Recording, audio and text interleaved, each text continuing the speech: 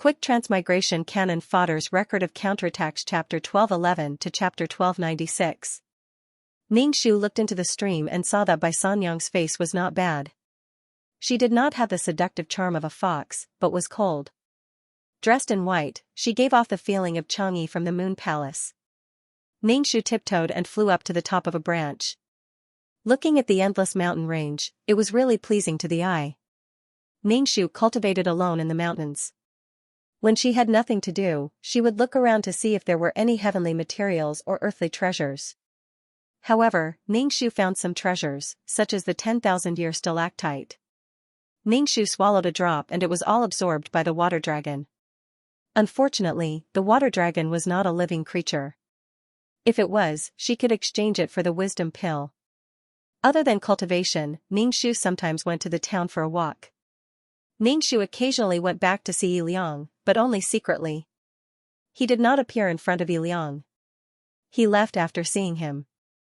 Without her, Liang was still living well with Ero. Ero's meridians had not been reconstructed, so she could not walk yet. However, the brother and sister lived a peaceful life. As for the Yin Yang sect, that was Liang's business. It had nothing to do with her. Xianxia returned to the depths of the mountains and continued to cultivate, living an incomparably simple life. However, Xianxia's heart was very calm. He was far away from the hustle and bustle of the crowd and noise. His heart was unprecedentedly calm. Ding, mission completed. Do you want to enter the mission world immediately? 2333's voice sounded in Xianxia's mind. Xianxia nodded, let's go. Xianxia was in a daze for a moment. When he opened his eyes again, he was already in the system space. Xianxia saw the wall of the system space.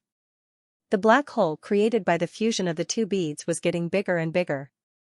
He estimated that it would be a while before they completely fused.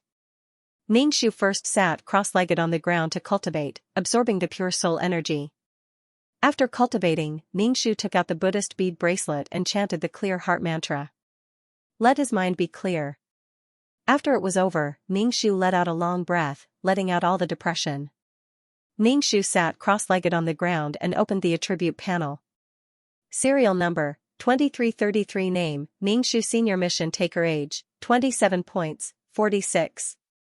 15 million Soul Value, 340 HP, 121 Intelligence, 354 Charm, 40 Luck, 219 Spiritual Power, 250 Faith, 15515 Combat Power, 372 Aptitude, 139 Merit, 13410 Skills, 5th Ring Shooting Technique, Intermediate Combat Technique, Exceptional Martial Arts Proficiency, Intermediate Poison Technique, Beginner Business Management Knowledge, Beginner Code Programming, Beginner Lawyer Skills, Beginner Ghost Catching Skills. Honorary titles, Goddess of War, Selfless Ancestor Items, Calm Halo, Tranquilizer, Faith Halo, Amulet 4, Upgraded Amulet 2. Aura, Mother of the World Empress Blessing, Model Worker Sister Chen Shi's Blessing, Leader Aura Grass Blessing, Lifelong Friend Miao Miao Miao's Blessing, Life-Saving Hand Zhu Sun Yang's Blessing, Founding Female General Chen Ermiai's Blessing, Lawful Beauty Chen Ning's Blessing, Transcending Race Communication by San Yang's Blessing, Fulfilling by San Yang's Wish, Repaying Yi Liang, Quest Completion Rate, 100. Rewards obtained, 8 million points, 80 Attribute Points, 2000 Faith Power, 300 Morality, White San Yang's Blessing, and the ability to communicate with animals. Note, you can only communicate with animals within a certain range. He was very familiar with peerless martial arts. Xianxia, the reward this time was really rich. The ability to communicate with animals was not bad. Although there were limitations, such as not being able to communicate with the single-celled organism Paramecium, Huiji's intelligence was lower. However, Xianxia was very happy. After all, it was still a skill. 8 million points and 80 attribute points, this was unprecedented. It seemed that Bai Sanyang was satisfied with this mission. Xianxia happily distributed the attribute points. Number, 2333 Name, Xianxia Advanced Mission Taker Age, 27 points, 46. 158 million Soul, 340 Health, 12110 Wisdom, 35410 Charm, 4010 Luck, 21910 Spiritual Power, 25010 Faith, 155152000 Martial Power, 37220 Aptitude, 13910 Merit, 134103000 Skills, 5th Ring Shooting Technique, Intermediate Combat Technique, Exceptional Martial Arts Proficiency, Intermediate Poison Technique, Beginner Business Management Knowledge, Beginner Code Programming, Beginner Lawyer Skill, Beginner Ghost Catching Skill. Honorary titles: Goddess of War, Selfless Ancestor Items, Calm Aura, Calming Pill, Faith Aura, Amulet 4, Upgraded Amulet 2 Aura, Mother of the World Queen's Blessing, Model Worker Sister Qinshi's Blessing, Leader Aura Grass Blessing, Lifelong Friend Meow Meow Meow's Blessing, Savior Zhu Sun Yang's Blessing, Founding Heroine Chen Ermiai's Blessing, Justice Beauty Chen Ning's Blessing, Transcending Race Communication Skill Proficiency by San Yang's Blessing. Note: can only communicate with animals within a certain range of intelligence. By San Yang asked me to thank you, 2333 said. You didn't let her and Yi Liang form a relationship. The path of cultivation was very difficult, and there were many obstacles. A little carelessness could lead to death. A snake has a snake's path, a mouse has a mouse's path. Humans and demons have different paths, and they cannot be forced together. Ningxu made an O sound. As expected, giving herself to him was bullshit. Compensating someone was considered repaying a debt of gratitude? Ningxu asked 2333, is there anything you fixed? The channel to the virtual space has been fixed. Ningxu's heart leaped with joy. Was it finally fixed? Then I'll go take a look at the virtual space. Ningxu stood at the entrance of the channel to the virtual space. After a moment of weightlessness, Ningxu stood on a quaint green stone slab. There were mission enforcers coming and going around. Ningxu waved his arm and went to the shop to exchange for some fasting pills. Because the system exchange mall was broken, he could only exchange here. However, fasting pills were not valuable, and many shops did not have them. Ningxu also went to a few shops and finally bought them at a small shop. Ningxu exchanged for a lot of fasting pills, then spent some points to buy a sofa, a bookshelf, a bed, and some miscellaneous books from a small stall. There were all kinds of books, legends about the system space, or some of the mission enforcers' legends. There were also some secret books and romance novels mixed in. He exchanged for a few small potted plants to decorate. Ningxu felt that she was a very sentimental and poetic woman, but she was not. She really could not get used to the empty system space. With these things, the system space did not look monotonous. After a shopping spree, Ningxu planned to go to a restaurant to eat something delicious.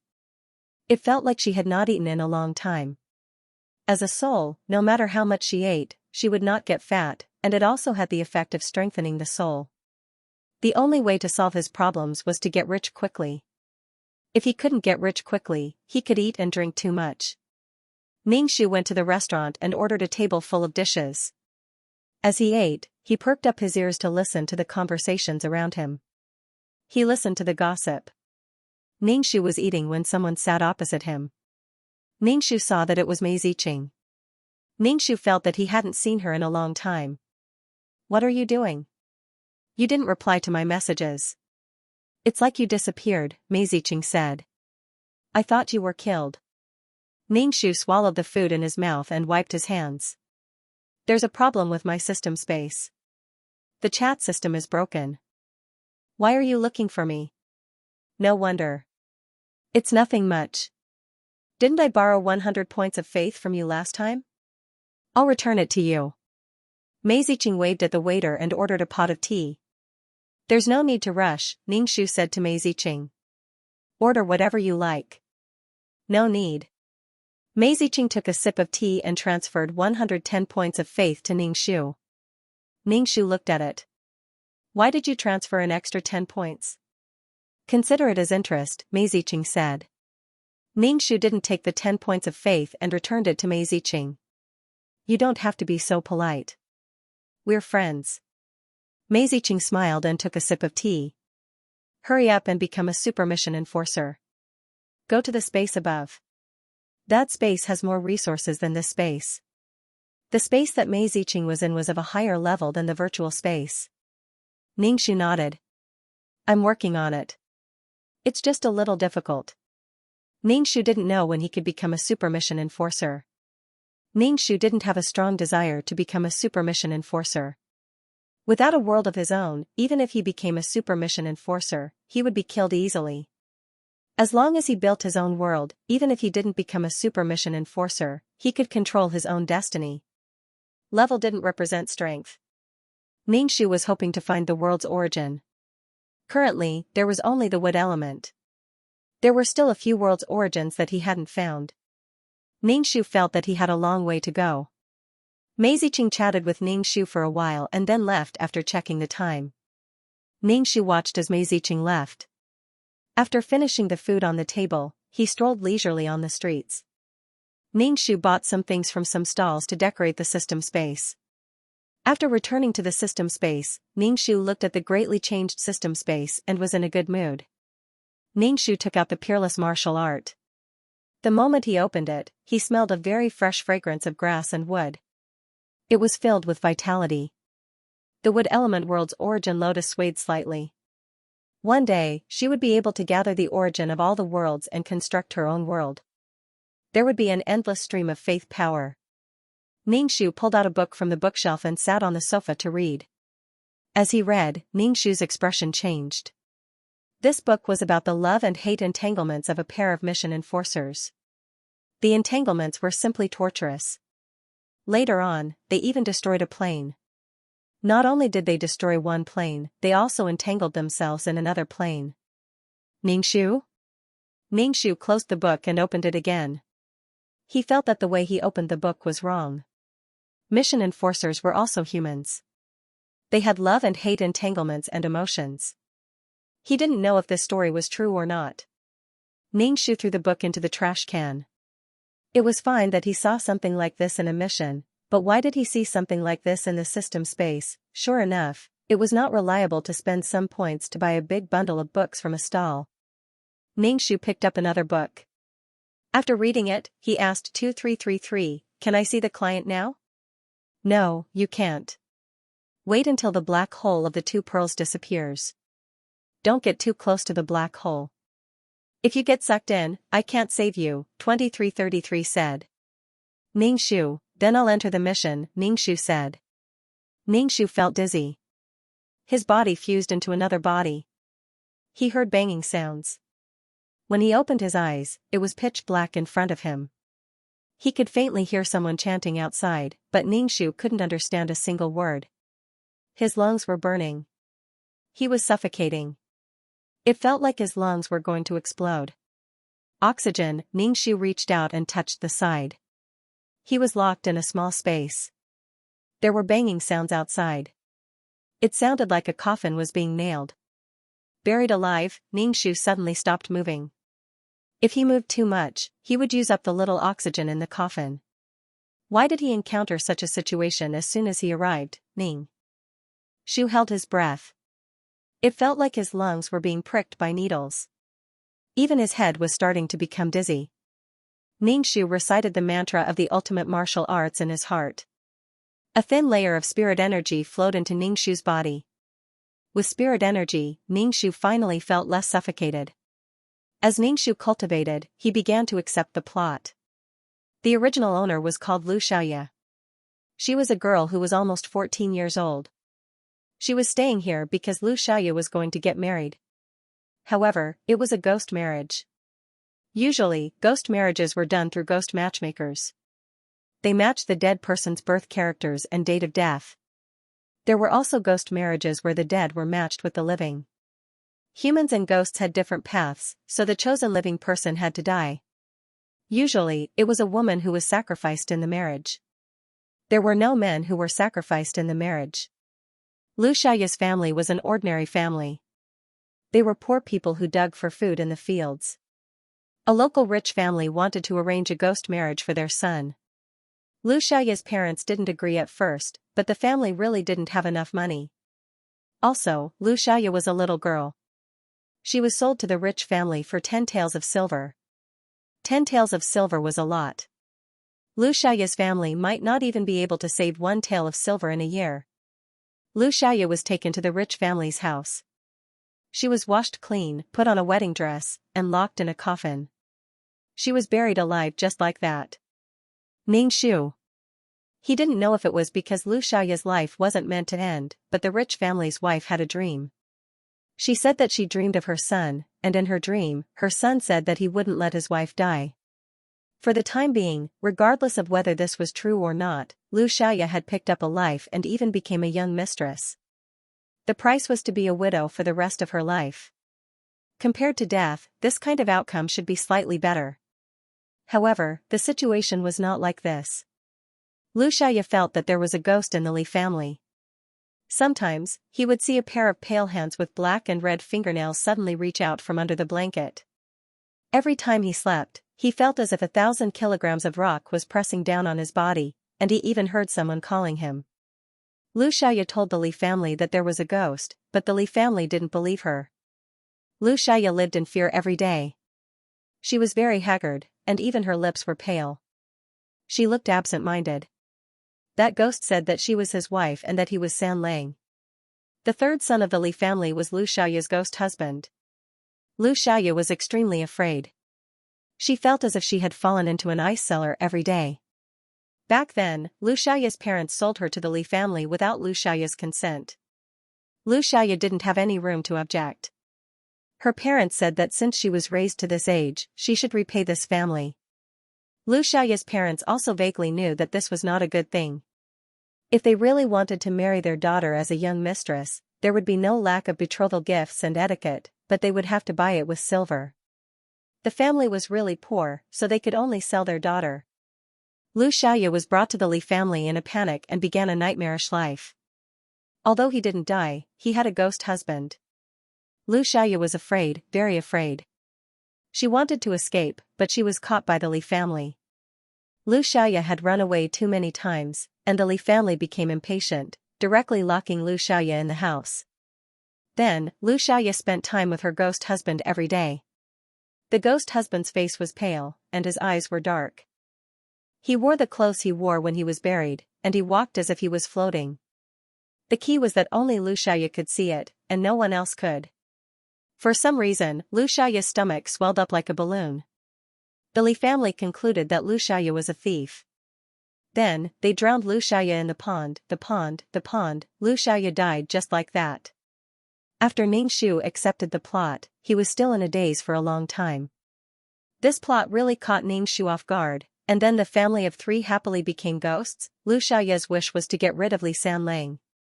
She was really afraid of Li San Lang and wanted to leave the Li family. Ningxu held his breath until his heart hurt. He couldn't help but take a deep breath and cultivate nonstop. From the beginning to the end, Lu Xiaoya didn't have any room to resist. She was sold by her parents like a commodity, and when she arrived at the Li family, she was first frightened by her ghost husband, and then she was invaded into a pig cage. Lu Xiaoya couldn't resist or escape. To Lu Xiaoya's parents, a daughter could be exchanged for a huge sum of money. It was worth it. To the Li family, Lu Xiaoya was bought by them, and they had the right to control Lu Xiaoya. No one cared about Lu Xiaoya's feelings. They didn't care about what Lu Xiaoya thought. Lu Xiaoya was the epitome of thousands of feudal women. Lu Xiaoya, who went with the flow, had no way to control her own fate. Ningxu closed his eyes and began cultivating. In any case, he wouldn't die. He was waiting for that damned Li San Lang to visit his mother in her dreams. The coffin was sealed, so the spiritual qi outside could not enter. Ningxu had to rely on the spiritual qi to maintain the basic physiological needs of his body. It was unknown how Lu Xiaoya had stayed in the coffin until now. She waited for death in the darkness, listening to the people outside chanting the funeral scriptures. The feeling in his heart was indescribable. Ningxu entered the state of turtle breath, which reduced the amount of energy his body needed. Ningxu didn't know how long he had been in the coffin when he heard the sound of someone opening the coffin and a woman's voice. Quickly get her out. San Lang said to let her live as San Lang's wife.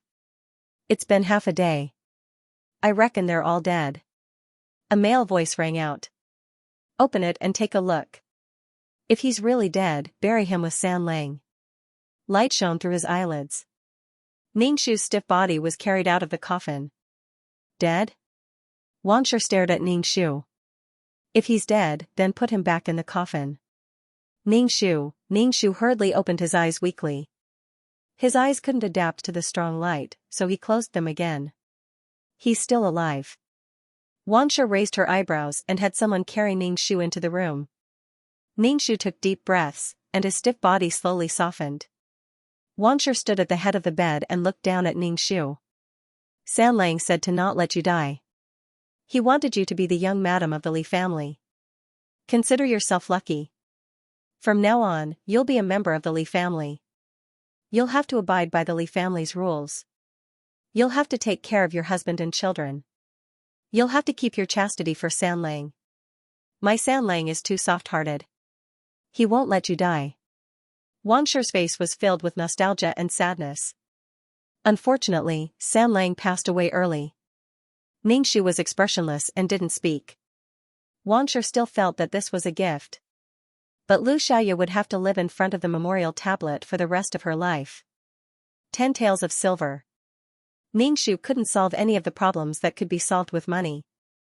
Xianxia rambled on about the Li family's rules for a while, then locked the door from the outside. After Xianxia left, Ningxu moved her body and sat cross-legged on the bed to begin cultivating. Since she wanted to get rid of Sanlang, martial arts was essential. Because it was ancient times, spiritual energy was abundant. When Ningxu used her peerless martial arts, spiritual energy flowed into her body. Her lungs, which had hurt from holding her breath before, didn't hurt anymore. Ningxu sank into cultivation. When she woke up, the sky was dark. There was no light in the room, so it was dark. Ningxu got off the bed. Suddenly, a pair of cold hands stretched out from under the bed and grabbed her ankles. The hands were incomparably cold, like ice cubes. Suddenly grabbing Ningxu's ankles, Ningxu was startled and her whole body shivered. In such a dark and quiet environment, suddenly having a pair of hands grab his ankles was a very hair-raising thing. No wonder Xianxia was so scared. Ningxu felt a steady stream of cold energy spread from her ankles to her whole body. Ningxu had peerless martial arts to protect her body, but she was so cold that her teeth were chattering. If it wasn't an ordinary person, the evil energy would have entered their body. The owner of this hand should be Sanlang. Ningxu calmed down and shook her ankles, trying to shake off the hand. But no matter how she shook, she couldn't shake it off. Ningxu squatted down and tried to pry the hand away. Let go. Ningxu coldly said. The cold hand was still coldly grabbing Ningxu's ankles. Ningxu rolled her eyes. Then don't blame me for being ruthless. Ningxu recited the exorcism spell and drew a talisman in the air. Then, she hit the cold hand with the talisman. The blue and white hand trembled and released Ningxu's wrist.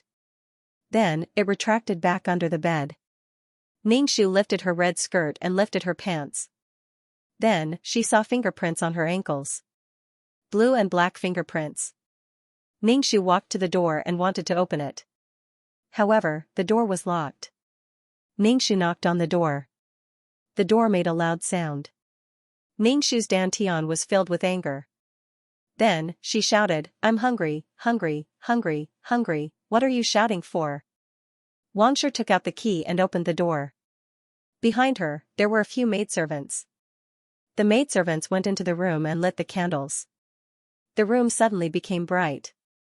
Xianxia let the maidservants put the dishes on the table. There were 2 dishes and a bowl of rice. The dishes were not bad. There was shredded meat and vinegar cabbage. For Xianxia, who couldn't see meat all year round, this kind of food was very good. Very good. The Li family was a rich family. Naturally, they were very particular about their food. However, Xianxia still chose to run away. Xianxia was so scared that she almost had a heart attack when she saw a ghost that claimed to be her husband following her around. Xianxia was afraid of ghosts. She was willing to be a widow for the rest of her life, but she did not want a husband like this. Eat. Don't say that the Li family has mistreated you, Xianxia said calmly. Xianxia was the wife of a rich family. Her hair was decorated with all kinds of hairpins, making her look radiant. Ningxu did not stand on ceremony. She picked up her chopsticks and started eating. How could she have the strength to do so without eating? When Xianxia saw that Ningxu was about to bury her face in the bowl, she reached out to touch her temples and smiled arrogantly. When Ningxu put down the bowl, Xianxia said, "You will be staying in this room. You are Sanlang's widow. Your identity is a bit unlucky. Don't wander around when there are guests in the house. You were supposed to sew up the vulva, but the Li family is a kind family." "There is no need for that," Xianxia said magnanimously. Ningxu. Sewing up the vulva meant sewing up the woman's lower body, leaving only a chopstick-sized hole for blood to flow out. Some families were afraid that the widowed woman would not be able to bear the loneliness and would do something that would embarrass her husband's family. Ningxu cursed in her heart. Ningxu saw Xianxia staring at her and could not help but twitch her lips. Was she supposed to be grateful? Ningxu was expressionless and did not say a word. Xianxia looked at Ningxu and frowned. She could not help but say, "You country girl. You don't know the rules at all." Xianxia stood up. "Remember what I said. You are now the daughter-in-law of the Li family. You can't do anything that will embarrass the Li family. The Li family is a big family." Ningxu nodded. "I will remember." Xianxia then left. She probably thought that Ningxu was young and was afraid that she would do something, so she locked the door. After eating and drinking, Ningxu planned to go back to bed and continue cultivating. When she turned around, she saw Sanlang standing behind her. He was wearing a shroud. His face was pale and there were dark circles under his eyes. It was soundless. Ningxu's heart skipped a beat before he calmed down. F***CKU. You're so scary. Sooner or later, you'll scare me until I fall sick. What the hell? The room was filled with cold air, and it was extremely cold. Ningxu and Li Sanlang stood opposite each other.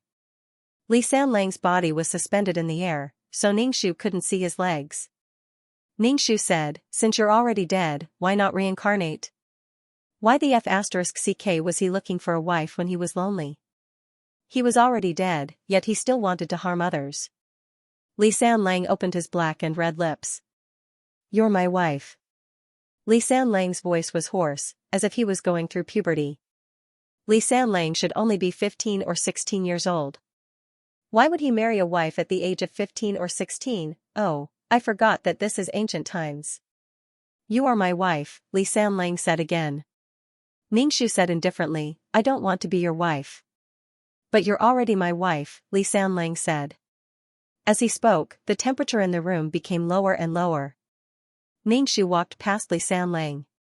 He took off his shoes and sat on the bed. Suddenly, a hand came out from the folded bedding and placed on Ningxu's waist. Instantly, Ningxu felt as if he had fallen into an ice cellar. He lowered his head and saw a pair of pale hands. The nails were black and red, and the skin was blue. Ningxu snorted and rolled his eyes. He drew a talisman in the air and placed it on the hand on his waist. Li Sanlang stubbornly held on to Ningxu's waist. The talisman hit his hand, and smoke came out. In the end, he couldn't take it anymore and withdrew his hand. "How do you know this?" Li Sanlang angrily said. He floated in front of Ningxu. He was face to face with Ningxu, and the tips of their noses were about to touch. At such a close distance, Li Sanlang's face was even more terrifying. Ningxu was incomparably calm. He was speechless for Lu Xiaoya. Other people's ghost husbands were all handsome to the point of angering the heavens. But this one from Lu Xiaoya's family was really... It was hard to explain. But she had already become a ghost. How beautiful could she be? "Mother said that you're a country girl. How do you know all this?" Li Sanlang said with dissatisfaction. His tone was not good. His whole body emitted a vicious aura. His hair fluttered in the wind. Ningxu's expression did not change. "I still know a lot. You are my wife. You shouldn't disobey me." Li Sanlang became more and more unhappy. Li Sanlang was angry. The temperature in the room dropped. Ningxu used the spirit energy in his body to resist the cold. Li Sanlang actually hugged Ningxu with open arms. Ningxu instantly felt as if he was close to 1,000-year-old ice. The coldness penetrated his heart. "It's time to consummate," Li Sanlang whispered into Ningxu's ear. Ningxu felt that his ears were about to freeze off. "If you want to talk, then talk. Why are you so close?" Although she did not know why Li Sanlang did not enter the cycle of reincarnation and was still attached to the mortal world, she had to get rid of Li Sanlang. She had to leave the Li family. Otherwise, her stomach would inexplicably swell in the end. Ningxu was tightly hugged by Li Sanlang. His body was numb from the cold. Ningxu also felt that he was in trouble. In just a short period of contact, Ningxu knew that Li Sanlang was a person, ghost, with a strong desire to control. Now that they were about to enter the bridal chamber, how could a person and ghost enter the bridal chamber? Let go of me. Otherwise, we'll all fight to the death. Ningxu said. If the ghost energy entered the body, it would reduce one's lifespan and affect one's thinking. You are my wife. You must enter the bridal chamber. Li Sanlang's voice was very unhappy. Are you going to disobey me? Ningxu felt that Li Sanlang was hugging his body even tighter. Ningxu, what kind of F***king task is this? Ningxu chanted the incantation with full energy. Li Sanlang's hand that was hugging Ningxu loosened. Ningxu's incantation became more and more rapid. The surrounding air shook. Li Sanlang was forced to move away from Ningxu. His expression became more and more impatient. Are you going to disobey your husband? Ningxu rolled his eyes and drew a talisman in the air. This talisman was not used to deal with Li Sanlang, but to integrate the incantation into his body. To resist the cold and energy. However, without cinnabar, the effect of the talisman was reduced by half. If she had talisman paper, she could make Li Sanlang unable to get close to her. Lu Xiaoya, you are disobeying me. Li Sanlang threatened again. Ningxu did not stop chanting. Li Sanlang was unable to get close to Ningxu's body. He was very angry. Don't disobey me. Don't challenge my patience. I will give you favor. Li Sanlang said. Obviously, Li Sanlang was a person who had been favored by the heavens since he was young. He had always been high and mighty. Oh, you give me favor, and I have to accept it, favor, and favor. Do you think I'm a pet? Ningxu ignored Li Sanlang and closed his eyes. He kept chanting while drawing talismans in the air. At the same time, he threw them at Li Sanlang. Li Sanlang was very angry. He flicked his sleeves and left. The coldness in the air was not that strong anymore. It was obvious that Li Sanlang had left. Ningxu opened her eyes. Through the gap of the window that was nailed shut, she saw the fog outside. The house Ningxu was in seemed to be isolated on a lake. F***ck, it really looked like a haunted house. Ningxu returned to his bed. He had to think about how to carry out this mission. The Li family had to leave. Even if she paid 10 taels of silver, the Li family would not let her go. Because he was a member of the Li family, and even if he died, he would be a ghost of the Li family. She did not sign a contract with the Li family. When Lu Xiaoya was brought to the Li family, she was placed in a coffin. Therefore, it was possible to slip away. Lu Xiaoya had slipped away many times and was caught. When she was a little stronger, she would leave. Ningxu got up and sat cross-legged, planning to start cultivating. He had to leave this place and slowly plan in the future. He had to plan how to survive after leaving the Li family. Lu Xiaoya's parents' house was definitely not going back. She had already been sold. If she went back, it would be a disaster for them. Selling his daughter ruthlessly was also cutting off his parents' kindness. Selling his daughter for a ghost marriage. Even if she didn't die, she would still be a widow. Ningxu counted her skills with her fingers. She could catch ghosts, but with Lu Xiaoya's fear of ghosts and timid personality, catching ghosts was simply a challenge to her heart. She might die at any moment. She might as well not be a gynecologist. She could make a living as a midwife. Ningxu's plan was very good, but man proposes, God disposes. Ningxu was not allowed to leave the house. When it was time to eat, the food was sent to Ningxu's house and then locked up. The window was nailed shut, so Ningxu could not go out. Until now, Ningxu had only seen Madame Wang and a few servant maids. He had not seen Li Sanlang's father. The matters in the backyard were all managed by Madame Wang. Ningxu did not even know the basic situation of the Li family. Ningxu was not in a hurry. When he was a little stronger, he would violently tear down the roof and leave. She really didn't understand the meaning of this Minghun. For the sake of the so-called chastity, they wanted people to be buried with them. What the hell? Ningxu sat on the stool and began to eat. Under the table, a hand grabbed Ningxu's ankle. Ningxu swallowed the food in his mouth expressionlessly while his other foot kept stepping on Li Sanlang's hand. He was always so elusive, scaring Lu Xiaoya to the point of going crazy. To be honest, Li Sanlang was like a lunatic. Living with such a person was simply too much. It was not difficult for Ningxu to understand why Lu Xiaoya wanted to escape from the Li family and get rid of Li Sanlang. Life here was simply suffocating. Ningxu kicked Li Sanlang's hand several times, but he couldn't kick it away. His feet were freezing. Ningxu calmly and elegantly said, F***ck, and then began to chant. Eating rice, damn it, if it was Lu Xiaoya, she would be so scared that the plates and chopsticks would fall to the ground and scream. Ningxu drew a talisman in the air and hit Li Sanlang's green and white hand. Li Sanlang's breathing was rapid, and it sounded extremely eerie. Lu Xiaoya, don't challenge my patience. Li Sanlang's voice came from under the table, but there was no one under the table. So scary.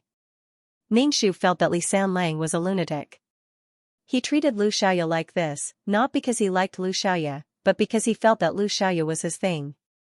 It was the feeling of a plaything. Ningxu picked up her chopsticks again to eat. She narrowed her eyes.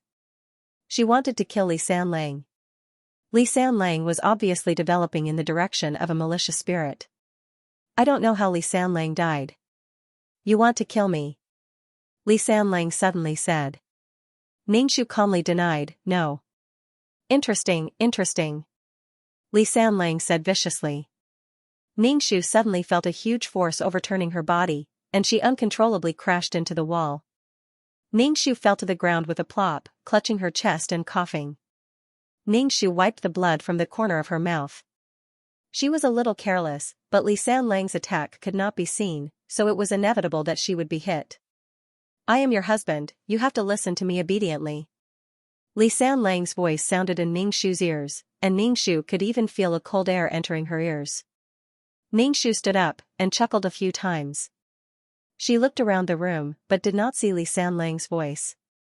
Even if he was invisible, there were still spatial fluctuations. Ningxu was a very vengeful person. Even if they had to hurt each other, they wouldn't be able to get anything out of it. Ningxu's fingers moved swiftly as she formed a seal. A talisman was shot towards a spot in the void. With a bang, a sound wave exploded, and Ningxu could faintly hear a painful groan. The plate on the table fell to the ground, and fragments flew everywhere. A fragment flew directly towards Ningxu's face. If you don't listen, then die. The sinister voice sounded in every corner of the room. Ningxu dodged the fragment, but the table, chair, cabinet, vase, and bed were all smashed by Ningxu. Ningxu, there were attacks coming from all directions, and a large bed was in front of her. Ningxu took a deep breath, and stretched out her fist. Her fist was wrapped in a small transparent dragon-shaped force, and she slammed it on the bed. The solid wooden bed was instantly smashed into pieces, and the wooden planks flew everywhere. Ningxu had smashed the other attacking objects. Ningxu saw spatial fluctuations, and with a cold expression, she found that there was a dragon-shaped force behind the talisman. The talisman hit the air, and the dragon-shaped force passed through the invisible Li Sanlang. Ningxu did not know how Li Sanlang was doing, but the room had quieted down, so he should have left. Ningxu sat on the ground weakly, panting heavily. She did not expect to have a confrontation with Li Sanlang so soon.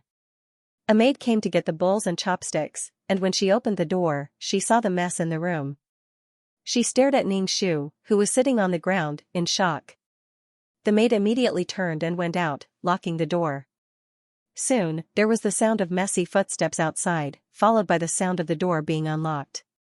Xianxia stood outside the room, and when she saw that there was no place to stand, she asked, "What are you doing?" Ningxu screamed and ran out of the room. "There's a ghost." Xianxia stumbled when Ningxu bumped into her. "What are you doing? Are there any rules?" There's a ghost. Ningxu ignored her and ran towards the door. It would be best if she could run away. Wangshu immediately saw through Ningxu's intentions, and shouted to the maid beside her, "Hold her back, this damned girl has a lot of tricks up her sleeves." The maid immediately rushed towards Ningxu. With Ningxu's strength, these maids could not do anything to her. However, a force of unknown origin rushed into her body, making her unable to control her body. Soon, she was held down by the maids. Ningxu, F*ck, was she possessed by a ghost? Throw her in. The Li family provided her with good food and a good place to stay, and she still wants to run away, ungrateful thing. You've cultivated for 8 lifetimes to marry into the Li family, and you still want to run away, bitch. Wangshu said coldly. If it wasn't for my son's kindness, you would have been buried with him. Ningxu was held up and had no strength at all. She was thrown into the room by the 2 maidservants. The room was already a mess. There were wood chips, plates, and porcelain pieces. Ningxu was inevitably hurt when she was thrown in like this. Wangshu stared at Ningxu. Stay here. I was going to let you out after a while. Since you don't know what's good for you, I'll just keep you locked up. I really don't understand why Sanlang is so soft-hearted and let you live. If you die, there won't be so much trouble. Even if you sell yourself, you won't be able to pay for the things in this room. Don't expect me to prepare anything for you. Wangshu complained as she locked the door. Ningxu took a deep breath. Her arm was hurt, but she had no strength. An extremely cold aura gathered in her body. Then, a force broke out of Ningxu's body. Li Sanlang floated in front of Ningxu. Don't try to escape. You're my wife, so you're mine. If there's a next time, I'll kill you. Ningxu gradually regained control of her body. She raised her arm, which was pierced by a piece of porcelain. Li Sanlang squatted down and looked at Ningxu's arm. I told you to be obedient, but you didn't listen. Now you're injured. Ningxu looked up and saw Li Sanlang's terrifying face, which was expressionless. Li Sanlang stretched out his pale hand and touched Ningxu's wound. Next time, you have to be obedient. If you don't, I'll cut off your leg so that you can't run anymore. Ningxu looked up at Li Sanlang. She silently calculated in her heart. She didn't have any tools or cinnabar. She couldn't do anything to Li Sanlang with her current strength. Instead, she might anger Li Sanlang. Lu Xiaoya, you're really ugly. Li Sanlang said. Ningxu wiped the blood on her arm. So what if I'm ugly? Anyway, I can't see it. The one who's disgusting is you. Lu Xiaoya was a country girl. She did everything. Her skin was rough and dark. How beautiful could she be? If not for this matter, he would have spent the rest of his life facing the yellow earth and the sky. Although his days were tough, his life was peaceful. But I won't despise you, Li Sanlang said again. Ningxu's heart didn't waver at all. Whether or not you despise me is your own business. Do you expect me to be grateful to you? What I look like is my business. The room was in a mess. Ningxu stood up and tidied up a place where he could sit cross-legged and cultivate. Li Sanlang had been floating beside Ningxu, watching Ningxu pack his things.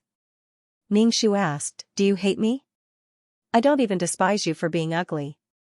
Ningxu, he. Li Sanlang suddenly grabbed Ningxu's neck. Do you not like me?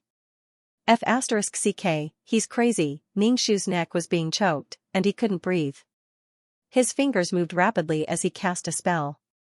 The spell hit Li Sanlang's body, causing black smoke to rise from Li Sanlang's chest. Ningxu clenched his fist and punched at Li Sanlang. However, his fist went through Li Sanlang's body. Punches were useless against Li Sanlang, who didn't have a physical body. These little tricks are useless against me.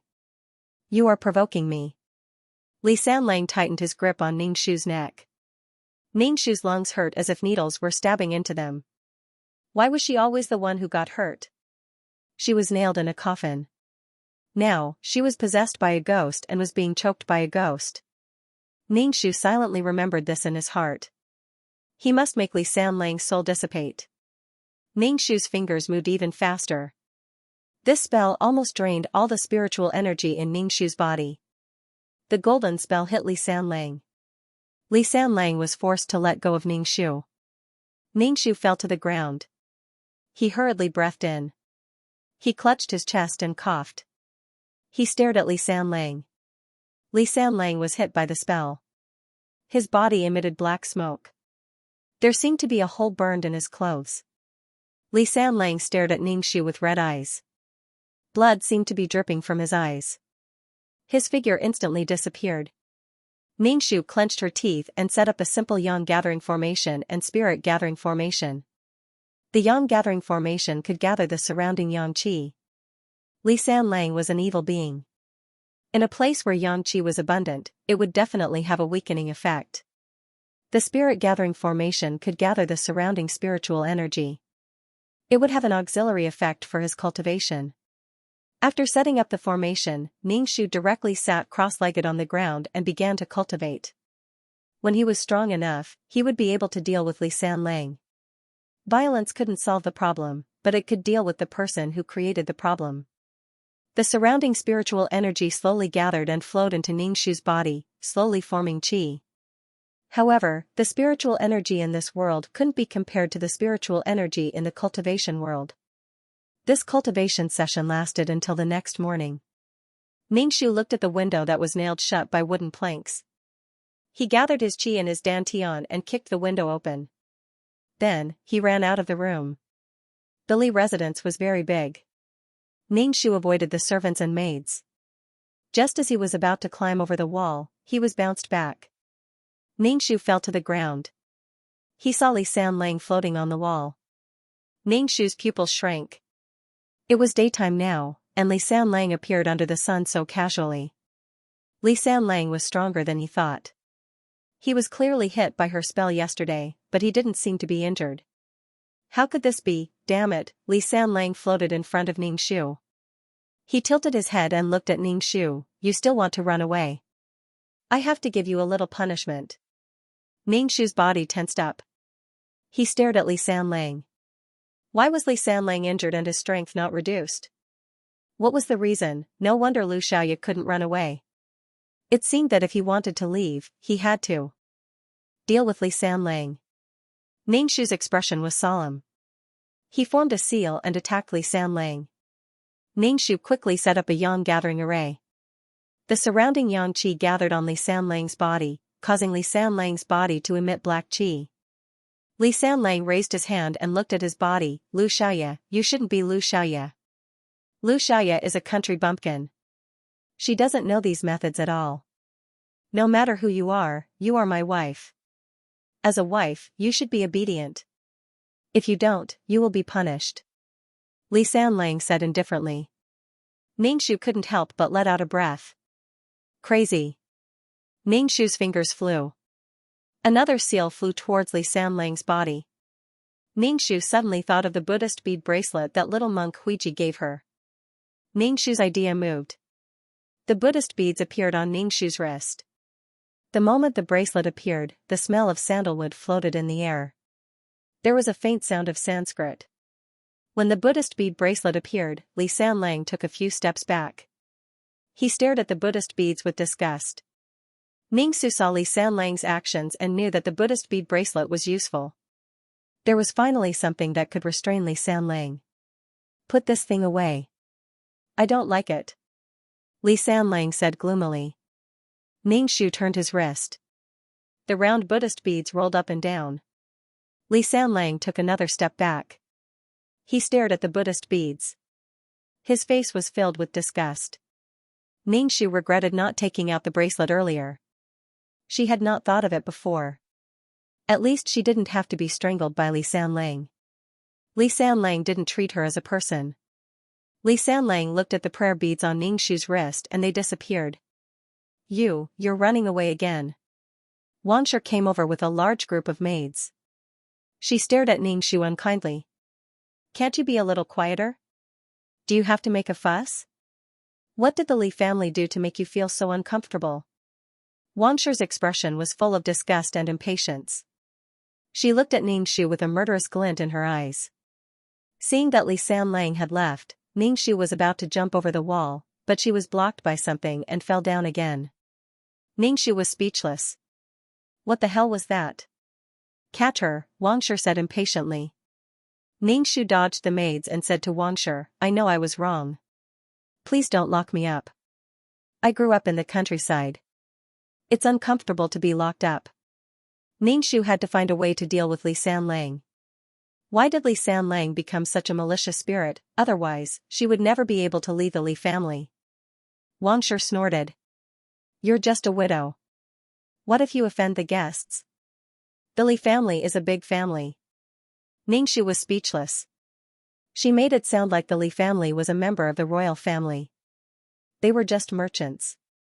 In the hierarchy of scholars, farmers, businessmen, merchants, and farmers, merchants, and businessmen weren't considered big families. I know. I won't wander around. I'll just walk around in my yard. I won't go to the front hall, and I definitely won't offend the guests, Ningxu said with her head lowered. Wangshu thought for a moment and snorted. You better keep your word. Otherwise, you'll be buried with them. Ningxu nodded obediently. Why aren't you going back? Wangshu looked at Ningxu and said unhappily. Ningxu nodded and returned to his courtyard with his head lowered. Returning to the messy house, Ningxu sighed in his heart. Sitting cross-legged on the ground, Ningxu looked at the Buddha beads on his wrist. He did not know how long the Buddha beads would last. Ningxu felt that Li Sanlang had an endless supply of power. If it had been a normal ghost, her charms would have been able to destroy it. However, Li Sanlang had been hit by the charms and did not suffer any losses. Even if he had been weakened at that time, when he appeared again, he would be alive and kicking. What the hell? Ningxu took a deep breath and began to cultivate. After cultivating for an unknown amount of time, Ningxu opened his eyes. The sky was already dark. She guessed that she had angered Wangshu, so no one came to send her food. She had not eaten a drop of water for more than a day. Ningxu got up from the ground and prepared to go out to find something to eat. Ningxu opened the door and saw Li Sanlang floating at the door. The bracelet on Ningxu's wrist flashed. Li Sanlang used his hand to block the golden light and retreated far away. Ningxu laughed and was quite smug. Then he prepared to go to the kitchen to find something to eat. Li Sanlang did not dare to get too close to Ningxu and just floated around. Ningxu ignored him. He found some pastries in the kitchen and ate them to fill his stomach. When his stomach was full, Ningxu remembered that he had exchanged for fasting pills. It had been too long since he had used fasting pills and had forgotten about it. With fasting pills, he did not need to worry about food. Why are you like this? As long as you are obedient, I will let mother give you something to eat. Li Sanlang said as he floated not far away. Ningxu turned a deaf ear to Li Sanlang's words. Li Sanlang's face became ferocious. However, he was afraid of the Buddha beads and could not get close to Ningxu. Ningxu raised his hand and waved it. He returned to his room in a graceful posture. Li Sanlang stared at Ningxu's back with bloodthirsty eyes. His whole body was emitting black gas. After returning to his room, Ningxu continued to cultivate. He did not believe that he could not defeat Li Sanlang. The 1,000-year ghost king had just passed, and this ghost was still doing it. Even if he could not kill him, he would die together with him. The next morning, someone kicked open Ningxu's door. Wangshu walked in, followed by 2 servants and a few maids. Wangshu walked in and stared at the Buddha beads on Ningxu's wrist.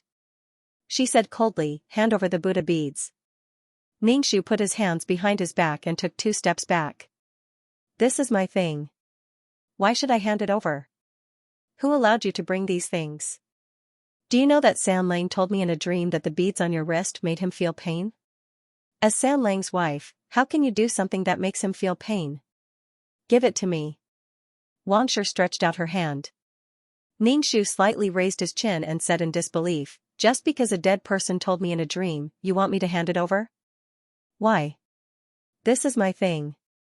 Li Sanlang could not do anything about the Buddha beads, so he turned to his mother. "Useless thing. What do you mean it's yours? The Li family bought you with 10 taels of silver. Your life is the Li family's. What else is yours? Give it to me." Wangshu stretched out her hand to snatch Ningxu's bracelet. Ningxu kicked Wangshu in the stomach and sent her flying far away. She fell to the ground with a thud. Wangshu held her stomach and cried out in pain. Her glossy hair was stained with dust and her hairpin was crooked. She looked very embarrassed. Wangshu was trembling with anger. She pointed at Ningxu and said, "You are too daring. You dare to hit me." It was simply overturning the sky. The maids quickly helped Wangshu up. Wangshu held her stomach and angrily shouted to the servants, "Catch her and let her know the Li family's rules." "How dare you hit me?" Wangshu was furious. She was like a lion king whose authority and land were violated. She was so angry that she wanted to tear people to pieces. In this backyard, Wangshu was the high and mighty person who could control everything. She could control the fate of the maids, manservants, daughters-in-law, and concubines. Now, she was beaten by a country girl. The manservants and maidservants swarmed forward. Ningxu swept her leg and tripped these people to the ground, kicking them away one by one. "Ah!" Wangshu screamed and was pinned under a manservant. The manservant got up with an ashen face. Wangshu slapped him in the face and said, "Presumptuous thing." The manservant covered his face and stepped back in fear. "Xianxia, you are simply overturning the sky." Wangshu stared at Ningxu fiercely and turned to leave. Ningxu turned his head to look at Li Sanlang, who was floating outside the window. Li Sanlang's eyes were red and bleeding. He stared at Ningxu. Ningxu could roughly figure out a pattern. Usually, this was when Li Sanlang was about to get angry. "Are you protecting your chastity?" Li Sanlang stared at Ningxu with his blood-red eyes. "It doesn't matter whether I am chastity or not. Chastity was something that men imposed on women. If she was willing, she was willing. If she was unwilling, she was unwilling. No one forced her. I just don't like being with a ghost." Ningxu said coldly. "You are a ghost, a monster." Ningxu looked at him with disdain. "What did you say?" Li Sanlang turned into black smoke and pounced towards Ningxu, but he was quickly blocked by a light. Ningxu formed a seal and his fingers moved faster and faster, creating an extremely complicated talisman. The talisman turned into a golden light and flew towards Li Sanlang. Li Sanlang's body was almost scattered by the talisman and disappeared in the blink of an eye. Ningxu hurriedly followed. When he left the room, he couldn't see where Li Sanlang went. Where did Li Sanlang hide? Ningxu thought for a moment and decided to go to the Li family's ancestral hall to take a look. Other than the ancestral tablets, Ningxu couldn't think of any other place for Li Sanlang to stay. Even if Li Sanlang was powerful, he still needed something to stay in and couldn't float forever. However, Ningxu didn't know where the Li family's ancestral hall was. If he asked someone, no one in the Li family would be willing to talk to him. Ningxu planned to find the ancestral hall while it was dark. It was too eye-catching during the day.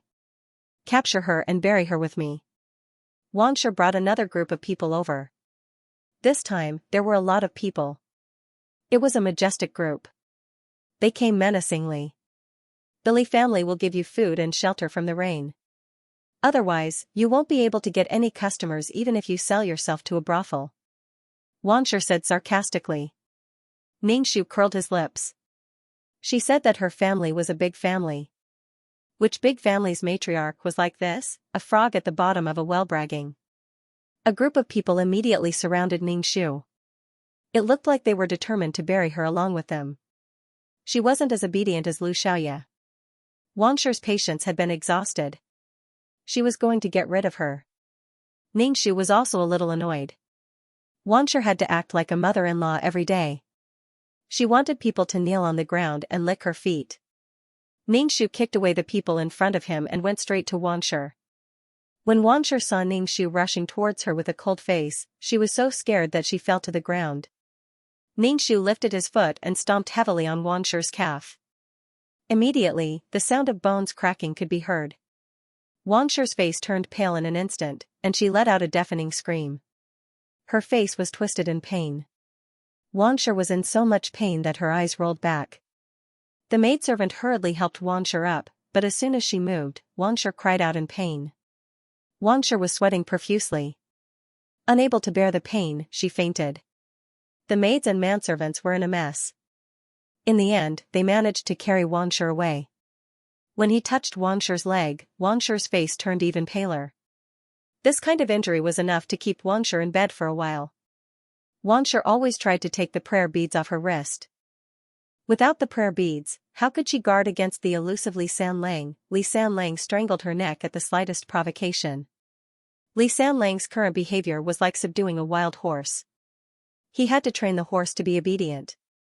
He didn't treat Lu Xiaoya so strongly because Lu Xiaoya was very obedient, afraid. Li Sanlang almost did whatever he wanted. Her fierce resistance only led to cruel suppression. Ningxu really couldn't figure out the meaning of this ghost marriage. Was it just to find a plaything for Li Sanlang? You deserve to die. How dare you treat my mother like this? Li Sanlang's voice sounded from behind Ningxu. However, he didn't dare to get too close to Ningxu. He stared at Ningxu with bloodshot eyes. Lu Xiaoya, you've gone too far. You've gone too far. My mother is also your mother-in-law. How dare you hit your mother-in-law? You're simply disgraceful. Ningxu fiddled with the prayer beads on his wrist and calmly said, Your mother wants to bury me with her. Why can't I resist? Even ants drag out their lives. Don't I deserve to live? Did he have to thank them for their kindness? Li Sanlang sneered, You were just bought by my mother. If it wasn't for me, you would already be dead. You ungrateful thing. As expected of a mother and son, they had the same nature. Was she that lowly? No matter how lowly he was, he had to live. Even if he was a salted fish, he had to be the saltiest one. Ningxu sneered, his fingers flying as he chanted an incantation, If you want me to be obedient, even if I die, I will drag you down with me. Li Sanlang's eyes turned even redder, I originally wanted to give you a chance to become my wife. I will let you be with me forever and let you live forever, but you actually don't know what's good for you. Ningxu hurriedly chanted an incantation, and the golden talisman shot towards Li Sanlang. Li Sanlang was clearly a bit weaker. Who said I want to live with you forever? Who said I want to be your wife? I don't need your favor, and I don't need your favor. What was a favor? If you want to choose your own life and break someone else's life into pieces, what was a favor? Bitch. Li Sanlang scolded, treacherous. Resistance was treacherous, and there was something even more treacherous. Ningxu wanted to kill her husband. Ningxu chanted Taoist scriptures and moved the prayer beads. The air was like a drop of water falling into a pond, creating layers of ripples. Li Sanlang's figure was like a shadow reflected in the water, becoming distorted. Li Sanlang felt a bit uncomfortable and disappeared. Lu Xiaoya, I will kill you. A gloomy and terrifying voice floated. Ningxu's expression didn't change. No one could stop her from leaving the Li family. If people blocked her, she would kill them. Because the head of the family was injured, the Li family was a bit chaotic. Xianxia was lying on the bed and crying in pain. The doctor came to take a look and said that Xianxia's leg would take a long time to recover. After all, the bone was injured. 100 days was enough for Xianxia to lie down. Xianxia was so angry that she gritted her teeth. She would definitely make Lu Xiaoya suffer. It would be too easy for her to be buried with her. Xianxia complained to her husband that Lu Xiaoya was here to curse their family. Her son said in a dream that he was in pain. Xianxia gritted her teeth and said that she would never let Lu Xiaoya reincarnate. Her soul would suffer forever and be tortured endlessly. She was just a bitch bought with 10 tails of silver, but she dared to hurt her and hurt her leg. Li Sanlang's father sent someone to invite the Taoist priest of Baiyun Taoist temple over to hold a funeral. Xianxia was injured, and no one came to bother her anymore. Ningxu's ears finally quieted down. Taking advantage of the dark, Ningxu looked for the ancestral hall from house to house. She couldn't find the ancestral hall. What was going on? Did the Li family not have an ancestral hall? Impossible. Didn't merchants, rich people, and nobles care about the prosperity and inheritance of the family the most? They cared about feng shui the most. The Li family didn't even have an ancestral hall. It could only be that the ancestral hall was hidden in a place she didn't know. Why did they hide the ancestral hall? Could it be that there was something fishy about the ancestral hall? Ningxu couldn't leave the Li family. Otherwise, he would get a big bag of knockout drugs and knock everyone in the Li family unconscious. Then, he would look for the ancestral hall in the secret room. Xianxia, what are you looking for? Li Sanlang's gloomy voice sounded again. Ningxu indifferently turned around and stared at Li Sanlang, then her pupils constricted. Li Sanlang had recovered his strength. He was clearly injured by her talisman before, but why did he still look fine? Damn, tell me, what kind of cheat did you use? Why do you care what I'm looking for? Ningxu's eyes turned and then prepared to look for the secret room in each room. She didn't believe that the Li family didn't have an ancestral hall. There was no place for the ancestral tablets. What are you looking for? Li Sanlang saw Ningxu sneaking into a room and groping around. Li Sanlang wanted to stop Ningxu, but the light from the Buddha beads made it difficult for him to resist.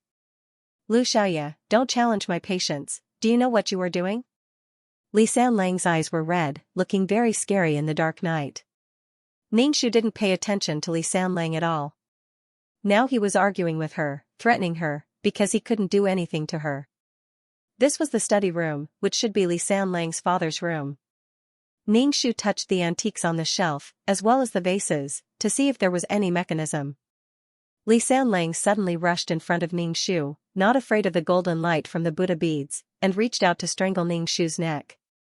Ningxu dodged, being strangled by you several times. If she was still being strangled, then she was an idiot. Li Sanlang was very close to Ningxu. Ningxu quickly took off the Buddha beads on his wrist and hung it on his finger. With the Buddha beads hanging on his palm, Ningxu slapped Li Sanlang's chest. Li Sanlang, who was stained by the Buddha beads, roared in pain. His hair flew in the air, blood veins appeared on his pale face, and blood flowed out from his red eyes. Tears of blood flowed down his pale face, making people feel even more fearful. The surrounding wind blew, the shelves were blown over, and the porcelain antiques all fell to the ground. Fragments flew everywhere, and paper flew everywhere. Ningxu clasped her hands, grabbed the prayer beads, and ran away. When he turned around, he saw that Li Sanlang's soul had turned illusory. Ningxu walked out of the study and prepared to jump over the wall and escape. He was trapped in the Li family and his hands were tied. If he had the ability, he would go out and fight. But Ningxu was bounced back. Ningxu sat on the ground, dumbfounded. What the F***ck was going on? Why couldn't she leave home? Could it be a barrier? However, Ningxu did not sense any formation arrays. If it was a spirit array, there would definitely be traces of it.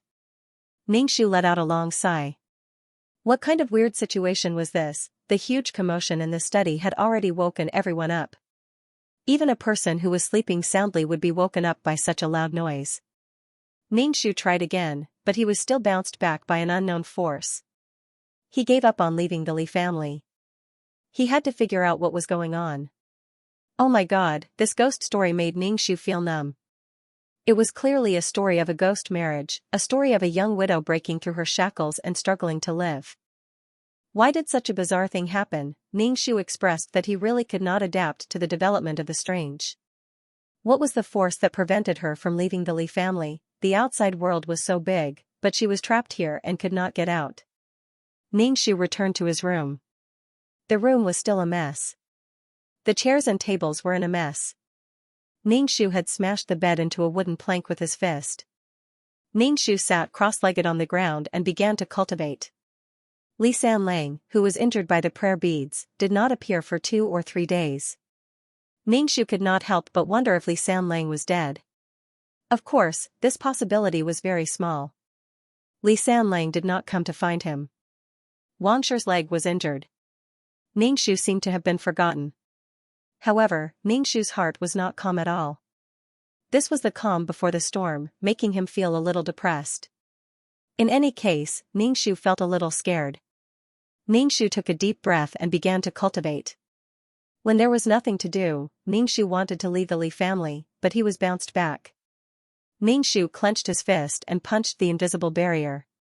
It was very soft, but with the same force, he was bounced back. It was like the rebound of a spring. Ningxu was speechless. His heart was tired. Could it be that the Li family had some treasure? Ningxu saw that the maids and servants could go out, so why couldn't she go out? There was no need for such special treatment. After experiencing so many worlds, Ningxu had never encountered such a strange situation. He had no idea what system of power shrouded the Li family. Was the high-level plane so unpredictable? Could it follow the plot? Ningxu did not give up. He went to the kitchen and took a kitchen knife. He focused his energy on his dantian and slashed at the barrier. Then, the rebound force of the kitchen knife directly pulled Ningxu away. Ningxu sighed deeply.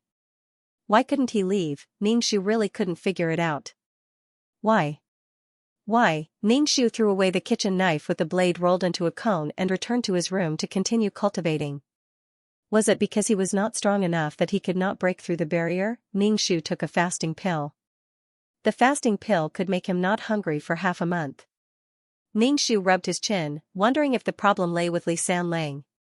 Ningxu thought about it. In the Li family, only Li Sanlang was close to her. They were husband and wife. Li Sanlang did not let him leave. So he still had to kill him. Ningxu sat cross-legged and began to cultivate. Otherwise, he would not have the strength to face sudden events. Li Sanlang, who had disappeared for more than a month, appeared. The ghost that was hurt by the Buddha beads had recovered. Ningxu did not know what to say. He could only sigh helplessly. Ningxu stood up and stood face to face with Li Sanlang. Lu Xiaoya.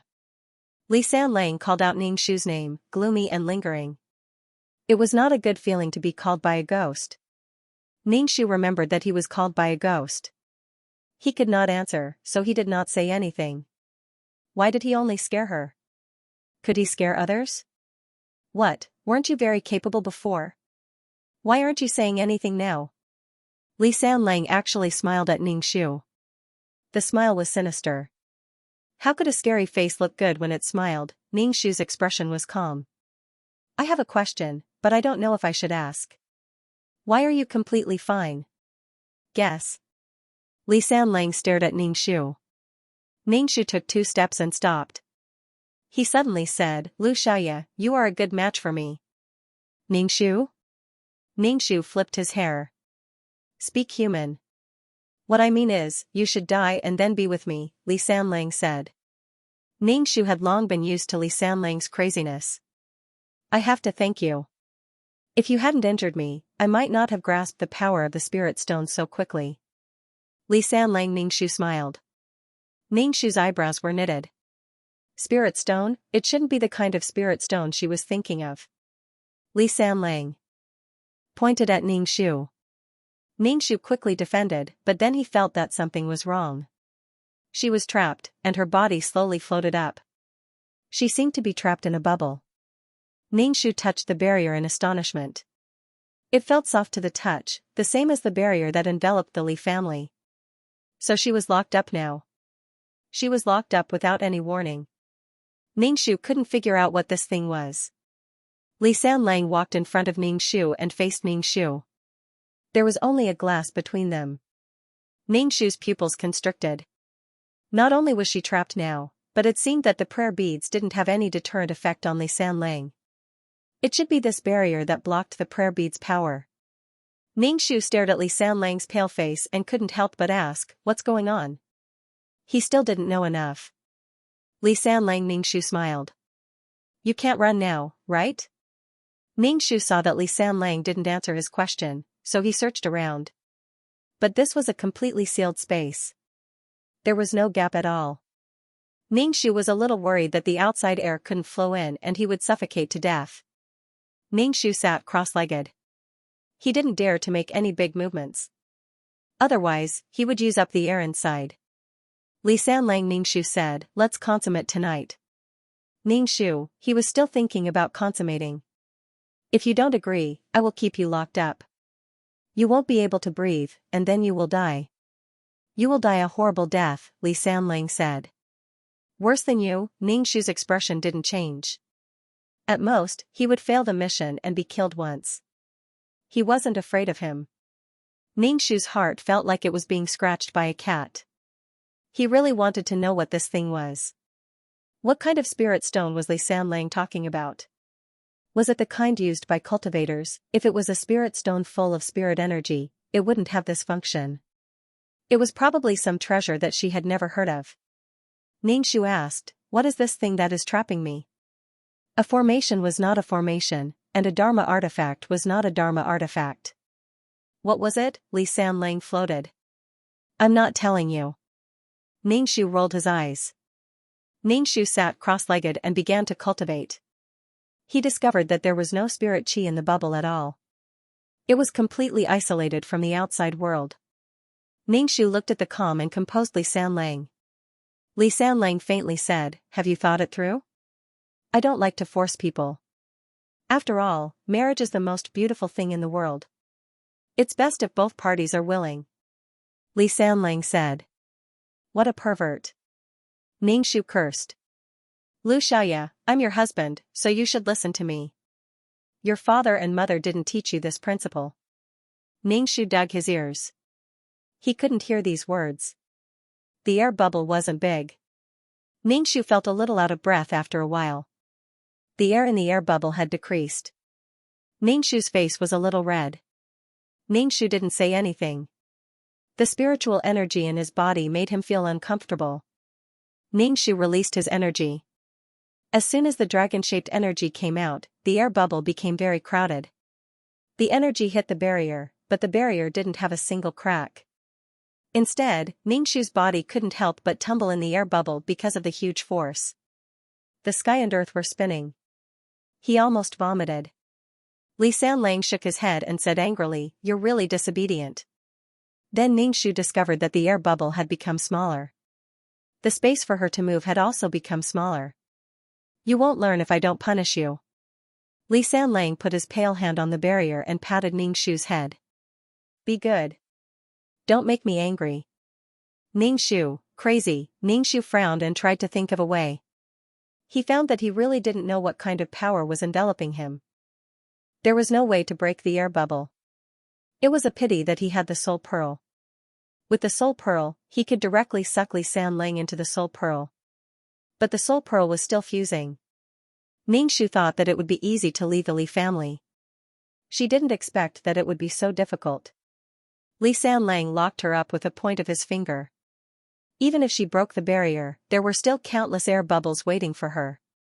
F***ck, she wanted to kill Fu Jingdao. Li Sanlang wasted time with Ningxu. He had a lot of time to waste with people. Li Sanlang was confident of victory. Ningxu felt that the air in the air bubble was getting less and less. Her situation was getting worse and worse. Time passed by minute. Suddenly, there was the sound of chaotic footsteps outside. A swarm of people rushed in. The leader was a Taoist priest in a Taoist robe. He held a horsetail whisk in his hand. When he saw Ningxu floating in the air, he looked a little surprised. Ningxu looked at Li Sanlang. Li Sanlang was clearly standing beside them, but these people acted as if they didn't see him. She didn't want such an honor. Taoist priest, look at her. A middle-aged man asked the old Taoist priest. The Taoist priest nodded. This girl is indeed not suitable to stay at home. She can be buried as a sacrifice. This girl has a murderous look in her eyes. She is wild and unruly. She will be a disaster at home. She will cause chaos in the Li family, the Taoist priest said. Ningxu was speechless. Where did this white-haired old Taoist priest come from? He had the demeanor of an immortal. He wanted someone's life the moment he opened his mouth. He was merciful. Oh right, I forgot to tell you. This Taoist priest is the head of Baiyun Taoist temple. My father spent a lot of money to invite him here to hold a sacrifice for you, Li Sanlang said slowly. Ningxu stared at the old Taoist priest. It was enough to invite a feng shui master to be buried as a sacrifice. Inviting an old Taoist priest was not as simple as that. Death wasn't the end. Sometimes, death was the beginning of pain.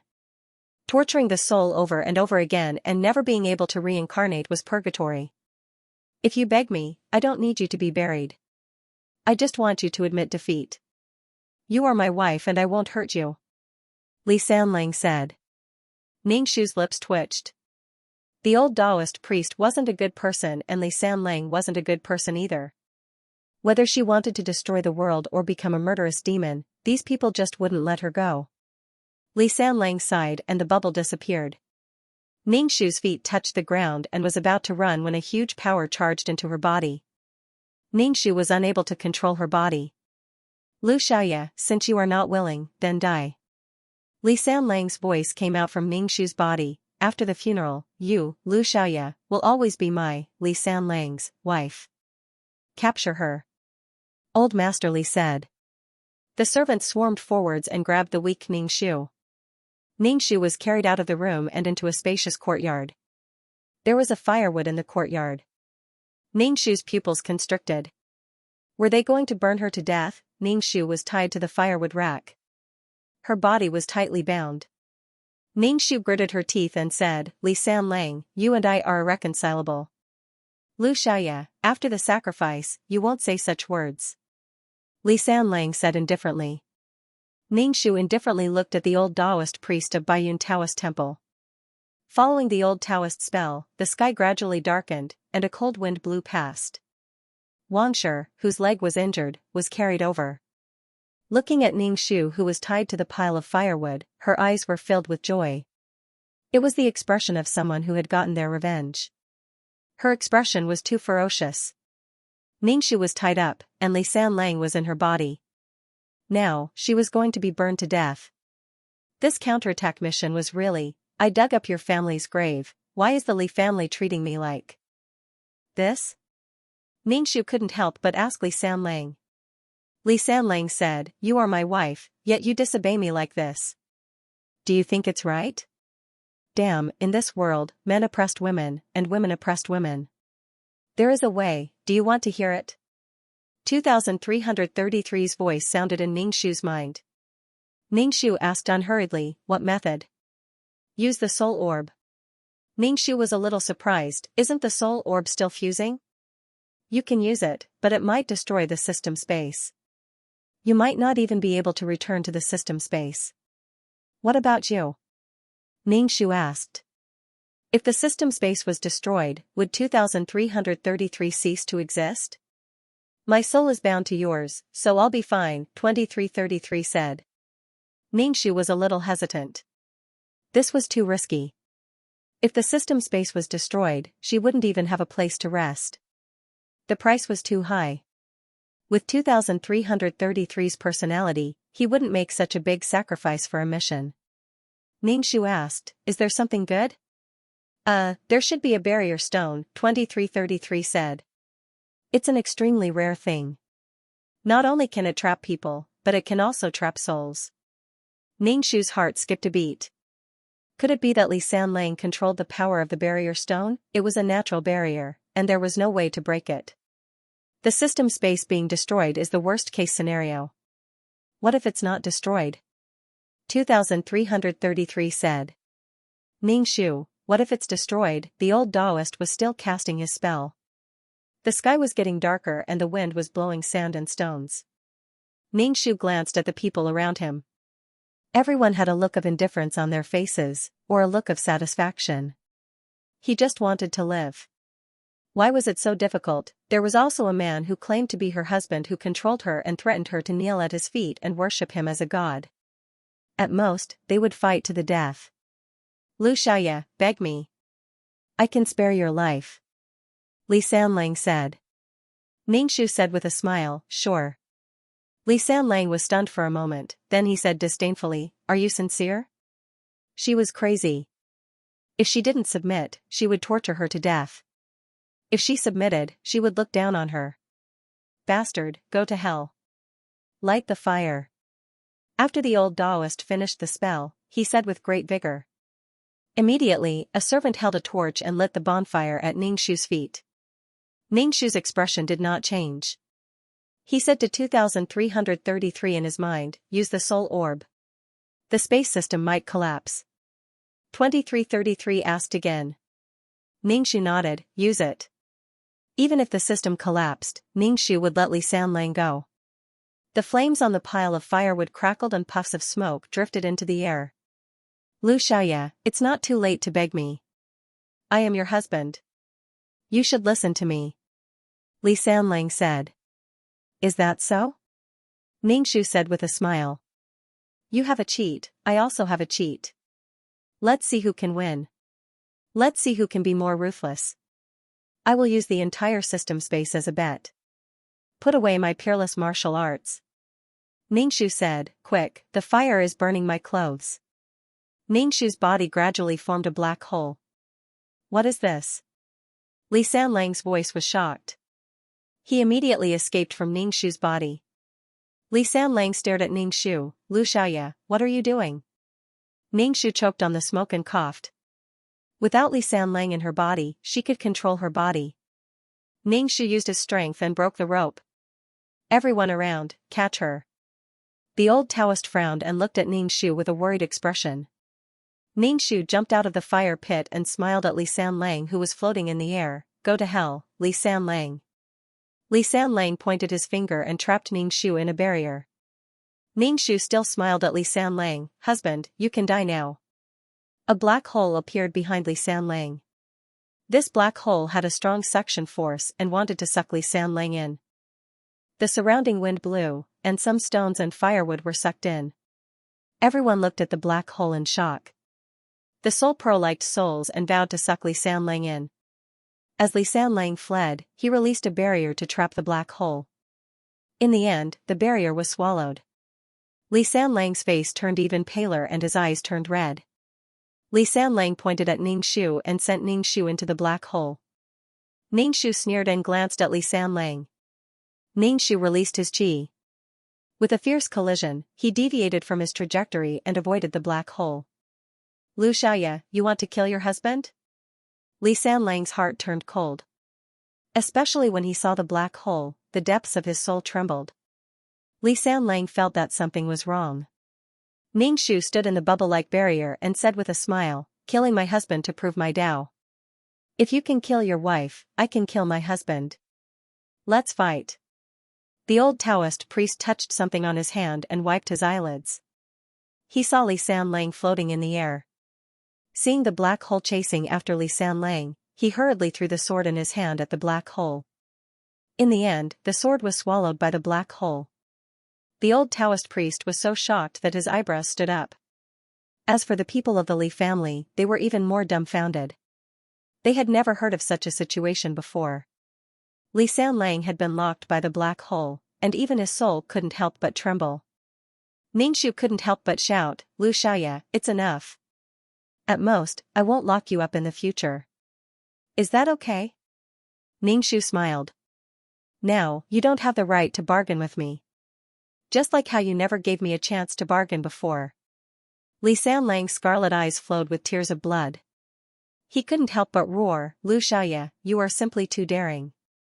In a world where men were superior to women, Ningxu's actions were considered treason. The right thing to do was to stop while you were ahead and ask for your husband's forgiveness. Forgiving you is God's business. I'm responsible for sending you to see God. No, you won't see God. The black hole swallowed Li Sanlang. Li Sanlang roared and then went silent. Li Sanlang was gone. The barrier controlling Ningxu also disappeared. Ningxu stood firmly on the ground. 2333, hurry up and put away the soul orb. Ningxu said to 2333. I can't control it. 2333 said with difficulty. Ningxu was speechless. F***ck, this is not good. The soul orb completely ignored Ningxu and 2333's broken hearts and went straight to a place.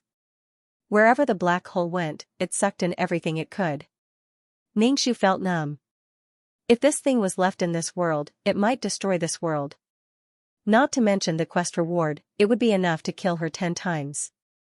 Ningxu was not the master of the soul orb, so he could not control it at all. Ningxu followed it into a fake mountain. There was a passage in the fake mountain. Ningxu followed it in. He found an ancestral hall under the fake mountain. The Li family's ancestral tablets were placed on a shelf. The black hole directly swept away all the tablets on the shelf. Even the shelf was sucked away. The black hole slowly began to disappear. In the end, it was completely gone. Ningxu let out a long breath and wiped the cold sweat on his head. God damn it, it swallowed the barrier stone.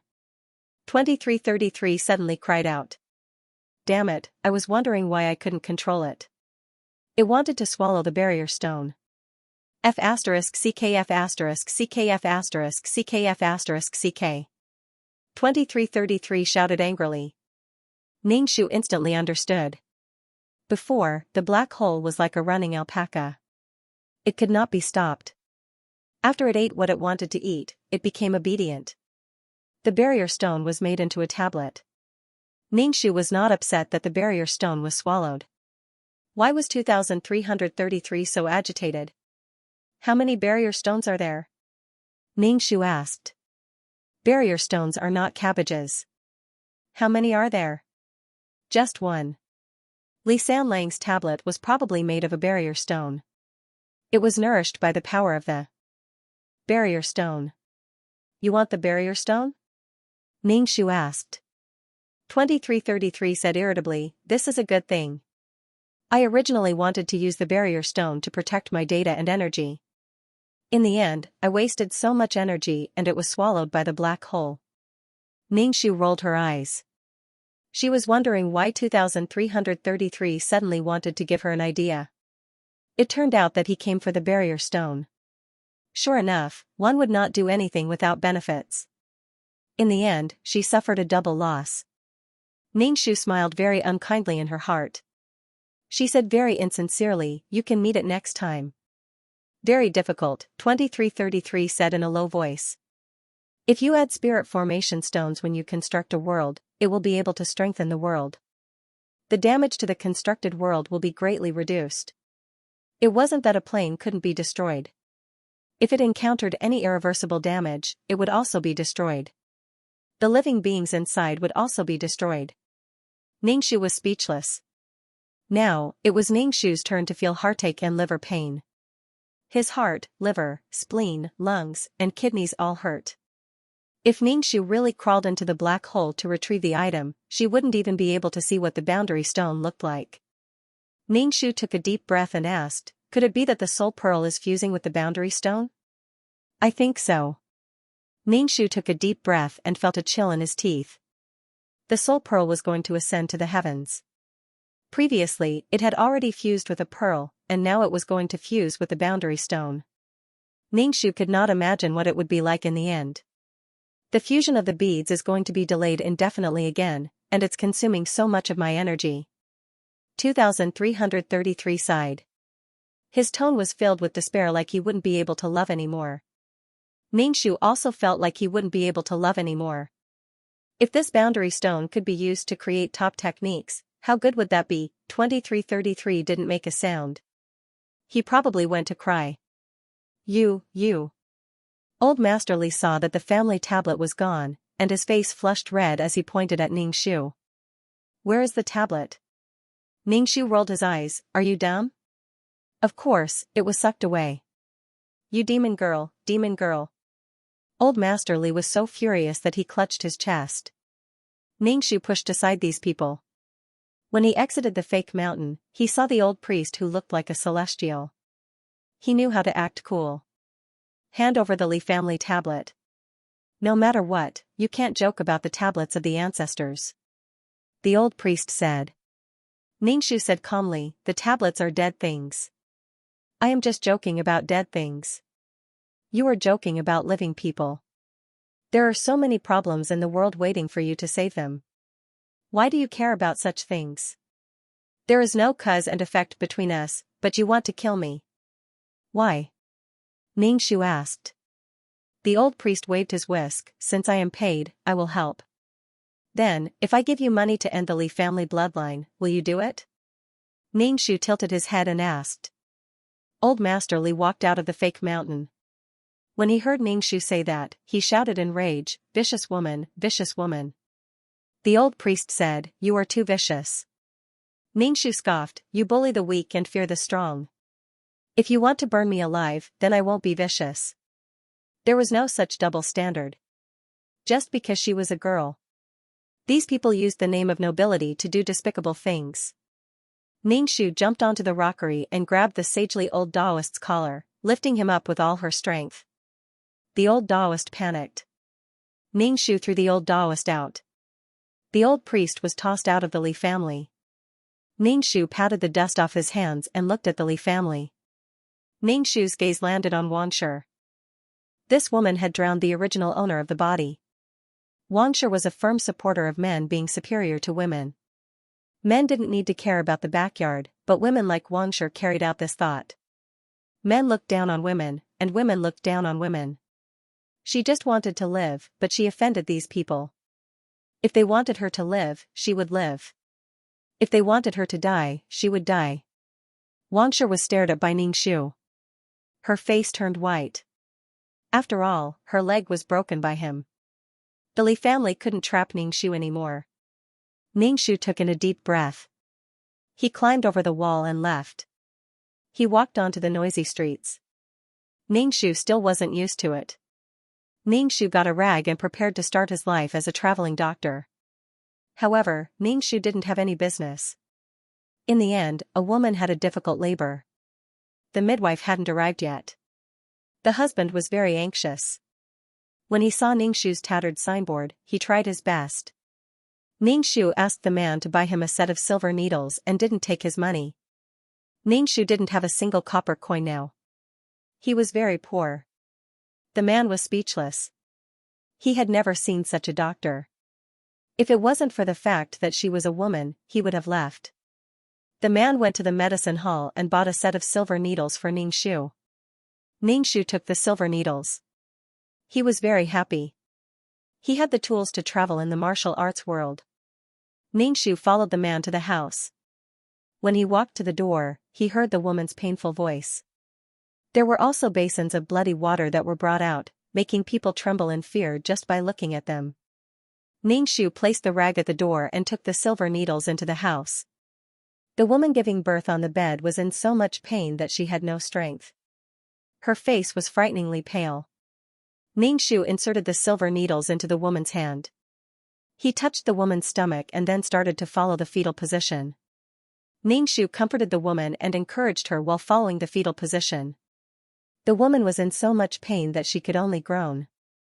Especially when Ning Shu followed the fetal position, she was in so much pain that her whole body trembled. After the fetal position was followed, the birth became easier.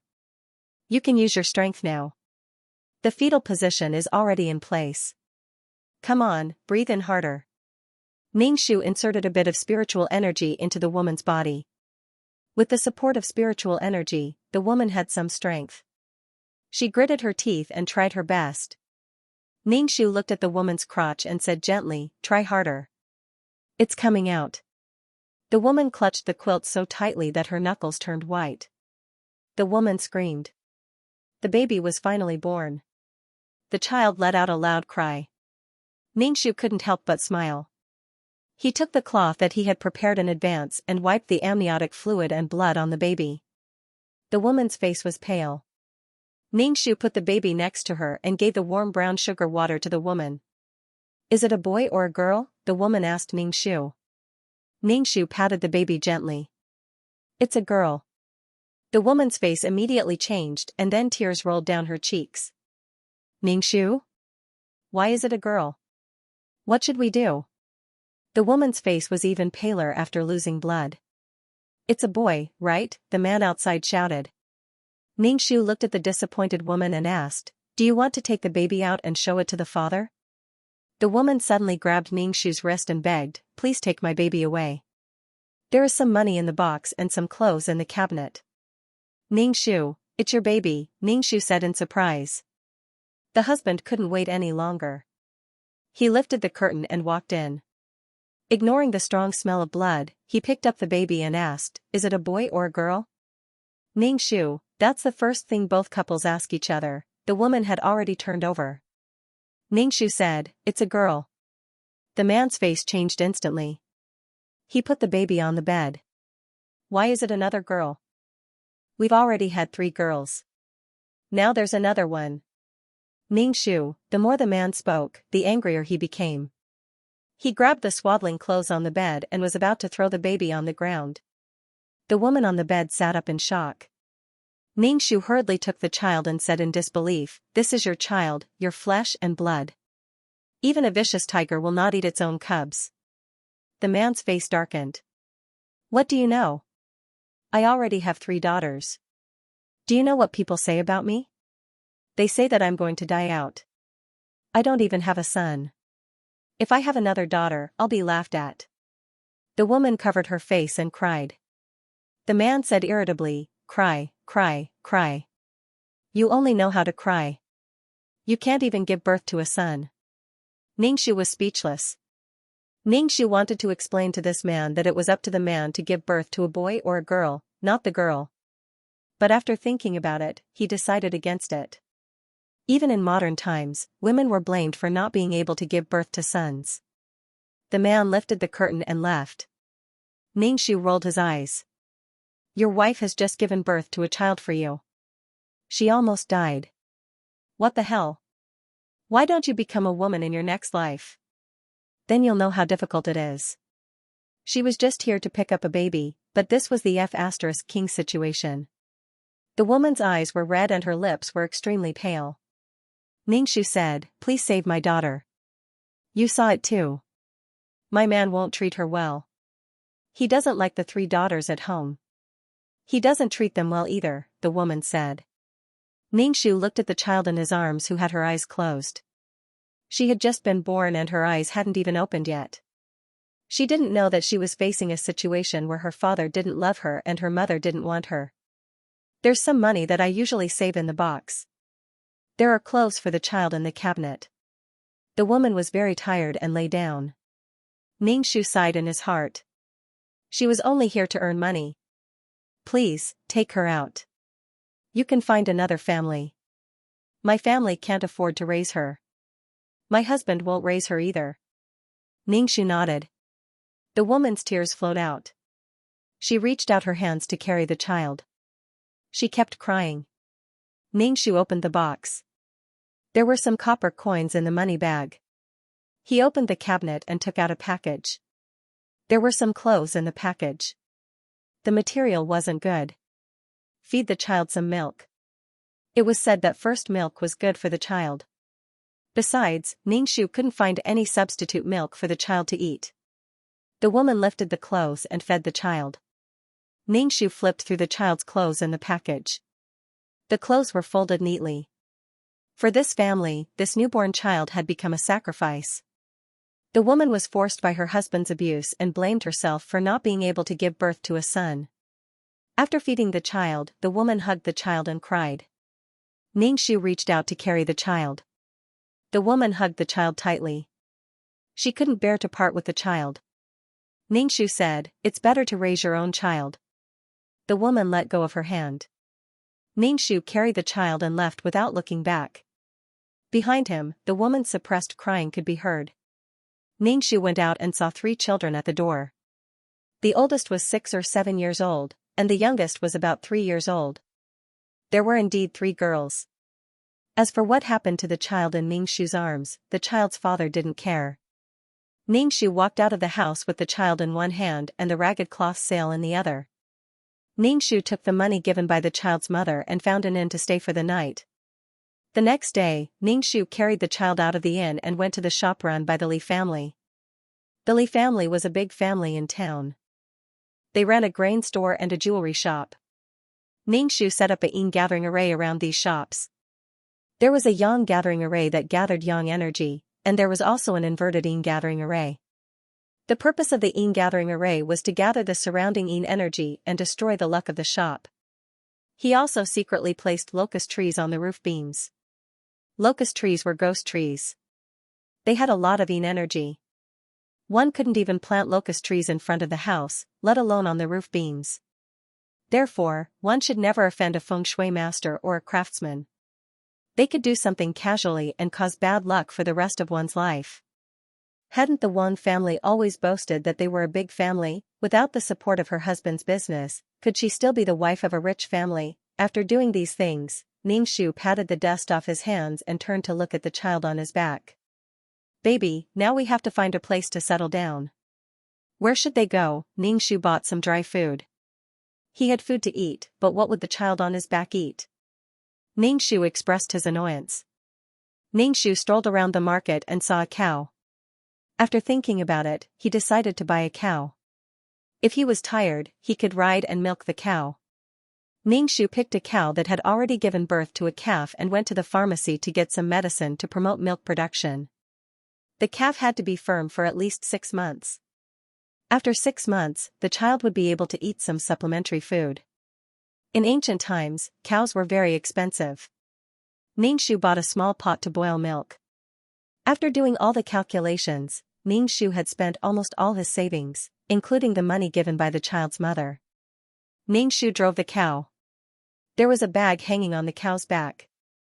The bag was filled with all kinds of daily necessities. Ningxu wiped his sweat. It was really not easy to raise a child. He also didn't know who to give the child to. These days, girls were not likable. Without women, humans would go extinct. The scariest thing was that as a woman, she didn't like girls. Were women really so evil? Without a woman, the men would go and be gay. Ningxu drove the cow. When the child was hungry, Ningxu stopped, milked the cow, boiled the milk, and fed it to the child when it was warm. Ningxu planned to go back to her parents' home to take a look, but she immediately gave up the idea. Why would she go back? Then where should she go next? Ningxu suddenly thought of the old Taoist priest. No matter what, she had to go to Baiyun Temple. Otherwise, she would be letting down the old Taoist priest's care. However, Baiyun Temple was a little far from here. Ningxu decided to walk slowly towards Baiyun Temple. There was a village at the foot of Baiyun Temple. It was quite quiet. Along the way, Ningxu practiced medicine as she hurried. Unknowingly, she had accumulated some savings. By the time Ningxu arrived at the foot of Baiyun Temple, it had already been more than 2 months. Under Ningxu's feeding, the child was already white and tender. He would even open his eyes to look at Ningxu. He smiled subconsciously. Ningxu entered the village and found a family to stay. She also fabricated a background for herself. Her husband was a doctor, but he was killed by bandits. Coupled with the flood in the village, she had no choice but to leave her hometown.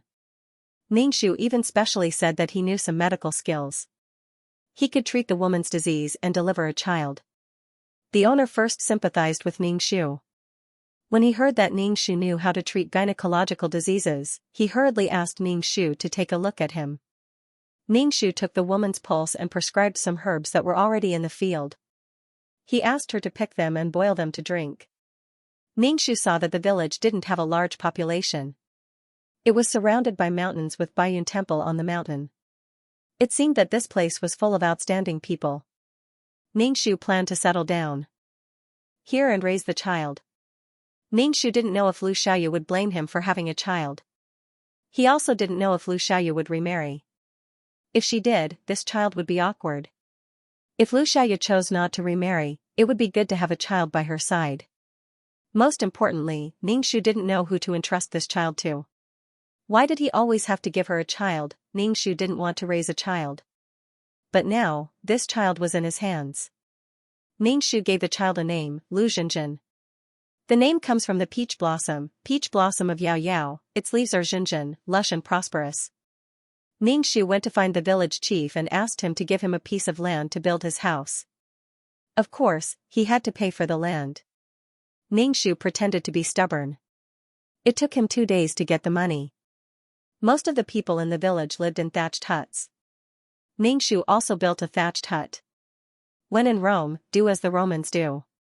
He put himself down a little so that it would be easier for him to blend in. In less than a day, Ningxu's news spread to every family. They said that she had lost her husband and was raising her child alone. Ningxu listened to these words. Most people sympathized with Ningxu, but there were also people who said that widows were unlucky. Ningxu turned a blind eye to these words. Her husband was dead, and he was thoroughly dead. Ningxu asked the villagers to help him build his house. He would give them wages. Hearing that Ningxu had medical skills, everyone was still very active. After all, no one could guarantee that they would not get sick. Especially here, it was a little far from the town. It was inconvenient to find a doctor. In a few days, the thatched hut was built. Ningxu was afraid of rain leakage, so he deliberately made the thatched roof thicker.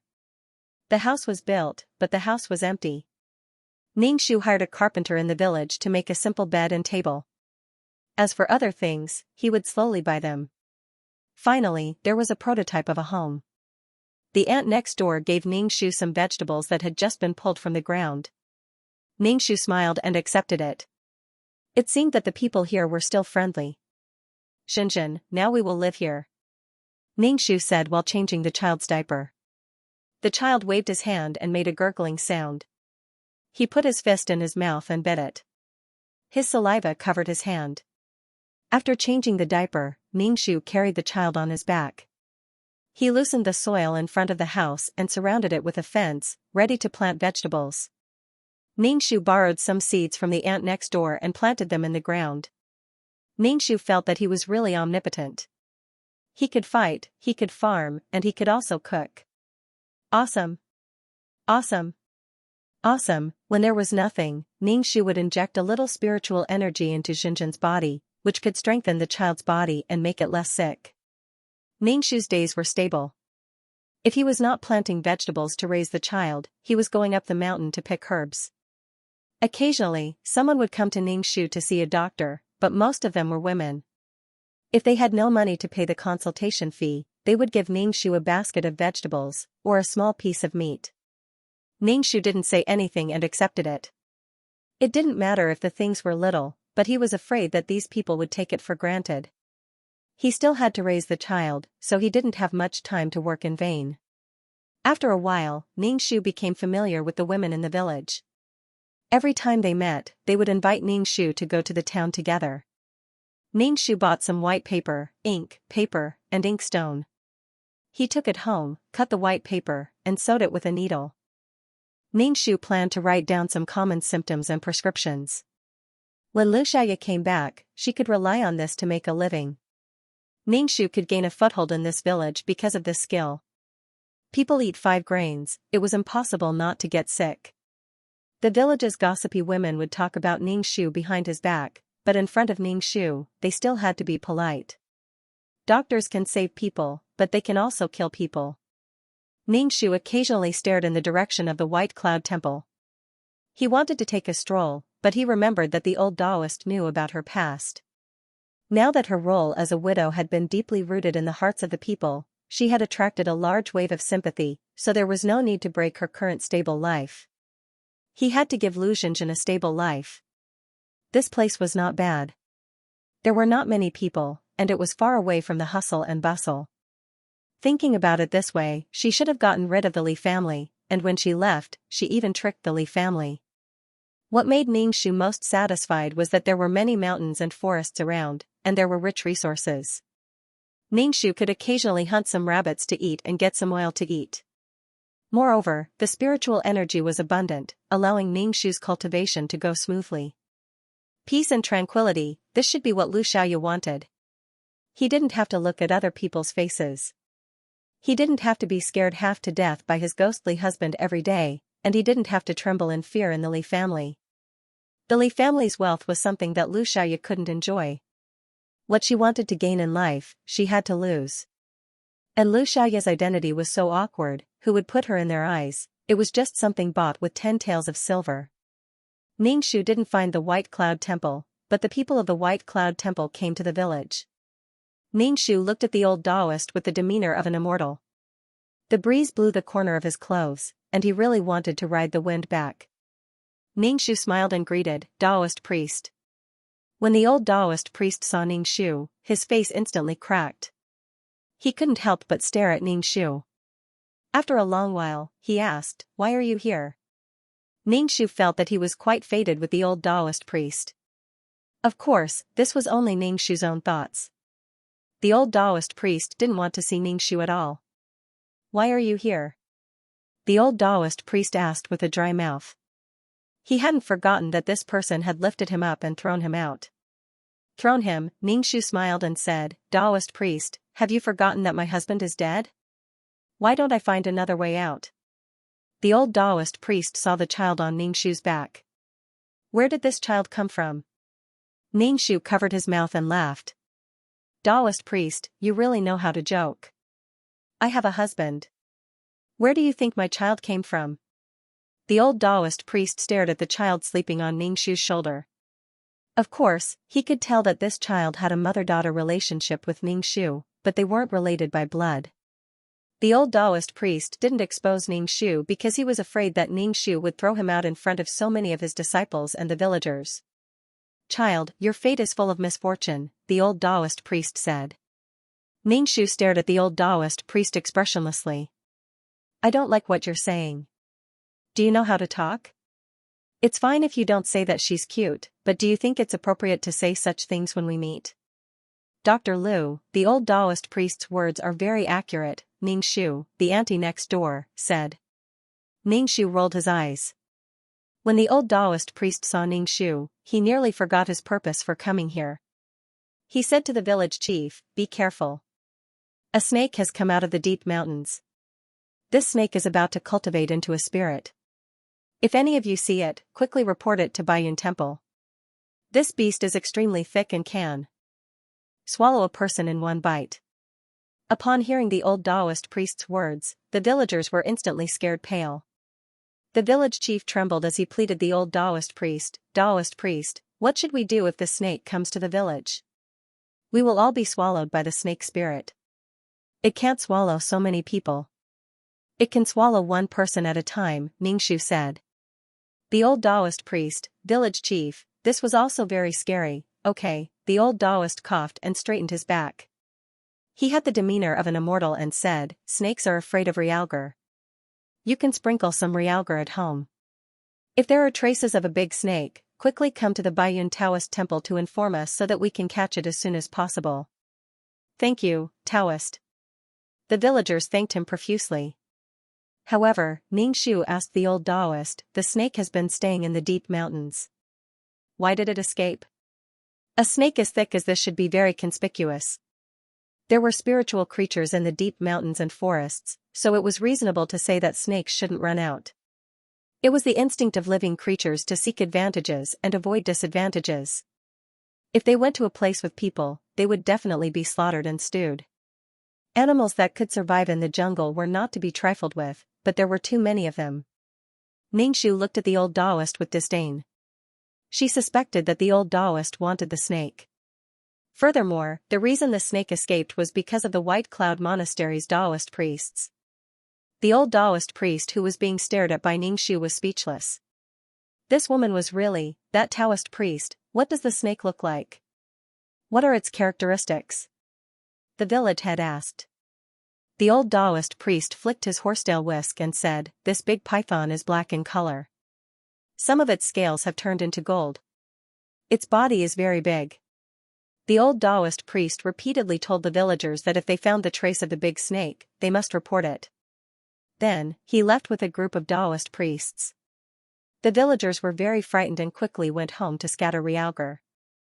The auntie next door also gave Ningxu a pack of realgar. She let Ningxu scatter realgar in every corner of the house. Those monsters like to eat children the most. "You have to take good care of your family, Xinjin," the auntie said. After thinking for a bit, she gave Ningxu a pack of realgar. "Scatter some realgar on Xinjin's clothes." "Thank you, auntie." Ningxu took the realgar and carried Xinjin into the house. Ningxu didn't intend to scatter the realgar powder on Xinjin's clothes. Now, Xinjin grabbed something and stuffed it into her mouth. Realgar was poisonous. At night, the village was quiet, and when the sky turned dark, there was no light in the surroundings. In this village, only Ningxu could light an oil lamp. The others went to bed as soon as the sky turned dark. Ningxu was really not used to sleeping at 5 or 6 o'clock. He also had things to do at night. He had to deal with herbs and compile various prescriptions for various diseases. In the dead of night, Ningxu heard the cow mooing in the cow pen. The cow was afraid and crying for help. Don't ask how Ningxu knew, because he had gained the ability to communicate with animals. Ningxu took the oil lamp to the cow pen. Before he entered, Ningxu smelled a strong fishy smell. The cow shrank in the corner, her limbs were trembling and she couldn't stand. Opposite her was a coiled snake. This snake was integrated with the night. If not for Ningxu's excellent eyesight, he wouldn't be able to see it. However, such a strong fishy smell, as long as there was no problem with his nose, he could smell it. It hissed and flicked its tongue as it stared intently at Ningxu. Ningxu said calmly, "Leave quickly. Otherwise, don't blame me for being impolite. The people of Baiyun Temple are looking for you everywhere. To be able to cultivate to such a large size, it must have absorbed a lot of the essence of the sun and moon." "Despicable two-legged monster," Ningxu roared. He tilted his head back and made a warning gesture. Although the black snake was hissing, Ningxu understood what it was saying. "I have no ill intentions towards you. If you attack me, I'll make you suffer." Ningxu released a dragon-shaped force. The black snake stared at the dragon in a daze. "How can it be a dragon? Are you a dragon?" "No. Leave quickly. Return to the mountain," Ningxu said. It was not easy for mountain spirits and demons to cultivate. "A group of two-legged monsters are chasing me," Ningxu said. "Why?" "They definitely want my snake pearl, saying that they want to refine pills." Then the black snake looked at Ningxu with vigilance. "You also want my snake pearl?" Ningxu rolled his eyes. "Who cares? It was probably just a finger-sized monster core." "Okay, you can leave." Ningxu waved his hand. "This cow is my daughter's food. If you touch this cow, I'll cut open your stomach." The black snake did not speak. The black snake slowly crawled away and disappeared into the night. Ningxu comforted the cow with a few words and returned to the room with the oil lamp. Ningxu closed the door and prepared to look at Jinjin on the bed. As a result, a huge black snake was entrenched on the side of the bed. It propped up its body and looked at Jinjin, who was sleeping on the bed and didn't know anything. Ningxu's heart was burning with anger. This thing was also coveting his daughter. Ningxu's ji sank into his dantian and kicked the big snake's head. The big snake's head hit the ground. Ningxu picked up Jinjin and stared at the somewhat dizzy big snake. "I'll let you go, but you still want to eat my daughter?" Ningxu coldly said. "No, I just think she looks cute." Ningxu, he. In the room, the light was bright. Ningxu saw that the big snake had 4 bumps on its abdomen. Even its forehead had a bulging bump. Could it be that this snake was going to turn into a flood dragon? Horns grew on its head and claws grew on its abdomen. Snake turning into a flood dragon turning into a dragon. A big snake was lying in the room, and the smell was very strong. Ningxu looked at it. "Hurry up, you scared my baby." The big snake's tail swept, and Ningxu's table was overturned. "I'm sorry, I didn't mean it." The big black snake quickly apologized. "You'd better hurry up and leave." Ningxu said, "If you stay here for a long time, the people of Baiyun Taoist Temple will come and take your snake pearl for alchemy. I don't know where to go, they destroyed my nest." "What does it have to do with me?" Ningxu was quite indifferent. "Big snake, two-legged monster." "The big snake," Ningxu shouted. "Ningxu, who are you calling?" "I'm going to lay an egg." "Ningxu, are you a female?" "After laying an egg, I will become very weak, and I have no way to deal with those two-legged monsters." Speaking of which, snakes were also very miserable. Molting and giving birth would weaken their strength. Only by really evolving into a flood dragon could they get rid of this shackle. "Do you want to steam the snake eggs for me to eat?" Ningxu held Jinjin and didn't dare to put her down. He was afraid that if he didn't pay attention, he would be swallowed by the big snake. Ningxu pointed to the big snake. "It's best not to swallow people. At that time, don't talk about being a flood dragon, even being a snake is impossible. Human beings were a race with great luck. If the big snake swallowed people, she would suffer." The big snake made an "oh" sound, and its thick tail swept. It seemed to be very embarrassed. "Can you take me in and let me give birth to a baby?" "No, I refuse." Was she going to be a midwife again? She had crossed races, and now she had to deliver a baby for a snake. She was afraid that the last delivery would happen again, and a nest of snake eggs would be given to her. "It's going to be dawn, let's go quickly." Ningxu yawned. "Two-legged monster, I can't run far. I'm going to give birth, can you give me a place?" "I'll leave after giving birth." Ningxu rolled his eyes. "I know this trick. After giving birth, you have to hatch the eggs, hatch a small snake, and take a lot of children with you. There's no way to leave." The snake was speechless. The serpent had no choice. It was not easy to meet someone who was not afraid of her. If he appeared elsewhere, it would definitely cause a commotion. Her cultivation and the child in her womb were about to be destroyed.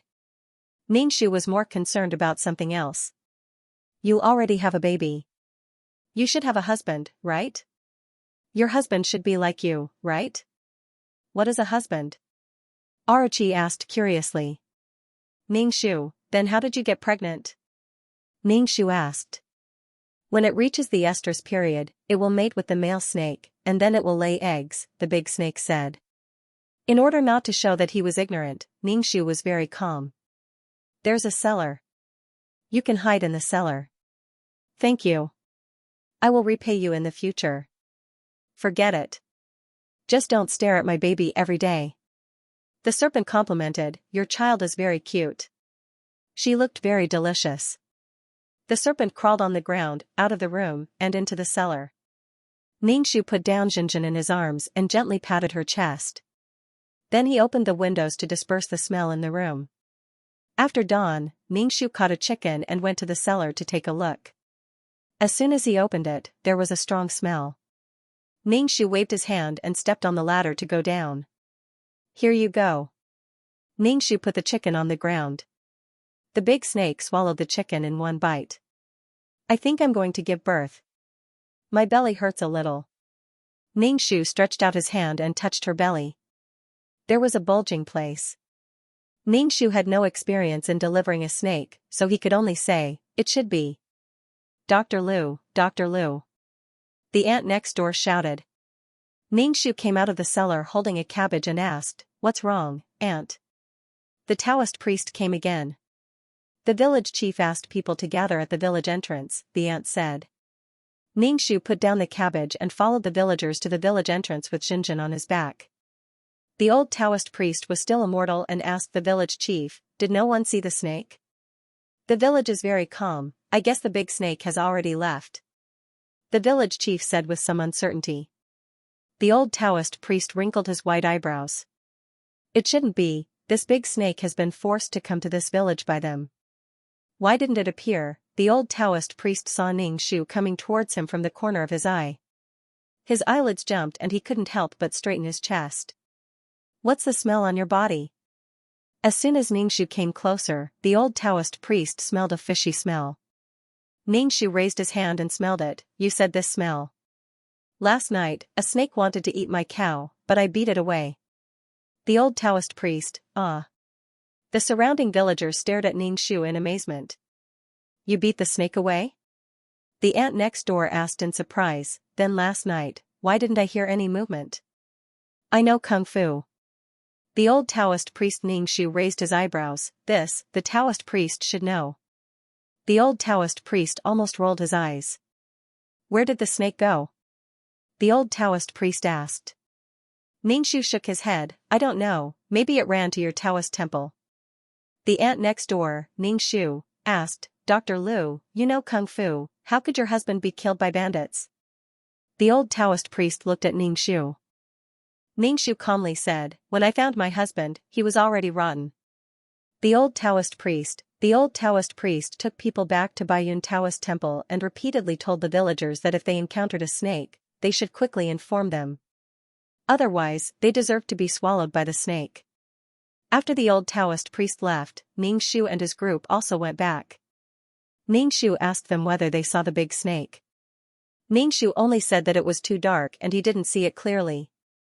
Xianxia walked to the courtyard and heard some movement in the cellar. Xianxia hurriedly went down the cellar. He saw the big snake tossing and turning on the ground, looking like it was in pain. It looked like it was about to give birth. Xianxia went out to find some withered grass and placed it in the cellar. Lower your voice, are you trying to attract people here? I'm in pain. How painful can it be to lay an egg? Don't snakes have two dicks? When they mate, it hurts too, Xianxia said. The big snake was in pain for a long time before it finally produced a fist-sized egg. Since it was the first to lay, the rest was much smoother. The big snake laid 3 eggs and its head lay on the ground, looking exhausted. Xianxia looked at the eggs and really wanted to make stewed eggs. However, the snake eggs probably smelled fishy, so Ningxu gave up. Ningxu placed the snake eggs on the withered grass. When will this egg hatch? If the villagers know that there's a snake in my house, I'll probably be chased out. Dangerous things had to be chased out.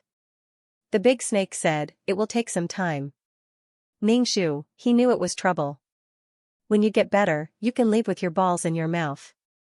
Those people from Baiyun Taoist temple will find you again, Ningxu said in a bad mood. She went out of the cellar and got a chicken for the snake. He didn't even pluck the feathers. The big snake swallowed the chicken and said, I can leave after resting for another day. After giving birth, the snake had rested enough. She held the egg in her mouth and dragged her huge body away in the dark. Ningxu heaved a sigh of relief. She was finally gone. He was always worried about being discovered. He hoped that she could survive the lightning tribulation and evolve into a flood dragon. It was all for the sake of being stronger and better alive. He really couldn't stand such a spiritual object next time. Ningxu thought that the snake had escaped, but in less than 2 days, she was caught by the people of Baiyun Temple. And her stomach was cut open. The villagers swarmed to Baiyun Temple to see the snake. The snake's corpse was hung on a tree. Its body was extremely thick. The bulging part of its abdomen had been cut open with a knife, revealing its tender snow-white claws. The Taoist priest of Baiyun Temple pointed at the snake's corpse and said that the snake was about to transform into a flood dragon. When the time came, it would spit out clouds and flood. Ningxu sneered. A flood dragon didn't have such great ability. It was just an excuse for its ambition. When humans compared themselves to something stronger, they would either revere it, such as the gods, or destroy it. Ningxu sighed and rolled his eyes at the old Taoist priest standing at the entrance of the Three Pure Hall. This old Taoist priest was the most merciless person Ningxu had ever seen. He had a sage-like demeanor. It was more like the style of cultivators. As long as it was beneficial to them, they would plunder it. There were some eggshells on the ground. The yolk and egg white were shattered. The world was too dangerous. It was either a natural disaster or a war. The snake was also very miserable because someone wanted her snake pearl. Ningxu saw that one of the eggs only had a small crack on it, and egg clear was flowing out. Ningxu picked it up. Dr. Liu, what are you doing? Asked the woman next door, Ningxu. Ningxu smiled. I haven't eaten a snake egg yet. I'll take it back and eat it. It's better not to eat it. Look at how scary this snake is. Something might happen if you eat her child. Ningxu held the egg and injected some spirit energy into it. After leaving Baiyun Taoist Temple, Ningxu covered the egg with fluffy soil and covered it with some leaves and withered grass. Maybe it would hatch, maybe it wouldn't. Ningxu took Xianxia home. Now, Lu Xianxia could turn over a new leaf. She often smiled at Ningxu, revealing her pink gums.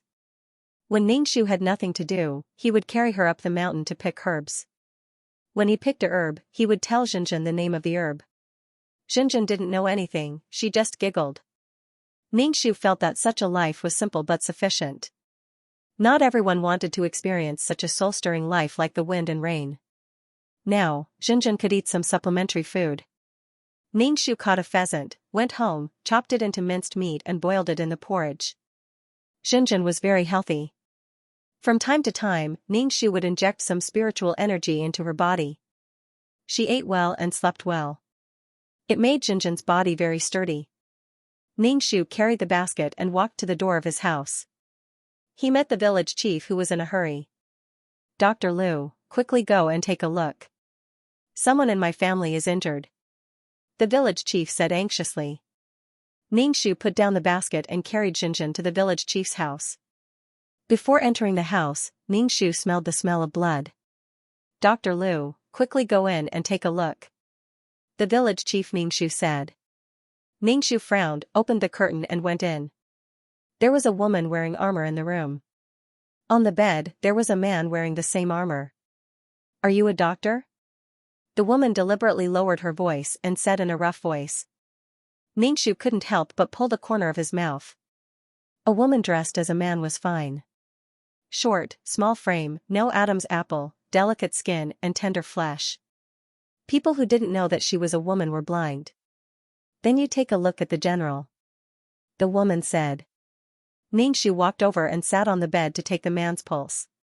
He is very hungry. Prepare something for him to eat. Ningxu said. I'll trouble the village chief. The woman quickly said to the village chief. The village chief nodded. Ningxu took the man's pulse for a while. The woman was worried and asked, how is the general? The symptoms are a bit strange. The wounds on his body will be fine after applying some medicine. Ningxu said. I want to ask, why hasn't the general woken up yet? The woman was so anxious that her face turned red. Aren't you a doctor? How come you don't know? The woman angrily and anxiously said, tears rolling in her eyes. Ningxu, I fainted from hunger. The woman's tears completely fell down. The general shouldn't have given me all the food. Ningxu was more curious about how a woman sneaked into the army. Could it be that Hua Mulan joined the army? How could the general, who was originally in the barracks, come here? Could it be that here was close to the border? Lu Xiaoyu was just a drop in the ocean in this world. She knew nothing about the outside world. Ningxu didn't expect that he would encounter such a combination. Why are you here? Ningxu asked. The woman wiped the tears off her face. The general was ambushed by the enemy. Then the enemy followed you? Ningxu asked. The woman nodded. Perhaps we will have to leave soon. The general is the god of war who founded the country. He cannot die. How did the god of war end up like this? Ningxu suddenly realized something. If there were enemies tracking them, their village would be in trouble. He didn't believe that the enemy wouldn't wantonly slaughter the enemy's citizens. They would torture anyone they captured and force them to reveal the whereabouts of the escapees. Ningxu couldn't help but sigh. It wasn't easy for him to find a place with beautiful scenery. Your general was poisoned. Not only was he poisoned, but he was also inflicted with ague. Ningxu said. The woman was dumbfounded. How did this happen? Ningxu said, you should go to Baiyun Temple. Baiyun Temple just caught a large snake that was about to transform into a flood dragon. If you eat the snake's gallbladder, it might be able to detoxify the poison. Finally, the Baiyun Temple's master has a way. The village chief came in and said, moreover, the Baiyun Temple's master is a very capable person. Some time ago, he caught a large snake. That snake was very big and even grew claws. The woman's eyes flashed with a burning light. Really? Of course, everyone in the village knows. The village chief said. He went out to see if his wife had finished preparing the meal. Ningxu frowned. If the snake gallbladder could detoxify the poison, the large snake would die. Ningxu stared at the man with purple lips on the bed. Such a coincidence. It seemed like it was because of the man on the bed. That's great. The woman's eyes flashed with a burning light. Ningxu asked, where is Baiyun Temple? Later, let the village chief take you there. Ningxu stood up. Xinjin grabbed his hair until it hurt. No matter what, thank you. The woman said. She took out a bead and gave it to Ningxu. This is your reward. This bead was bigger than a man's thumb. It was pink in color and round in shape. At a glance, it was a very precious thing. Wasn't this too expensive? She had only taken a pulse. This is a pearl, I'll give it to you as a reward. The woman's eyes stared at the pearl and finally moved away. It seemed that this woman also liked the pearl very much, so why did he give it to her? Ningxu looked down at the pearl in the palm of his hand and returned it to her. No, I didn't do anything, you don't have to give me a reward. You keep it, just. The woman saw Xinjin on Ningxu's back, just think of it as a gift from me to this child. She gave such a precious thing to a total stranger. The quality of this thing was so good, the tribute was just SOSO. How many pearl divers dived into the water again and again for a perfect pearl, just for a good quality pearl? Ningxu never believed that a pie would fall from the sky. I don't want it, I don't want it. Ningxu returned the pearl to the woman and left. The woman looked surprised. The village chief gave her a bowl of porridge with some wild vegetables in it. The woman didn't dislike it and took the bowl and gave the pearl to the village chief, saying that it was a reward. The village chief had never seen such a round and big pearl. He wiped his hand on his clothes, thanked her again, and put the pearl away. If he could have such a pearl, he would be rich. Ningxu went out of the village chief's house and said to Xinjin on his back, "There is no place in this world that is truly peaceful and peaceful. In such a remote place, there was a country's god of war." The god of war was like that. Was the name of the god of war really not an undeserved reputation? It was a pity about the big snake. Maybe if he didn't let her get lost, maybe she wouldn't have died. At that time, he felt that in any case, she was a big snake that could transform into a fled dragon, so she wouldn't die so easily. As a result, she immediately gave Ningxu a slap in the face. Ningxu thought about whether he should change to another place to live. The more Ningxu thought about it, the more he felt that the big snake provided a snake gallbladder for that man. Ningxu, back at home, Ningxu put Xinjin on the bed and touched her face. "Let's go travel. Come, wander, anyway, there are a lot of directions." Ningxu suspected that this man and woman were the protagonists. Share trials and tribulations together, see the true feelings. Come on, love. Anyway, there's a lot of foolishness. The woman planned to carry the general to Baiyun Taoist temple. Village chief had just received such a good pearl and immediately asked the strong men in the village to carry the general to Baiyun Taoist temple. Not long after the woman and the general left, a group of people arrived at the village. These people's faces were engraved with complicated and unknown patterns, making their faces look somewhat ferocious. As soon as he entered the village, he spoke in stiff Mandarin. "Where did the two people from before go?" "They went to Baiyun Taoist temple," the villager said. Don't expect these villagers to risk their lives for someone they don't know. The leader's face twitched, causing the patterns on his face to twist. "High priest, capture a villager and bring us to Baiyun Taoist temple," someone said. The high priest in the lead closed his eyes for a moment before opening them and heading towards the village chief's house. Ningxu hugged the child and looked at the people with colorful faces. Who were these people? Seeing that they were heading towards the village head's house, Ningxu also followed. Many villagers also followed to watch the fun. When the high priest saw the village chief, he immediately grabbed his neck.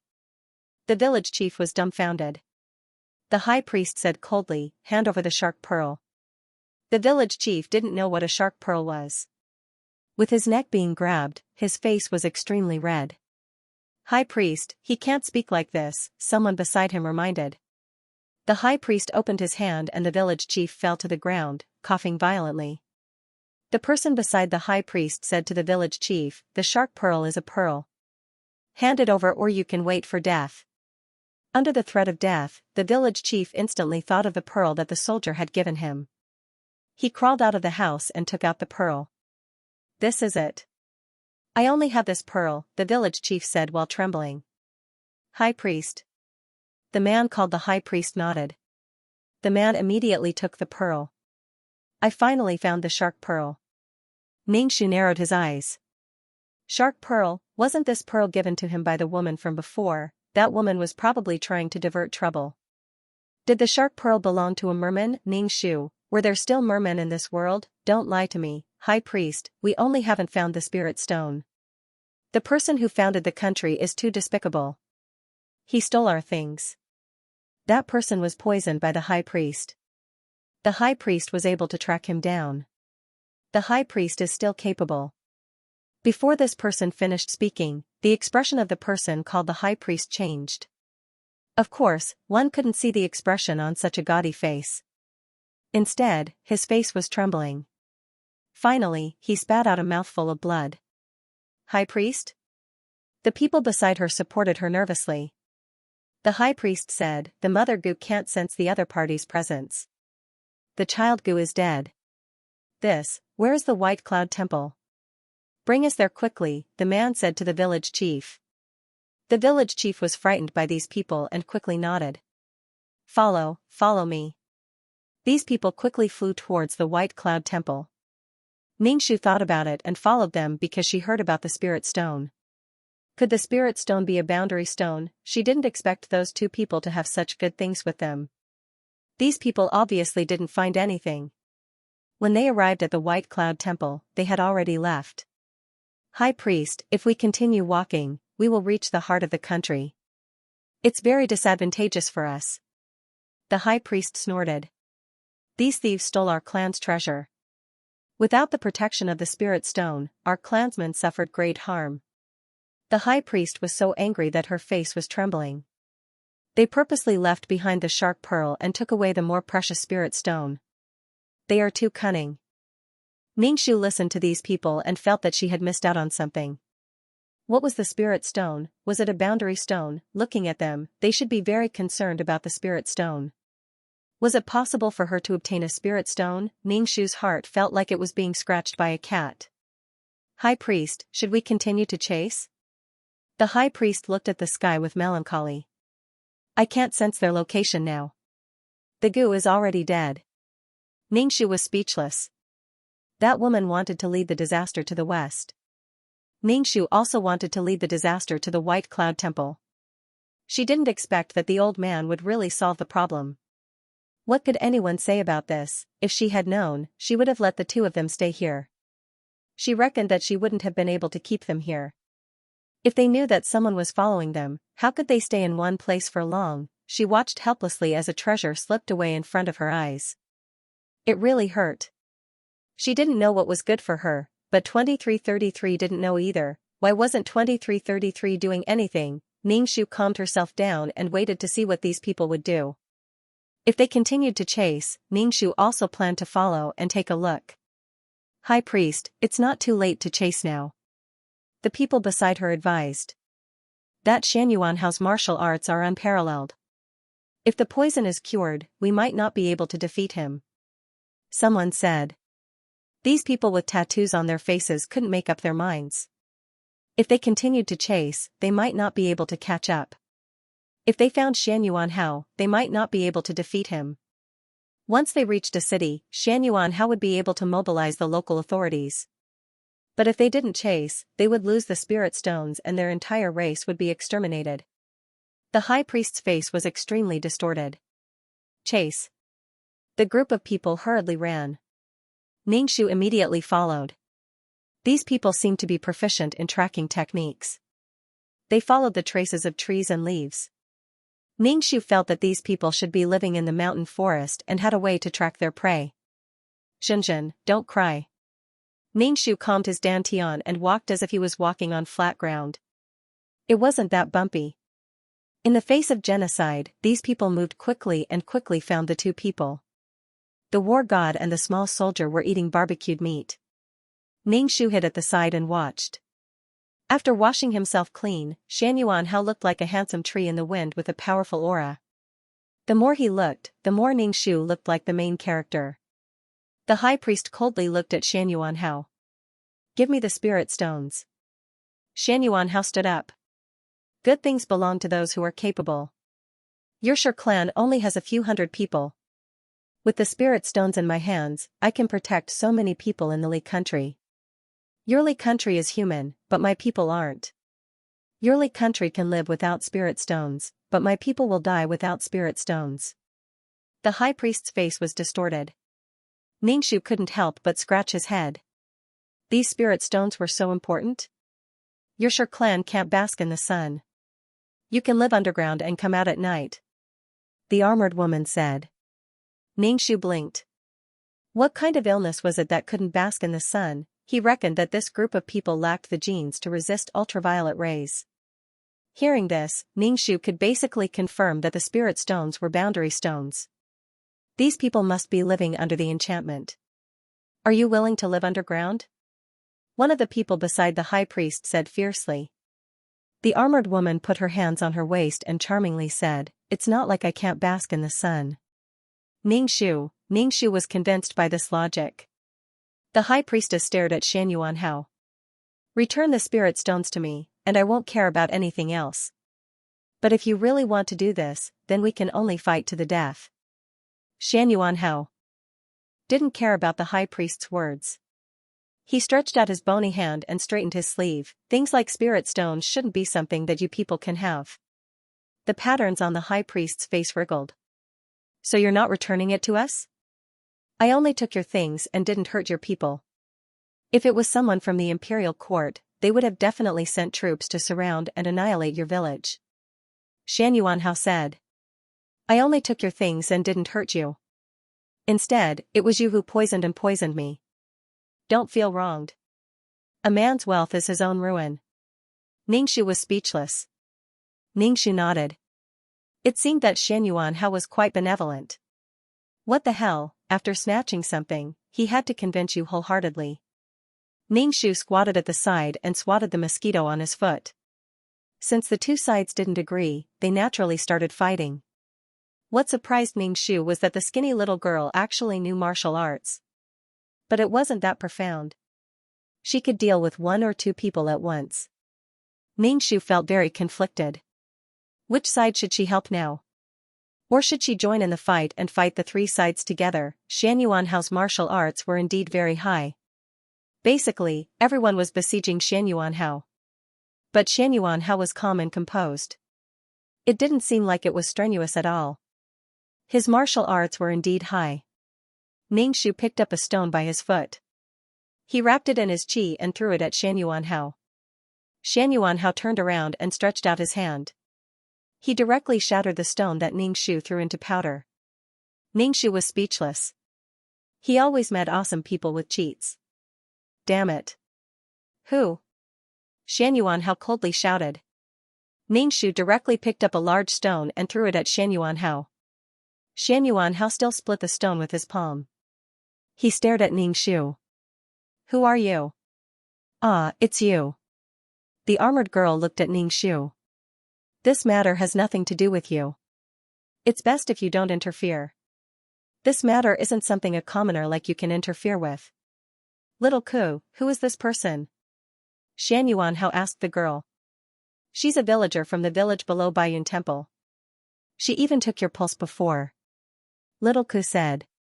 Her skills don't seem like an ordinary village woman. The high priest and his group also looked at Ningxu cautiously. Ningxu said, I'm just passing by. You should return the spirit stones to them. Hundreds of lives. Since you're a war god, you must be able to use soldiers like a god. Do you still need spirit stones?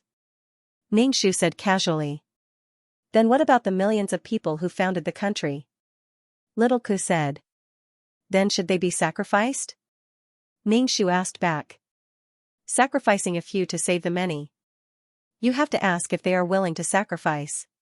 Little Ku said, you don't know how hard the general worked for the sake of the people who founded the country. Little girl, you must be a die-hard fan of your general. Ningxu said with a smile. What little girl? Who are you calling little girl? I'm just a little small, but I'm still a man. Ningxu was speechless. Was she blind, or were the others blind? Sure enough, for the sake of the plot, she was blind. Ningxu couldn't help but ask Xianxuan, do you think she's a girl or a boy? Of course I believe in little Ku. Although little Ku's body is a little thin, I'm still a man. Ningxu nodded. As long as you're happy. The high priest Ningxu said, you're right. Our people are content with our territory and have never thought of harming others. That's right. It's already so difficult for us to live. The person beside the high priest said. What does this have to do with you? Think before you act. The general is not only a war god, he's also a king. You're just a village woman with a child. Think carefully about everything. Little Ku said. Ningxu's face was expressionless. Are you threatening me? No, I'm just used to it. I'm a strategist. I like to think about all kinds of problems. Little Ku said. A female strategist? A love story between a general and a strategist? Xianxuan didn't say much, but his attitude was firm. It was obvious that he didn't want to hand over the spirit stone. The high priest said, this is already the last spiritual stone. If there are any extra spiritual stones, we'll just swallow them. Without the spirit stone, our people will die. Ningxu sighed. It seemed that she couldn't get the spirit stone. If she really did, she would have to shoulder the responsibility of hundreds of lives. Damn, Ningxu couldn't shoulder such a huge responsibility. But the spirit stone was such a treasure. If even 2333 coveted it, Ningxu coveted it even more. A world that could be built sturdily could prevent the world from being damaged and eroded. This was a good thing. Sister-in-law, thank you for speaking up for justice. The high priest Ningxu cupped his hands. I'm actually not even 15 yet. Ningxu said quietly. The high priest was silent for a moment. You gave birth quite early. General. Xiaoke looked at Xianyuan Hao. What should we do now? The easiest way is to kill all of them. Xianyuan Hao said. Xiaoke nodded. This time, Xianyuan Hao brought out his true strength and killed a person with a single slap. Ah see. Xianyuan Hao. The high priest stared at Xianyuan Hao. You killed my people. Both sides were on the verge of exploding as they fought with all their might. Ningxu directly held Xiaoke hostage. Xiaoke had some martial arts but couldn't compare to Ningxu. Hand over the thing or I'll strangle her to death. Ningxu grabbed Xiaoke's neck. Let go of Xiaoke. Xianyuan Hao anxiously shouted at Ningxu. Give me the thing and I'll let her go. Ningxu lifted his chin and said. General, don't worry about me. You can't give the spirit stone to her. Xiaoke sadly shouted, don't worry about me. The spirit stone is the most important. Ningxu, this time, she was really playing the role of an evil female supporting character. Let go of Xiaoke and I'll give it to you. Xianyuan Hao took out a palm-sized stone. This stone was relatively thick and completely black. It wasn't even as big as Li Sanlang's memorial tablet. General, don't be like this. We worked so hard to find this thing. Don't give it to her because of me. Xiaoke anxiously said. At the same time, she was very moved. For her, the general handed over the spirit stone. Give it to her. Ningxu lifted his chin in the direction of the high priest. Xianyuan Hao calmly threw the stone to the high priest. The high priest quickly caught it. High priest, is this true? It's true, it's true. The high priest held the stone to her chest and let out a long sigh of relief. Great, we found the spirit stone. Xianyuan Hao's face was ashen. Ningxu gritted his teeth and said, can you let go of Xiaoke now? Ningxu grabbed Coco's neck and retreated. He said to the high priestess, hurry up and leave. Sister-in-law, thank you. The high priest ran off with his men. Ningxu, wait for me. Let's go together, you short-sighted village woman. Do you know how many people die at the border every day?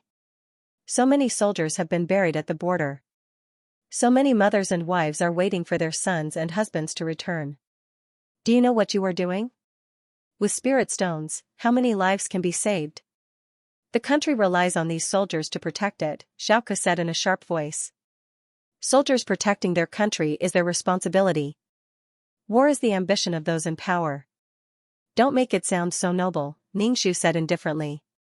The sound of a leader's voice is his duty in his position. You're so cold-blooded, Coco said angrily. I am that cold-blooded, Ningxu said shamelessly.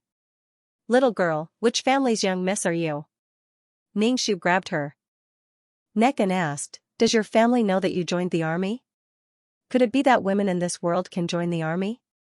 I don't know what you're talking about. Are you blind? Why do you insist that I'm a woman? Coco said angrily. She looked at Xianyuan Hao, General, don't listen to her nonsense. I'm not a woman, I'm a man. I'm with you every day. You should know that. Ningxu rolled his eyes again and again. Ningxu saw that time was running out and pushed Coco towards Xianyuan Hao. Xianyuan Hao quickly hugged Coco. Ningxu sent out a palm attack. The palm energy went straight towards Xinjin, who was behind Ningxu. Ningxu turned around and released his dragon-shaped energy. The dragon-shaped energy collided with the palm energy and made a loud sound.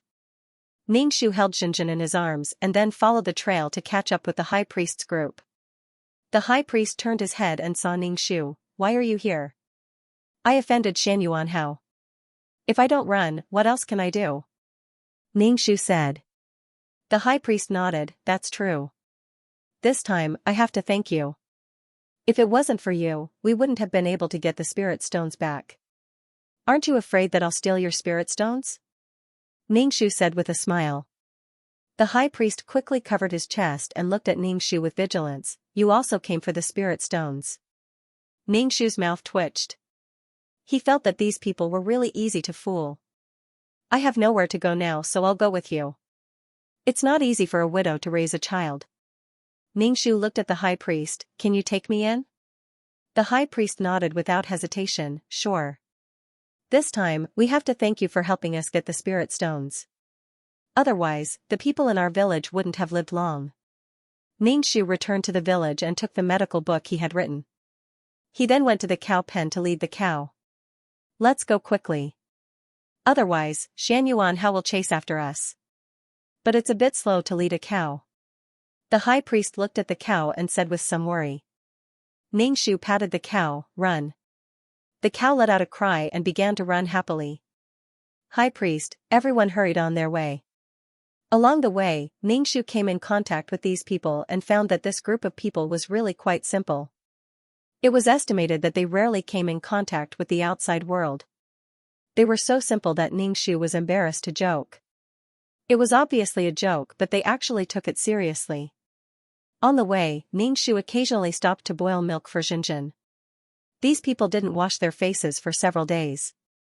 The high priest explained that these herbs could resist the damage of the sun. Once their people basked in the sun, their bodies would be damaged. Ningshu had never heard of such a problem. Ningshu stretched out his hand to take the high priest's pulse. Did his body have any defects? Ningshu took his pulse. His body was healthy and normal. Ningshu always felt that these people were just imagining things. They always felt that, I can't bask in the sun. If I bask in the sun, my body hurts and I feel like I'm going to die. Their bodies formed a conditioned reflex. There's nothing wrong with it. Ningshu withdrew his hand and said. The high priest shook his head. Children will die after basking in the sun for a few days. Ningshu, huh?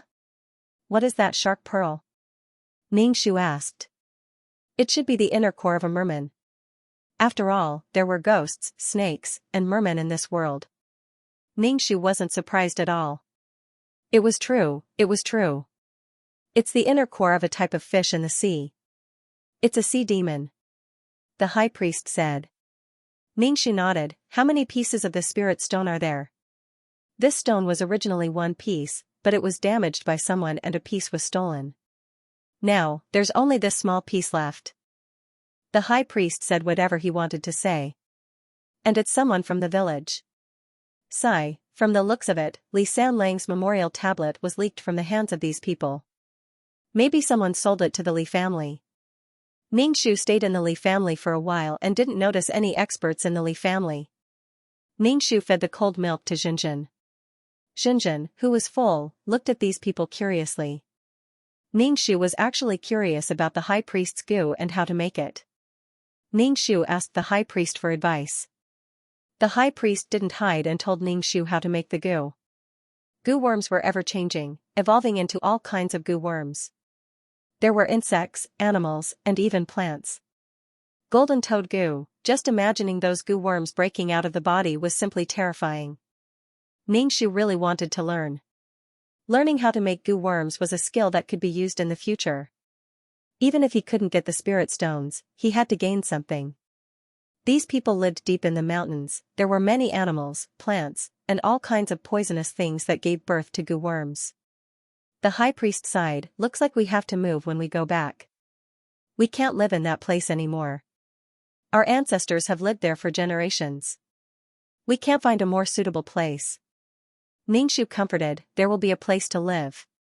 Ningshu felt that the people in this village were lacking something. Maybe their bodies lacked some trace elements, so they were afraid of the sun. Could they be zombies? However, these people didn't look like walking corpses. Wouldn't they lack calcium if they didn't bask in the sun? If they lived with these people, would they also become like that? Ningshu was speechless as he thought about it. They didn't dare to stay for long and rushed back to the village. Everyone in this village lived deep in the mountains and forests, and they cultivated a village and a place. It was broad daylight, and no one in the village was wandering outside. The high priest explained, without the protection of the spirit stones, the villagers don't dare to come out. The high priest came to a place that looked like an ancestral temple.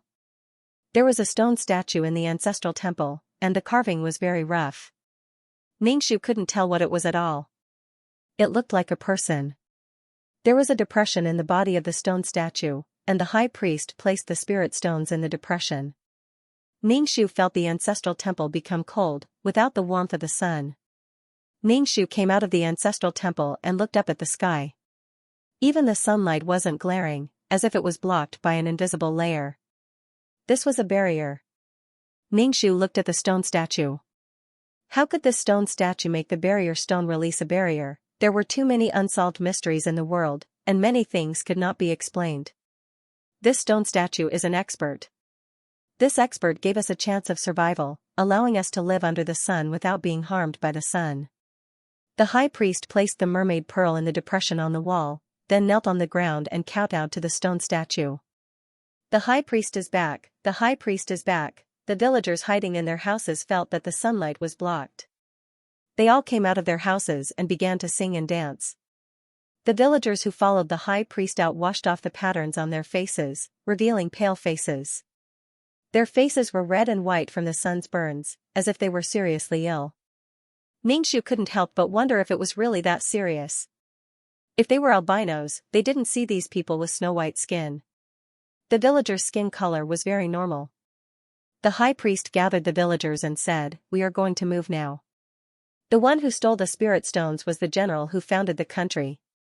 When the time comes, they will lead the army to attack us." How could this be? "I don't want to leave this place." The high priest's expression was a little pained. After returning to the village, the high priest washed his face clean. The high priest was older than Ningxu had imagined. "In order to survive, we have to move. Everyone, go back and pack your things. Don't bring too many things, or it will affect the speed of the journey." The high priest waved his hand and said, "Go back and pack your things." Then, "High priest, where are we moving to?" "Let's move first and settle down when we find a suitable place. In short, we have to leave this place and avoid the town," the high priest said. Some people couldn't help but wipe their tears. Moving was simply a narrow escape for them. On the way, the sun would shine on them, and they might even die on the way. After the high priest finished speaking, Ningxu coughed and said, "Actually, there is another way. We don't have to move." "What is it?" the high priest asked. Unless it was a last resort, the high priest wouldn't let the entire village move. Ningxu said, "Give me your mermaid pearl. This will be the eye of the array. We can set up an array and set up a concealment spell." "Will this work?" the high priest asked uncertainly. Ningxu said calmly, "Other than this, you can only move. I heard that your children might die from exposure to the sun. If your children die, your clan might really be wiped out. Give me the mermaid pearl. If it doesn't work, we'll talk about it," Ningxu said. The high priest hesitated for a while, but in the end, he went to the ancestral temple to get the pearl and gave it to Ningxu. Ningxu cast a spell and asked the villagers to help move the stones. She set up a huge array to hide the entire village so that outsiders couldn't see it. At the same time, she set up an 8 trigrams array around the village to make people get lost and not be able to reach the village. She made use of trees and stones. It took Ningxu a lot of effort to do these things. He had used up all his life skills. The high priest asked uncertainly, "This will do? We won't be able to see it." The word unreliable was almost written on the high priest's face. "Even I would get lost in the surrounding array." "High priest, I'll bring you out to take a look." Ningxu led the high priest out of the village. They turned left and right, making the high priest dizzy. "It's so difficult to walk." "What about the people in the village who go out to hunt?" the high priest asked. "They spent most of their time in the village, but they had to go out. The herbs could help them temporarily resist the sun." "Open a path for the villagers," Ningxu said. The high priest nodded. That's good, that's good. We don't know how to repay you." "Why are you helping us?" the high priest asked. Ningxu said sadly, "I have to find a place to live." "With your ability, you can go anywhere," the high priest said. "This method is similar to an expert." Ningxu smiled and said, "I'm not that capable. There are many capable people in this world." "High priest, can you give us a place to stay?" The high priest agreed and told the villagers that they didn't have to move. Ignoring how happy the villagers were, the high priest got the villagers to help Ningxu build a house. In a few days, a straw hut was built. As it was deep in the mountains, there were all kinds of snakes, insects, and poisonous ants. It was a stilted house. It was moisture-proof. It was not bad. There were all kinds of things given by the villagers, such as dried meat and fresh vegetables. The high priest gave a small wild boar to Ningxu for Ningxu to take care of. Ningxu wanted to say that he already had a cow and didn't want to take care of it anymore. It was tiring to have a cow, a pig, and a child. However, Ningxu couldn't refuse such kindness. He could only accept it. The people here were more warm and simple than the villagers at the foot of Mt. Baiyun. Ningxu reclaimed the land in front of him and planted vegetables. Of course, many people helped him with the reclamation. Ningxu almost didn't need to rush about for a living. The boss would give him some food and the West would give him some dishes. The people here didn't have money. Even if they needed something, they would think of it as an exchange. Ningxu had a feeling of living in a primitive society. Ningxu's life was very simple. Every day, he would carry Xianxia out to pick herbs and bask in the sun. People couldn't not bask in the sun. Especially a child like Xianxia, who was most prone to calcium deficiency. Then he went to learn how to make gu from the high priest. Ningxu completely gave up the idea of taking away the spirit stone. Every day, when he passed by the ancestral temple and saw the stone statue, he sighed in his heart. He had already obtained a piece. He couldn't be too greedy. These people had to rely on a piece of stone to survive. It was also very bitter. Ningxu hammered his chest and went to the high priest's house to learn how to make gu. However, the high priest's house was really frightening. There were all kinds of strange things. It was like a water tank full of snakes. These snakes were entangled together. Oh my, it really made people's hair stand on end. The high priest said that he would give the position of high priest to Ningxu in the future. Ningxu waved his hand. Forget it. The high priest's position in the village was very high, but Ningxu wasn't interested. The high priest sighed and expressed his understanding. He said that Ningxu's body was normal and he could leave at any time. He also lamented about who he should give his skills to. Gu not only harmed people, it could also save people. For example, if a person had some disease in his body, there was rot and pus. Gu could be planted and the gu would eat the rotten flesh. However, this kind of gu was not easy to cultivate. The high priest was passed down from generation to generation. A lot of skills were passed down from generation to generation. Ningxu only noticed one thing. For generations, it was the same village's marriage. He estimated that there were many marriages between close relatives. Could it be that there wasn't a mutated person who wasn't afraid of the sun? Ningxu still honestly learned how to make gu. Apart from some disgusting things, Ningxu's process of learning how to make gu was very pleasant.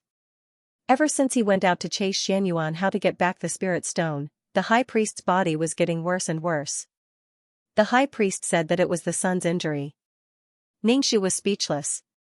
The high priest chose a clever and young child from the village to be his successor. There were still many people in the village who wanted their children to become high priests. Ningxu was more curious about why the high priestess did not have her own children.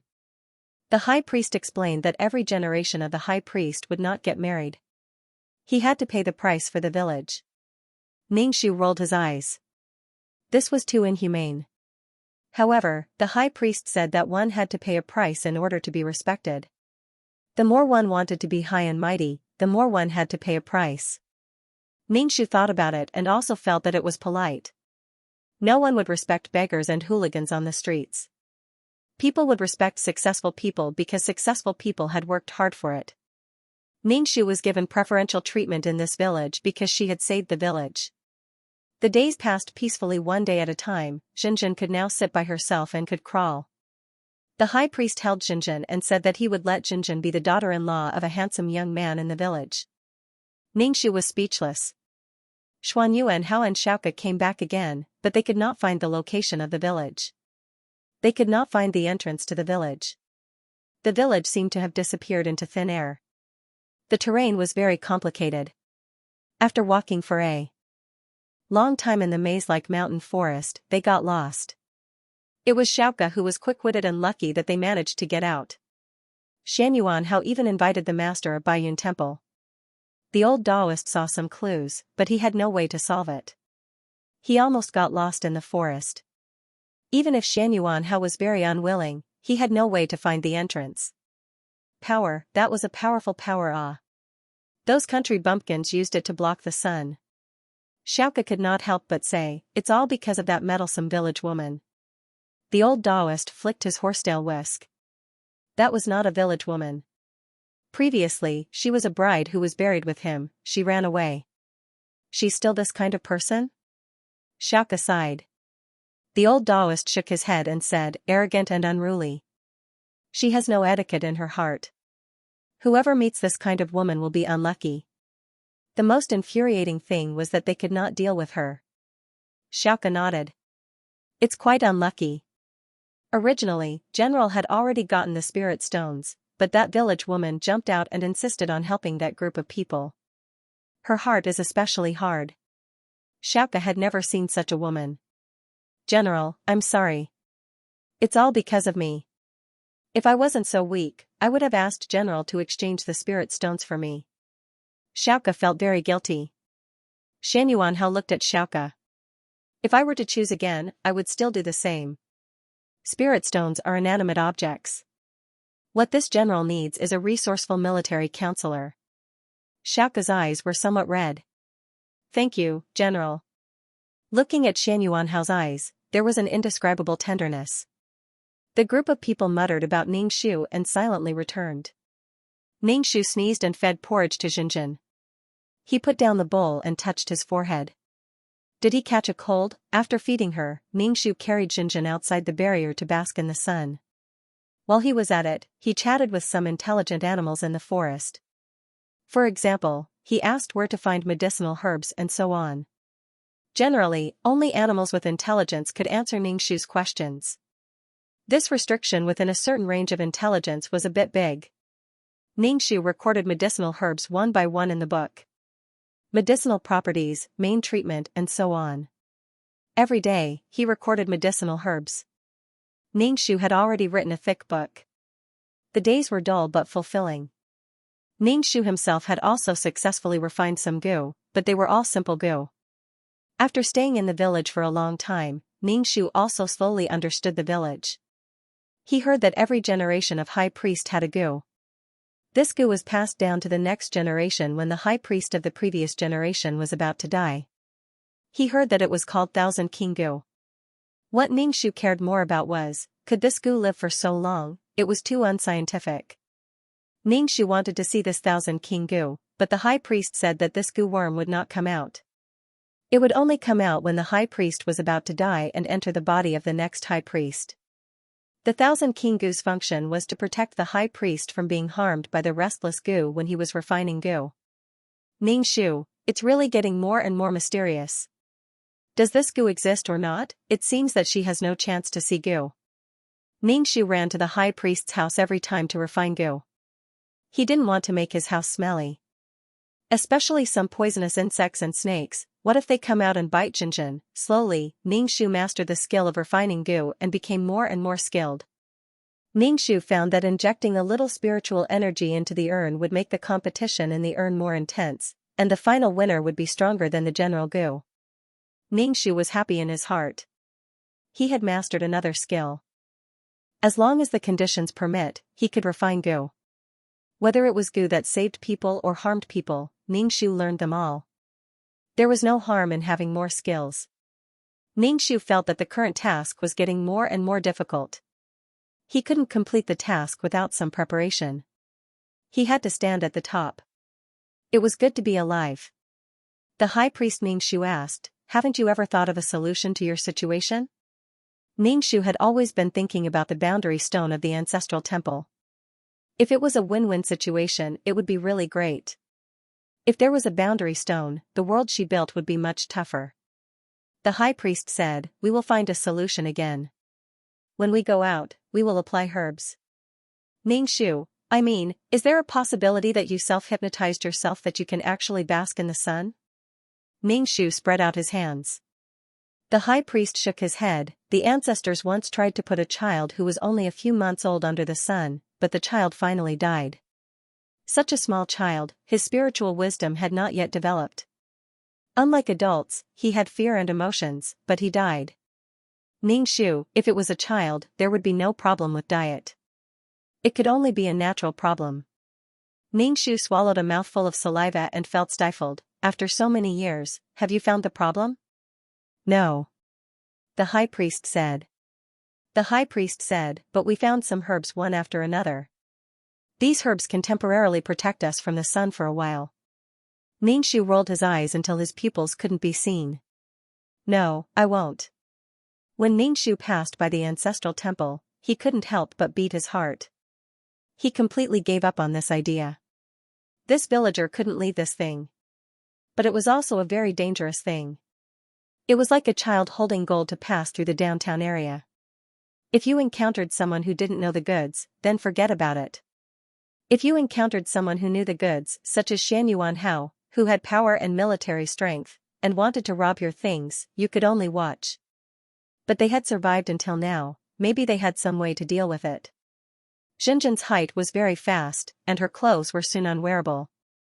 Don't look at the backward village, there were no fancy clothes and jewelry, but the food was really not bad. All kinds of game, all kinds of delicacies, Xinjin's food was really not bad. She had milk every day, and there were mushrooms given by the villagers. Ningxu chopped them with meat and made them for Xinjin. In addition, Ningxu always injected a little spiritual energy into Xinjin's body from time to time. His body and bones were too sturdy. Xinjin was white and tender. Ningxu used a red rope to braid her hair. She was really well behaved and moving.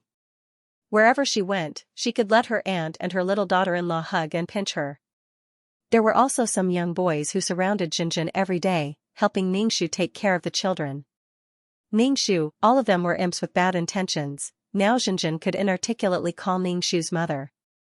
Some villagers saw that Xinjin's clothes were too small, so they took the old clothes and gave them to Ningxu, letting Ningxu change them to make clothes for the child. Ningxu didn't take it. In this village, cloth was a very precious item. Because they couldn't go out, and because they were living in seclusion, no merchants knew about this place, so they wouldn't come here to sell things. Even if they came to sell, the villagers didn't have the money. Ningxu would go to the town to buy some things, but the distance was very far. It would take him 2 to 3 days to go there and back. Ningxu went to buy some cloth to make clothes for Xinjin. Some people in the village asked Ningxu to bring some things. After all, they couldn't go out for too long. Ningxu agreed one by one. Ningxu first went to the medicinal hall to sell some ginseng. The money from selling ginseng was used to buy things.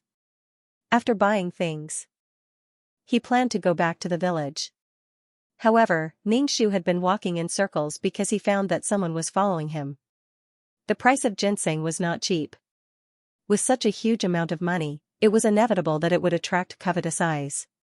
Of course, it didn't rule out that the people in the medicinal hall wanted to rob him. Ningxu carried Xinjin on his back and walked around the market. He bought a lot of things. There was flour, a little rice, some vegetable seeds, fruit saplings. The people behind him had been following him. Ningxu was very calm and continued to buy the things that the villagers entrusted him to buy. He dragged a large bag of things out of the town. As soon as he went out of the town, he was blocked by 4 strong men. Ningxu put the things on the ground and looked at the 4 people. He clenched his fists and moved his wrists. Hand over the money. A man fiercely shouted at Ningxu and stretched out his big hand. Ningxu curled his lips and said, "When did I owe you money?" "Less nonsense, hand over the money, otherwise, you will have a good fruit to eat." The strong man coldly said and pointed to Xinjin who was on Ningxu's back, "Your child will also be sold." Xinjin's pair of black grape-like eyes stared at these people. He estimated that she didn't know what these people wanted to do and giggled. Xinjin was a child who didn't recognize strangers. Ningxu moved his neck, and his neck issued a kacha-kacha sound. What a waste of his height. Of all the things he could do, he just had to become a bandit. Ningxu didn't use 1/10 of his strength, but these people fell to the ground and couldn't get up. The four people clutched their stomachs and groaned in pain, lying on the ground and couldn't get up. Ningxu carried the things and stepped on the hands of these people, crushing them with one foot and one hand. Ouch, pain. Hand. These people held their hands. The place where Ningxu stepped on was purple, and the back of their hands were swollen. Ningxu said with a smile, "Next time I see you robbing, I will trample your hands into pancakes." The four people fled in panic. Ningxu carried the things and went back. Back in the village, those villagers who asked Ningxu to bring things didn't have money to give Ningxu. They used the meat and animal fur at home to exchange with Ningxu. Ningxu also exchanged. Later, the fur will be used to make a small vest for Xianxia. Fur was a very expensive thing. When it was time to make clothes, Ningxu found that his female workers were not very good. Making clothes, making shoes, and so on, they were really not good at it.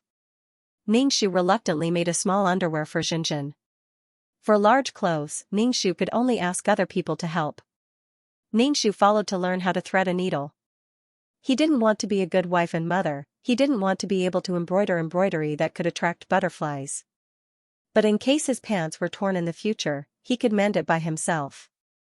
In case he encountered a more extreme environment, he might be able to use it. In order to be more convenient, he found it troublesome now, but in the future, he could only be caught unprepared. After that, Ningxu also made a few sets of clothes for himself. Although it was not very good looking, it was still quite comfortable to wear. After all, in this place, no one cared much about how good looking it was, as long as it was practical and convenient.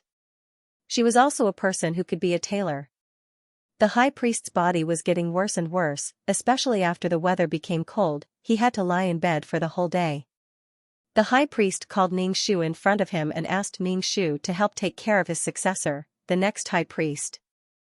A 7 or 8-year-old child was squatting beside the bed, looking at the high priest wiping his tears. Ningxu took the high priest's pulse and somewhat speechlessly said, "Are you really unable to do it, or are you just scaring yourself? Your body is weak, but it is not to the point of death." "I am still clear about my own body." The high priest said, "Last time when Xianxia removed the goo, my body had some backlash." Ningxu remembered that last time the high priest vomited a mouthful of blood. Ningxu checked the high priest's pulse again and injected some spiritual energy into the high priest's body, saying, "Your body is very good, you can still live for a long time. I have a ginseng at home, you can take it to replenish your energy. You are tired from chasing Xianxia some time ago," Ningxu said. Ningxu still wants the high priest to live. The high priest is a good person, a kind old man. The high priest shook his head, "My time is coming, the 1,000 Kingu in my body is beginning to become restless." Ningxu replied with an "oh" and then transferred some spirit qi into the high priest's body. Ningxu did not pass on the peerless martial arts. After all, this is not the cultivation world. Although it is somewhat mysterious, the peerless martial arts are still beyond the power system of this world. It directly absorbs the spiritual energy of heaven and earth. Ningxu checked the high priest's pulse every other day. Every time he checked the pulse, he would inject some spiritual energy into the high priest. He also gave a ginseng to the high priest's disciple to boil some soup for him. Ningxu asked, "Is the 1,000 Kingu in your body harmful to your body?" Ningxu had goosebumps just thinking about the insect in his body. Of course, Ningxu did not have goosebumps when he used the goo on others. No, the 1,000 Kingu and the high priest of the past generations complement each other. If the 1,000 Kingu wants to survive, it must be in the human body, the high priest said. Ningxu nodded. It turned out to be a symbiotic relationship. It's amazing. The high priest's body is a little better, he can walk around when he has nothing to do. However, teaching his disciple is really simple and crude, he just stuffed everything to his disciple. Ningxu thought that the high priest could live for a while. In the middle of the night, the high priest's disciple knocked on Ningxu's door and cried to Ningxu, "The high priest is dying." Ningxu froze for a moment, holding Xianxia, he went to the high priest's place. There are already many villagers, these villagers are crying in a low voice. His expression was sorrowful, and it was clear that he was sincere. Ningxu walked into the house and saw the haggard high priest. The flesh on his face had shrunk, and he was really all skin and bones. Ningxu was puzzled. Why are you so skinny? When he came here yesterday to refine the goo, it was not like this. The myriad king goo absorbed it. Since it's going to turn into ashes anyway, let it have a good meal. The high priest calmly said. The myriad king goo absorbed the remaining vitality in his body. Ningxu F*ck, the high priestess really wasn't done by a human. In just a short while, the outside of the house was filled with people kneeling and kowtowing to the high priest in the house. With great difficulty, the high priest said to Ningxu, "Help me take care of him. He can become the high priest of his clan." Ningxu comforted the high priest, He will definitely become the most outstanding high priest." The high priest closed his eyes and his body trembled. A golden worm crawled out of his mouth. This worm looked like a silkworm, its whole body was golden and it moved very slowly. How could such a powerless guy be trained to become a goo king? The myriad king goo crawled out of the high priest's mouth and slowly climbed onto the successor high priest's palm. It emitted a fragrant smell. The successor high priest was a bit scared, but he still opened his mouth. The myriad king goo crawled into the successor high priest's mouth. The successor high priest gulped it down. Ningxu couldn't help but stretch his neck and gulp down his saliva. F*ck me. The high priest said a few words and then breathed his last. The high priest's death plunged the village into a sorrowful atmosphere. The villagers followed tradition and held the most complicated and cumbersome funeral. Ningxu also wore mourning clothes.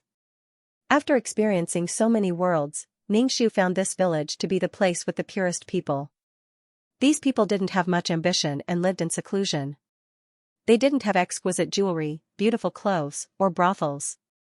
They worked at sunrise and rested at sunset. It was very simple. Sure enough, people's pain came from their desires. They struggled in their desires. They struggled in their love and hate. They hated each other, they loved each other, they couldn't get what they wanted. Many kinds of pain were things they couldn't get what they wanted. Since ancient times, from the high officials to the common people, most of them tortured themselves because they couldn't get what they wanted. They tried their best, they used all kinds of tricks, they schemed, they fought openly and secretly, but in the end, they killed their loved ones. Even Ningxu was now begging to be able to live and build his own world. After the funeral, the successor high priest, who was only 7 or 8 years old, became the high priest and lived next to the ancestral temple where the high priest lived. Ningxu made some delicious food for the young high priest when he had nothing to do. However, the high priest didn't need to cook himself. Every family in the village took turns to deliver food to the high priest. The best food in the house was given to the high priest. Ningxu went to see the high priest when he had nothing to do. After all, the high priest asked him to make some extra clothes for the high priest when it was cold. Although the days were monotonous, Ningxu's heart was very calm. No matter how vigorous the days were, in the end they would return to this kind of peace, unless they died vigorously. Ningxu imagined that one day, he would sit on a rocking chair and watch the world that belonged to him change, the clouds move, the white clouds change, the white dogs change. It was very cool. However, when could he gather the world's origin? Ding, mission completed, do you want to leave the mission world? A mechanical voice sounded, it wasn't 2333's voice. Ningxu, 2333 sleeping again, Ningxu lamented in his heart. The boundary stone was in front of him, he could reach out and take it, but he couldn't take it. AI Ningxu kissed Xinjin's forehead, I hope you will be a strong child in the future. Ningxu hammered his heart, boundary stone. Leave. Ningxu said. Ningxu's head was dizzy, he opened his eyes again, and then his whole person was stunned. This was his system space? The surrounding walls had cracks the size of a thumb, the cracks on the walls were like spider webs. This was after the earthquake? The system space was a mess, bookshelves fell to the ground, books were scattered all over the floor. There was a black hole in the wall. Ningxu, what's the situation? Ningxu asked with a face full of confusion. Next, read 2333 system's last words. The system said mechanically. Ningxu, last words? My energy is now exhausted. It wasn't easy for the system space to not collapse. Now the virtual space channel is closed. Shut down the system that can be shut down to save energy. I will go into a deep sleep to save energy. I will use the backup system to help you complete the mission. The mainframe needed a lot of energy to operate. The current 2333 didn't have any extra energy to support it. Ningxu, fate is full of troubles. This 2333 is really, he had never seen a system with so many disasters. The number of times 2333 malfunctioned made Ningxu doubt life. She was unlucky to meet a system like 2333. Or 2333 was unlucky to meet a mission enforcer like her. Next time, she would ask other people if their systems were the same. 2333 was always spending more than he earned. Amen. Let him go. Ningxu drew a cross in front of her chest. 2333 also said that if there is no more energy, the system space may collapse. Once the system space collapses, the spirit orb will be lost. Who knows where it will be lost?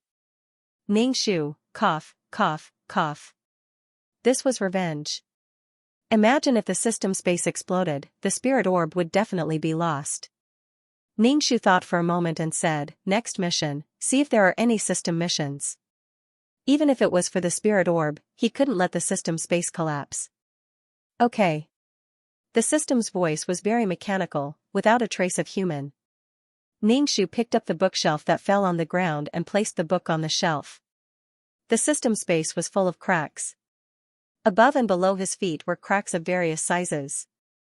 Ningxu couldn't help but be careful with his feet. He was afraid that if he stepped on the cracks, the system space would explode into pieces. Ningxu tiptoed, walked to the side of the sofa, held his breath, and carefully sat cross-legged on the sofa and began to cultivate. After he finished cultivating, Ningxu touched his face and felt that his soul had become stronger. Great. Ningxu rippled for a while and opened the status panel. Probably due to the lack of energy, the status panel was almost transparent and the words on it couldn't be seen clearly. Ningxu craned her neck and narrowed her eyes as she stared at the attribute panel. Number, 2333 Name, Ningxu Advanced Mission Enforcer Age, 27 points, 54 million soul, 340 life, 131 wisdom, 364 charm, 50 luck, 229 spirit, 260 faith, 17515 martial strength, 392 aptitude, 149 merit, 13710 skills, 5th ring shooting technique, intermediate close combat technique, exceptional martial arts proficiency, intermediate poison technique, beginner business management knowledge, beginner code programming, beginner lawyer skill, sage ghost catching skill, beginner goo technique. Honorary titles, Goddess of War, Selfless Ancestor Items, Calm Halo, Tranquilizer, Faith Halo, Amulet 4, Upgraded Amulet 2. Aura, Mother of the World Empress Blessing, Model Worker Sister Chen Shi's Blessing, Leader Aura Grass Blessing, Lifelong Friend Meow Meow Meow's Blessing, Life-Saving Hand Xu Sun Yang's Blessing, Founding Female General Chen Ermiai's Blessing, Lawful Beauty Chen Ning's Blessing, Transcending Race Communication by San Yang's Blessing. Note, communication can only be achieved within a certain range of wisdom. Fulfill Lu Xiaoya's wish, get rid of Li Sanlang, and leave the Li family. Mission completion rate, 100 points. Mission rewards, 5 million general points, 40 attribute points, 3,000 faith power, 150 merit points. Not bad. Faith power was always more than merit points. Merit points were too hard to come by. Most likely, this faith power was accumulated from the previous worlds. Perhaps the power of faith was the first standard to reach the level of a super mission taker. Ningxu distributed the attribute points. Serial number, 2333 Name, Ningxu Senior Mission Taker Age, 27 points, 54,000,000/5,000,000 Soul Value, 340 Health Value, 131 Wisdom Value, 36410 Charm Value, 50 Luck Value, 22910 Mental Power, 26010 Faith Power, 175153000 Martial Power, 39210 Aptitude, 14910 Merit, 13710 Skills, 5th Ring Shooting Technique, Intermediate Close Combat Technique, exceptional martial arts proficiency, intermediate poison technique, beginner business management knowledge, beginner code programming, beginner lawyer skill. Sage ghost catching skill, beginner goo technique. Honorary titles, Goddess of War, Selfless Ancestor items, Calm Aura, Heart Setting Pill, Faith Aura, Amulet 4, Upgraded Amulet 2 Aura, Mother of the World Empress Blessing. Model Worker Sister Chen Shi's Blessing, Leader Aura Grass Blessing, Lifelong Friend Meow Meow Meow's Blessing, Life-Saving Hand Zhu Sun Yang's Blessing, Founding Female General Chen Ermiai's Blessing, Lawful Beauty Chen Ning's Blessing, Transcending Race Communication by San Yang's Blessing. Note, communication can only be achieved within a certain range of wisdom. After adding the attribute points, Ningxu took a book from the bookshelf and started reading. After flipping through the book, Ningxu sat cross-legged and put on the Buddha bead bracelet. He started to chant the clear heart mantra to calm his heart. With the Buddha bead bracelet, heart-setting pill, and clear heart mantra, Ningxu felt that he could ascend to nirvana and become Buddha. Anger clouded his mind. Only by maintaining a calm heart could he complete the mission. Otherwise, if he couldn't complete the mission, he might be killed. Even if he was angered to death and went crazy on the spot, he had to calm down. After chanting the clear heart mantra, Ningxu felt that his mind was clear and his mind was clear. Ningxu said, "Enter the mission." "Okay." A mechanical voice sounded, emotionless. Ningxu felt dizzy for a moment and slowly merged into a body. After his soul and body completely merged, Ningxu opened his eyes and looked at the decorations around him. It was a modern style and there were posters on the wall. It was a picture of a handsome man. It was probably a celebrity. There was the sound of car horns outside the window. This was the modern era. Ningxu sat up and rubbed his head. His nose was a little stuffy. He probably caught a cold. Ningxu sat cross-legged on the bed and began to cultivate. There was little spiritual energy in the modern era. Ningxu cultivated for a while and only sweated a lot. However, he felt much more comfortable and his nose was cleared. Ningxu took a piece of tissue to wipe the sweat on his face and then began to accept the plot. The original owner was called Hu Duo. She was 22 years old and was still in college. However, she would drop out of school soon. The reason was that the person opposite Hu Duo, a boy who had been playing with her since childhood, was called. He had graduated from college, but he had been staying at home and didn't go out to look for a job. Even if he found a job, he would quit after a few days. Sometimes, the boss looked down on him. Sometimes, it was because the work was too tiring. He had graduated from college. How could he do these things? People looked down on him if he had a good salary. However, he felt that those tiring jobs didn't match his identity. After all, he was a college graduate. In the end, he decided to stay at home and live off his old age. He wore a vest and flip-flops every day. He was unkempt and played games on the computer every day. He slept until noon every day, completely ignoring his parents' feelings. He had conflicts with his family and resented his parents for not being rich. If his parents were rich, he would have enough money to do a good business. There was no need to look at other people's faces. When he saw people driving luxury cars, he would feel indignant and say that they would reincarnate. When he saw beautiful girls wearing branded clothes, he would say that they had a sugar daddy and call them godfather. Shameless. But his eyes would stare at them. He was sensitive and arrogant. Arrogance was to cover up his inferiority. He had achieved nothing and still thought that he was unrecognized. It was this kind of loser who complained, blamed society, and blamed his parents that got a system. This system was called the beauty-pushing system. From the name, one could tell that it was a system for picking up girls. Picking up girls could lead one to the peak of life. The system would give a score based on the girls the host met. It would give a score based on the girl's facial features, body proportions, and family background. The total score was 100 points. For example, if a girl had a pair of long legs, was very beautiful, and had a good family background, she might score 98 points. Those who scored 90 points and above were all top-grade beauties. If it was a fat girl, she might only score 30 or 40 points. She would fail completely and not be worth picking up. Girls below the passing score were not the system's targets. There were various rewards for missions. For example, a girl with 70 points could say that she liked him, or he could touch the thigh of a beauty with 80 points, or he could let a beauty with 90 points kiss him. Completing missions could give him a reward. It might be to improve his face and make him more handsome. Or it might be cash. He could also choose to make himself bigger. His ability would be off the charts and he would be able to conquer girls. Of course, the ultimate goal was to push, push, push. As long as it was a beauty, there was no one who could not be flirted with. As long as it was a beauty, even if she was taken, she would be poached. A beautiful wife, her husband must be a cruel and heartless scumbag who ate, drank, whored, and gambled. He had to save the lonely and pitiful wife. Even if it was an engaged daughter, her fiancé must be a rich second generation who squandered money like water and had no ability. A stupid and ugly second generation. How could she be happy if she married such a person? This was to save the daughter's happiness. A beauty who lacked money, save. A beauty who lacked love, save. A beautiful teacher, a pure school beauty, a cute loli, an enchanting dancer, a gentle nurse, a hot policewoman, a domineering female CEO, a foreign beauty.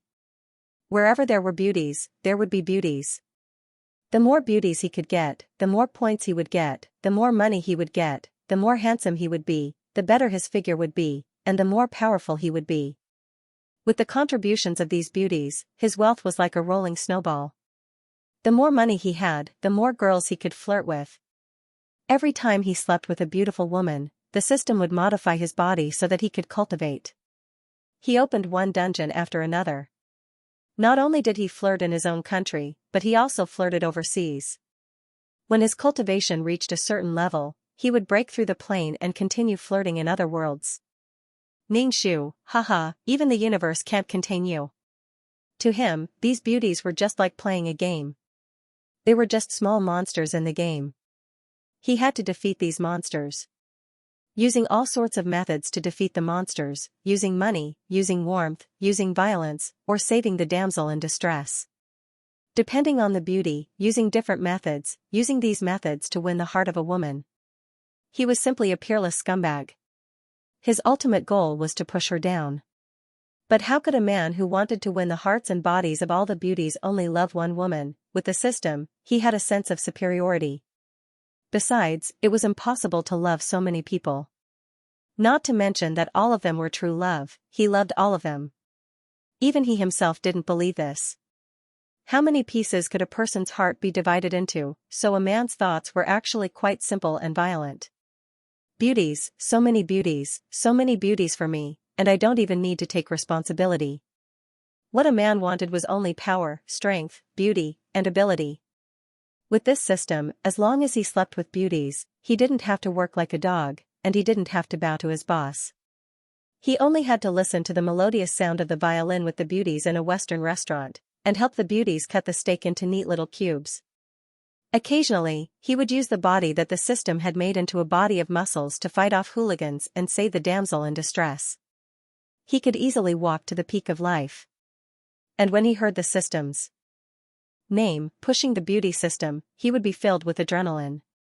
His daily life was either pushing beauties or on the way to pushing beauties. The original owner, Hu Duo, was the first woman who had just been pushed to the system. He didn't know any great beauties and couldn't come into contact with them. Even if he met them, he couldn't go up and touch their thighs and kiss them. Otherwise, he would be slapped and might even be sent to the police station. Perverts molesting passers-by. So he set his gaze on Hu Duo, who was opposite him. Although Hu Duo's appearance and figure barely passed the passing mark, she was still in the early stages of her career and didn't have any business, so she didn't mind. After all, she had just been pushed to the system and urgently wanted to know if the system was real. Was it true that he would be able to earn money and undergo a second puberty if he managed to get a girl? So, she started flirting with her childhood sweetheart and pushed it to the system. In fact, Hu Duo's parents had always let Hu Duo interact with the people opposite her. Those who graduated from university didn't work, were lazy, and were extremely sloppy. They could play together when they were young, but not when they grew up. After all, it was easy for a daughter to be taken advantage of. Hu Duo also listened to her parents and distanced herself. After all, when she saw that they were dirty and slovenly, and their bodies either smelled of cigarettes or instant noodles, she had to distance herself even if she didn't want to. After that, Hu Duo started to change her mind after some contact. Then, she was pushed to the system.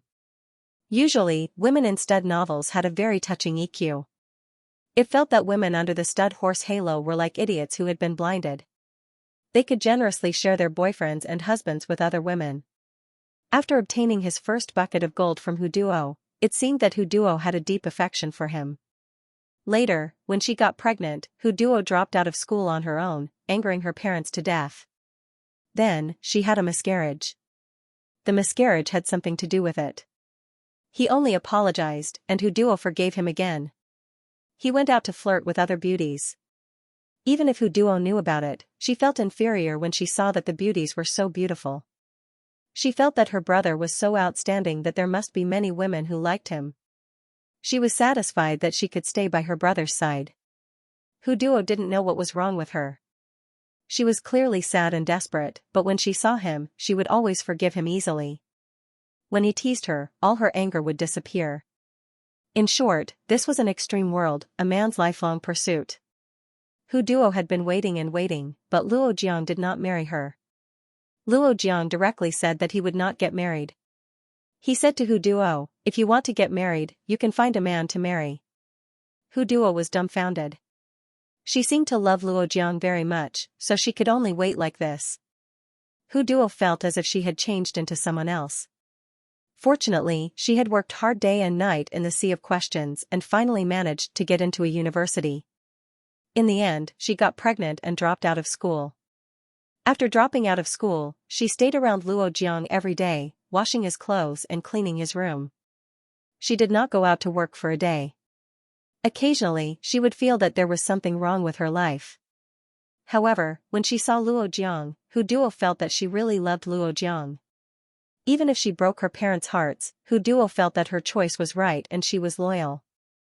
However, there were more and more women by Luo Jiang's side. They were like flowers in brocade, and there were too many to count. The title of 10,000 people kill was quite suitable for Luo Jiang. Hu Duo's wish was to not be bewitched by Luo Jiang. She wanted to finish university, work, be filial to her parents, and take revenge on Luo Jiang. Hu Duo did not understand where Luo Jiang got the money to enter a high-end place and live a life of luxury cars and beautiful women. Hu Duo did not feel that she could resist Luo Jiang. Facing Luo Jiang, she did not understand why she was so humble when facing Luo Jiang. She was clearly angry, clearly in pain, clearly angry, clearly wanting to question Luo Jiang, but the words turned in her mouth twice and could not come out.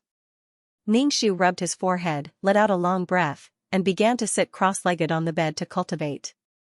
His body was a little weak and was not conducive to movement. As he cultivated, Ningxiu heard the doorbell ring. He got off the bed and looked through the peephole. Oh, it was Luo Jiang. Ningxiu opened the door, stuck his head out and asked, "What's the matter?" Luo Jiang's gaze swept over Ningxiu's face and said with a smile, "Didn't I hear from Auntie that you had a cold? How is it? Are you feeling better?" Luo Jiang was sizing up Ningxiu, and Ningxiu was also sizing up Ningxiu. Probably to pick up girls, Luo Jiang did not wear a shirtless vest. Instead, he wore a t-shirt, jeans, and a pair of sneakers. Looking at him like this, he was different from his usual dispirited appearance. Ningxiu said, "Much better, thank you." Ningxiu said as he was about to close the door. Luo Jiang blocked the door and pretended to be sad. Duo doesn't like brother Luo Jiang anymore? Ningxiu's cold face, did she look like someone who was overflowing with maternal love? However, Ningxiu had a faint feeling in his heart that he could not refuse Luo Jiang. This was his childhood friend. This should be the effect of the halo. However, Ningxiu had exchanged for the halo of faith, which could resist curses and halos. Moreover, Ningxiu's spiritual power was not weak. If it was an ordinary person, they would probably have invited him into the house. Luo Jiang pushed open the door and walked into the living room. He saw the books on the coffee table and casually picked one up. "Are you reading calculus?" Ningxiu nodded and said, "You've already graduated from university. Advanced calculus and whatnot are too difficult. Can you explain it to me?" Luo Jiang's body stiffened. He had already returned the things from university to his teachers. He had been playing games at home for almost 2 years. What the hell was calculus? Luo Jiang placed the book on the coffee table and suddenly felt very awkward. He had not gotten off to a good start. Why was it so hard to pick up a girl? Ningxu poured a glass of water and drank while looking at Luo Jiang. She suddenly understood why the system would choose such a person. It was because people like Luo Jiang hoped that the world would fall into their lap. Those who succeeded were all people with great perseverance. They really thought that the world would fall into their lap. Whatever the system said, Luo Jiang would do. In the end, it was because of the thought of reaping without sowing. They wanted to succeed without putting in the effort and live a superior life. This kind of person was easier for the system to control. The system was the master, and he was just a slave controlled by the system. That. The room was too quiet, making Luo Jiang feel very awkward. In addition, after graduating from university, Luo Jiang stayed at home and rarely went out. Now, he even had a language barrier. He was not someone who could speak well. The current Luo Jiang's method of picking up girls was still very rusty and immature.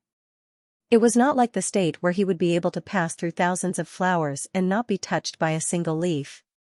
Luo Jiang tried to find a topic. I heard that a theme aquarium was recently opened. Do you want to go take a look? Ningxu said lightly, I have a cold. I don't want to go out. Luo Jiang was silent again. This guy did not follow the rules. He could not even handle a girl with an appearance of 60 points, let alone those beautiful girls. Luo Jiang smiled awkwardly and could not help but scratch his head. I forgot that you have a cold. When you are better, I will take you there. You should rest. Ningxu nodded. Take care.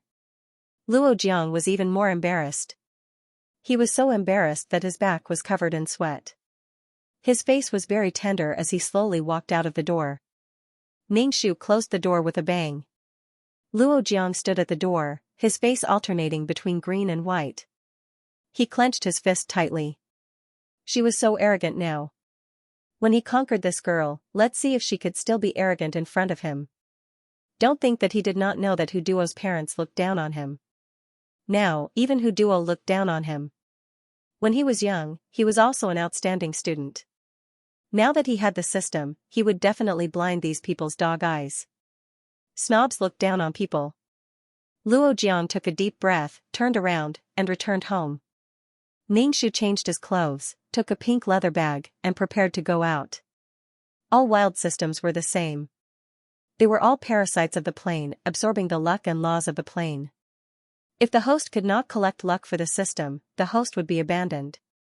Then, what Ningxu had to do was to make the system give up on Luo Jiang. Without the system, he was nothing.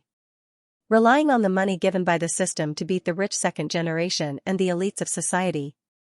Without the system, there would be no income.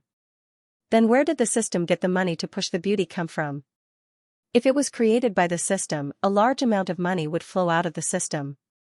Wouldn't it cause inflation? If it was not created by the system, then the system must have hacked the bank. Could it be that no one saw that Luo Jiang was not normal? He did not have a property, but he had an inexhaustible amount of money? Ningxu closed the door and went to the market to buy a small clay jar. Then, he went to the pharmacy to buy herbs and silver needles. He put some herbs and some food that attracted insects and poisonous creatures in the jar. Ningxu placed the jar inconspicuously in the park and covered it with leaves. Ningxu did not know if there were insects that could make goo in the city. Also, he did not know if goo could be made in this world. After all, every world had its own laws. In the previous world, goo could be made, allowing strange creatures like goo to exist.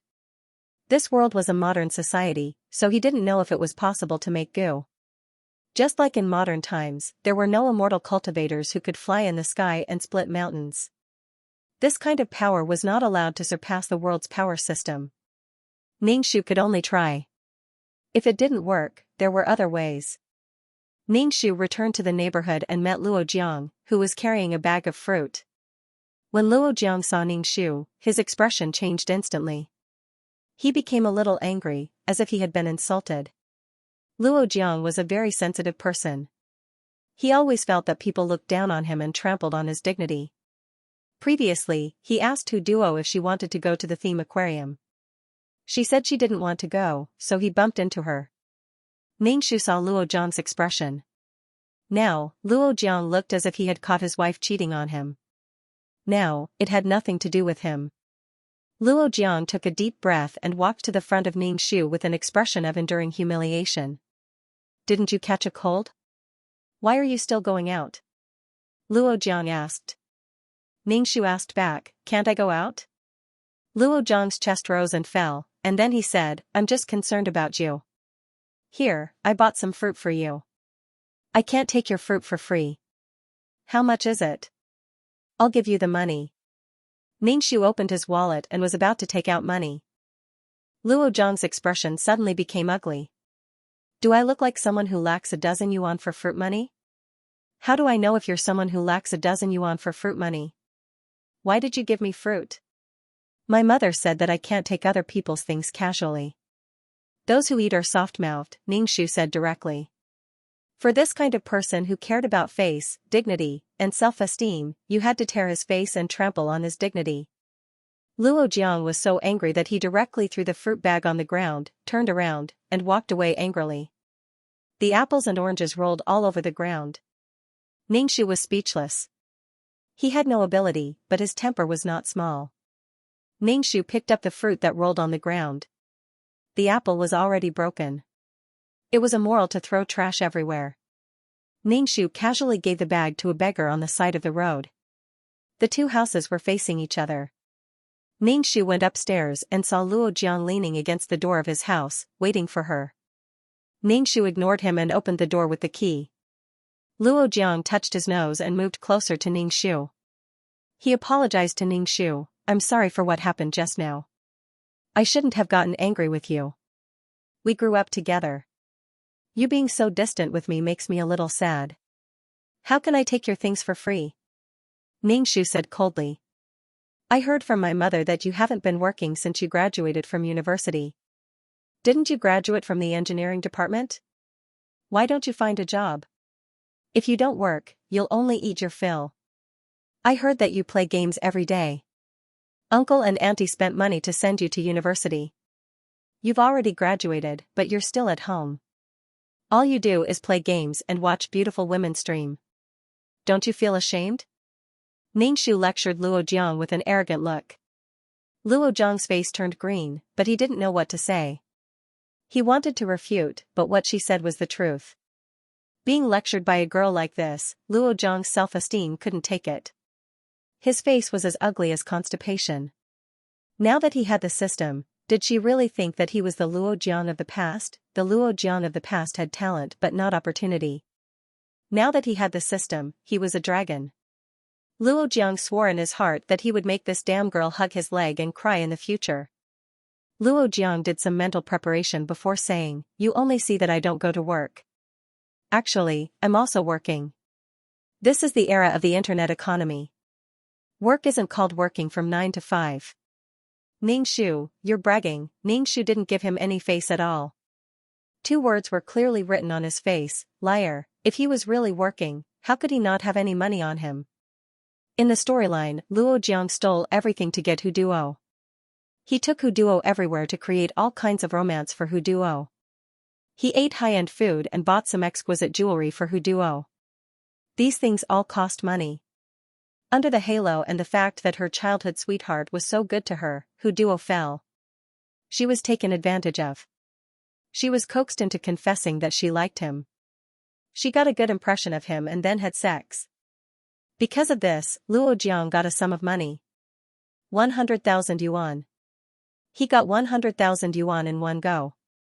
Anyway, Hu Duo's brain was filled with paste. The thing she did didn't go through her brain at all. Ningxu's scornful expression stung Luo Jiang's eyes. She worshipped the strong and stepped on the weak. This hypocritical woman looked down on him and his family. Luo Jiang clenched his fists. A wave of hostility came out from his heart. F***ck, he really wanted to rape this woman. Look at how cocky she was. Even after being raped, she could still be so cocky. Women nowadays were really realistic. Hu Duo wasn't like this when she was young. Ningxu looked at Luo Zhang's twisted face. He was always sensitive to others looking down on him. He didn't even look at what was worthy of others looking down on him. He even arrogantly asked others to respect him. If others didn't respect him, this person would be bad in all kinds of ways. Ningxu turned the key and opened the door. Luo Jiang thickened his face and wanted to go in. What are you doing? Are you going to teach me calculus? Ningxu asked. Luo Jiang's body froze. Ningxu closed the door. Calculus? He probably forgot all the things he learned in university. He probably forgot most of his food knowledge. Luo Jiang was once again rejected outside the door. He was speechless. He turned around and went back to his house. He slammed the door so hard that the wall shook twice. That Hu Duo is really stubborn. Why didn't I know that this wretched girl had such a stubborn personality? Luo Jiang complained to the system. Everything was difficult at the beginning. Luo Jiang felt that if he couldn't even handle a pretty girl from a humble family, how could he talk about rich young ladies and all kinds of women in the future? Can I spend money to sleep with a pretty girl? Luo Jiang pushed the system and asked. The system's voice was cold and arrogant. No. At the very least, you have to make the pretty girl have a good impression of you. When the conditions are right, success will follow naturally. Only then will you be charming. The reward for being intimate with a pretty girl for the first time is the highest. After that, the reward will gradually decrease. Then you have to find a new target. Luo Jiang nodded. He would get tired of being intimate with a girl. Why does Hu Duo have such an attitude towards me? Luo Jiang was puzzled. In the past, they always held hands when they went to and from school. I can only say that you have no charm in her heart. You are far away and near you are smelly. Choose a new target. Don't waste time on her. The system said coldly. Changing targets. The problem was that there was no one for him to choose now. It was a former female classmate. After graduating from university, they went their separate ways. It was very difficult to meet them. Moreover, they might even be a little fatty who failed the exam. Luo Jiang thought about it again and again. Hu Duo from the opposite school was the best candidate. Hu Duo's appearance passed the mark, and she lived across from him, so he could save on the bus fare. He could meet her at any time. Moreover, Hu Duo humiliated him like that before. He would definitely take her down, and when he got her, he would abandon her and make her suffer. If she wasn't so mean, he might not have abandoned her. Luo Jiang said firmly to the system, I want to conquer Hu Duo. There's no monster that I can't destroy. Then you better hurry up. The first mission has a time limit. You have to push her down within 2 months. After 2 months, the mission will fail. The system was cold and heartless. Since you want to pick up girls, then clean yourself up. When a woman looks at a man, she wants looks, figure, and money. You don't fit any of them. Luo Jiang couldn't help but grumble. He wasn't that bad. Then what about a man looking at a woman? Luo Jiang asked. Beautiful, very beautiful, very beautiful. A woman only needs to be beautiful. The system said. Men would tolerate beautiful women. When a beautiful woman was angry and worked hard, the man would only say helplessly, you annoying little demon. If she wasn't so beautiful and worked hard when angry, the man would say, ugly, eat dynamite. It's still more comfortable to be a woman. Luo Jiang sighed. I only need to be responsible for being beautiful. As a man, I still have to work hard for them. I can turn you into a woman. Are you willing? The system said coldly. No, please don't. I'm just saying. Luo Jiang quickly said, afraid that the system would really turn him into a woman. Luo Jiang was full of energy. Calculus, right? Luo Jiang rummaged through the cupboard to find his university notebook and give it to Hu Duo. From now on, no matter how Hu Duo mocked him, he wouldn't be angry. It was all for the reward. Luo Jiang rummaged through the notebook. However, he had already graduated for more than 2 years. How could he still have a notebook? He didn't know if it was sold as waste paper. Seriously, he had to use calculus to pick up girls. Luo Jiang rummaged through the house and finally found the notebook. However, it was piled in the cupboard. There was a damp smell, and the paper was yellowed. There were even worms. Luo Jiang shook the book and placed it on the balcony to dry in the sun. He also took a creative approach and picked the flowers planted on the balcony. He tied 2 or 3 flowers together and placed them on the yellowed notebook. It gave off a refreshing feeling.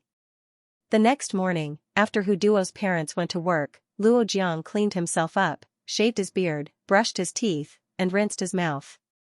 After tidying up, she took her laptop and went out. She put the laptop behind her and was about to knock on the door when the door suddenly opened. Ningxu saw Luo Jiang at the door. She was planning to go to the park to see if there were any insects that could be used as voodoo that got into the jar. When he opened the door, he saw Luo Jiang. What? Ningxu asked. She still had to go to school tomorrow. She had to get the goo back today. Luo Jiang almost couldn't control himself from rolling his eyes. This woman was really not cute at all. Fortunately, Luo Jiang had already seen her sarcasm, so he held back and took out a notebook from behind him. This is my notebook.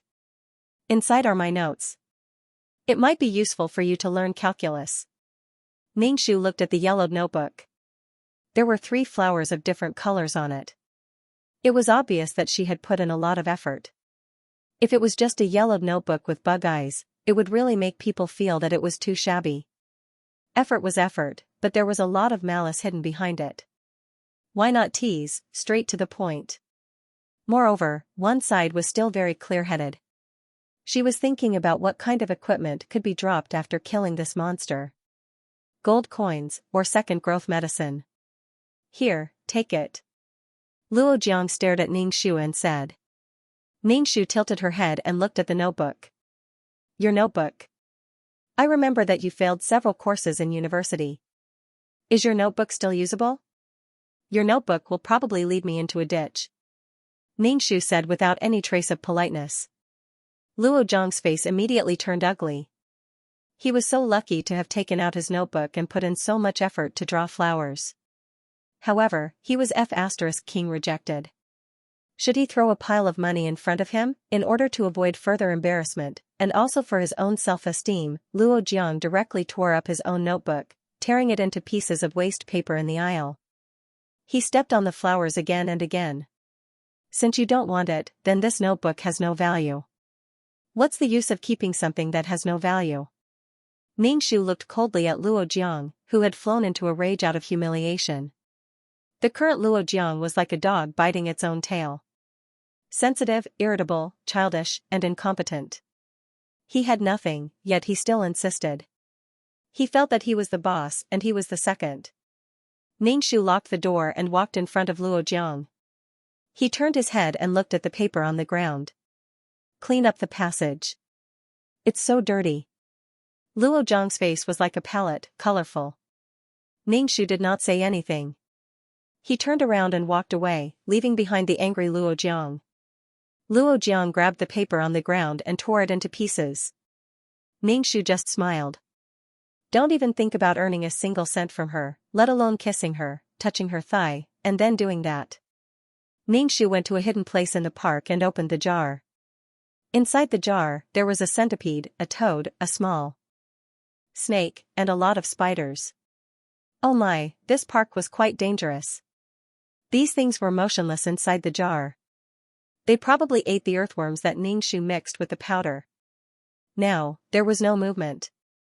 Ningxu picked up the jar and covered it with a lid. He put it in his bag and then planned to go home. When he walked to the door, he saw that the paper on the ground had not been cleaned up. Ningxu was too lazy to care about it. He directly opened the door and then closed the door. Luo Jiang, who was looking at Ningxu through the peephole, held his breath. He had never seen such a hateful woman. She was not cute at all. Luo Jiang's heart was filled with anger. He felt that this wretched girl was like a curled-up hedgehog. He did not know what to do. Rough, gentle, neither friendly nor distant, loosening the reins only to grasp them better. Damn it, he did such a romantic thing, but the other party laughed at him for failing the exam. It was a completely different style. Luo Jiang scratched his head. Ningxu returned to his room and locked the door. He took out the jar and poured some into it. It was about to go crazy. The things in the jar gradually moved. They felt that the other creatures in the jar were immediately on alert and formed a triangle. They stared at each other like tigers watching their prey. The atmosphere was tense, and a fight to the death could break out at any time. Ningxu released the few strands of spirit qi that he had cultivated for the past few days into the jar. The little things in the jar became restless. Ningxu closed the lid and then placed the jar under the bed. However, there was still some movement in the jar. Ningxu put the jar in the wardrobe. That way, it would be quieter. If Mother Hu was cleaning up, she would sweep the jar out from under the bed. If she opened it, there would be snakes, toads, and all kinds of insect corpses. She would probably think that her daughter was crazy. During dinner, Mother Hu complained, "I don't know who left so many shredded papers in the hallway. It must be a child." Ningxu drank a mouthful of soup. Child, Luo Jiang, who was already 27 or 28 years old, was not a child. However, to some extent, he was a giant. He did not have the ability to survive. He drank his parents' blood. He did not have any source of income, and his self-esteem was off the charts. Ningxu said obediently, "It was Luo Jiang who gave me a calculus notebook. I didn't want it, so he got angry and tore it up." Father Hu immediately said, "Don't associate with this kind of person. To put it nicely, he is young and impetuous. To put it bluntly, he is childish and immature. He is a little tramp. He might do something to you. Old Luo's salary is not enough for you to stay at home after graduating from university." Father Hu looked at Ningxu. "You are a girl. Don't associate with that kind of person. Although men and women are equal and society is open, what is open is thinking. Thinking is not open in every aspect. If there is an accident, you are the one who will be hurt. Girls need to learn to protect themselves. Keeping one's body clean had nothing to do with being conservative. It was not about suppressing men in that aspect. Even if something happened, one had to treat it calmly. Biological structure determined that the one who would be hurt was the girl." Ningxu nodded obediently. "I know, Dad.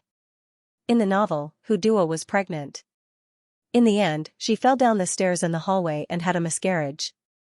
Oh my God, that was blood flowing out of her body. The one who was in pain was Hu Duo." Luo Jiang just apologized by the bed. Ningxu served a bowl of rice for Father Hu and Mother Hu. Ningxu took 2 days off because of the cold. The next day, he went to school early in the morning. Hu Duo's university was not far away. It was difficult to get into this university. In order to go home every day, Hu Duo stayed up late to study. It was not easy for her to get into this university. However, he only studied for 2 years before quitting school. She got pregnant out of wedlock and even had a miscarriage. Her boyfriend was a playboy. He would rather die than get married. Life was a tragedy in capital letters. Although Hu Duo knew it herself sometimes, she didn't know why, but when she saw Luo Jiang, she became retarded. She had no complaints or regrets. Ningxu wondered if all the women who had sex with Luo Jiang were dead set on Luo Jiang. Ningxu wiped his face and was speechless. If one's spiritual power was too weak, they would be easily affected and fall under the halo. Ningxu went downstairs to the bike shed to get the bicycle. In the end, he saw Luo Jiang driving the bicycle. He was wearing a white shirt and looked like a clean boy from afar. "Ningxu, you're really haunting me." Ningxu walked into the car shed, took out the car keys and started the car. Luo Jiang, Ningxu said, "Hu Duo, I'll send you to school." Ningxu straightforwardly refused, "I don't want to. I can ride my own bike. I don't need you to send me. If you have so much free time to send me to school, you might as well write a resume and send it out to find a job. Your family relies on your father to support the family. Your mother is weak and doesn't know how to share the burden of the family." Ningxu said without any trace of politeness. In any case, he would poke where it hurts. Luo Jiang had a strong self-esteem. He couldn't stand other people scolding and lecturing. When Luo Jiang heard Ningxu's words, his face immediately turned ugly. However, he endured it. Ningxu pushed the bicycle and was about to leave. Luo Jiang reached out his hand and pulled Ningxu's bicycle back seat. What? Ningxu looked at Luo Jiang with an expressionless face. Luo Jiang said helplessly, "Duo brat, why are you rejecting me so much now?" "Am I?" Ningxu said while pushing the bicycle with all his strength. Luo Jiang tightly held onto the back seat. Ningxu suddenly pushed the bicycle back heavily. Then, the bicycle's back seat and wheels hit Luo Jiang's thigh and lower abdomen. Luo Jiang couldn't react in time and was hit in a critical area. He immediately cried out in pain. He clamped his legs and covered his lower part. What's wrong with you?" Ningxu asked helplessly. He threw the bicycle, and the bicycle once again smashed towards Luo Jiang. The bicycle fell on Luo Jiang's back. Luo Jiang cried out in pain again. Ningxu quickly went to help Luo Jiang. Luo Jiang quickly reached out his hand and grabbed Ningxu's hand. "Don't come over." Luo Jiang was in so much pain that his body was trembling. Ningxu had an apologetic and guilty face. "Are you okay? Why don't we go to the hospital?" "I'm okay." Luo Jiang's neck was red from holding back his breath. "Mother ***, I'm about to be crippled. Hurry up and stop the pain." Luo Jiang roared in his heart. Soon, there was a cool feeling going towards Luo Jiang's lower part. It gradually relieved the pain that was going to make him go into shock. "Are you really okay?" Ningxu asked again. Luo Jiang, who was bent over, stood up straight. His face was not as pale as before. It seemed like he was not enduring the pain anymore. "I'm really okay." "Ningxu, this is also fine." Ningxu advised, "I know that part of a man is weak. You don't have to endure it. Let's go to the hospital." Luo Jiang shook his head. "I'm really okay." Ningxu let out a sigh of relief. "It's good that you're okay." Ningxu picked up the bicycle and rode away. Ningxu was really puzzled. Luo Jiang's lower part was already like an iron bastion. How could he be okay? At the beginning, Luo Jiang was in so much pain that his eyes rolled back. However, not long after, Luo Jiang no longer felt pain. It was probably because of the help of the system. Oh my, that system was really kind. Luo Jiang stared at Ningxu's back. His eyes were red. Although he did not feel much pain, his lower part was burning hot. He felt that his balls were swollen. Luo Jiang hurried back home and washed himself with cold water. He thought that with the system, he would have a lot of luck with women. In the end, before he could even touch the water, he was beaten to death on the beach by the girl next door who only passed. "Can you help me reduce the swelling?" Luo Jiang asked the system. When he touched it, it was incomparably hot. It was as if a heating pad was placed between his legs. Moreover, it was swollen. Although it did not hurt, he still felt that his balls were hurting. "Will this affect my ability?" Luo Jiang shouted as if he was about to collapse. Then what could he use to conquer a beauty? "This matter is to give you a warning," the system said coldly. Luo Jiang scratched his head. Is it so hard to pick up girls? Luo Jiang's confidence was now a bit damaged. A girl who only passed was already so hard to get. Those high and mighty beauties would be even harder to get. This game was so hard. Everyone's mental strength is different.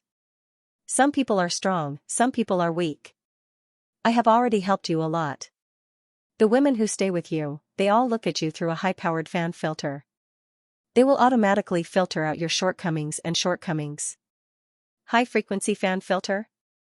Automatically filtering out flaws and inadequacies. Luo Jiang didn't believe it.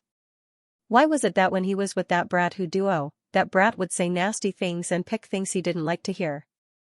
Does Hu Duo look like a brainless fan when she looks at me? Which family's brainless fan is so mean?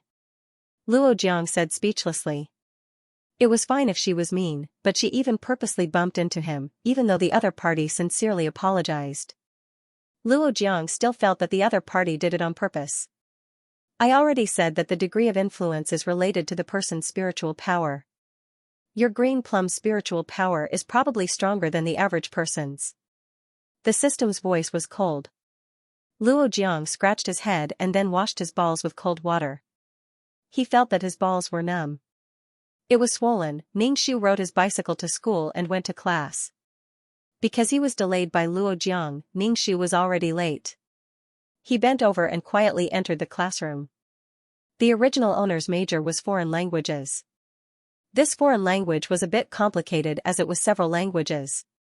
Fortunately, Ningxu's memory was quite good now. The roots of the words were all small things. The foreign language major was also quite good. In the future, he wouldn't need to translate when he went abroad. Whether it was a formal job or a part-time job, it was a good job. Ningxu felt very relaxed to be able to sit in class. At least he didn't have to fight and kill. It was a very peaceful world.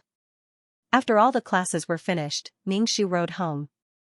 On the road of the school, he saw students holding books in 2s and 3s.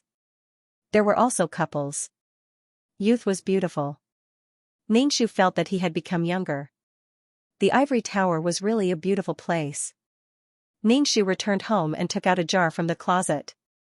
Ningxu leaned close to the jar and listened. There was movement inside. Ningxu opened the lid and then rolled his eyes. The last one to survive was a toad, but this toad didn't form a goo. Although he didn't know why it survived to the end, it wasn't a goo. It seemed that the success rate of making a goo in this world was very low. Then he had to think of another way. Ningxu opened the drawer and took out a silver needle that shone with a faint light. He could only turn Luo Zhang's thing into an ornament. Other than peeing, it had no other function. However, everything was still there. Even if there was a problem, the push-down system would help Luo Jiang repair it. His balls hurt so much, but it only hurt for a moment and then it didn't hurt anymore. Ningxu was convinced by this system. Would the system help Luo Jiang grow a new one if he lost his dick? Could it be reconnected? It all depended on whether the system was willing to spend so much on Luo Jiang. On the other side, Luo Jiang decided to go to the hospital to reduce the swelling and inflammation. After sleeping for a night, his balls were even more swollen, which scared Luo Jiang to death. Although he didn't feel any pain and felt numb, this feeling was even more frightening. Luo Jiang arrived at the hospital and took off his pants to show the doctor his symptoms. It was originally an andrology department, but in the end, there was a beautiful doctor. A female doctor in the andrology department was even more strange, and it was a beautiful doctor. The beautiful doctor, who was used to seeing big scenes, blushed when she saw Luo Jiang's little brother. When Luo Jiang heard the system say that this beautiful doctor was a beauty who almost scored 80 points, he immediately became happy. He could see a beauty for 80 minutes just by coming to see a doctor. Luo Jiang stared at the beautiful doctor with a burning gaze. The beautiful doctor was a little embarrassed. After hurriedly looking at the symptoms, the beautiful doctor asked the nurse to bring him to get medicine and 4 drip. The nurse was also a beautiful woman, and a beautiful woman who was as gentle as water. Luo Jiang felt his whole body ripple. Why didn't he meet such a beauty before? The nurse inserted a needle into Luo Jiang's body, but she accidentally poked the wrong one. Luo Jiang's expression didn't change, and he even comforted the beautiful nurse, telling her to poke him again if it was okay. Luo Jiang kept talking to the beautiful nurse, and sometimes he asked if his little brother could be saved. He didn't know if it could stand up in the future, and if it couldn't, then he wouldn't have a happy sex life for the rest of his life. Facing Luo Jiang's teasing, the beautiful nurse's face kept blushing, and she was a little shy. She comforted Luo Jiang that it wouldn't happen, and it would be fine as long as the swelling was reduced. Only then did Luo Jiang confirm that he was charming. The beautiful nurse kept busily inserting needles and 4 drip for other patients. Luo Jiang's gaze kept wandering around the beautiful nurse's body, especially some sensitive places, such as her breasts and buttocks. The beautiful nurse's face turned red. Although she was embarrassed, she didn't get angry. This person looked at her openly, and there was admiration in his eyes.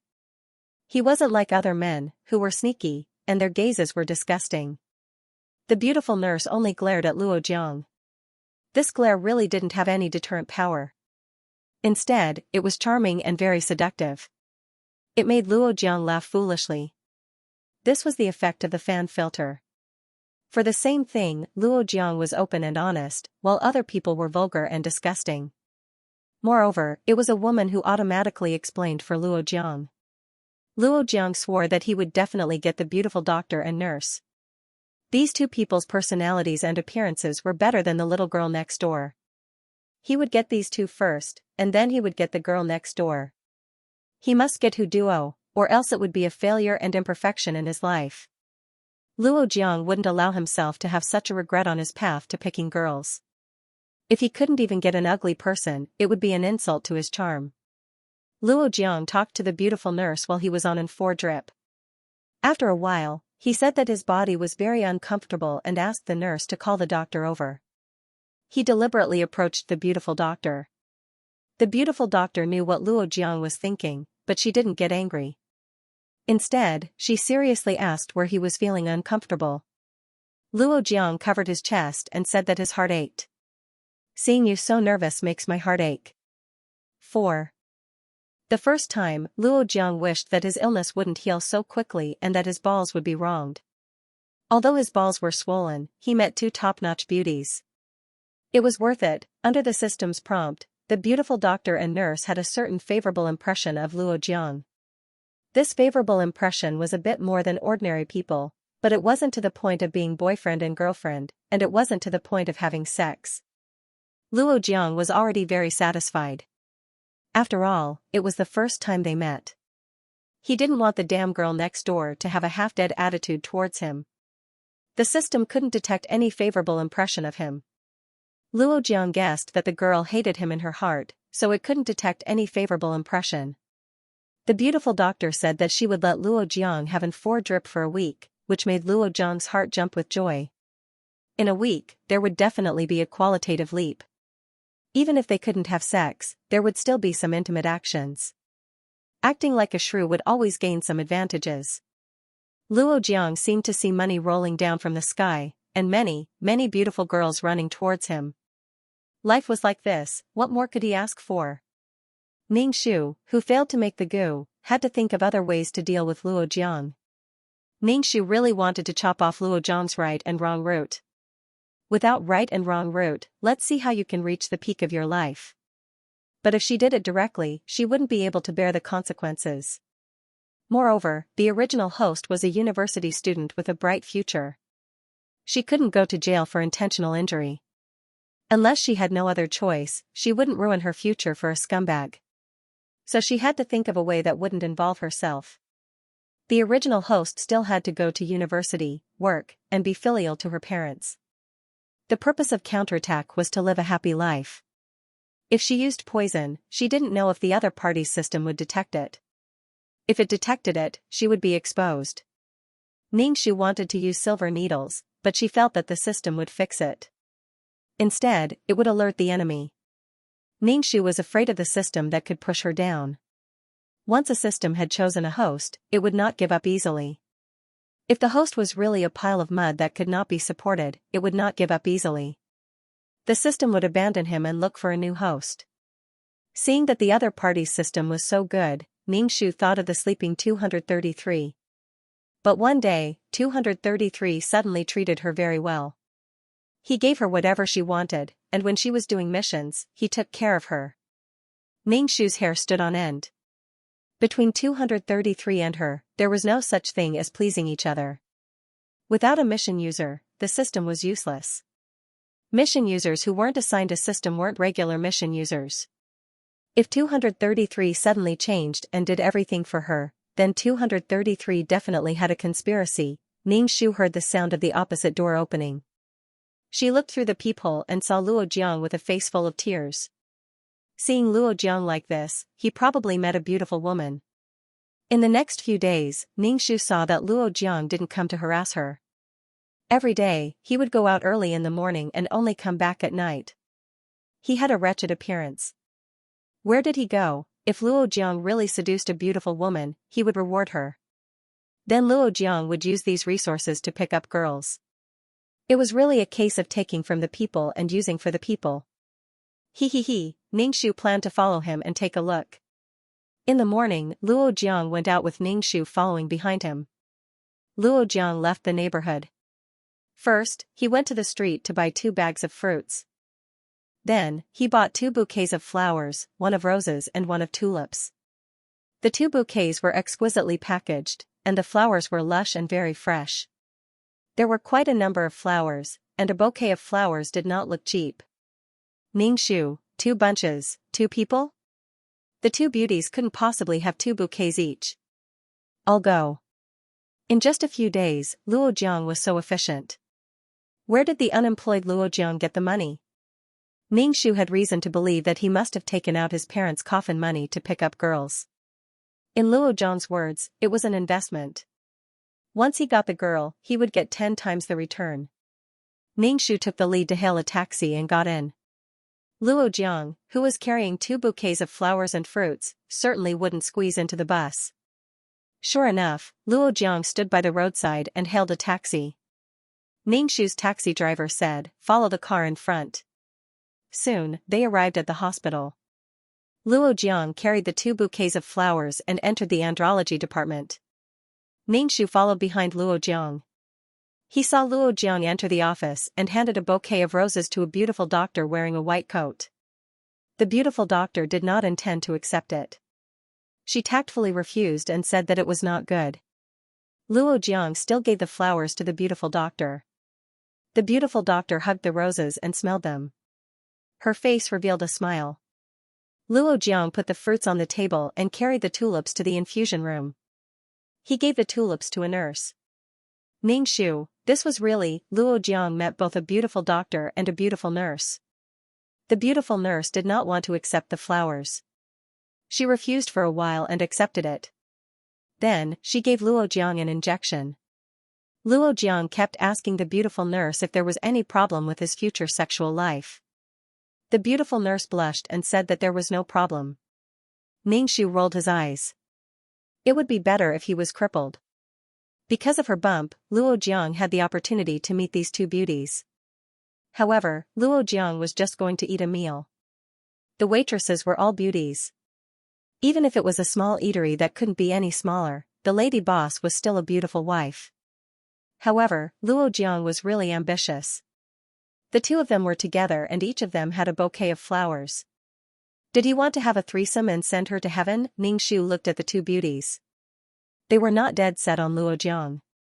At the last step, at most, they had a little good impression of him. It was probably just that their hearts were a little restless. However, was this normal? The doctor and the nurse flirted together. Under normal circumstances, the doctor and the nurse would give Luo Jiang a few slaps. There were so many female doctors and nurses in the hospital. He just picked the 2 most beautiful ones to flirt with. Luo Jiang was ambitious, but the women under the halo of a stallion were even more ambitious. Ningxu could not help but sigh. He turned around and left. Why was it only his balls that were swollen? Why didn't his balls fall off? Looking at the attitude of the 2 beauties, Ningxu understood the situation of the original Hu duo even more. Their eyes were covered with shit. Even if they saw the situation, they would automatically defend Luo Jiang. They did not need Luo Jiang to say anything and would forgive the other party. Luo Jiang was really Ningxu. He felt that his stomach was a little uncomfortable. Luo Jiang was the same as those people from the yin-yang sect who used yin to supplement yang. He deceived his heart and body, and his life was delayed. After flirting with the beauties and receiving rewards, he would look for a new target. Because the reward for the first flirting was the highest, the rewards after that were not so attractive. Ningxu left the hospital. He walked while thinking of a way. If he did not cripple Luo Jiang, he would start from these beauties. However, he could not shake the body of a beauty whenever he met one. Dear, wake up. That Luo Jiang is AF** king scumbag. You can't be with him. You can't do that with him. Let's not talk about whether the beauties under the halo could wake up or not. Moreover, Luo Jiang's beauties could circle the earth several times while holding hands.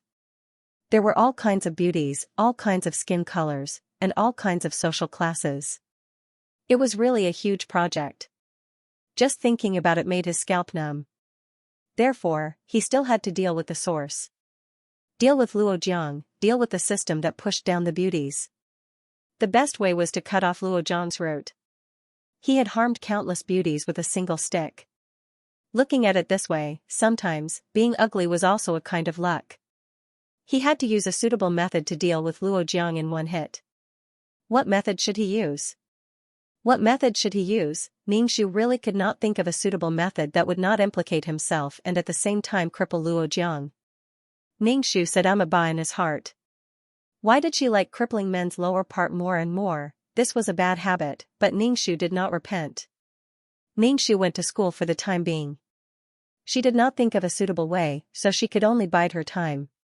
When Luo Jiang felt that she could succeed, she would make a move and let the other party fall from heaven to hell. Now Ningxu still did not know what function the system had. Would it have an instant healing ability? After the class, Ningxu rode his bicycle and saw stray dogs on the roadside. These stray dogs were covered in blood lice. They were so densely packed that it gave people goosebumps. The stray dogs were rummaging through the garbage cans in the park. They were skinny, and their abdomens were full of bones. Ningxu stopped the bike, took out the bread from his backpack and threw it to these dogs. With something to eat, several dogs rushed up and even bit each other. In the end, a small dog held the bread in its mouth. Although half of it was taken by other dogs, it ate the most. Ningxu got off the bike, stared at the dog, and tried to communicate with it. Little thing. The dog barked at Ningxu. There was fear in its voice, but also a hint of joy. Many people did not like this stray dog. They were dirty and spread diseases. Ningxu looked at the stray dog, squinted his eyes, and suddenly laughed. However, Ningxu didn't stay for long and left on her bike. However, every time he passed by the park, Ningxu would sit on the park bench and eat. He would throw the unfinished food to the dog. The dog seemed to know Ningxu. Every time it saw Ningxu, it knew that there was food and followed him. Ningxu tried to communicate with one of the dogs. It was a very simple communication. Dogs were also considered intelligent creatures. Ningxu communicated with the dog while paying attention to Luo Jiang. Luo Jiang now treated the hospital as his home. He would go to the hospital whenever he had nothing to do. Every time he went to the hospital, he would do something. If it was not flowers, it was chocolate. Or it was exquisite necklaces and earrings. Every time Ningxu saw Luo Jiang buy something, he could not help but twitch his mouth. He really spent money like water. No wonder the system would reward him with cash. Normal people wouldn't be able to withstand Luo Jiang's spending. However, Luo Jiang was also vexed in his heart. Right now, the progress was really not that great. He had spent a lot of effort every day. He did not know if it was because of a woman's reservedness or some other reason. The beautiful doctors and nurses, none of them confessed to him, let alone let him kiss them. He was still not at the right level. The system said that the favorable impression had stopped. Luo Jiang couldn't figure out what the problem was. Could it be that he needed some stimulation? Luo Jiang wanted to find some hooligans and rob them of their money and body, and then he would be the hero to save the beauty. But the problem was, what if he went too far? When the hooligans saw a beauty, they didn't care about anything else. Moreover, with his current body, it would be difficult for him to defeat the hooligans. F***ck, this game is so F***ket up. Until now, he still hadn't found anything.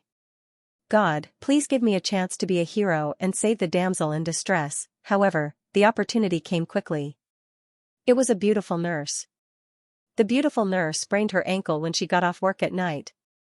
Luo Jiang ran over excitedly and gave her a princess hug.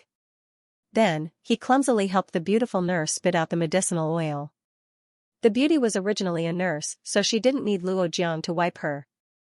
However, the beauty suddenly felt touched. After applying the medicine, Luo Jiang wanted to send the beautiful nurse home. He directly carried her to the bus stop. When the bus arrived, Luo Jiang directly carried the beautiful nurse onto the bus. Being stared at by a bus full of people, the beautiful nurse was so embarrassed that she buried her face in Luo Han's chest. Luo Jiang carefully put the beautiful nurse on the seat. When the bus arrived, Luo Jiang carried the beautiful nurse off the bus. He went straight to the beautiful nurse's house. This was the first time Luo Jiang went to a woman's house. Especially when the beautiful nurse lived alone. Luo Jiang couldn't help but rub his hands. He secretly felt that something was going to happen. When he saw the underwear hanging on the balcony, Luo Jiang felt hot all over. He turned his head and didn't look. However, the corner of his eyes kept glancing at the balcony. The cup size was so big. The underwear was black lace. Luo Zhang's nose itched. He felt like he was going to have a nosebleed. The gentle and beautiful nurse was also quite coquettish. The beautiful nurse felt that it was inappropriate. She limped to the balcony to put away the underwear. She sprained her ankle and couldn't walk. Luo Jiang volunteered to help her put away the clothes. Luo Jiang almost couldn't control himself. He wanted to put the clothes to the tip of his nose and smell them. He wanted to bury his face in the underwear. However, Luo Jiang restrained himself. When the beautiful nurse saw that her clothes were in the hands of a man, she felt very embarrassed. The atmosphere became hot.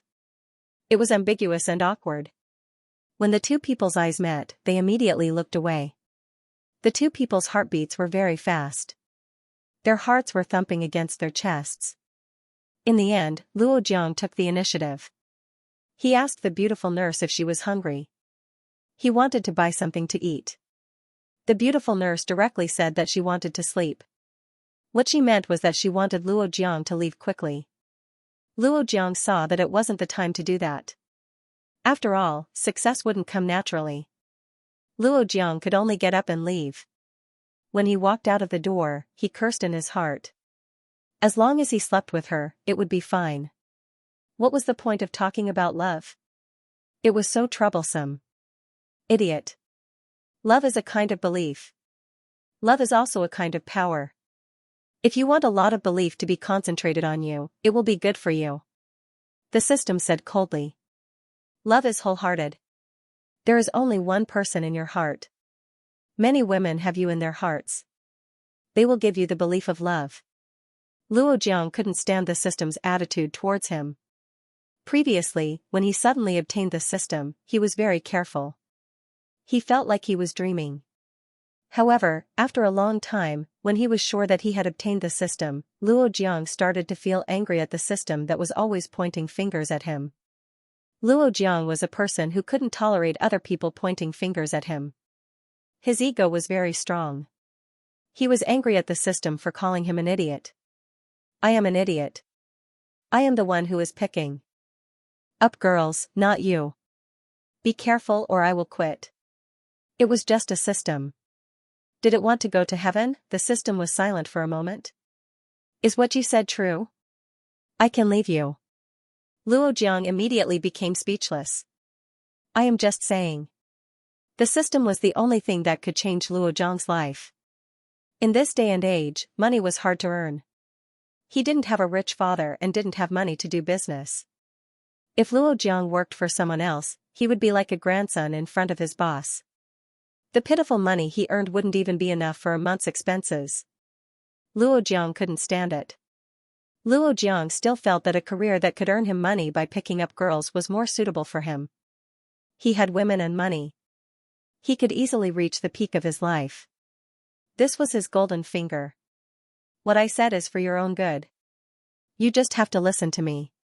Our fates are intertwined. I will only be good if you are good. The system said. Luo Jiang nodded. Whatever you say. As soon as Luo Jiang came home and opened the door, a feather duster hit him. Luo Jiang reflexively blocked it with his hand and felt pain in his arm. Luo Jiang was furious. What are you doing? Dad, why did you hit me? Luo Jiang looked at his father angrily. Luo Jiang's father pointed the feather duster at Luo Jiang. Did you take the money? Your mother still needs to take medicine. Without money, what will your mother do? Luo Jiang was a bit impatient. I took it, but I need it urgently. When the time comes, I will earn back 5 times, no, 10 times. You still have reason. Luo Jiang's father picked up the feather duster and hit Luo Jiang. Enough. Luo Jiang was in so much pain that he jumped. He snatched the feather duster from his father's hand and threw it away. What are you doing? I just took some money. I said that I will earn it back. Is it worth it for you to make such a fuss? Luo Jiang was very irritated. It's the mindset of a peasant for the rest of my life. I'll always be so poor, living a tight life. If his father had money, he would have more resources to pick up girls and expand his career. Luo Jiang's father was so angry that he covered his chest and pointed at Luo Jiang. Tell me, where did you take the money? Did you learn bad things? I said, I am doing this for my career.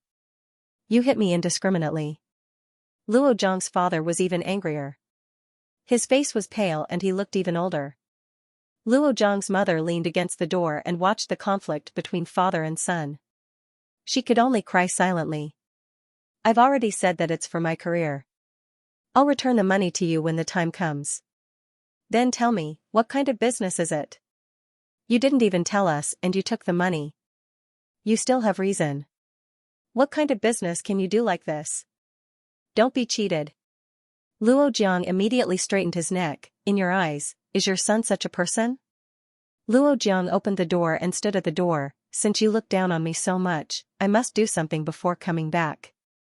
Then get lost. The movement in the hallway alarmed Ningxu's family. Papa Hu, Mama Hu, and Ningxu all came out. Ningxu looked at the stubborn Luo Jiang, who seemed to have suffered an unprecedented injustice, and immediately rolled his eyes. Old Luo, if there's anything, talk to the child nicely, Papa Hu said. Don't be angry. You're old. What if something bad happens when you get angry? Is it your turn to meddle in our family's affairs?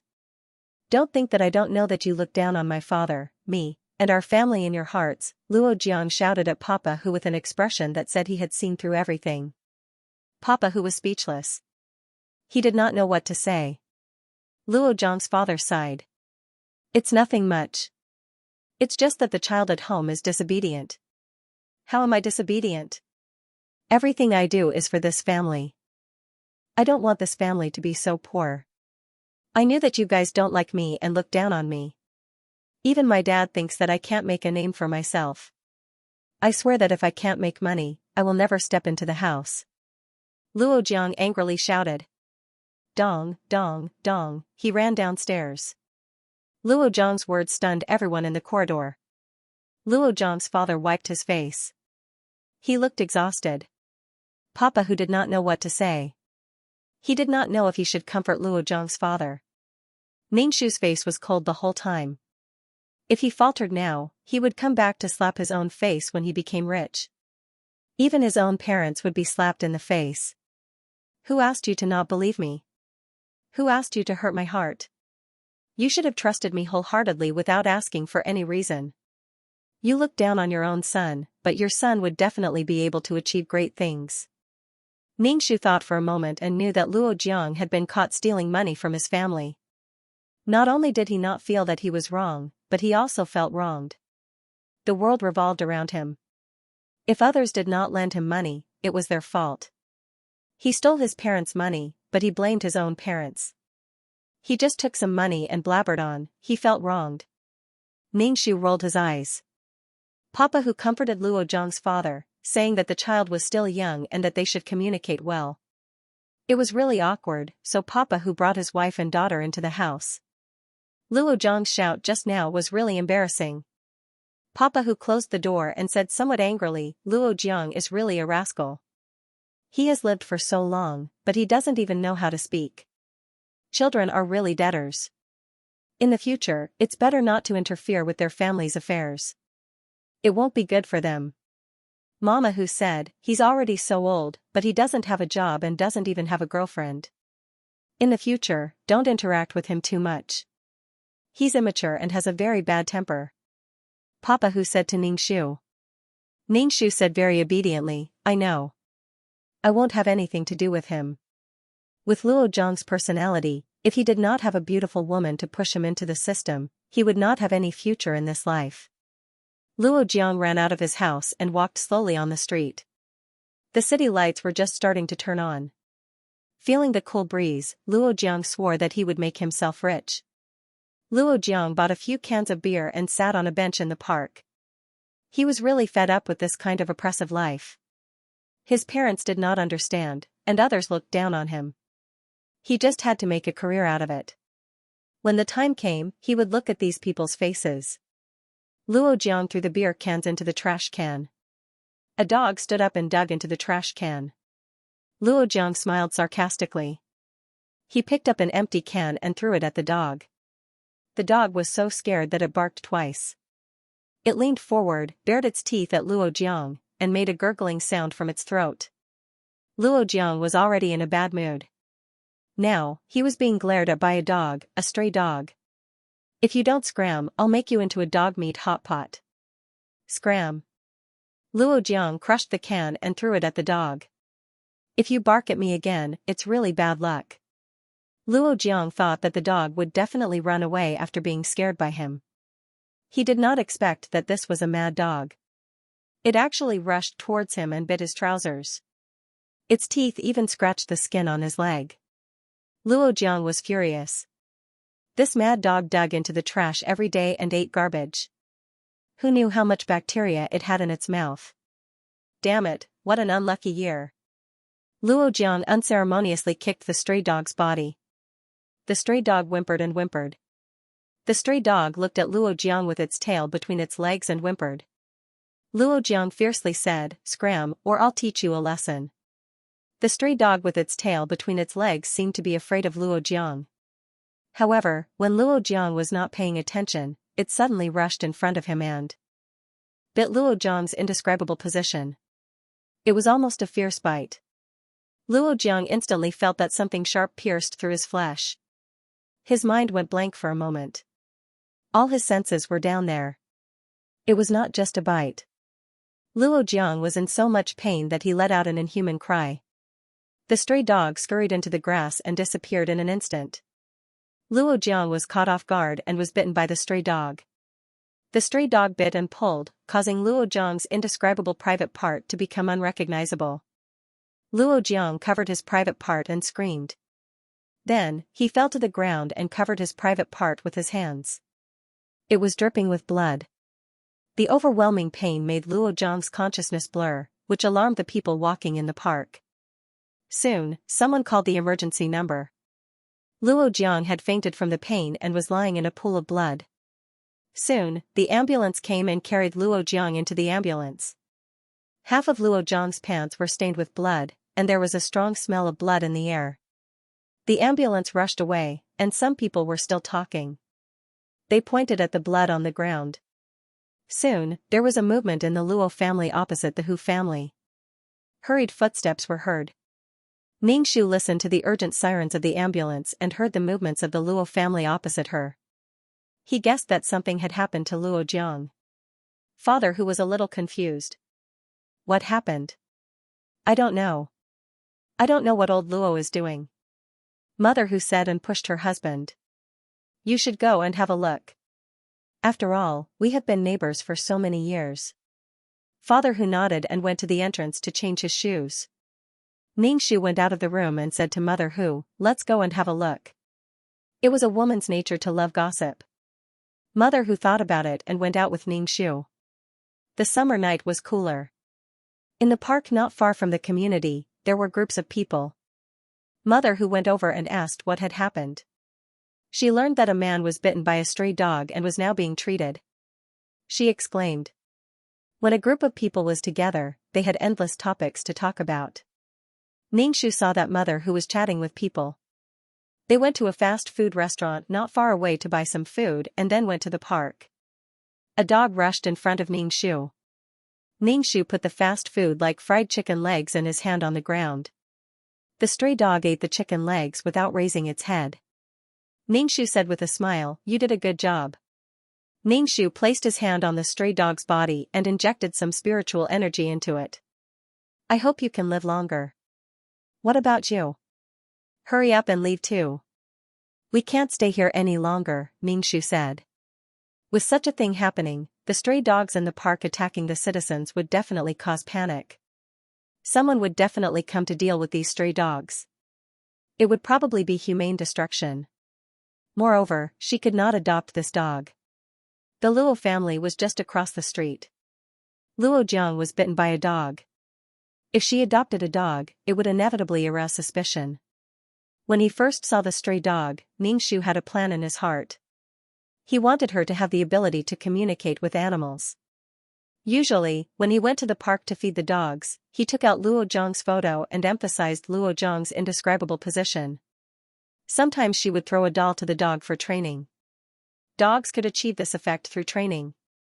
However, these stray dogs were quite smart. Ningxu said that if you meet the person in the photo, don't be polite, especially at night. Recently, Luo Jiang always went home very late. Every day, he would wander around the hospital, trying to get the beautiful doctors and nurses. Other than this method, Ningxu could not think of any other way for the time being. The stray dog finished all the drumsticks and even chewed the bones. Ningxu smiled. You can go. You really can't stay here. The stray dog turned around and left. Ningxu whimpered when he turned around. Ningxu waved his hand. You can't bite people casually in the future, Ningxu said. If he bit people casually, he would definitely be humanely destroyed. The stray dog took advantage of the night and slipped into the grass and disappeared. Ningxu returned to Mother Hu's side. Mother Hu was chatting with a group of gossipy women. When she saw Ningxu, she quickly asked, "Where did you go?" Ningxu gave her a bottle of water. "I went to buy water." "Don't run around. There are mad dogs in this park that will bite people." Mother Hu asked Ningxu to sit next to her. Ningxu drank the water and listened to these people talk obediently. The night breeze felt very comfortable on his body. They chatted a little late. Mother Hu pushed Ningxu, who was about to fall asleep. "Let's go back." "Okay." Ningxu quickly stood up. When the mother and daughter returned home, Father Hu was already home. What happened to old Luo's family? Father Hu took a sip of tea. Luo Jiang was bitten by a dog. It was a stray dog in the park. He was bitten by a dog. I guess he quarreled with old Luo and ran out. As a result, he was bitten by a dog. So it was Luo Jiang. Mother Hu asked again, "Is it serious?" Ningxu also pricked up his ears to listen to Luo Jiang's current situation. Father Hu put down the teacup, shook his head and said, "It's a little serious. I heard that a dog's teeth pierced through his skin.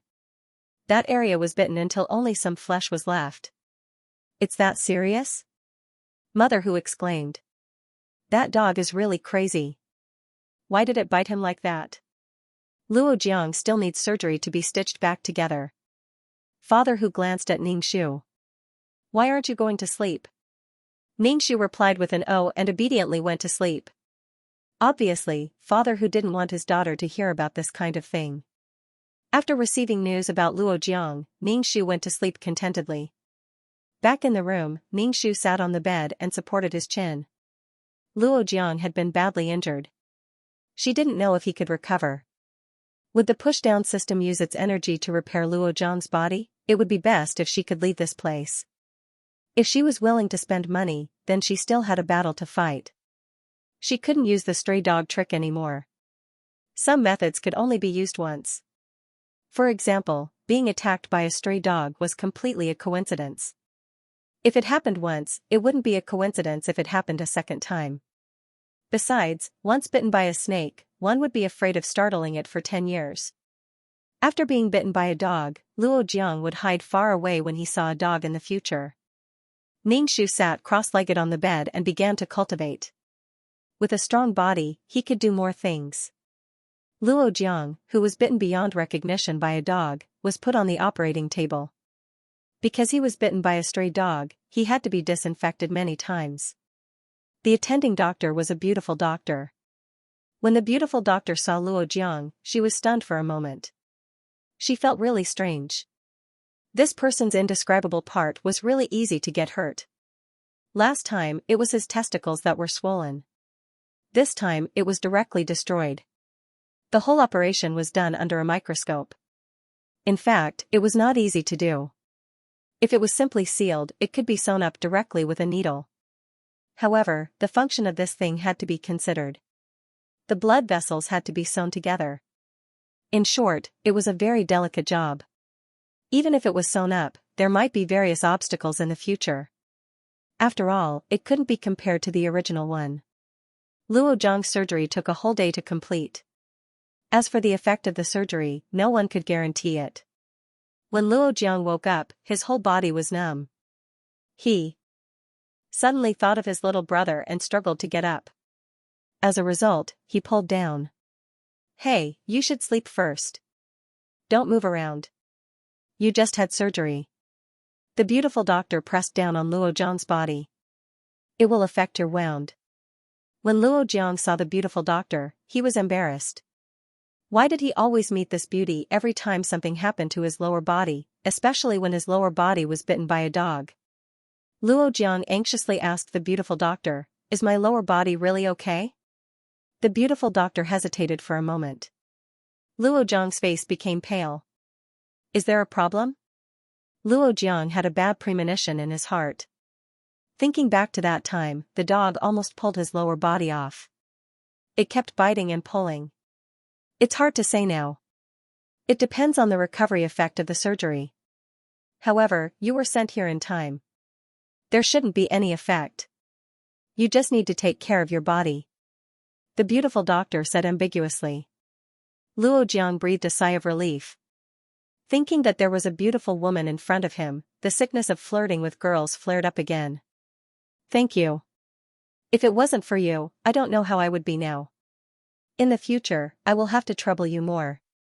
Speaking of which, it's also embarrassing. Luo Jiang's soft and pitiful appearance was the easiest to evoke a woman's maternal sympathy. The beautiful doctor immediately said, "Don't worry. As long as you take care of your wound, there will be no problem." Luo Jiang's face was pale.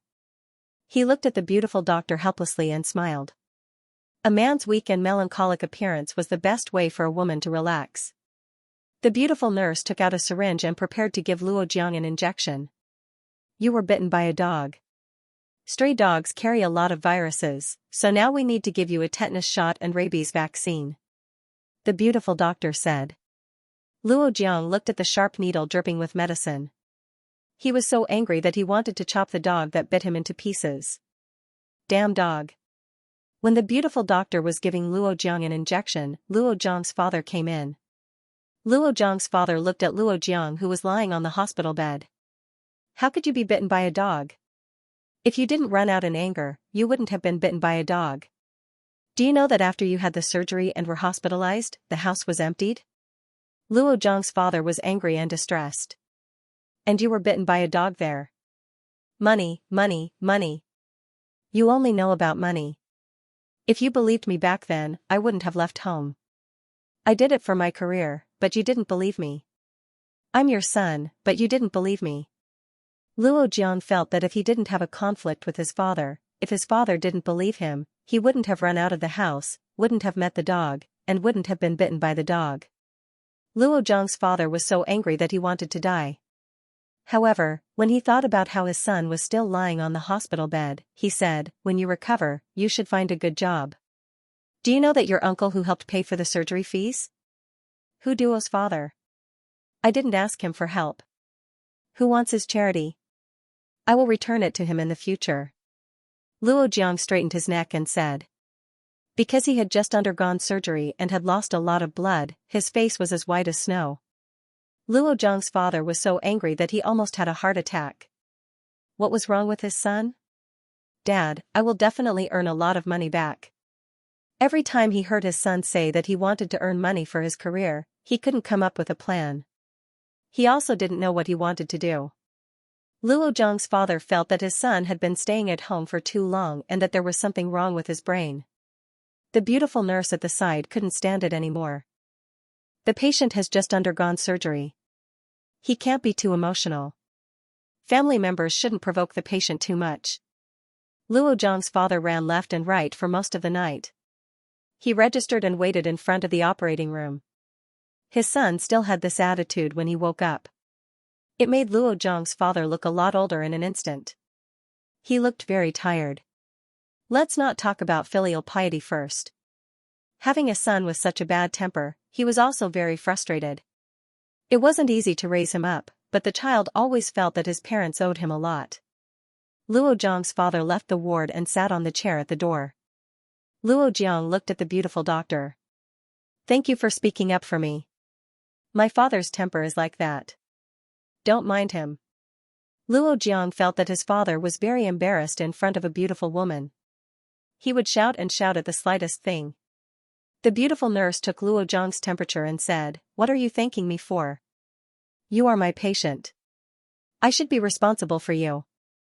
You want to be responsible for me? I agree. 100 times agree. The beautiful doctor glanced at Luo Jiang reproachfully. Luo Jiang asked the beautiful doctor again. Is my little brother really okay? It's okay.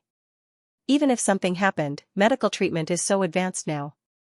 You can install an erection device. It will have the same effect. Luo Jiang, don't.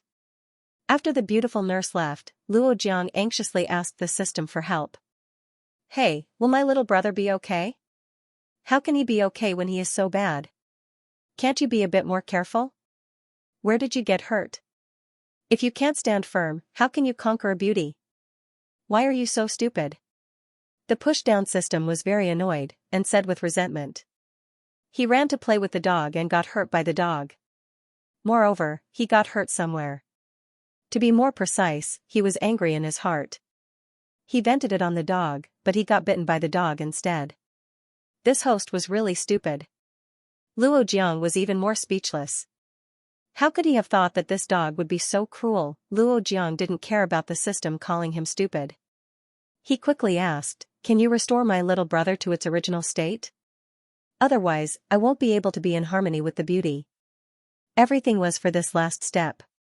The beauty was already lying on the bed, but he couldn't do anything. Luo Jiang felt that he would go crazy. The system was silent for a long time.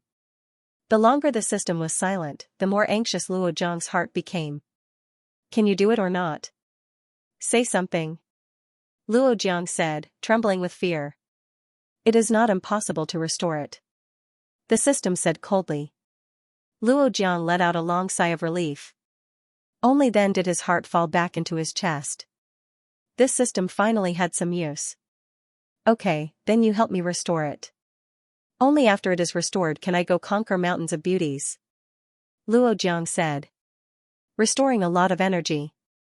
To restore an object to its original state, do you know how much energy is needed? The system's voice was incomparably cold. Luo Jiang was immediately stunned. He said with some disbelief, don't tell me you don't want to restore it for me? If I restore it for you, I will spend so much energy. What benefits will I get? Benefits? Luo Jiang scratched his head. He really couldn't give the system any benefits. Luo Jiang thought about it, but he couldn't think of any benefits he could give to the system. The system asked him to do missions, and once the missions were completed, there would be rewards. It was as if the system had always been giving to him, and he didn't need to repay the system. If you don't fix it for me, I won't do the mission. Luo Jiang could only use this to threaten the system, to make him continuously flirt with girls, and sleep with girls. This would definitely be beneficial to the system. The system's heart was unmoved by Luo Jiang's threat. You don't want to do the mission, but there are many people who want to do it. There were many people who wanted to reap without sowing, and there were many people who stretched their necks and hoped for a pie to fall from the sky. The system coldly and arrogantly looked at the bluffing Luo Jiang, weighing whether or not it should lead this person. It had been almost 2 months, and this man hadn't slept with a single girl.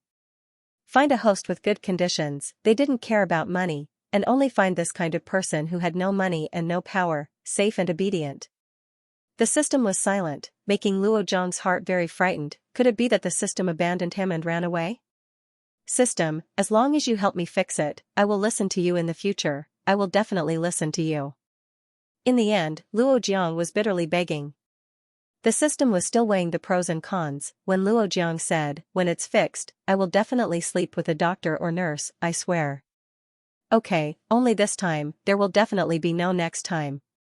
The system said. Luo Jiang was ecstatic. Okay, you can rest assured, next time I will be bitten by a dog, I will be a pig. The system began to repair Luo Jiang's wound. Luo Jiang felt that there was a numb and itchy feeling, as if electricity had passed through him. Can you make me a bit bigger? Since I have to fix it, I might as well make it a bit bigger. Luo Jiang said to the system. Maybe his length could catch up with Britain and America.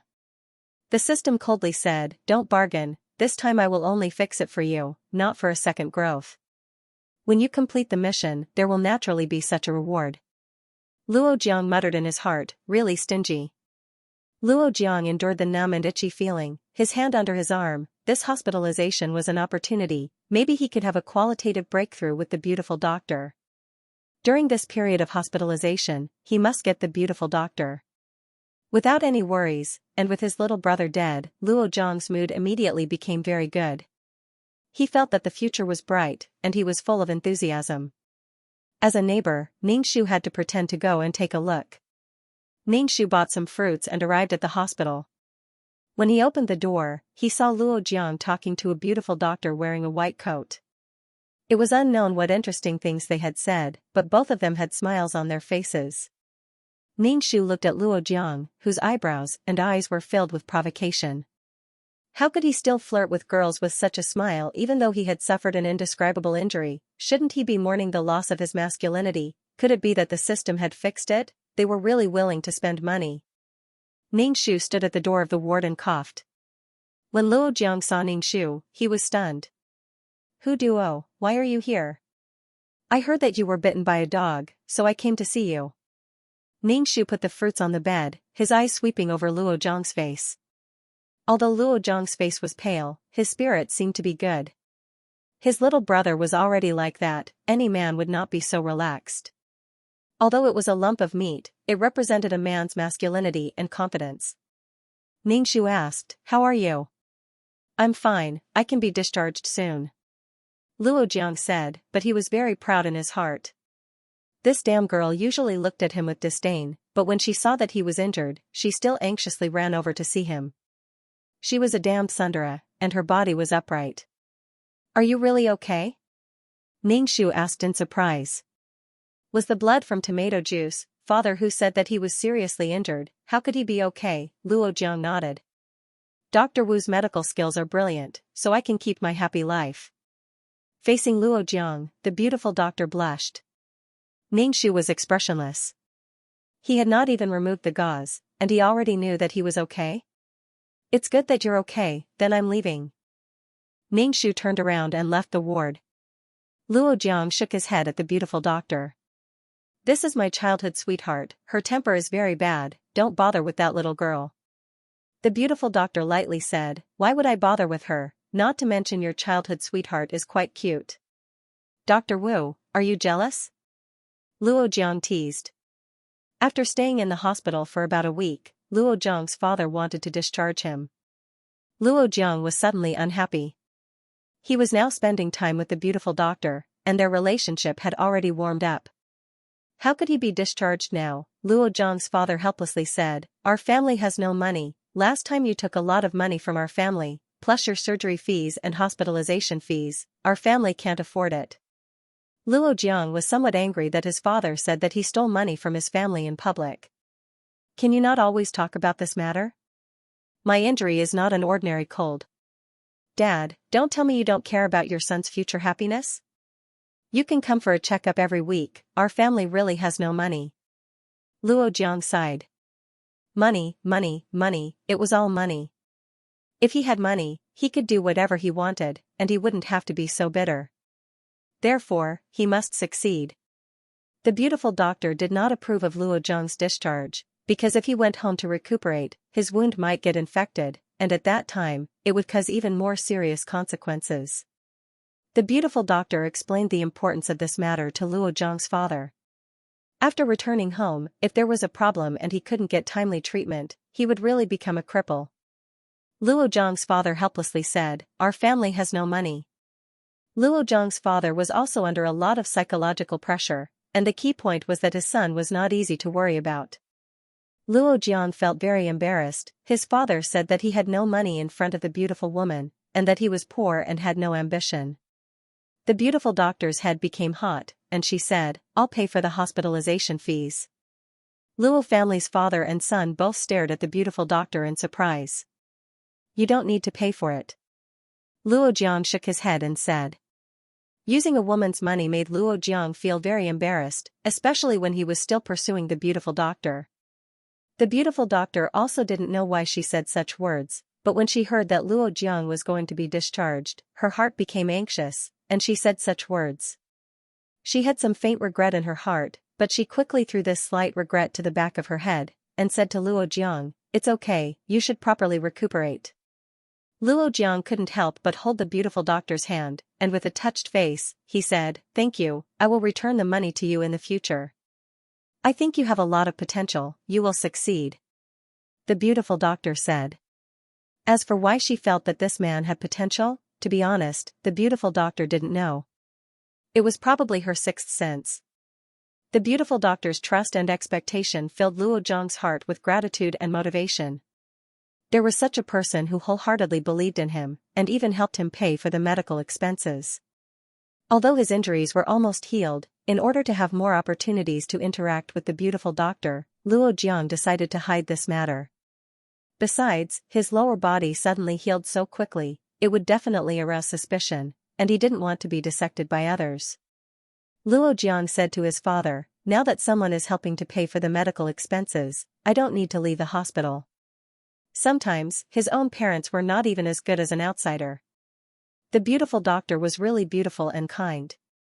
Luo Jiang's father hesitated, "Don't trouble the doctor, it's not good to trouble others."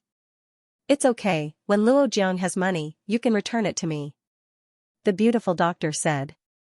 Luo Jiang's father was still hesitant. He wanted to say, "Why is she willing to help you?" but thinking of his son's temperament, Luo Jiang's father closed his mouth. Luo Jiang's father turned around and left, he still had to go to work. Luo Jiang grabbed the beautiful doctor's smooth hand, his eyes were full of tenderness as he looked at the beautiful doctor. "Dr. Wu, in the future, I will return you 1 yuan every day, I can see you every day." The beautiful doctor withdrew her hand and walked to the door of the ward. She turned around and smiled sweetly, "If you really dare to return me 1 yuan every day, I plan to break your leg, your third leg." Luo Jiang clutched his chest. He heard the system prompt that the beautiful doctor's favorable impression of him had greatly increased. It seemed that the time to push her down was not far. Soon, he would have money, and his masculinity would greatly increase. Compared to Luo Jiang's smooth sailing, Ningxu's heart was not too happy. The pushing down the beauty system actually helped to heal Luo Jiang's injuries. This system really made Ningxu want to kneel down. It seemed that Luo Jiang's body still had luck, otherwise, the system would not be reluctant to leave. Ningxu hammered his chest, feeling somewhat stifled. Luo Jiang's things were still intact, which meant that he could still push down beauties. He could still walk to the peak of life. There were so many beauties in the world waiting for Luo Jiang to conquer, he couldn't kill all of them, right? If Luo Jiang's indescribable place was injured again, Luo Jiang himself would probably feel that someone had a deep hatred for his little brother. What should he do then? Fortunately, Luo Jiang was wearing jeans at that time. If it was a loose pair of pants, perhaps his little brother would have been bitten off. It was really good to have a system. It could even help repair the damage done to his body. From a certain point of view, Luo Jiang could be considered as an unkillable cockroach. Whenever he received a fatal injury, the system would help to repair it. Damn it, Ningxu took out the silver needles from the drawer. However, the silver needles still felt something when they were inserted into the body. Moreover, Ningxu did not know if the system would notice. If the system told Luo Jiang that someone was doing something bad to him, with Luo Jiang's vengeful nature and the fact that the two families were facing each other, the Hu family would not be able to live peacefully. If he wanted to harm someone, he had to do it in secret so that the other party wouldn't be able to find a target for revenge. The little white rabbit was white and white. Moreover, the original owner was a university student and had a beautiful life ahead of her. Being entangled with this kind of scum was simply disgusting. What a dilemma, he wanted to do it himself, but he was afraid that the other party's system would detect it. He hated this kind of system cheat the most. Especially since her system was so useless, it was even more annoying. Ningxu let out a long breath and put the silver needles into the drawer. Then he could only use poison. Ningxu felt that he had to bring out all of his skills. If poison didn't work, then he would use curses. He just didn't know if this world would succeed. Modern society was in an age of decline. There was little spiritual energy, and many methods might not succeed. Moreover, there was the suppression of the plain. Ningxu went to buy a large chicken to stew soup. He took out the medicinal ingredients that he had bought along with the silver needles from the room. He cut the astragalus into slices and boiled them in the pot. As for the other medicinal ingredients, Ningxu began to make medicine according to a certain ratio. He had to make sure that no one would be able to find out that there was medicine in it. Ningxu really brought out all of his martial arts. This time, it was mainly a test to see if the system would find out that there was a problem with the chicken soup. Ningxu sprinkled the medicinal ingredients into the pot and waited for the chicken soup to taste. However, the chicken that was fed with large amounts of feed couldn't make a rich chicken soup at all. Ningxu sprinkled a lot of chicken essence and MSG into the pot to make it taste better. Ningxu smelled it. The rich and fresh smell was mixed with the smell of medicinal ingredients. It smelled quite good. Ningxu put the chicken soup in a thermos, then washed the pot clean. He carried the thermos to the hospital. When he saw Luo Jiang again, Luo Jiang's face was in high spirits. It was impossible to tell that he was sick or injured. His face was flushed with success. He was probably living a happy life with the beautiful doctors and nurses. Ningxu carried the thermos and walked into the ward. "Here, this is the chicken soup that your mother made for you. Your mother's health isn't good, so she asked me to bring it over," Ningxu said as he opened the thermos. Luo Jiang stared at Ningxu. "If you care about me, just care about me. Why do you have to put on such a look? You're too arrogant." Ningxu was speechless. "Little Duo, you actually like me in your heart, right?" Luo Jiang tilted his body and raised his eyebrows as he looked at Ningxu. His eyebrows trembled. Ningxu took a spoon and directly stuffed the thermos into Luo Jiang's hands. "Eat." Luo Jiang smiled proudly. He picked up the spoon and scooped up a piece of chicken. When he put it into his mouth, his expression froze. Luo Jiang turned his head and looked at Ningxu. He stared at Ningxu.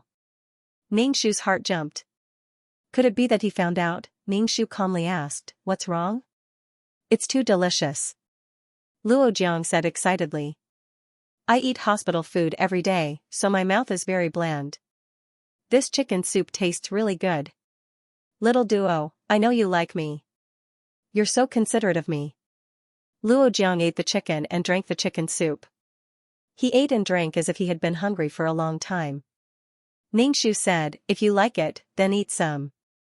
It seemed that the system on Luo Jiang's body would not remind him.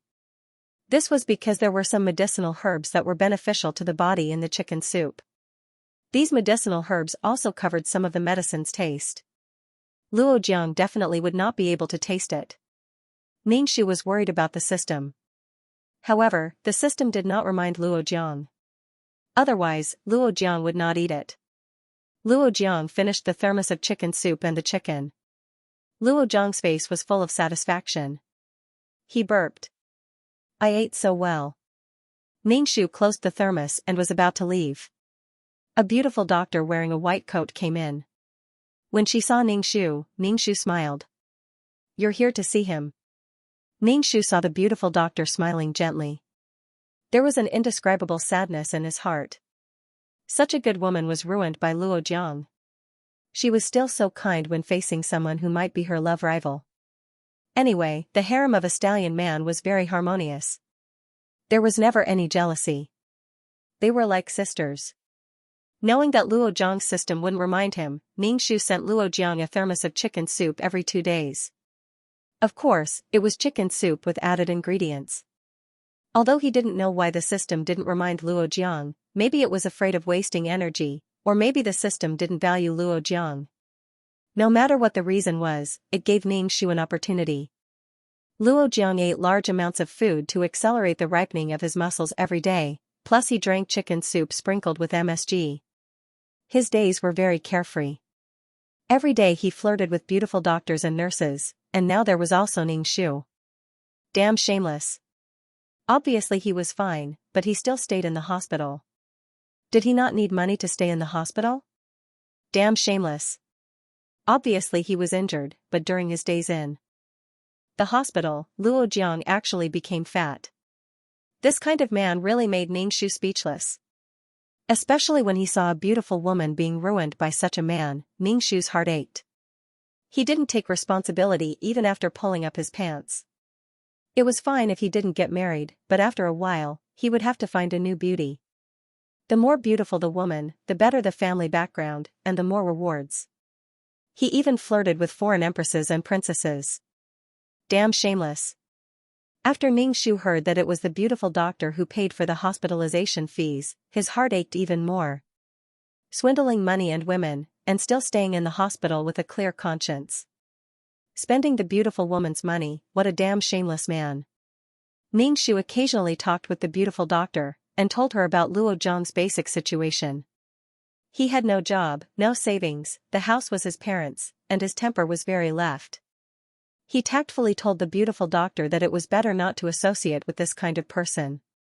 He didn't even have savings, be careful that you can't even pay for the medical fees. Ningxu was earnestly advising. In fact, seeing such a beautiful woman, she should be well taken care of. How could she be ruined by Luo Jiang, that little bastard?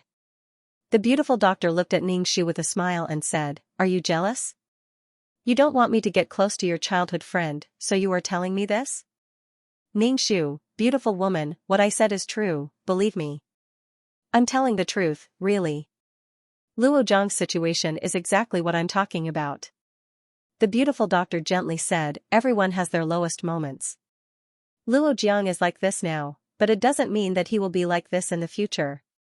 I believe in his potential. Ningxu didn't feel too good.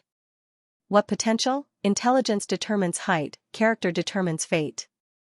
With Luo Zhang's Chunibu attitude, where everything is wrong with the world, this kind of thinking would not have any potential. A leopard can't change its spots. If it wasn't for the push-down system, Luo Jiang would have been like this for the rest of his life. What kind of potential can he have? He doesn't do anything seriously, and he doesn't have a goal to fight for. He's almost 30 years old, but he doesn't have a plan for his life. How can he succeed like this? Even if he has potential, he doesn't have enough motivation to carry it out. Ningxu sat opposite the beautiful doctor. So, let him leave the hospital as soon as possible, lest you waste your time. Hey, damn girl, you're saying bad things about me behind my back. Do you want to monopolize me? That's why you're ruining my reputation in front of Dr. Wu. Luo Jiang walked into the office with his crutch. Ningxu tilted his head and smiled, you look a lot better now. Don't you feel embarrassed using Dr. Wu's money? You're jealous that Dr. Wu treats me well. You're afraid that I'll be snatched away by Dr. Wu, right? Ningxu said, as long as you're happy. Damn girl, you're so arrogant. Luo Jiang pointed at Ningxu's back, this girl's temper is all because Uncle Hu and the others spoiled her. She's the only girl in the family, so they spoiled her to the heavens. The beautiful doctor's expression was gentle, what about you? Do you have a brother in the family? Luo Jiang quickly sat down, I'm also the only son in the family. As long as you marry into my family, my parents will definitely treat you like their own daughter. No, they will treat you like their own daughter. Dr. Wu, I want to be discharged from the hospital. I feel very embarrassed spending your money while staying in the hospital.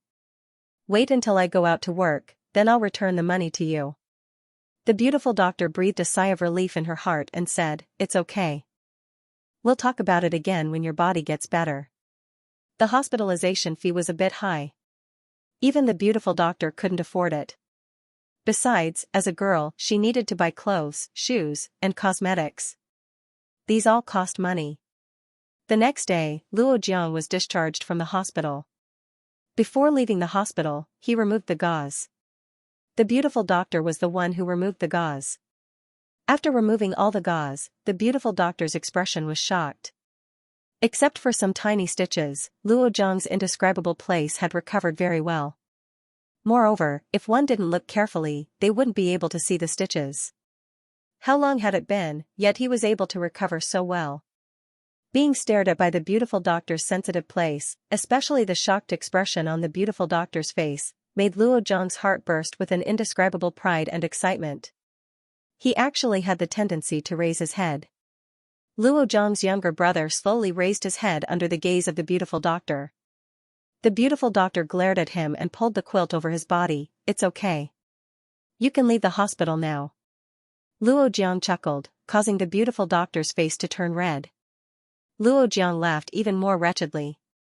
Luo Jiang took an inch and wanted a mile. He asked the beautiful doctor, when are you free? I'll treat you to a meal and take you to play. What nonsense are you talking about? When the beautiful doctor heard the word play, she was immediately displeased. Luo Jiang had an innocent face. What nonsense am I talking about? I'm saying that after the meal, I'll take you to the amusement park and ride the Ferris wheel.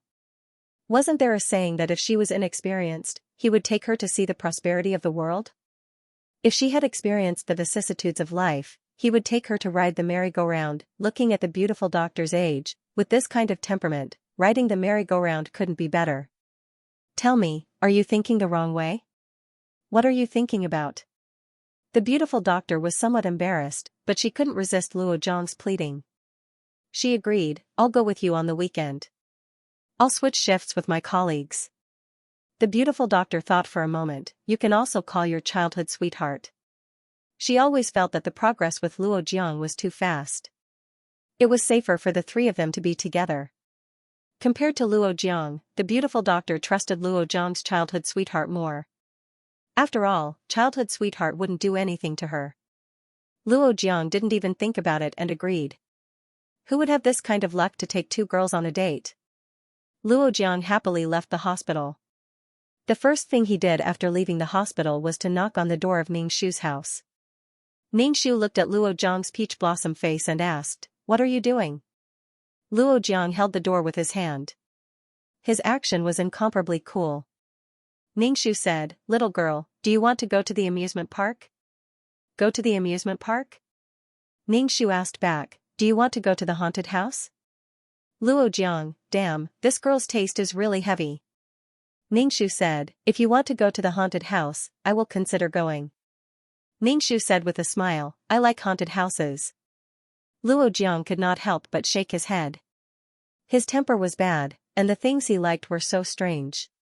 Shouldn't he go to the merry-go-round or Ferris wheel? Luo Jiang nodded, we can go to the haunted house. Just the two of us? Ningshu asked. One who was unaccountably solicitous was hiding evil intentions. Luo Jiang hesitated and said, there is also Dr. Wu. There was also the beautiful doctor, she must go. If she did not go, Luo Jiang might do something to the beautiful doctor. Not to mention what Luo Jiang would get, Ningshu did not want the beautiful doctor to be deceived by Luo Jiang. Then I'm going. After Ningshu finished speaking, she slammed the door shut. Luo Jiang touched his nose, damn arrogant. When? It was the weekend. Ningshu wore jeans and a t-shirt, took out the silver needles from the drawer and put them in his bag. Then he went out, and when he opened the door, he ran into Luo Jiang. Luo Jiang was dressed very casually, but the material of his clothes was not bad, the workmanship was very good, it was not cheap at all. Ningshu, where did this guy get the money? Luo Jiang looked at Ningshu from head to toe, and said with some disdain, you are wearing this. Is there something wrong? Ningshu tilted his head and asked. Luo Jiang curled his lips, you should wear a dress for a date, dress up, you are too casual. Ningshu said with a smile, we still want to go to the haunted house, I am afraid someone will lift my dress. The haunted house is so dark, even if they lift your dress, they won't be able to see it. Luo Jiang said grumpily. Then I still want to ride the pirate ship, I also want to ride the roller coaster, the wind is strong, it will lift my dress. Luo Jiang, this temperament, his childhood sweetheart in the past was not so troublesome. The two of them went downstairs, Luo Jiang went straight to a car, took out the car key, unlocked it, and then sat in the car. Ningshu looked at the car in surprise. Where did Luo Jiang get a car from? Luo Jiang looked at Ningshu's dumbfounded expression and said proudly, what are you still standing there for? Come on up. Ningshu sat in the car and asked, where did you get the car? I'm not telling you. Luo Jiang turned the steering wheel. He was wearing good clothes and driving a small car. He had the air of a successful person. However, Ningshu heard from mother who that after Luo Jiang was bitten by a dog, he had to pay for the surgery, hospitalization, and some money that Luo Jiang had taken away. Now, the Luo family had been emptied. And Luo Jiang actually had the money to drive. The car was probably either borrowed or rented. Luo Jiang didn't have any friends who would lend him a car, so this car was most likely rented by a car rental company. Would he die if he didn't act cool? Ningxu looked out of the window. The car drove for a while and stopped. The beautiful doctor stood on the side of the road. It was a beautiful scenery.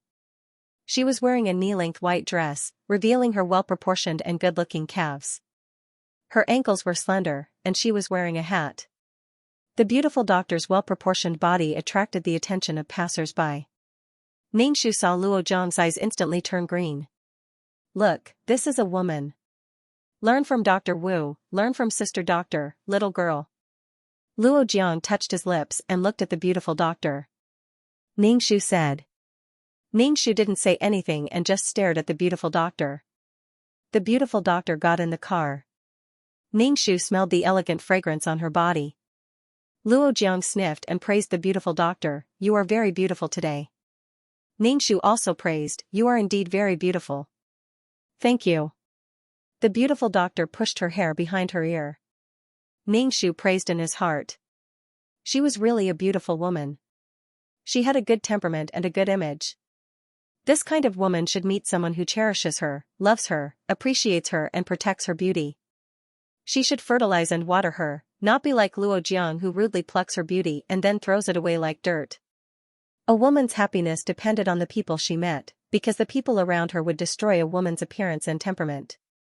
By the way, I have a gift for you. The beautiful doctor took out a hair clip from her bag. It was crystal and very shiny. It looked expensive. Ningxu was a little surprised. Why did the beautiful doctor give him a gift? The color of this hair clip is not suitable for me. It is suitable for your age. The beautiful doctor said. Ningxu readily accepted it and took out a bottle of pepper spray. This is for you. This world is very dangerous, especially some men with bad intentions. If you meet a man who harasses you, directly spray him. Don't be merciful. Ningxu revealed his white shining teeth and smiled sinisterly. Dr. Wu accepted it, thank you. Luo Jiang, damn girl. He had never seen such a speechless girl. Soon the car arrived at the amusement park. The amusement park was very lively during the weekend. There were parents, children, and some couples. Luo Jiang asked the two girls for their opinion, which game should we play first? Ningxu immediately said, let's play the haunted house first. It will be the fastest way to get into the mood. Luo Jiang directly ignored Ningxu and asked the beautiful doctor, what do you want to play? How about the merry-go-round? The beautiful doctor said. Luo Jiang immediately agreed. The three of them sat on the merry-go-round and slowly swayed. Ningxu stared at Luo Jiang and the beautiful doctor in front of her. She must protect the beautiful doctor's body and not let Luo Jiang take advantage of her. Even if it was for the crystal hair clip that the beautiful doctor gave her. The more important thing was to deprive Luo Jiang of his luck and make the system abandon Luo Jiang. Without the system, Luo Jiang's true colors would be revealed. When the merry-go-round finally finished, Ningxu immediately said, let's go to the haunted house. Luo Jiang still ignored Ningxu and asked the beautiful doctor, what are we going to play? The beautiful doctor glanced at Ningxu and said, then let's go to the haunted house. Luo Jiang glared at Ningxu. Ningxu curled her lips and said, don't tell me you're scared? Don't tell me you're scared of the haunted house. Can you be scared in front of a beautiful woman? Under Ningxu's sarcasm, Luo Jiang righteously walked into the haunted house. Ningxu curled her lips and reached into her bag and took out a silver needle. The light in the haunted house was dim. As soon as they walked in, there was a bit of a gloomy feeling. It made people feel a bit scared. The beautiful doctor couldn't help but hug Luo Jiang's arm. Smelling the elegant fragrance and the softness that was leaning on his arm, Luo Jiang was deeply moved. Although the haunted house was a bit scary, but this was the fastest way to increase feelings. Ningxu followed behind Luo Jiang, imitating his every step. The three of them carefully walked through the haunted house. Occasionally a scary thing would pop out, scaring the beautiful doctor into Luo Jiang's arms. Feeling the beautiful woman's smooth body, Luo Jiang purposely walked very slowly and even spun around.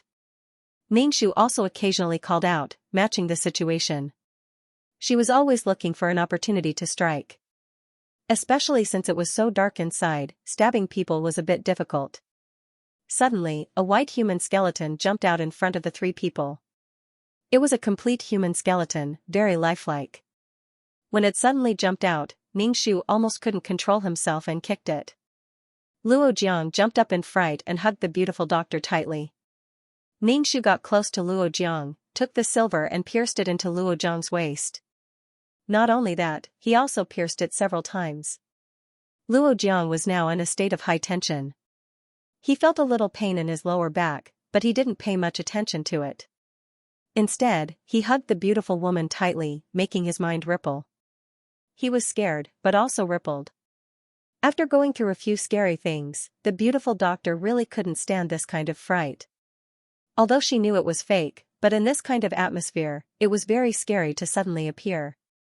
Even if she knew that horror movies were fake, she was still scared. The beautiful doctor said to Luo Jiang that she wanted to go out. She really couldn't stand it anymore. A staff member took the 3 people out. When Ningxu went out, he felt his legs were shaking. Luo Jiang and the beautiful doctor's faces were pale, and their bodies were floating. They sat on the bench and rested for a while before they recovered. Luo Jiang went to buy water, and Ningxu and the beautiful doctor sat together. Ningxu thought for a moment and asked the beautiful doctor, "Dr. Wu, do you like Luo Jiang?" "I can't say that I like him, I just have a good impression of him." The beautiful doctor's pale face blushed. Ningxu was a little surprised and asked, "What do you like about him?" "I just feel that he is not the same as ordinary people, he is more interesting," the beautiful doctor said. A person who stayed at home for 2 years couldn't be said to be humorous. She probably couldn't find any good points, so she used special to describe him. Ningxu said, "But you still have to be careful. Men are nothing more than that." Old man. The beautiful doctor couldn't help but spit at Ningxu. "I heard from Luo Jiang that you are still in university. Do you have a boyfriend?" "You still need to have a boyfriend in school. Love in school is very beautiful, it makes people miss it. Go to the library together and walk around the campus." Ningxu shook his head. "No, there's no rush. If I bloom, the fragrance of the flowers will come. I'll become better and meet better people. A dragon would not condescend to stay in the same ditch as a loach." The dragon said, "What qualifications do you have for me to condescend? If you want to soar in the sky, you have to become a dragon." The beautiful doctor nodded. Luo Jiang had already bought the water back, and he considerately opened the bottle cap for the beautiful doctor. As for Ningxu, Luo Jiang directly threw a bottle of water to her and did not help to open the bottle cap. Ningxu easily unscrewed the cap. Seeing that Luo Jiang was still unscrewing the cap, he placed the water in the hands of the beautiful doctor. "Drink mine." Ningxu took the beautiful doctor's water, unscrewed the bottle cap and drank. Luo Jiang was speechless. F***ck, he shouldn't have brought this girl here. She stole the limelight from him. If it wasn't for the fact that Hu Duo was a girl, Luo Jiang would have suspected that this bastard was trying to steal his girl. Ningxu drank the water while looking at Luo Jiang. Luo Jiang's face was a bit yellow, and he was sweating profusely.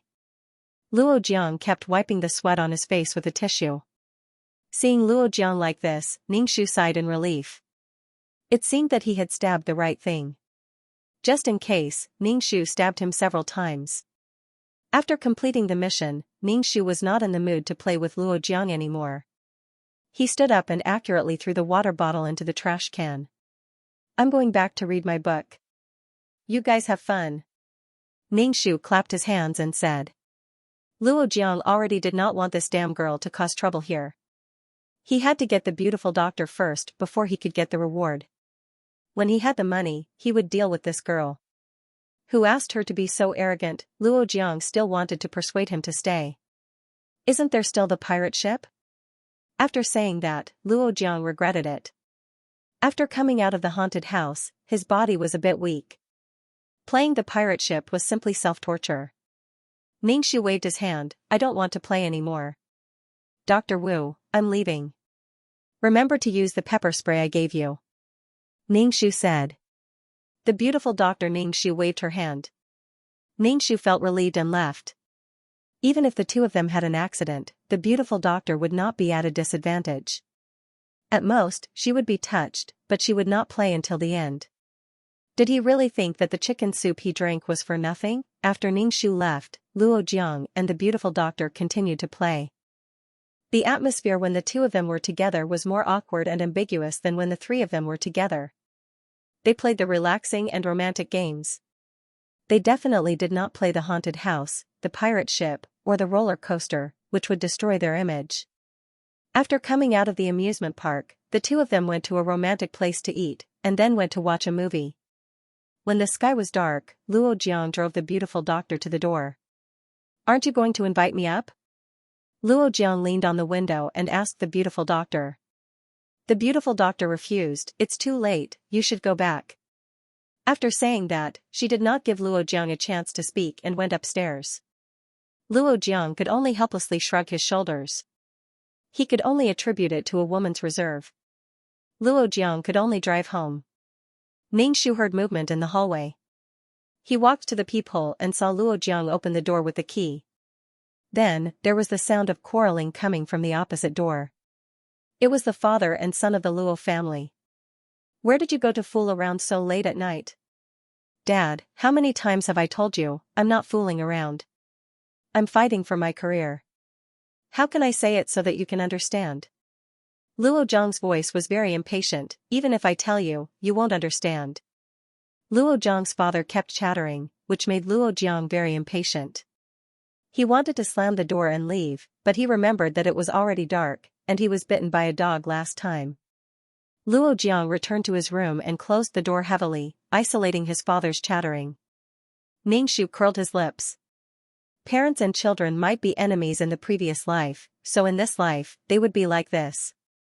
There was no end to their demands. "Your Uncle Luo's family is quarreling again?" Mother Hu asked Ningxu. Ningxu nodded.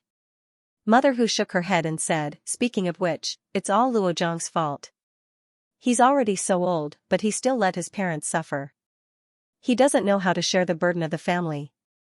Hu Duo, who was obsessed with Luo Jiang, also let Father Hu and Mother Hu worry and break their hearts. Some people were happy, and some people were unhappy. The two families had swapped. In order to avoid his father's chattering, Luo Jiang simply did not come home at night.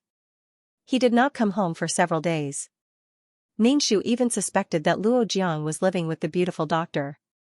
Did the two of them have any substantial relationship? Did the system repair Luo Jiang's body again? Ningxu could not sit still. He ran to the hospital to see the beautiful doctor. He pulled the beautiful doctor to a corner and asked, "Is Luo Jiang living with you?" The beautiful doctor shook her head, "No."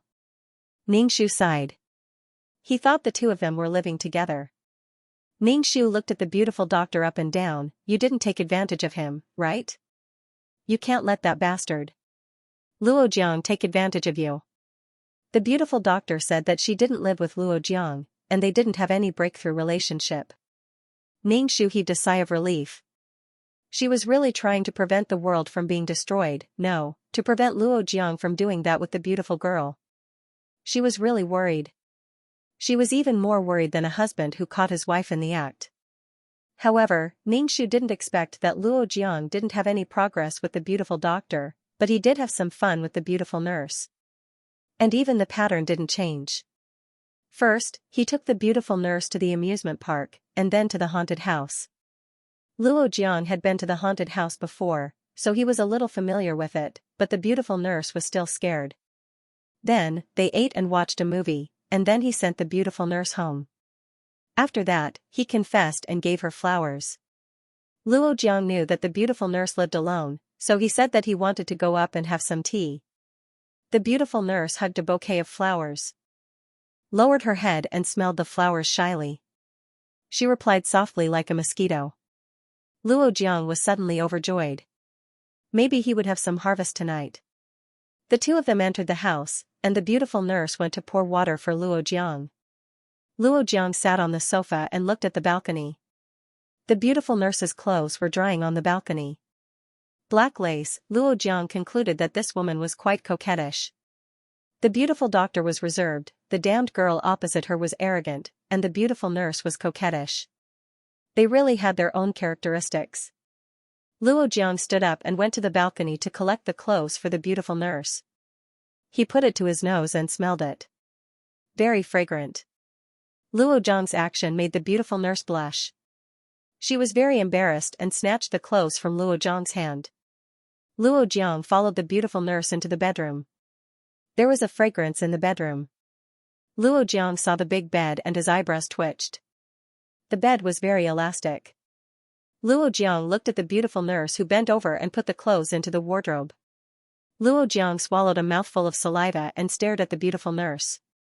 The beautiful nurse was very embarrassed by Luo Jiang's stare. Her body was sweating. The atmosphere was getting hotter and hotter. Finally, the two of them fell on the bed. Luo Jiang was so excited that his whole body was shaking.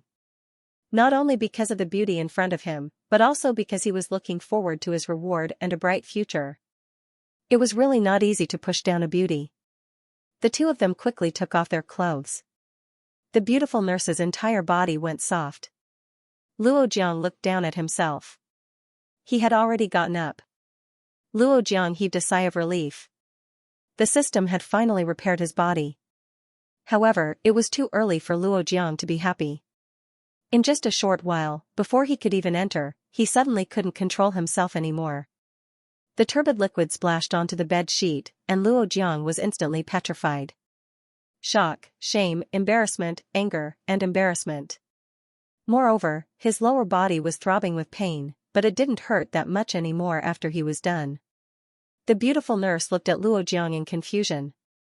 Luo Jiang immediately pressed down on her body. Luo Jiang, instant man, instant man, instant man, these two words echoed endlessly in Luo Jiang's heart. He was an instant guy. That was impossible. Even Miss Five Fingers was not like this. He must be really nervous. That must be it. Luo Jiang kept comforting himself in his heart. Again, he would definitely be able to do it. However, after pouring out 1,000 li, Luo Jiang felt that his younger brother was somewhat disobedient. He felt a little powerless even if he wanted to. What the hell was this? With great difficulty, he finally felt something.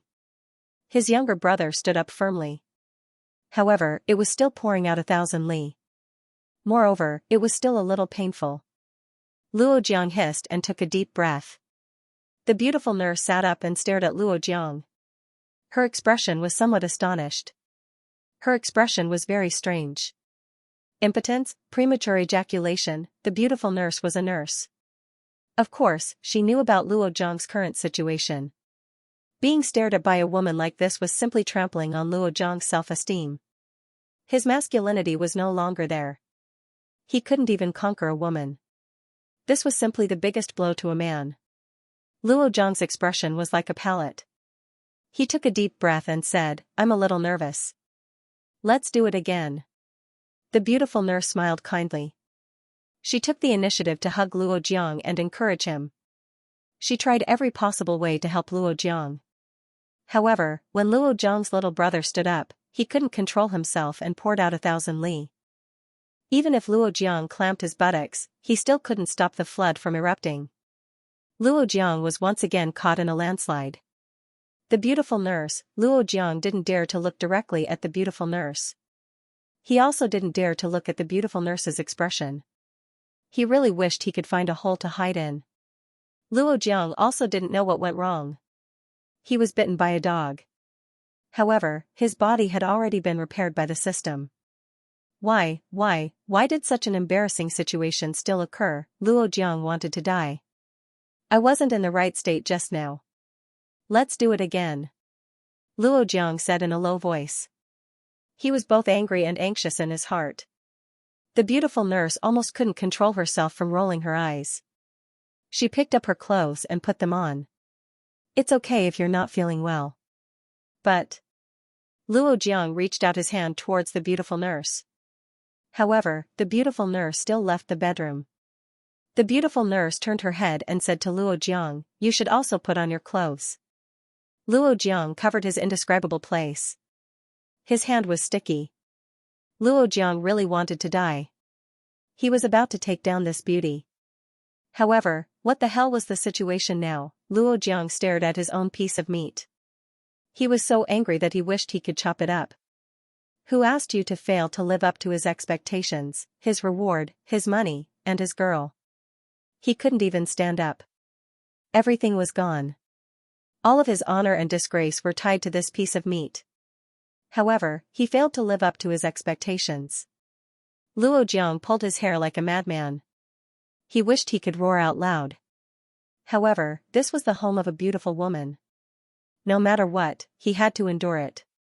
If there wasn't this time, there would be a next time. Luo Jiang put on his clothes and left the bedroom with an awkward expression. The beautiful nurse was drinking water. She glanced at him. Although the beautiful nurse's attitude was normal, Luo Jiang still felt that she was laughing at him. Luo Jiangxing suppressed this feeling and apologized to the beautiful nurse. The beautiful nurse said, "Actually, a lot of men are like you. They just need to go to the hospital and get checked. It's not a terminal illness." Luo Jiang felt that his head was about to emit smoke. He was so embarrassed that he was sweating all over. "I'm fine.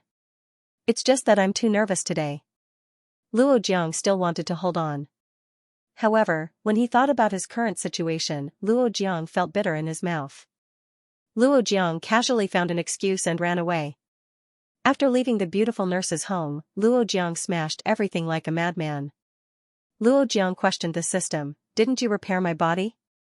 Why is it still like this?" Why, the cooked duck that was in his mouth flew away just like that.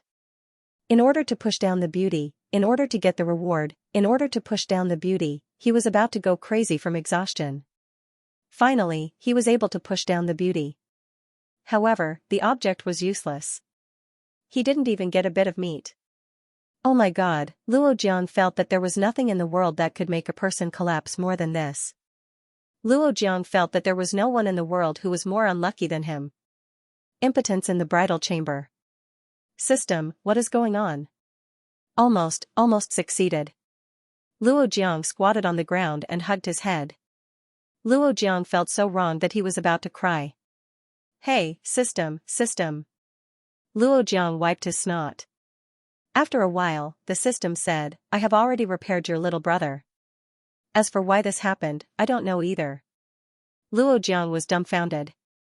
The system actually said that it didn't know and didn't cause any problems. How could this be? In Luo Jiang's heart, the system was omniscient and omnipotent. It was what he could rely on. Now, it actually said that it didn't know. Then why don't you check and see what's going on? Scan my body. You will definitely find out what the problem is. Luo Jiang anxiously said to the system. The system coldly said, "Scanning requires energy. The human body is a very delicate thing. Scanning will consume a lot of my energy. I won't scan." Luo Jiang collapsed. "Why are you so cold? My thing is just a decoration. How am I supposed to complete the mission?" "That is your problem. Last time, when I connected your thing, it consumed a lot of my energy. Scanning again and repairing your body will consume even more energy. After so long, you still haven't completed a single mission. Instead, you have wasted so much of my energy." Luo Jiang was very dispirited. He drove his car to the car rental company and returned the car. After paying the rent, Luo Jiang's wallet was empty. He couldn't stay in the hotel anymore.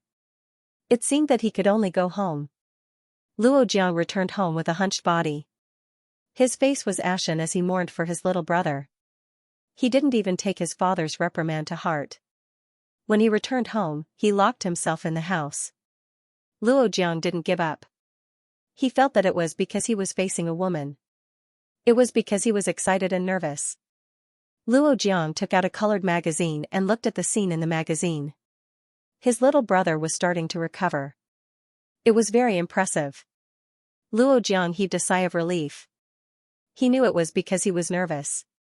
Luo Jiang held it with his hand and wanted to do it again. But as soon as he moved his hand, it splashed onto the magazine. Luo Jiang's entire person was as if he was struck by lightning. He immediately let out an angry voice and tore the magazine. He trampled on the shards of the magazine again. It was already night time, and Luo Jiang's movements were very loud. Luo Jiang's father asked Luo Jiang what happened and what he was doing in the house. Luo Jiang shouted loudly, venting his anger on his father. "What can happen to me? Do you expect something to happen to me every day? Am I your son or not? Luo Zhang's father picked up a stool and threw it at Luo Zhang. You don't come home every night. You go out and fool around. When you come back, you want to tear down the house. Can't I scold you? I'm your father. Luo Jiang picked up a stool and smashed it on the floor, the cupboard, and the sofa with all his might. His movements were very loud, and the people upstairs and downstairs were all disturbed. Papa Hu knocked on the door of Luo's house. Luo Zhang's mother opened the door and said to Papa Hu, "Help me persuade her." Papa Hu walked into the house and saw the confrontation between the father and son. The floor was a mess. Luo Jiang, you even attacked your father? Papa Hu asked. Luo Jiang turned his head and stared at Papa Hu. His bangs covered his eyes and formed a shadow on his forehead. What does my family's matter have to do with you? Don't think that I don't know that you are here to watch the show. Luo Zhang's voice was filled with disdain. Papa Hu was not angry. He only said, no matter what, I am your elder. You should talk to your elder like this. No matter what, you are still a university student, and a graduate from a good university. Where did your studies go?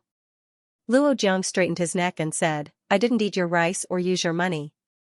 What qualifications do you have to lecture me? I am not lecturing you. I am just stating the facts. Papa Hu was speechless. When he saw Luo Zhang's father holding his chest and gasping for breath, he quickly said, Old Luo, calm down. Don't be angry. Luo Zhang's father's face turned green, and his breathing was a little rapid. It looked like his blood pressure was soaring. Old Luo. Luo Zhang's mother quickly went into the house to get medicine for Luo Zhang's father. Luo Jiang was also a little scared. Although he was a little impatient with his parents, if something really happened to his father, he would definitely be at a loss. The current Luo Jiang could only rely on his parents to survive. The children in this country wanted the freedom of the children abroad, but they were not as independent as the children abroad. If they wanted everything, they might as well go to heaven. Luo Zhang's father sat on the sofa, and Luo Zhang's mother helped him breathe. Ningxu and Mama Hu arrived at Luo Zhang's house. When they entered the house, they saw this situation. Ningxu saw Luo Zhang's gloomy face. It was as if his whole person was shrouded in a dark aura. Luo Jiang was still as bright as a peach blossom before. Looking at his current appearance, he probably knew that there was something wrong with his body. Papa Hu said to Luo Jiang, quickly apologize to your father. Luo Jiang straightened his neck, turned around and went into the bedroom. Luo Zhang's father looked tired, but at this moment, his breathing was stable. He said to Papa Hu, I let you see a joke. Children and grandchildren have their own fortune. Young people are very popular. It is normal that they are not sensible. As for men, they should be sensible later. Luo Zhang's father sighed, he is like this, sigh, it was not good for Papa Hu to stay in Luo Zhang's house. Mama Hu and Ningxu also left Luo Zhang's house. After entering the house, Mama Hu shook her head and said, he is always restless all day long. What's the matter with that Luo Jiang? Is there something wrong with his brain after staying at home for too long? Papa Hu was really puzzled. He really said all kinds of nonsense. He did not look at the situation at all and said whatever was on his mind. If he did not have the confidence and capital to say it, it would only make people think that this person was not sensible and mature. Ningxu felt that it was very normal. Luo Jiang had always been a person with high self-esteem. Now that he had the system, he felt that he was a superman. He did not put ordinary people in his eyes at all. The next day, Luo Jiang's father dragged his tired body to work. Luo Jiang begged the system for a whole night, but the system did not agree to help him scan his body to see what was wrong with his body. It also refused to help him repair his body. Luo Jiang had no choice. Since there was something wrong with his body, he naturally had to go to the hospital. Luo Jiang found the beautiful doctor, took off his pants, and said that there was something wrong with his body. It must be a problem after the surgery. The beautiful doctor was speechless. This person always had something wrong with this place. Every once in a while, he would come to the hospital to see this place. Luo Jiang told the beautiful doctor about his situation and asked her to think of a way. He could not be a quick shooter. Otherwise, how could he conquer a beauty? Luo Jiang was sure that there was something wrong with the surgery last time, which caused his situation to become like this. Luo Jiang shamelessly wanted the beautiful doctor to be responsible. The beautiful doctor was a little unhappy.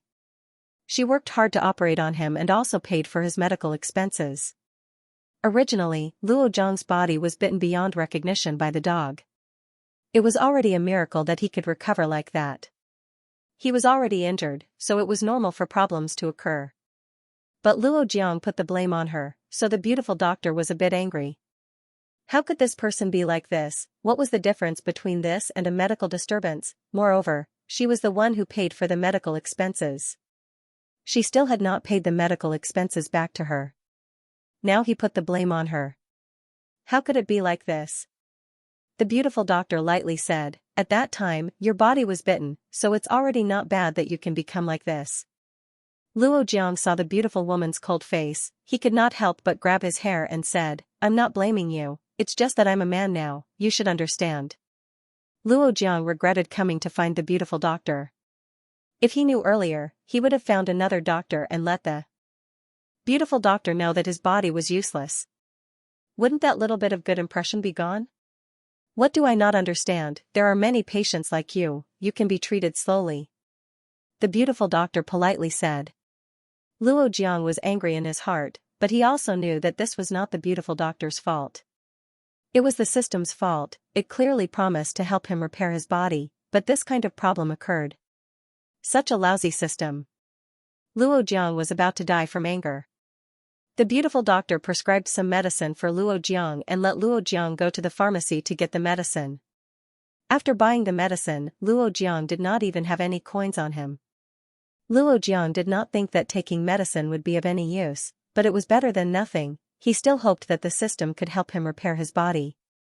Luo Jiang once again begged the system, "One last time, please help me one last time. I don't ask for it to be as strong as before, just like how I was before." The system coldly said, "You did not complete a single task, yet you want me to waste energy. Wasn't the task supposed to be completed? But I have the heart but not the strength. If I could, I would have completed the task." Luo Jiang said in a low voice. The system did not speak anymore. Luo Jiang dejectedly went home. Luo Jiang's mother saw the medicine in Luo Jiang's hand and quickly asked, "What medicine is this?" Luo Jiang carried the medicine behind his back and lightly said, "Nothing, it's just some anti-inflammatory medicine." Luo Jiang was too embarrassed to tell his mother that he could not do it. Luo Jiang poured some water and took the medicine. Then, he lay on the bed and stared at the ceiling. Luo Jiang's expression was sluggish. How could his life be like this? He already had the system, so why was he so poor and depressed? Luo Jiang clenched his teeth. What are the conditions for you to help me repair my body? No matter what the conditions were, Luo Jiang was willing to pay. Only when one's body was in perfect condition could one succeed. Only by pushing the girl and conquering her would he be able to succeed. The system ignored Luo Jiang. Luo Jiang suddenly sat up and hammered the bed with his fist. "Say it. As long as I can pay, I can exchange it." Pushing down the system suddenly said, "I want the lives of your entire family. Do you agree?" Luo Jiang choked. His face was ferocious. "Are you playing with me? If I don't even have my life, how can I still talk about missions?" Luo Jiang was so angry that his chest heaved up and down. His entire body was trembling. He pushed down the system and said, "How about I take your parents' lives while you're still alive? Don't say any more. Change the exchange method." Luo Jiang's forehead was sweating profusely. The human soul is a good thing. The 7 emotions and 6 desires, the power of the soul, and the origin of the soul are all power. Pushing down the system sighed. Luo Jiang was sweating even more. The clothes on his back were soaked with sweat. Luo Jiang clenched his teeth and the veins on his forehead were bulging. "You want my parents' lives?" Luo Jiang's voice was trembling. What a stupid host. Didn't I say that the human soul is a good thing? Of course I want it. Especially a pure soul, or an extremely evil soul. Both of them have a huge power. The system's voice carried an imperceptible malice. Your soul has also started to become evil. Don't say it. Don't say it. Luo Jiang covered his ears and fell on the bed. He used the quilt to cover his body. The system said, this condition is still valid. Luo Jiang's entire body was trembling. For the entire night, Luo Jiang thought about the system's words. It was as if these words were engraved in his brain. There was even a voice in his heart that bewitched him. His parents were old and would die sooner or later. Even if they died, it would be a worthy death. After the system repaired his body, he would bring honor to his ancestors and his parents' faces. However, Luo Jiang did not dare to kill his own parents. Even if he did not kill them with his own hands, it would still be sending his parents to a dead end. Luo Jiang was at a loss for the entire night. The next day, he woke up with a haggard face. When Luo Jiang's father saw his son's moral character, he became angry. He could not help but scold him. Can you wash your face clean? A while ago, he was acting like a dog and did not have a job. He thought that he had learned bad things. However, after a few days, he was like this again. He was slovenly and sloppy. His complexion was very bad. He reckoned that he had played games for the entire night. Luo Jiang originally wanted to retort. However, he thought of something and obediently went to wash his face and brush his teeth. Luo Jiang's father was still not used to such an obedient Luo Jiang. When Luo Jiang came out to eat breakfast, Luo Jiang's father nagged him to find a job. He told him to calm down and find a job. Luo Jiang ate breakfast and only replied with a few ends. After breakfast, Luo Jiang's father was about to go to work. Luo Jiang stopped him and said, "Be careful on the road." Luo Jiang's father looked surprised. In the end, he smiled and nodded. After breakfast, Luo Jiang took the initiative to help his mother clean up the dishes, wash the dishes, and sweep the floor. Luo Jiang's mother was the same as her husband. She was not used to such a son.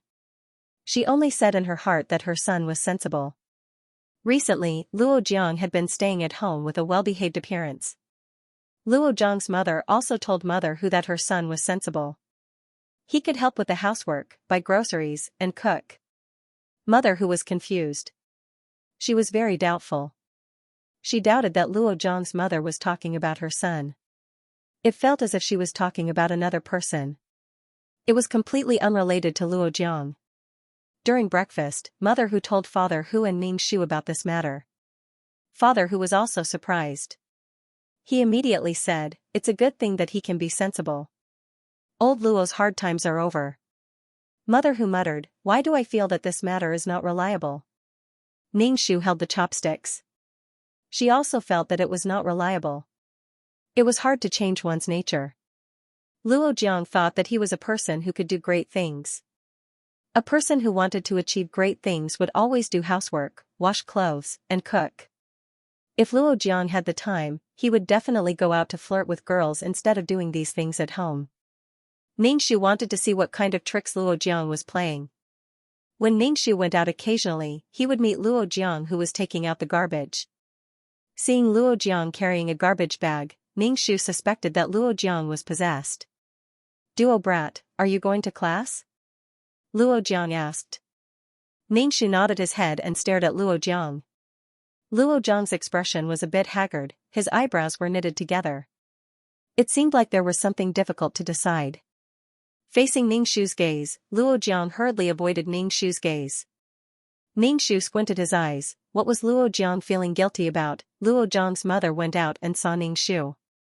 She smiled at Ning Shu and said, "Going to school?" Ning Shu nodded and looked at Luo Jiang's mother. Luo Jiang's mother's forehead was dark, it seemed like a disaster was about to happen. "Mom, you can go in." Luo Jiang pushed his mother into the house. He closed the door and went downstairs to take out the garbage. Ning Shu went downstairs and looked at Luo Jiang who was carrying a bag and walking in front. What the hell was Luo Jiang doing? Ning Shu had doubts in his heart, but he still went to class. Luo Jiang threw out the garbage and looked at the old man and old lady who were working out in the neighborhood. There were also children, men and women.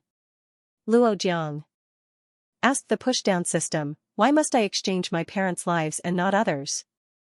There were so many people in this world, there were so many souls.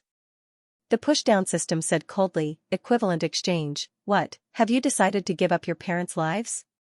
The push-down system was not omnipotent, it had to avoid the laws of heaven, and the soul of the person who seized it would be removed. But this kind of equivalent exchange, if both parties were willing, there would not be any problems. Nonsense, I will not give up my parents' lives. Luo Jiang hurriedly retorted. The push-down system only let out a sound that was like a sneer but also not a laugh. Hearing this, Luo Jiang's heart jumped. He realized that this system was not a good person, but it seemed like he could not turn back now. Moreover, with his body, he could not be a fast shooter his whole life. He had already finished the medicine prescribed by the hospital, but his symptoms didn't improve at all. It was still the same. Luo Jiang could only place his hopes on the system, not only for his bright future, but also for his own body. But his parents, Luo Jiang's face was distorted, and there was an indescribable gloomy aura around him. Ningxu was more concerned about what had happened to the Luo family. Luo Jiang's change and Luo Jiang's mother's luck. Everyone had their own unique magnetic field. Luo Jiang's mother's glabella was dark. It was obvious that something had happened recently. Ningxu was once a Taoist priest of Mao Mountain. Although he was not very proficient in physiognomy, he could still see something. In the evening, when Luo Jiang's father got off work, Ningxu carried a garbage bag and brushed past Luo Jiang's father. Ningxu obediently called him Uncle Luo. Luo Jiang's father stopped in his tracks, and Ningxu nodded amiably. Ningxu looked at Luo Jiang's father. His glabella was also dark, and his entire face was dark. His complexion was not good. What was the reason for this couple to be like this? Usually, in this situation, there would be some kind of catastrophe that would cause this kind of effect. Ningxu threw away the garbage. When he went back, he looked at the Luo family's door. Why did this happen to Luo Jiang's family? Could it be a gas tank explosion or a car accident? Ningxu returned home and looked at Papa Hu and Mama Hu's complexion. They were not like Luo Jiang's parents, whose glabella was dark. It could only be said that this catastrophe only appeared in the Luo family. Ningxu was more puzzled. After pushing down the beauty, the system did not repair Luo Jiang's body, nor did it leave Luo Jiang. What was it doing? If the system repaired Luo Jiang's body, Luo Jiang would not obediently wash clothes and sweep the floor at home, repenting and turning over a new leaf. He would definitely go out to pick up girls and fight for his career. Repent and turn over a new leaf? Ningxu instantly felt a ray of light flash through his mind. When a person did something wrong, they would either feel guilty and do something to make up for it, or they would refuse to admit it. They would just go with the flow and do whatever they wanted. Connecting it to the situation of Luo Jiang's mother, Ningxu came up with a frightening idea. Luo Jiang was preparing to do something big.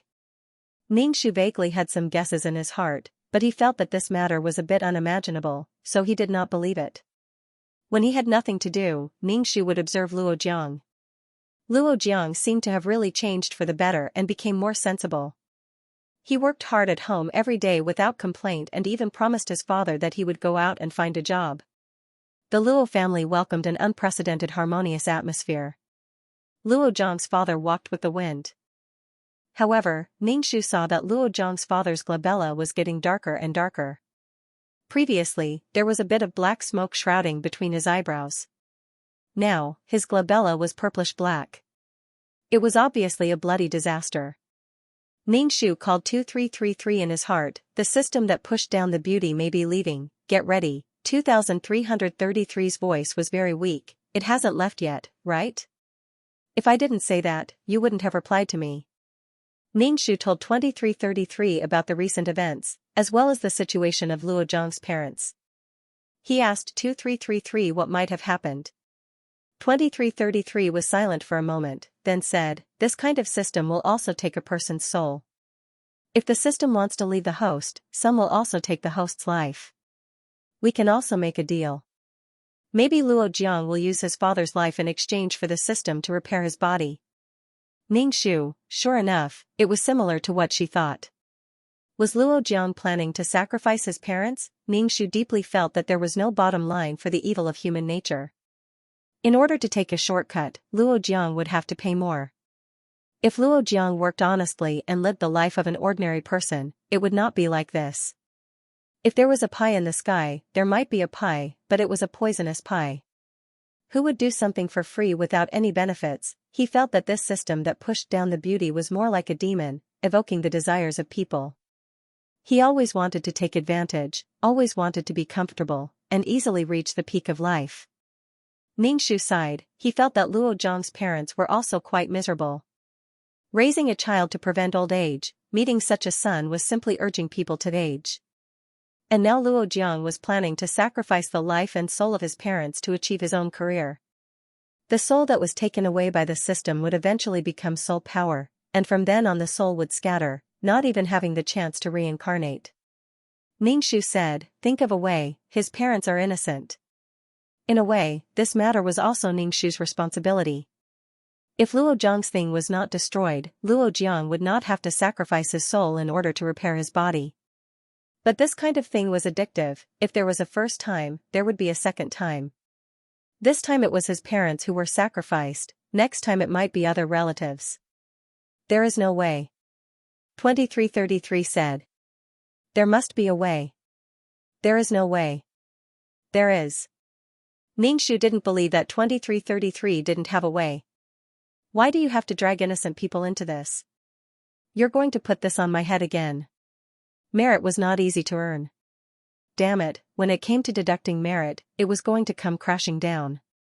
Ningxu's heart ached. Without enough merit, how could she become a super mission enforcer? 2333 said, "You know, I don't have much energy. Why can't you figure it out? Think about it. Luo Jiang can't sacrifice his parents' souls. For the system, he has no value. Without value, the system will definitely leave Luo Jiang. Once the system leaves, you can invade and devour the system. You can take the system's luck and energy. Then you can perfect your own data. No matter how you look at it, you're the one who benefits, right?" 2333 said, "Stop trying to brainwash me. I'm just analyzing it for you. Tell me, what can you do?" Ningxu asked. She realized that she didn't have a way to hold people's souls. Let people's souls temporarily leave their bodies. She used the Maoshan Taoists' method, but the suppression of this plane was a bit too strong. After all, this was modern society. Let the souls of Luo Zhang's parents leave their bodies. Leave their bodies, but if they left their bodies, where should she put the souls of Luo Zhang's parents? Ningxu had never done something like this before. 2333 said, "If Luo Jiang really sacrificed his parents' souls, when the system absorbs the souls, I will take their souls. Is that really okay?" Ningxu was a bit doubtful. Can't you take their souls first? Do you have to wait until the system absorbs them? What if the two sides failed to snatch the souls? I can't take their souls directly. That's against the rules. I will be obliterated. Besides, Luo Zhang's parents have nothing to do with me. If I take their souls directly, even if my intentions are good, I will die miserably." Ningxu let out a long sigh. Fine, nothing can be accomplished without rules. Anyway, she would just wait like this. Everything now depended on whether Luo Jiang was willing to do it or not. Ningxu was always ready. 2333 was also ready. Ningxu speculated based on Luo Jiang's behavior. There was an 80% chance that Luo Jiang would sacrifice his parents' souls. He had to be a good child when his parents were dying. He had to be filial to his parents when they were dying. After struggling for a long time, Luo Jiang still couldn't make up his mind. Those were his parents, how could he sacrifice them just like that? However, Luo Jiang urgently wanted to change the current situation. Because he was an instant man, the beautiful nurse's attitude towards him was cold and indifferent. They were all polite when they saw him, but Luo Jiang still felt that they were mocking him. Luo Jiang was originally a sensitive person. Now that he went out, he wished he could cover his face tightly. Sometimes, the girls who passed by him would talk and laugh. Luo Jiang felt that they were laughing at him. If this continued, Luo Jiang felt that he would go crazy. His world had collapsed. He was even more embarrassed to appear in front of the beautiful doctor. The last time he went to get the medicine, the beautiful doctor tactfully asked him to return the hospitalization fee. How could Luo Jiang have any money? Being hinted to return the money like this, Luo Jiang felt both angry and embarrassed. He thought that the beautiful doctor was different from those tacky women, but the result was still the same. It was too disappointing. Now that she saw that he was down and out, she wanted to distance herself from him. Luo Jiang straightened his neck. With a disappointed look, he said loudly, "I will return the money to you." Luo Jiang's appearance made the beautiful doctor somewhat confused. She didn't do anything to him, right? The person who borrowed the money was still a big boss. The beautiful doctor hit her own head. She didn't know what she was thinking at that time. Why did she pay for Luo Jiang's medical expenses? Ningxu met a gloomy Luo Jiang in the stairwell. Luo Jiang was holding the medicine in his hand. Luo Jiang gloomily stared at Ningxu. This woman also came to mock him. He obviously wasted so much energy and material on these three women, but in exchange, he got such an ending. Ningxu looked at the medicine. "What are you taking? What disease do you have? Let me see." Ningxu flashed and snatched the medicine from Luo Jia's hand. Ningxu took the medicine bottle and read, "Paroxidine, phenoxamine. Give it back to me." Luo Jiang's face was sinister as he snatched the medicine bag. Ningxu curled his lips. "It's not like it's anything good. Why are you hiding it? What is this medicine used for?" "Phenoxamine, I'll go back and check," Ningxu said with a smile. "You're not allowed to check." Luo Jiang roared, "This medicine is not mine, you damn girl." Luo Jiang coldly snorted, took a few steps up the stairs, and closed the door with a ping sound. Luo Jiang returned to the room and sat on the edge of the bed, gasping for breath. Large beads of sweat dripped down from his forehead. The room was quiet. Only Luo Jiang's heavy breathing could be heard, making it even more depressing. Luo Jiang wiped his face, wiping away his sweat and tears. "System, I agree," Luo Jiang said with difficulty. "Are you sure? Once the deal is done, there is no chance to back out." Luo Jiang clenched his cheeks, his face trembled, his eyes were red, and he tightly held his head. I agree." Luo Jiang finally started to cry. "Then when are you going to sacrifice?" the system coldly said. It felt as if it was asking what to eat tonight. Luo Jiang clenched his teeth and said, "Tonight, when my father gets off work. Will my parents die immediately without their souls?" Luo Jiang asked. If they suddenly died, he would have to bear the crime of murder. The system said, "They won't die immediately, but they will become vegetative and slowly die." Luo Jiang breathed a sigh of relief. I know. He really wanted to end this neither human nor ghost life. Right now, he didn't even dare to go out. As long as people looked at him, Luo Jiang felt that his secret was exposed.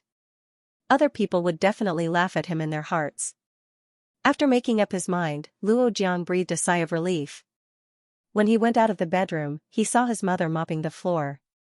Luo Jiang took the mop from his mother's hand. "Let me do it, you go rest on the sofa." Luo Jiang's mother smiled. She wiped her sweat and sat on the sofa watching Luo Jiang mop the floor. Luo Jiang's mother had a gratified smile on her face. Luo Jiang didn't dare to look at his mother's eyes. His tears almost fell down uncontrollably. After cleaning the house, Luo Jiang bought some good food back. He emptied all his money and bought a pack of good cigarettes and a bottle of good wine. Luo Jiang hoped that his parents could understand him and forgive him. He really had no choice, he really had difficulties. When Luo Jiang's father came back from work, he saw a table full of good wine and good food. He was somewhat surprised. "Why did you make it so good?" Luo Jiang said, "You usually work hard, I made you something delicious." Luo Jiang's voice was trembling. At this moment, Luo Jiang had an indescribable feeling in his heart. He was sad and sorrowful, but also excited and nervous. Luo Jiang's father sat down and saw that there were so many dishes and wine on the table. He said to Luo Jiang, "Call Uncle Hu over to drink with us. Your uncle who has helped us a lot. He even paid for the surgery last time." Luo Jiang immediately retorted, "Dad, this is a family reunion. Why do we have to call an outsider over?" Luo Jiang's father thought for a while and said, "Then I'll treat old Hu to a meal another day." Luo Jiang thought about it again and again. If something happened to their parents while he was fine, they would definitely suspect him. If there was an outsider as a witness and there was nothing wrong with the food, he would be less suspicious. Dad, I think we should call Uncle Hu over. Why don't we just call Uncle and his family over? There are so many dishes anyway, Luo Jiang said. Luo Jiang's father nodded in agreement. Luo Jiang got up and knocked on Ningshu's door. It was Ningshu who opened the door. Ningshu asked, "What's the matter?" "I want to invite you and your parents to my house for a meal," Luo Jiang said. Ningshu was stunned. Luo Jiang walked into the house and invited father and mother Hu to eat. They were neighbors and it was only a few steps away. Father Hu couldn't refuse and the family of 3 went to the opposite house to eat. Father Hu saw the dishes on the table. There were many cold and hot dishes, and they were all expensive. "Why are you so polite?" "There are so many dishes," Father Hu said. Luo Jiang's father was a little tipsy before drinking. He said to Father Hu, "These dishes were all prepared by Luo Jiang. He said he felt sorry for me and prepared them for me." Ningshu was eating when he heard Luo Jiang's father say that. He suddenly felt like he couldn't eat anymore. Why did he feel like it was his last dinner? Ningshu glanced at Luo Jiang. He lowered his head and used his chopsticks to stir the food in his bowl. 2333, I think Luo Jiang is going to make a move. You have to be prepared, Ningshu said to 2333 in his heart. 2333's voice was a little surprised. People can even kill their parents? Ningshu didn't say anything. The more desperate the situation was, the more it tested human nature. Maybe it would shine brightly, maybe it would show its ugly side. Human nature was complicated. Luo Jiang was a little restless. He looked at his father, who was drinking with Papa Hu, and then at his mother, who was chatting with Mama Hu. Luo Jiang downed cup after cup of wine. Although they were drinking and chatting at the table, Ningshu felt that there was an undercurrent surging, and the atmosphere was getting more and more tense. Ningshu couldn't even control his tense body. He kept paying attention to Luo Jiang from the corner of his eyes. Luo Jiang put down the wine cup, and the wine cup made a tinkling sound. Because Luo Jiang had drunk a lot of wine, his face was red, and his eyes were a bit blurry. "System, let's do it now." Luo Jiang closed his eyes as if he couldn't bear to watch. It was about to begin. Ningshu's heart skipped a beat. Suddenly, Luo Jiang's father, who was drinking well, tilted his body and fell to the ground. "Old Luo?" Father Hu quickly pulled Luo Jiang's father up. "What's wrong?" "Luo Jiang's mother?" Mother Hu shouted in shock. Luo Jiang's mother also fell down. "Dad, Mom." Luo Jiang opened his eyes. Tears streamed down his face as he hugged his father. He begged in his heart again and again. "Forgive me. I really didn't do it on purpose. Forgive me." Ningshu stared at the invisible battle in the void. Father Hu quickly picked up the phone and called the ambulance. Luo Jiang's parents were still breathing weakly, but they fell down as if they had fallen asleep. "What's going on?" Mother Hu looked confused and a little scared. "Why did she suddenly fall down?" Ningshu said, "It's okay." The ambulance came quickly. Some medical staff carried a stretcher upstairs. They put Luo Jiang's parents on the stretcher and carried them to the ambulance. Luo Jiang looked like he was in a daze. Father Hu was the only one who was busy. Luo Jiang and Father Hu got into the ambulance. Mother Hu and Ningshu went home to pack up. Mother Hu complained to Ningshu, "We just came over for a meal. Why did we encounter such a thing?" Without any warning, both of them fell down. "I don't know what happened." Ningshu shook his head, indicating that he didn't know what happened either. Ningshu asked 2333, "Did you get the soul?" 2333 sounded like he was about to die. "I got it. I took the soul when they weren't paying attention. My energy is completely depleted. I don't know why, but I feel like it's not easy to get energy every time. Until now, I can't make ends meet." 2333 didn't want to talk. He felt that this quest enforcer's bad luck had passed on to him. He didn't get anything every time. Sometimes, he even got nothing. Ningshu comforted 2333, You can only be a man of honor if you suffer the most.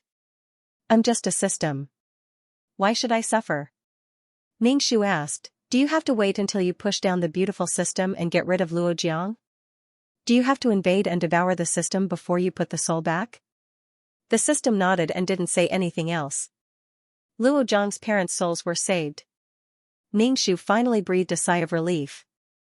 Now, he just had to push down the system and get rid of Luo Jiang. Papa who came back from the hospital in the wee hours of the morning.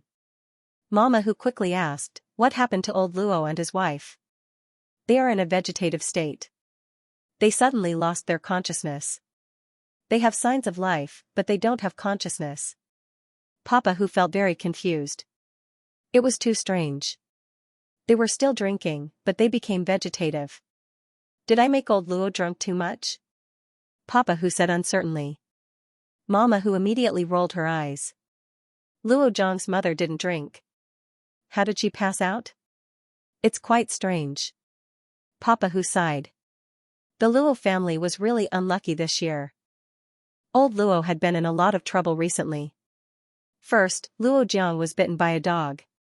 Now, both of them were in the hospital. They didn't even know if they could wake up. The family of 3 went to the hospital not long after.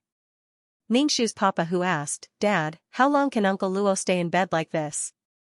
I don't know. It's hard to say when he is in a vegetative state. Ningshu hoped that he could push down the system and get rid of Luo Jiang quickly. The soul would be damaged if it left the body for too long. Luo Jiang stood at the door of the intensive care unit. He looked at his parents and cried. He didn't have the face to see them. Luo Jiang closed the door and sat on the chair in the corridor. A nurse came over and urged Luo Jiang to pay the bill.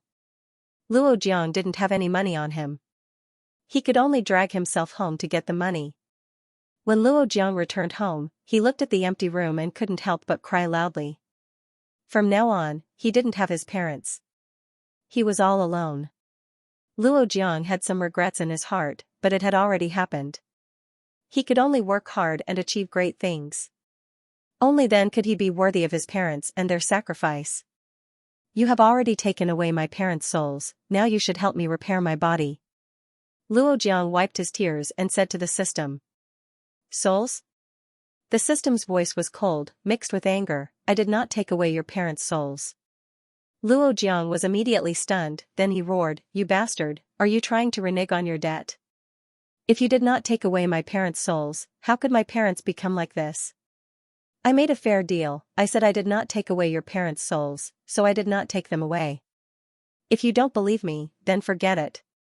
Luo Jiang squatted on the ground, holding his head, and kept pulling his hair.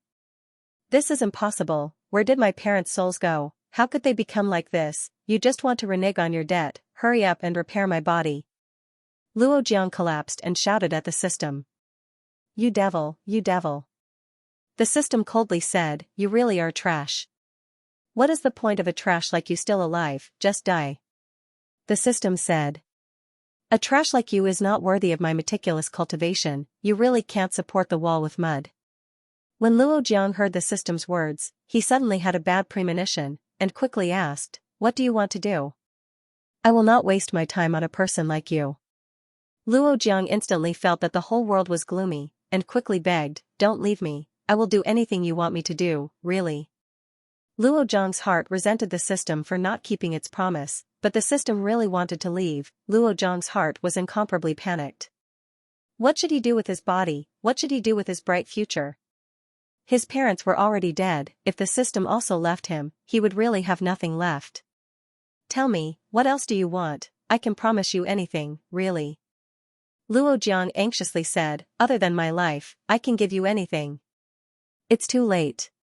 Other than your life, you have nothing valuable.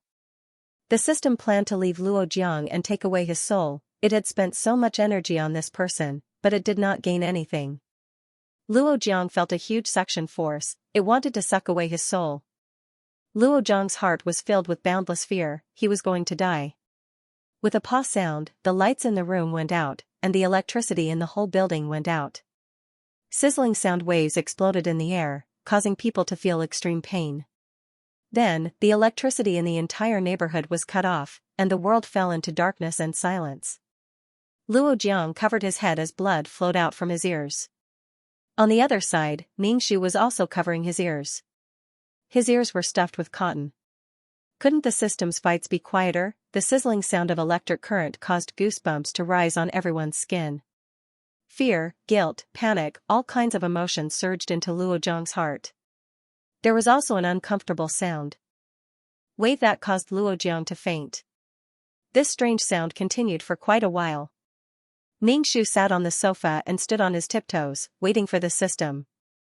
Ningxu had no way of interfering in this kind of system war. He did not know if 2333 could do it. If it was devoured by the other party, then it would be the joke of the entire mission world. Moreover, 2333's energy was obviously insufficient. He didn't even need to expend so much effort to deal with those systems before. Ningxu tiptoed faster and faster, and the sound waves continued. Ningxu waited and waited, and the sound waves became smaller and smaller. Finally, there was a slight cracking sound, like an eggshell cracking open. Then, it became completely quiet. Ningxu put down his hands that were covering his ears and carefully shouted, 2333, 2333, 2333, you can't die. Ningxu suddenly felt anxious. 2333 was really killed by the other party? You're the one who's dead. I probably won't come out for a long time. There's no more energy left. 2333 said and went back into hiding. Ningxu couldn't help but wipe his face. He felt that 2333 was a bit of a burden now. Fortunately, he didn't die. If he encountered a more powerful system next time, wouldn't 2333 be dead? Ningxu wiped the cold sweat off his forehead. Why were the days getting worse and worse? She and 2333 complimented each other. Now that 2333's legs were obviously shorter, Ningxu felt that it was a bit difficult to run. Wait, let's go and return the souls of the Luo couple first. Ningxu shouted. Even if he had to go into hibernation, he could wait for a while. Go to the hospital and get closer to them. I'll put the souls back. 2333 said tiredly. It was already the wee hours of the morning. He would go to the hospital when the sun came up. The next morning, Ningxu bought some fruits and went to the hospital. The Luo couple's beds were next to each other, and they looked like they were asleep. Ningxu stood beside Luo Jiang's father's bed. This is a man. 2333 put the soul back into the body. This is a woman. Ningxu was worried that 2333 would swap their souls. After that, 2333 went into hibernation. He probably wouldn't wake up for a while. Ningxu walked out of the hospital and stretched his arms. Finally, everything was settled. Ningxu bought 2 egg pancakes from the roadside and went to school while eating. He wanted to enjoy his university life. Luo Jiang woke up from the shock. He looked at the ceiling and knew that he wasn't dead. He let out a sigh of relief. Then, Luo Jiang thought of the system. Luo Jiang called out to the system in his mind, but the system didn't respond. Luo Jiang threw the joy of his life to the back of his mind. Instead, he was panicking. He felt like he had lost all his emotions. Pushing down the system and abandoning him, really abandoning him. He really had nothing left now. There was nothing. It was like drawing water with a sieve. If only this was a nightmare. But Luo Jiang knew that this wasn't a dream. Even if Luo Jiang knew that the system didn't have good intentions, he didn't dare to leave the system. He still needed the system to reach the peak of his life. Even if it was a puppet, it didn't matter. Luo Jiang and his wife, who were in the hospital, woke up. Their expressions were blank. What had happened? When the couple got home from the hospital, Luo Jiang thought that he had seen a ghost. He knelt down and kowtowed to his parents, saying that he was sorry. The Luo couple was confused. Then, Luo Jiang knew that his parents weren't dead. He got up and went into the bedroom and closed the door. His parents were back, but where was the system? Where was the system? He wanted the system. Without the system, how could he succeed? Luo Jiang called out to the system again and again, but the system didn't respond.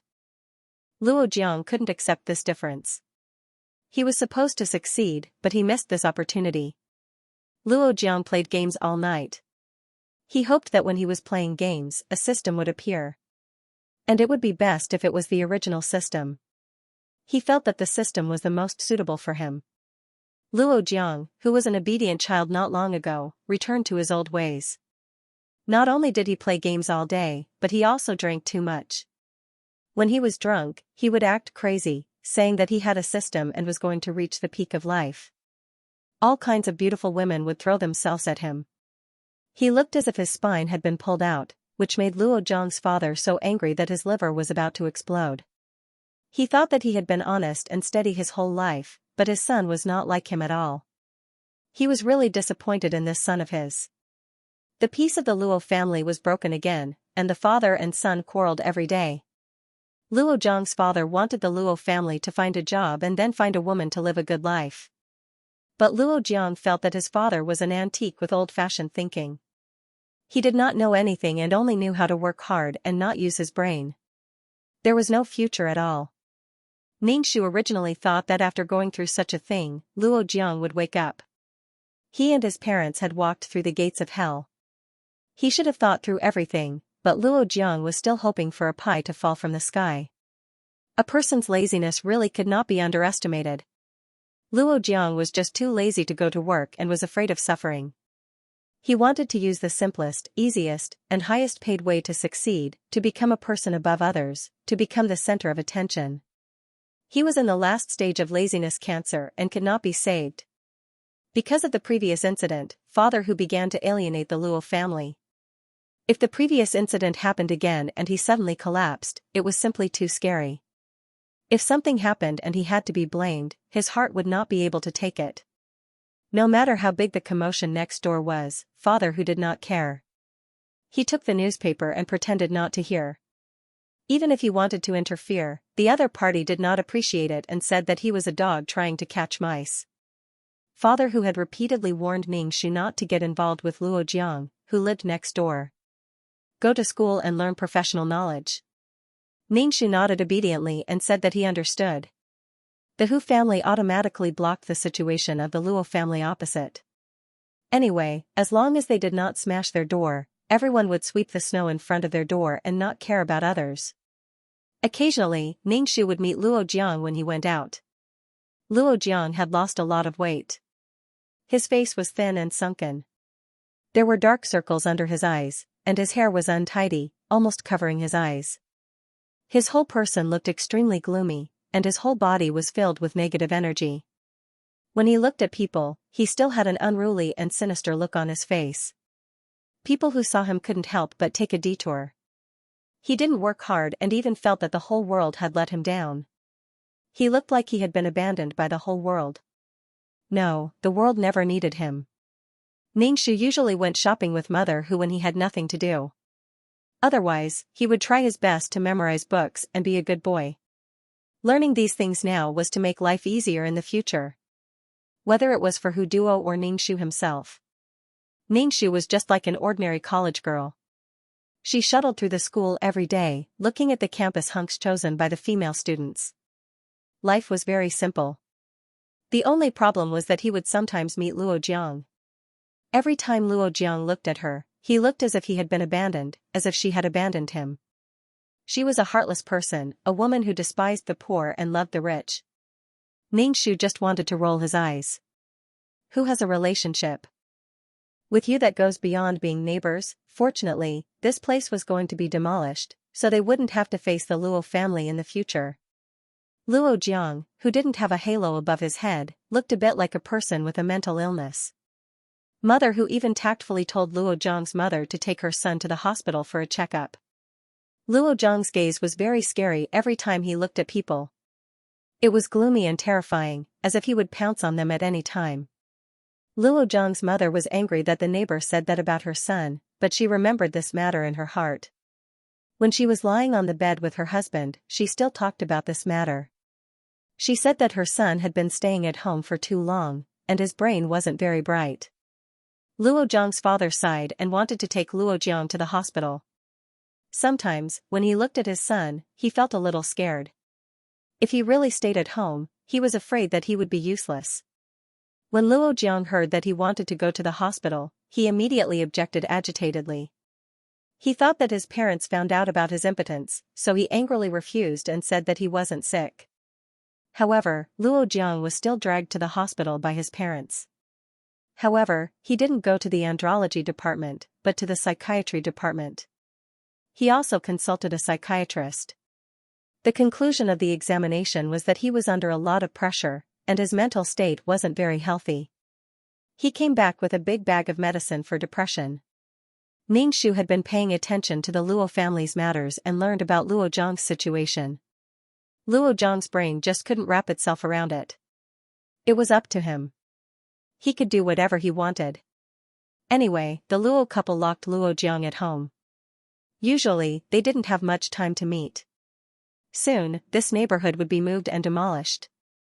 They hoped that they wouldn't meet again in the future. Fodder who specially picked a house that was far away from the Luo family.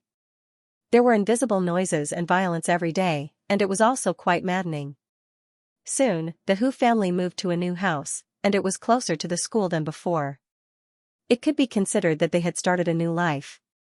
When they were moving, Luo Jiang rushed out and grabbed his arm. Ningxu roared, "You be *tch, are you going to abandon me?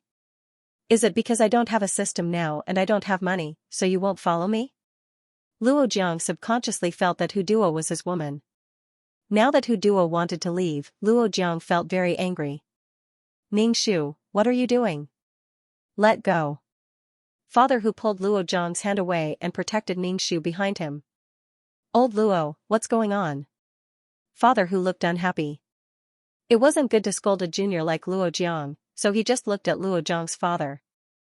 I'm sorry. Luo Jiang's father pulled Luo Jiang into the house. "Hurry up and move. He's crazy." Mother whose voice was soft when she said crazy. The Hu family moved as fast as they could, and they didn't have any contact with the Hu family. There was no noise, and he felt that his ears were already filled with the scene.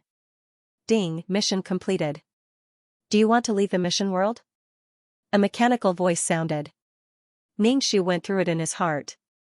Was there anything he missed? After thinking about it, it was about time.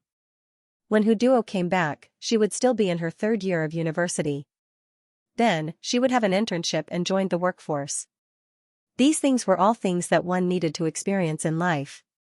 If she left earlier, she would leave more time for Hu Duo and take up less of Hu Duo's life. Ningxu nodded. Leave the mission world. Ningxu's head was dizzy. He opened his eyes and looked down to see that he was standing on a gap that was as wide as a thumb. Looking outside through the gap, it was pitch black. Looking at the system space that seemed like it would disappear with the wind, Ningxu was really scared. Ningxu sat on the sofa gently. The sofa creaked, and Ningxu's heart jumped. He was so scared. He was afraid that the system space would collapse if he used a little bit of strength. Ningxu sat cross-legged on the sofa and began to cultivate, absorbing the pure soul power. When the absorption was almost done, Ningxu opened his eyes and opened the status panel to look at his harvest.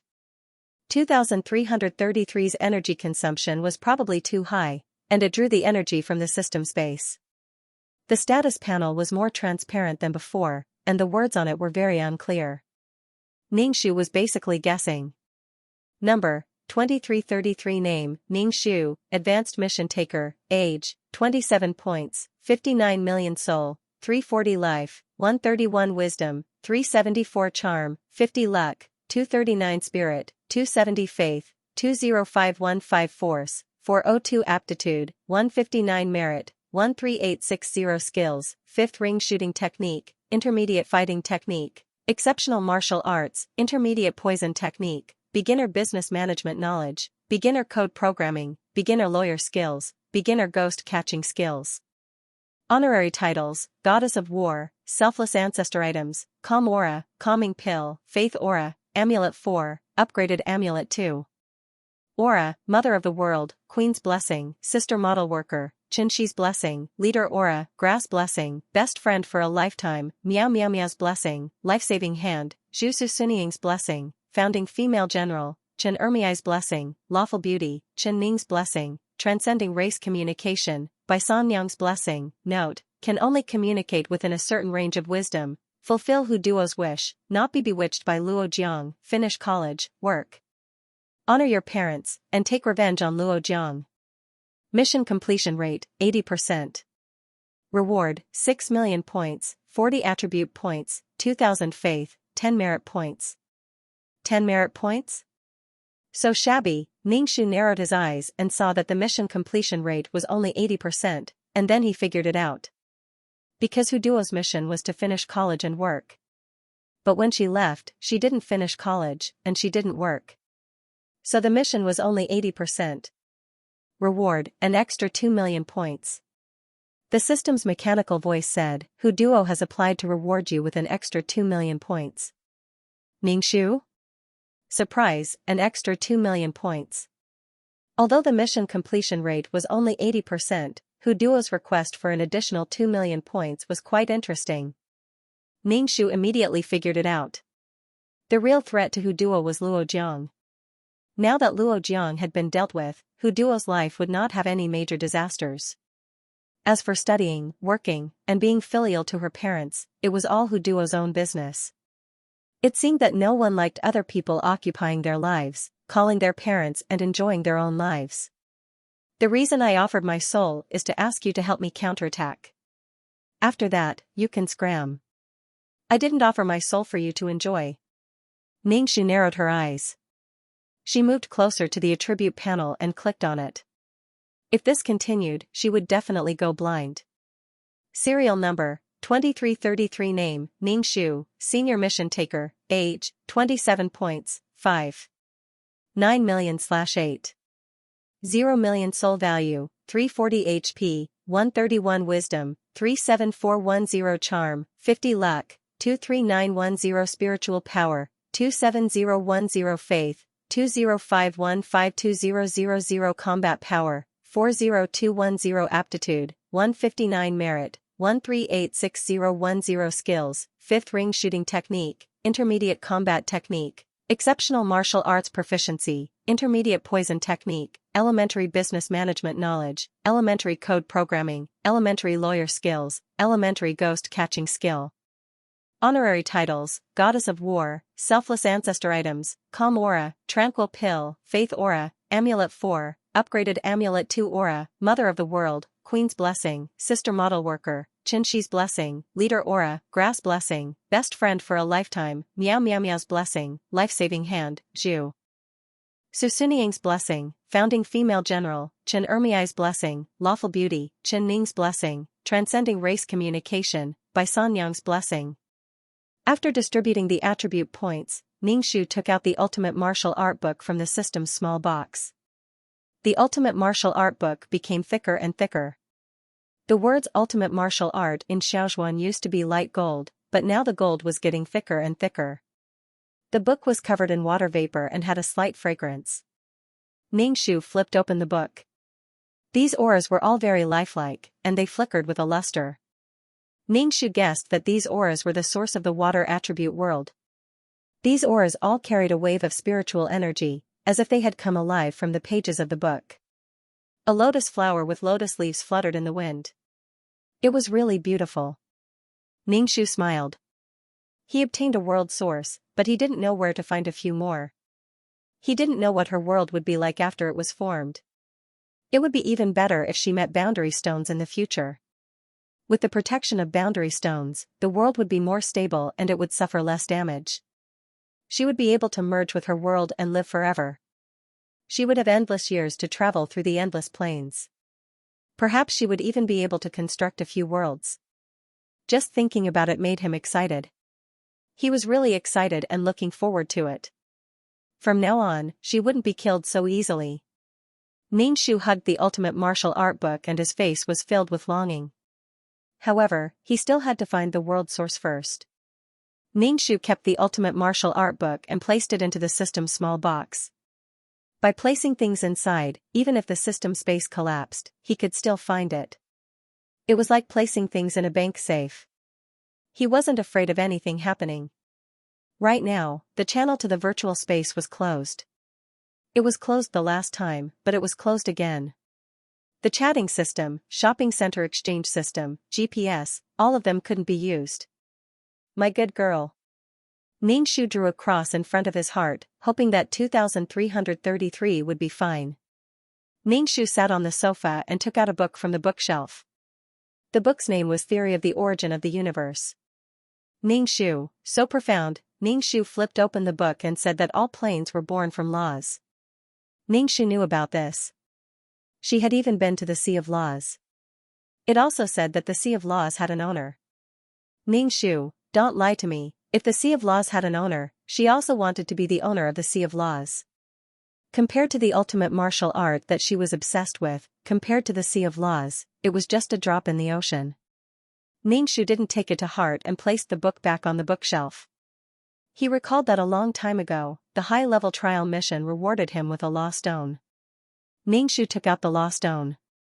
The stone was pitch black and looked no different from a normal stone.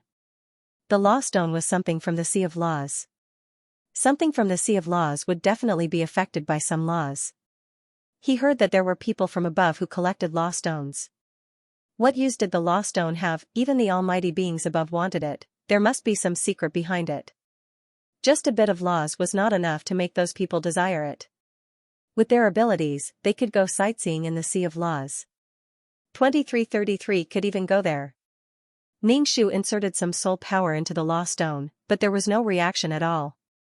As for her soul power, it was like a clay ox entering the sea, disappearing. Ningxu inserted some more soul power, but it was still the same, so Ningxu gave up.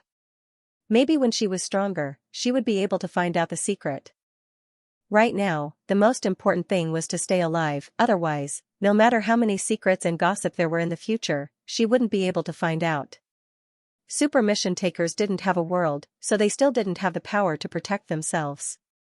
If they were killed instantly, they wouldn't even be able to cry. There would always be people above the rules, and rules were used to regulate ordinary people. So Ningxu's wish was to jump out of the rules and control her own fate. Ningxu put away the law stone, and when the virtual space channel was ready, she would ask the silver-haired man. Anyway, the silver-haired man owed her 3 questions. Now, there were only a few questions left. 2? 3, she wasn't in a hurry, that level was still far away from her. Ningxu stretched, and the sofa creaked. Ningxu didn't dare to move. Living in such a dangerous building was really frightening. Ningxu directly said, "Let's go do the mission." Living in such a dangerous building, Ningxu suspected that she might turn into pieces with the system space at any time. She didn't know what was outside the system space, but looking through the gap, it was dark outside, there was nothing, and it was silent. Okay. The system's voice was mechanical. Ningxu raised her head and puffed out her chest, preparing to land in a beautiful posture. Luo Jiang was sent to a mental hospital by his parents, and the reason was that Luo Jiang's paranoia was getting worse. He always said that he had the system, that he had a cheat, that he had a lot of money, and that he had a lot of beautiful women. He clearly looked like a normal person, but the words he said were inconceivable. He went to the hospital for a checkup, and the doctor said that he might have played too many games. Luo Jiang's father directly smashed the computer, making Luo Jiang furious. Luo Jiang was flustered and exasperated, and directly said, "Why don't you all die? If you die, the system won't leave me, it won't leave me. You all should die." Luo Jiang's expression was deranged, and his eyes were scarlet red. Luo Jiang's father was so scared that his whole body trembled. What kind of child would want him to die? Although it was nonsense, the hatred in it made Luo Jiang's father's heart tremble. After tossing and turning for a few days, Luo Jiang's father decided to send Luo Jiang to a mental hospital. Everyone was tired from all the ruckus at home every day. Luo Jiang's mind was clear, but he was locked in a place where other than the doctors, everyone else was abnormal. Luo Jiang resented his father for being so heartless, locking him up in this kind of place and not being able to get out. Luo Jiang's father paid some money every month. Without Luo Jiang in the house, the atmosphere was much more relaxed. Luo Jiang's father comforted his wife and said, "Let's start saving money now." Ningxu landed gracefully. After a moment of weightlessness, Ningxu felt her soul fuse into her body. Suddenly, someone punched her on the nose. Ningxu was so sour that tears came out of his eyes. His nose was numb. Ningxu opened his eyes and touched his nose, feeling a warm and sticky sensation. His nose was bleeding. F***ck, who hit me? Ningxu covered her nose and looked at the person in front of her. She was currently surrounded by a group of radishes. These radishes were older than 11 or 12 years old, while the younger ones were still a bit bumpy when they walked. Their clothes were tattered, their faces were full of dust, their white faces turned black, and their black faces turned into flowers. Their faces were very dirty. Looking at these children, Ningxu had a bad premonition. She stretched out her hand that was stained with nosebleed. Her hand was very small, obviously it was a child's hand. At this moment, they were next to a towering pile of garbage. Beside their ears were buzzing flies that were like pinky fingers flying around. Hand over the thing. One of the boys, Ningxu, stretched out his dirty hand. Get lost, you want to snatch my thing. Ningxu coldly said. But her voice was that of a girl, and from her voice, she was not very old. So this time, she dressed as a little girl. Ningxu thought that a wise man knows better than to fight when the odds are against him. Ningxu decided to run first. Although she didn't know what these children wanted from her, she decided to run first. Ningxu took a deep breath and suddenly coughed. She felt that she had inhaled a lot of dust, and there was also a strange smell. Even the smell of nosebleed couldn't suppress the smell of this dirty garbage. Ningxu turned around and ran. But now, Ningxu was an ordinary person, and she couldn't run fast. After running for a while, she felt that her lungs were burning. Moreover, she was dizzy, her legs were like lead, and her stomach was growling. Behind her, there was a group of radishes chasing after her. Ordinary trash really made Ningxu despair. She had never been so passive. Soon, Ningxu was caught up by someone and was grabbed by the collar. Soon, several children held down Ningxu and pinned down Ningxu's hands and feet. Do you want to be beaten? A boy raised his dirty fist and said to Ningxu fiercely. Two children touched Ningxu's body and took out half a loaf of bread from the small cloth bag on Ningxu's body. This loaf of bread had already been eaten by someone, and the other half was thrown away. The bread was very dirty, and the surface was already moldy. Ningxu was somewhat baffled. Was it just to snatch this moldy loaf of bread? After getting the loaf of bread, the children's eyes lit up. Their eyes were green as they stared at the loaf of bread. Next time, don't try to run again. You found something and still want to keep it for yourself. A boy Ningxu raised his fist. Then, these people dispersed. Ningxu touched the blood on his nose. He couldn't bleed anymore. Just now, these radishes snatched a piece of moldy loaf of bread. There must be a shortage of food in this place. What could he use to make up for the loss of so much blood? Ningxu looked at these garbage mountains and climbed to the top with difficulty. Looking up, Ningxu was stunned. What the hell is this place? What entered his sight was an endless garbage pile. It was all garbage. Dust floated in the air. Looking at the distance, it was a dim yellow. He couldn't see the sky, nor could he see the trees. At a glance, it was all garbage. It was all garbage. The poisonous gas from the decomposition of the garbage was very destructive to people. It was even more serious than the smog. Ningxu came down from the garbage mountain. He wanted to find a place to properly receive the plot. But it seemed that everywhere was the same. Ningxu felt weak. He didn't know if it was because he lost too much blood or because he was too hungry, but he felt dizzy. Let's cultivate first. Ningxu sat cross-legged, on the garbage and prepared to start cultivating. She was actually bullied by a group of little radishes. But after cultivating for a while, Ningxu opened his eyes in disbelief. F***ck, what is this place? There is not a bit of spiritual energy, not a bit. The air was filled with poisonous gas. Ningxu was already trying his best to absorb the spiritual energy in the air, but he couldn't absorb any spiritual energy at all. Ningxu's eyes were about to pop out. There was no food. There was no spiritual energy. There was no soil to eat, only trash. Ningxu had a tragic feeling of dying before he could succeed in this mission. Ningxu sadly began to accept the plot. Planet Zelda was a trash planet. Because there was no energy, there were no mines. Even if there was metal suitable for mecha, it had been hollowed out. Therefore, such a planet had no value at all. Thus, it became a place to dump trash. Almost all the trash in the galaxy was sent here. However, there were still some natives on this planet who couldn't leave planet Zelda.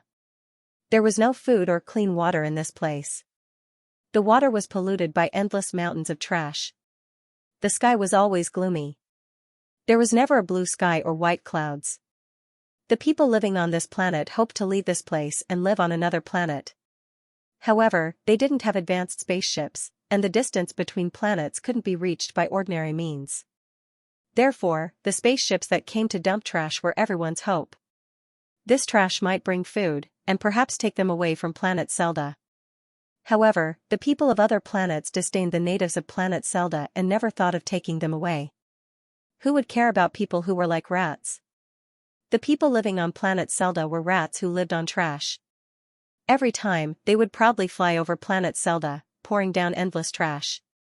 The original owner was called Eliza, a native of planet Zelda. She was 12 years old this year. However, because of the lack of food, she was relatively short. Eliza had a younger brother who was about 10 years old. However, Eliza's brother was crippled and couldn't walk at all. His parents had died early. The air was polluted, food was scarce, and water was dirty. People who lived in such an environment had very short lifespans. Usually, Eliza and her brother depended on each other. Because her brother couldn't walk, Eliza took on the livelihood of the two of them. They dug through the trash every day, hoping to find something to eat. Even if they found something to eat, it might be snatched away by others. Just like how the confused Ningxu had been robbed. After being robbed, Eliza and her younger brother would have to starve for a day. At first, Eliza thought that she and her younger brother would be like their parents. They would die early and their corpses would be mixed with the garbage. Things had changed. It was unknown which planet these people came from, but they had gathered everyone on the planet together. It tested one's mental strength. If one's mental strength was strong enough, they could be taken away from this dirty planet. Alyssa's brother didn't participate in the spiritual power test because of his leg. Elsa went to participate in the spiritual power test. Surprisingly, Elsa's spiritual power was pretty good, reaching A level. Although it wasn't a top-notch S-level spiritual power, it was considered pretty good on planet Zelda. Thus, Eliza had the opportunity to leave Zelda and be trained as a mecha pilot. Alyssa begged them to bring her brother along. However, she was rejected. No matter how much Eliza begged, the other party would not agree. Alyssa had to leave Zelda alone. Eliza was thinking that once she became a mecha pilot and had her own AI spaceship, she would definitely come back and take her younger brother away. She would also make a pair of mecha legs for her brother so that he could get out of the wheelchair and stand up. When they set off, Alyssa's brother begged his sister not to leave him. Her brother fell from the wheelchair and crawled in front of Alyssa. He hugged Alyssa's leg and told her not to leave him. Alyssa knew that this was the only chance to change her and her brother's fate. She had to go. Alyssa promised her brother again and again that she would definitely come back. Definitely. Alyssa stepped onto the spaceship and left Zelda. Looking at Zelda from the spaceship, there was a dirty fog floating above Zelda. There were endless mountains of trash. It was a scene of devastation. Occasionally, these people would chat and say that Zelda would disperse sooner or later because of the depletion of energy. However, there was no free lunch in the world. It was impossible for a pie to fall from the sky. These people came to planet Zelda to look for people with strong mental strength, not to train strong mecha pilots, but to deprive these people of their mental strength. The reason why they came to planet Zelda to look for people was because of the Interstellar Treaty. These people didn't dare to openly violate the Interstellar Treaty. The interstellar inspectors wouldn't care about people looking for Zelda at all. Planet Zelda wasn't included in the Interstellar Treaty's jurisdiction. What would happen if a person was deprived of their mental strength? They would either become an idiot or die. And Alyssa would die. She wouldn't return to Zelda. She couldn't go back to see her brother, and she couldn't make a mecha leg for her brother to stand up. Alyssa just wanted to live with her brother. If she had known that this was the situation, she wouldn't have left her brother no matter what. Alyssa wanted her brother to stand up and leave planet Seldar together. Ningxu let out a long breath. He didn't dare to breathe too hard. If he breathed too hard, he would king choke and cry. His determination to leave Seldar was carved into his bones. However, leaving was easier said than done. If he could leave, there wouldn't be so many people on Seldar. They were really like rats, reproducing and eating trash. Alyssa's wish was to live and leave Seldar with her brother so that he could stand up. She wanted to become a mecha pilot. Ningxu, who couldn't cultivate, was simply at a loss. Without enough physical strength, how was she going to dig through the trash and find food? It was really a hopeless place. Ningxu rubbed his stomach. He felt so hungry. Ningxu rubbed his legs, which were a little numb from sitting cross-legged, and began to dig through the trash. Ningxu struggled to pull open a broken mecha arm. This mecha arm was quite finely made. The joints were bent and moved freely. It was just that it was too heavy. Ordinary people couldn't use it at all. Mechas were controlled by mental strength. That was why some people used unorthodox methods to deprive others of their mental strength. Those who were deprived of their mental strength didn't end up well. They either died or went crazy. If their brain was concussed, it would be almost irreversible damage, so they would be a lunatic for the rest of their lives. Ningxu ignored the mecha arm. If she could cultivate it, she might be able to carry it and smash people. Ningxu thought for a moment and buried the mecha arm in some trash. It might be useful in the future. Ningxu dug through the trash. Some things, Ningxu didn't dare to imagine what they were. He was afraid that he would vomit. I can't stop your behavior. I only hope that we will never meet again in this life, and never know each other. Your behavior to me is a thief. Don't expect me to be nice to you. Also, don't speak dirty words. You just hope that I will be scolded to the point of abandoning the novel. I want to write, I want to write, I want to write, I want to write, I want to write. Ningxu rummaged through the garbage for a while, but didn't find anything. Her hands were so black that she couldn't see her original skin anymore. Ningxu shook her head and clicked her tongue.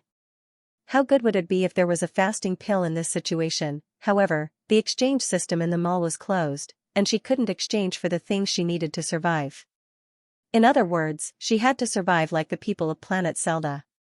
They would happily welcome the spaceship that was dumping the garbage, and then swarm into the garbage to look for food.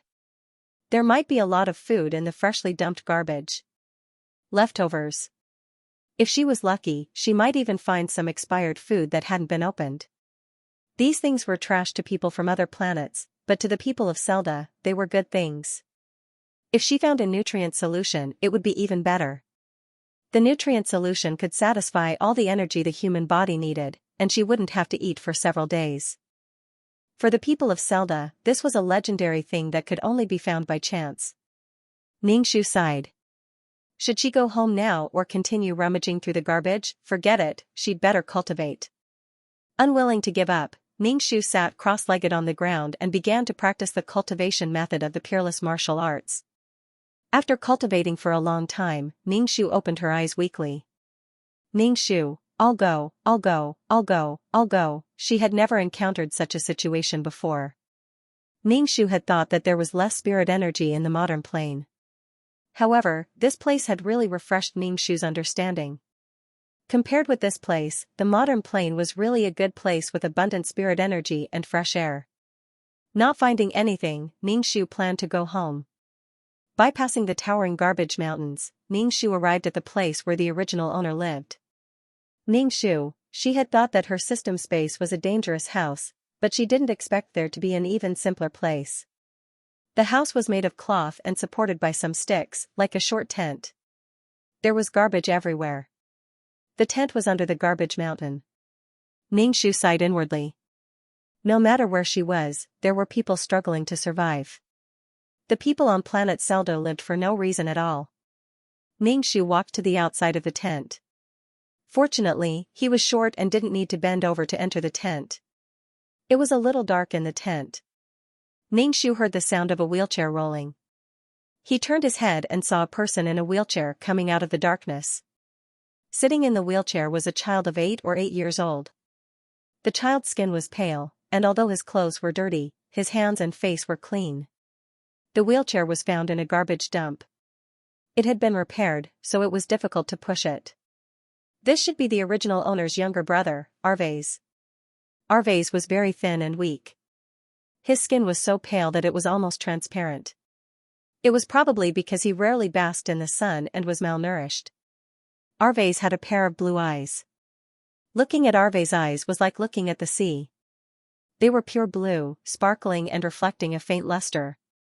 Coupled with his pale face, Arvez felt an indescribable sense of melancholy.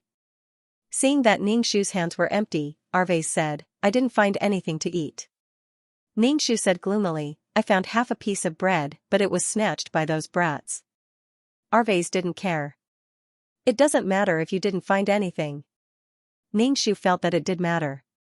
How could it not matter? If they didn't find any food, it meant that they were going to starve. He didn't know if they would be able to see the sun tomorrow. The temperature difference between day and night on planet Seldar was huge. It was hot during the day and cold at night. Planet Seldar didn't have the ability to control the seasons at all.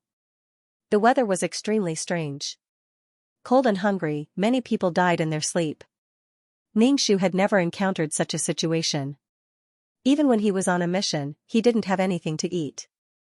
Ningxu scooped out some water from the water tank. The water was murky. Ningxu was so thirsty that his throat was smoking, but when he saw the water, he didn't have the courage to drink it. If he drank such dirty water, would he get dehydrated? Would he get sick? If he got sick, he wouldn't have any medicine to treat it. F***ck, Ningxu held the broken bowl and brought it to his mouth with a tragic expression. Arvez looked at Ningxu with a distorted face. "Sister, let the water out first. Wait until the garbage and dust in the water sink to the bottom of the bowl. I'm just too thirsty." Ningxu put down the bowl and looked at the big water tank. There was a thick layer of sand and black sludge at the bottom of the tank. Ningxu was speechless. Ningxu saw some charcoal at the foot of the wall and was delighted. Charcoal could absorb the impurities in the water. Ningxu took a small piece of charcoal and put it in the bowl. Then, he took a pot that had been ravaged until it was crooked.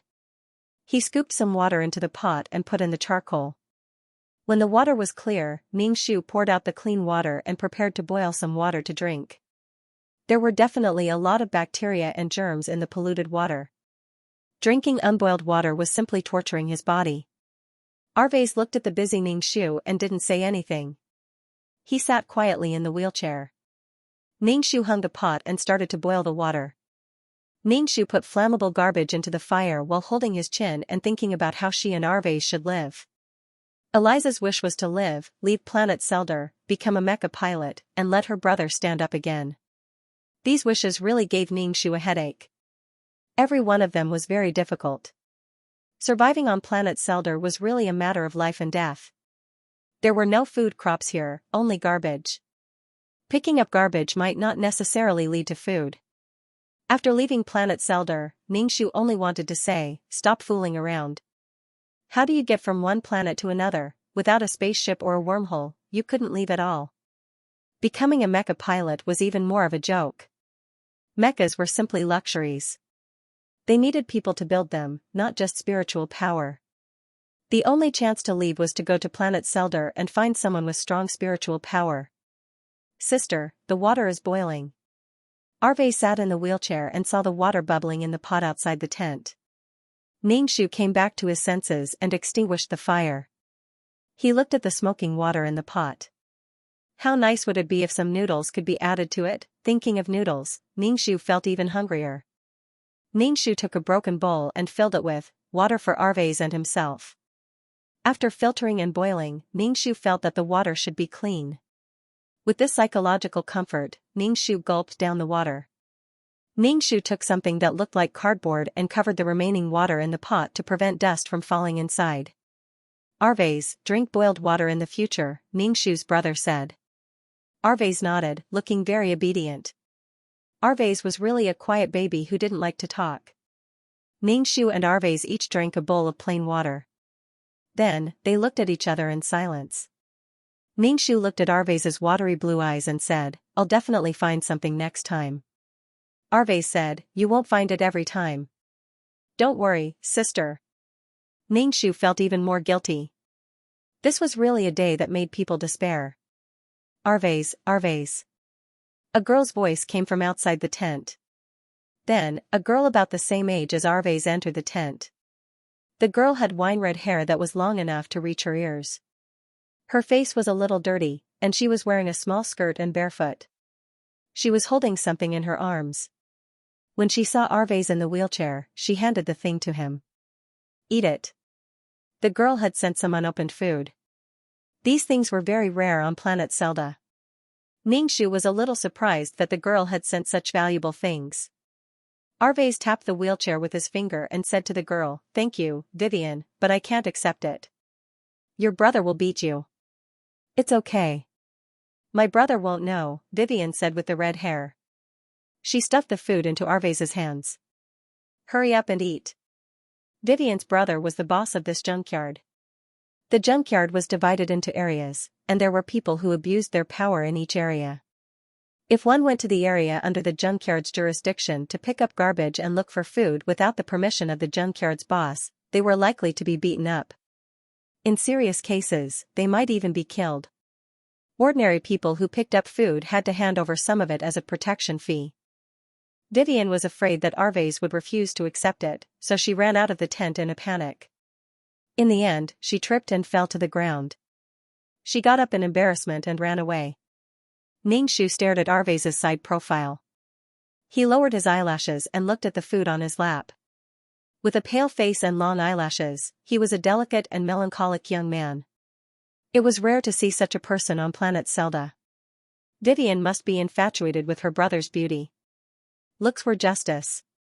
This was a gift from the heavens. Ningshu coughed, and Arves turned to look at Ningshu. Ningshu smiled and said, Vivian must like you. What do I like? I'm just a cripple. I can't even walk. I can't survive on planet Zelda, Arves said. I'm just a burden. I might be abandoned at any time. Ningshu froze for a moment and then said, how could that be? It can't be. Arves lowered his head and handed a piece of bread to Ningshu. You eat it. Thank you, little brother. Ningshu happily received the bread. The bread was a little black, so it was probably buckwheat. Ningshu tore open the packaging and took a bite of the bread. The bread had a strange taste and was not fluffy anymore. But now, Ningshu was very hungry. Even if the bread had expired, Ningshu still felt that it was delicious. Ningshu finished a small piece of bread, drank a mouthful of water, and said to Arves, you should eat some too. The sky gradually darkened, and the air suddenly became cold and condensed. Ningshu began to tidy the bed, which was made of wooden planks. There was a black quilt and some tattered clothes on the bedboard. Ningshu rubbed his hands to warm them up a little, then shook the dust off the quilt. Ningshu shook the quilt, and the dust flew up, causing Ningshu to choke and cough. There was a lot of dust in the junkyard, and there was no water to wash clothes and quilts. Even if they were washed clean, a thick layer of dust could accumulate in a day if they were exposed to the sun. To be honest, the people who survived on planet Zelda were also very strong. Their vitality could not be underestimated. Arves ate and watched Ningshu tidy up. After Ningshu tidied up the wooden planks, his whole body was freezing. He said to Arves, let's go to bed quickly. Ningshu could not adapt to such a temperature difference at all. He was still in Africa during the day, but he was in the North Pole at night. Arves slowly pushed the wheelchair to the side of the bed. He could not stand up, so he could only bend his body forward and climb up the wooden planks. Ningshu hugged Arves' waist and was about to carry him to the bed, but when he exerted his strength, he almost sprained his waist. Ningshu forgot that he was weak now. He was used to his infinite strength. Suddenly becoming so weak, Ningshu wanted to cry. Ningshu moved Arves to the bedboard with difficulty, panting heavily. F*CK, I'm going to die, I'm going to die. Ningshu moved Arves' legs under the quilt. When his hand touched Arves' calf, it was like touching a bamboo pole. Ningshu lifted his trousers and saw that Arves' calf was a little atrophied. There were no muscles, just skin and bones. Arves hurriedly waved Ningshu's hand away and put down his trousers. Ningxu was stunned by Arvez's rough actions. He blamed himself for poking Arvez's sore spot. Ningxu said, "Let me massage you. That way, your blood and qi will be active. I heard that other planets can cure this disease. If we can leave here, your legs will be able to stand up." Ningxu reached out and pressed his hand on Arvez's leg. His movements were gentle. Ningxu asked Arvez, "Don't you feel anything?" Arvez lowered his head, and his hair fell in front of his forehead. He shook his head.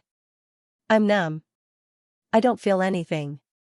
Ningxu sighed in his heart and continued massaging. On planet Seldar, many children were born with problems and all kinds of defects. For example, their heads were extremely big or their bodies were deformed. Water pollution, dirty food, and some radioactive waste.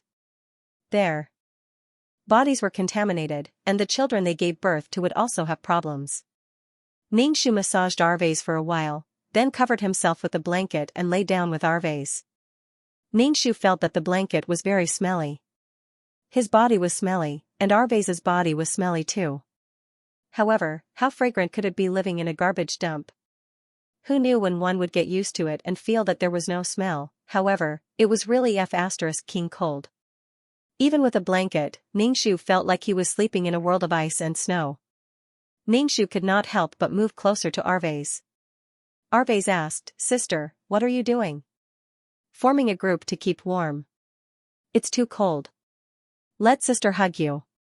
Ningxu leaned close to Arvez.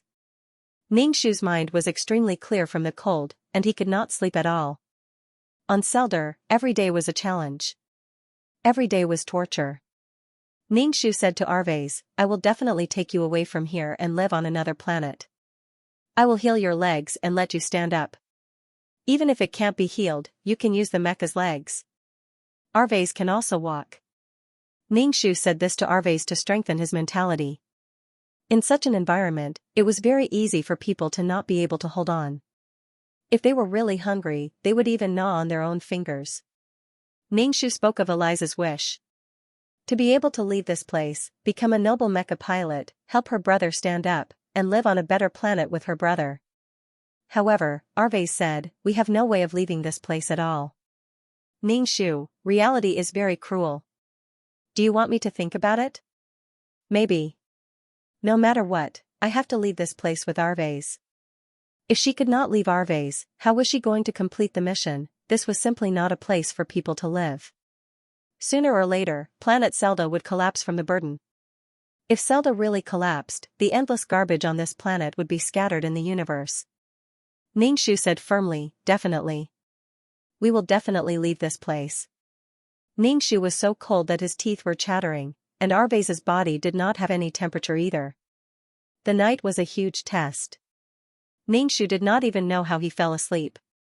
He was woken up by the heat the next day. Ningxu really wanted to punch the ground.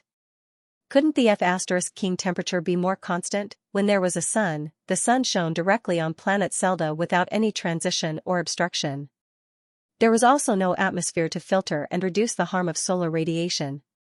When the sun came out, after an hour, the temperature would be so hot that blisters would form on the soles of their feet. Ningxu felt that he would never love again. Arvez, who was beside Ningxu, was also sweating profusely. Ningxu took off his thick clothes and pants, hugged his waist, and moved him to the wheelchair. After doing all this, Ningxu felt that he was about to die of exhaustion. He gave water to Arvez. Ningxu gulped down a bowl of water and said to Arvez, "Stay at home. I'm going to look for food." He had to go through the trash. If he couldn't find anything to eat, he and Alveus would go hungry. Whether they were clean or not was not a problem in the face of survival. Alveus said, "Sister, there's no more water in the tank." Ningxu went to the water tank and took a look. There wasn't much water left. The bottom of the water tank was filled with sand. Ningxu overturned the water jar and removed all the sand from it. Then, he carried the pot and prepared to fetch water. There was a river nearby. The original owner, Eliza, went to this river to fetch water. Ningxu stood by the river, his entire body going Spartan. The water in the river was very muddy. From afar, it looked like muddy water with all kinds of garbage floating on it. Some people even jumped in to take a bath. Ningxu was speechless. After drinking this bowl of water, it was guaranteed to cure all diseases. It was over. Ningxu knew that the environment on planet Seldar was very bad, but this still refreshed Ningxu's understanding. Alyssa and Alves drank this kind of water. Ningxu covered his face. The weather was very hot. Ningxu stood for a while, sweat dripping down. Forget it. At least there was some water now. It wasn't to the extent of drinking urine. Ningxu went to the shore and used his hands to push away the floating garbage. He slowly fetched water with the pot and let the cleaner water flow into the pot. After filling the pot with water, Ningxu carried the pot back and fetched water over and over again. The weather was very hot to begin with. Ningxu made many trips to fill the tank with water. After filling the tank with water, Ningxu was so tired that he stuck out his tongue. After resting for a while, he wiped the sweat off his face and went out to look for garbage again. Ningxu said to Alveus, "I'm going out. Be careful at home alone. I'll be back when I find something." Alveus nodded. "Be careful. Don't worry if you can't find food. If others want to snatch it, don't take it head-on. You'll get beaten up." "Got it." Ningxu took a rag and tied it to his head. The sun was too hot. Ningxu found the shady garbage mountain, sat cross-legged under it, and began to cultivate. He couldn't do anything if he didn't have enough stamina. He was panting after running a few steps and was very afraid of the cold. If he had energy, he would be able to resist the cold. The living environment was so harsh. Ningxu had been cultivating for quite a while. Beads of sweat rolled down his forehead. He opened his eyes and sighed helplessly. It was useless. Without spiritual energy, she didn't have enough food for her to extract energy. As for cultivation manuals, Ningxu did have them, but without spiritual energy, everything was useless. Martial arts manuals extracted and absorbed the energy in the air. This energy was spiritual energy. But there was no other way. Perhaps soon, planet Zelda would no longer be suitable for human survival. Ningxu closed his eyes and began to cultivate again. He didn't know how much time he had wasted. Ningxu didn't extract any spiritual energy. Instead, some foul energy entered his body because of the frequent use of the mental cultivation method. Ningxu patted his chest and coughed twice. He felt black air coming out of his mouth. This was really a sad thing. Ningxu was now hoping that the attribute points she added would be able to give this body some bonuses. What should he do when he was so weak? How should he leave planet Zelda? Ningxu stopped cultivating and rummaged through the garbage to see if he could find something to eat. The missions were getting weirder and weirder. They were getting harder and harder. Ningxu begged in his heart that he could find something to eat. Ningxu couldn't rummage through some of the large items in the garbage. Ningxu was like a mouse. In order to survive, he looked for food in the endless garbage mountain. Ningxu also wanted to be a queen, but the conditions didn't allow it. The sun was scorching his body. Ningxu felt that his back was sunburned. It was burning. The back of his hand was red. Ningxu felt a little dizzy. After searching for a long time, Ningxu found a jar. There seemed to be pickles in the jar. Ningxu was surprised. People in the interstellar still ate pickles. Ningxu wiped his hand on his body and dipped his finger in the jar. It was sour. It really looked like pickles. There were some fruits and some strange vegetable stalks in it. But it was fine as long as it was edible. He could take it back and boil it to disinfect it. At least in 90 degrees or 100 degrees water, it could kill some bacteria. As for those that couldn't be killed, there was nothing he could do. If he didn't eat it, he would starve to death. Ningxu carried the jar and prepared to go back. It was good enough that he had some gains. Ningxu didn't walk far before a group of radishes surrounded Ningxu. Ningxu stared at these little brats. Why did they keep staring at her? Did they think that she was easy to bully? Last time, she let them snatch it because she was confused and didn't know the situation. This time, she wouldn't let them snatch it again. The boy in the lead stared at the thing in Ningxu's arms. His eyes lit up and he seemed to be drooling. Hand it over. The little brats finally could not help but snatch it. Ningxu hugged the jar tightly. This was not handing over the jar, but handing over her and Arvase's lives. Without food, she and Arvase would die. Ningxu did not waste any more words. He bent down, grabbed the trash on the ground, and threw it at the boy. The boy was afraid that his face and eyes would be hit, so he hurriedly covered his face. Ningxu quickly smashed a few more times and knocked away the people who surrounded her. She then ran away in the garbage, one step at a time. Ningxu chased after the group of little radishes behind him. Ningxu grabbed a sharp thing that looked like an iron wire and turned around to threaten these people. If you dare to follow me again, I will poke your eyes out. Come on. Ningxu did not run forward. Instead, he turned back and rushed towards these people with the iron wire. Ningxu's expression was cold, as if he wanted to die together with them. These little radishes were scared into a daze. I'm telling you, I'm not afraid of you, the boy said with a trembling voice. Let's go. We'll tell Vivian's brother to chase her and her crippled brother out of here. After the boy finished speaking, he ran away in a group. The most important thing was not that he was afraid of Ningxu, but that his eyes would be injured in the process of fighting. In Zelda, one could not have legs. Without legs, one could still crawl, but without eyes, one would not be far from death. There was no way to find food in the endless trash. When these children ran away, Ningxu immediately relaxed and sweated profusely. Ningxu put away the iron wire for self-defense and carried the jar home. Ningxu walked outside the tent and heard people talking inside. One was Arvase's voice, and the other was Vivian's voice. Ningxu walked into the tent and saw a book on Arvase's lap. This book was more damaged. Vivian sat next to Arvase and read the book with him.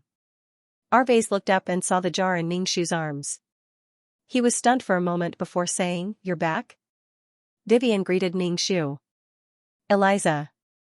Ningxu put down the jar and said to Vivian, "In the future, you can come here more often to talk to Arvase." All right. Vivian's eyes were squinted as she smiled. Her wine-red hair was a perfect match for Arvase. He did not know if it was because of his leg, but Arvase was very quiet. He did not speak much and did not have any friends. However, in this place, there was no friendship between people. In fact, in the next moment, they could even fall out and fight over an edible piece of trash. The lifespan of the people on planet Zelda was very short. They were at most 20 years old, and 30 years old was the limit. At the age where they could reproduce, they would start having children at the age of 15 or 16. When the children could walk and find food, their lives would end.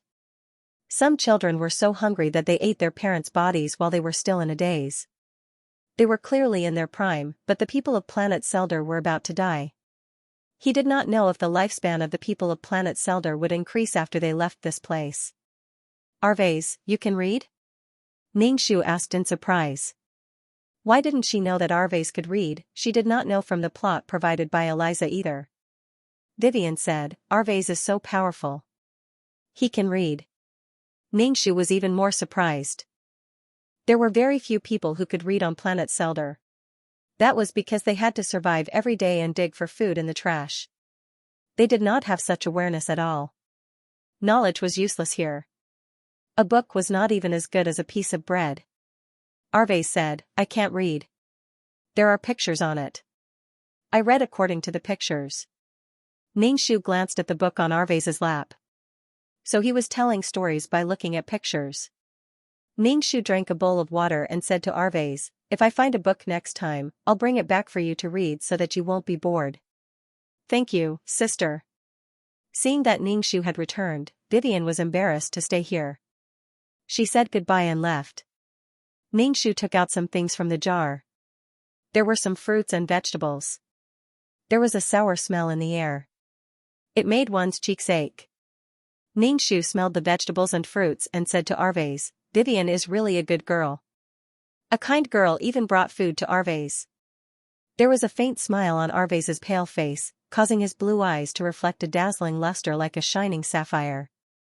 Ningxu was quite happy to see Arvase like this. If Arvase was happy, Eliza would feel less guilty.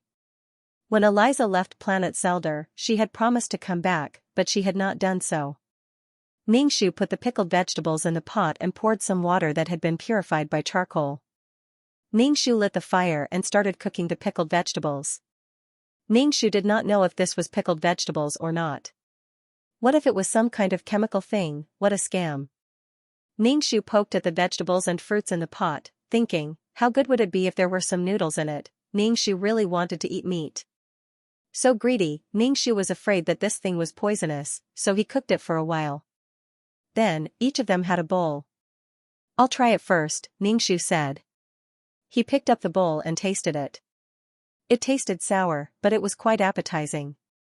Ningxu took a fruit the size of a ping-pong ball and took a bite. The fruit was very sour and had many seeds. It tasted a bit like hawthorn. Ningxu finished the bowl of soup and even burped. There was no reaction, so it should not be poisonous. He said to Arvez, it's okay, you can eat. Arvez lowered his head and drank a mouthful. He said softly, sister, you don't have to do this. If anything happens to you, I won't be able to live either. Ningxu said casually, you will definitely be able to live. It just depends on whether you want to live or not. Ningxu closed the lid of the jar and hid it. He was afraid that those little brats would come to his house and snatch it away. Ningxu saw that it was still early and prepared to go out to find something to store. Ningxu was like a mouse now, storing food bit by bit. There was food at home, but he did not feel at ease.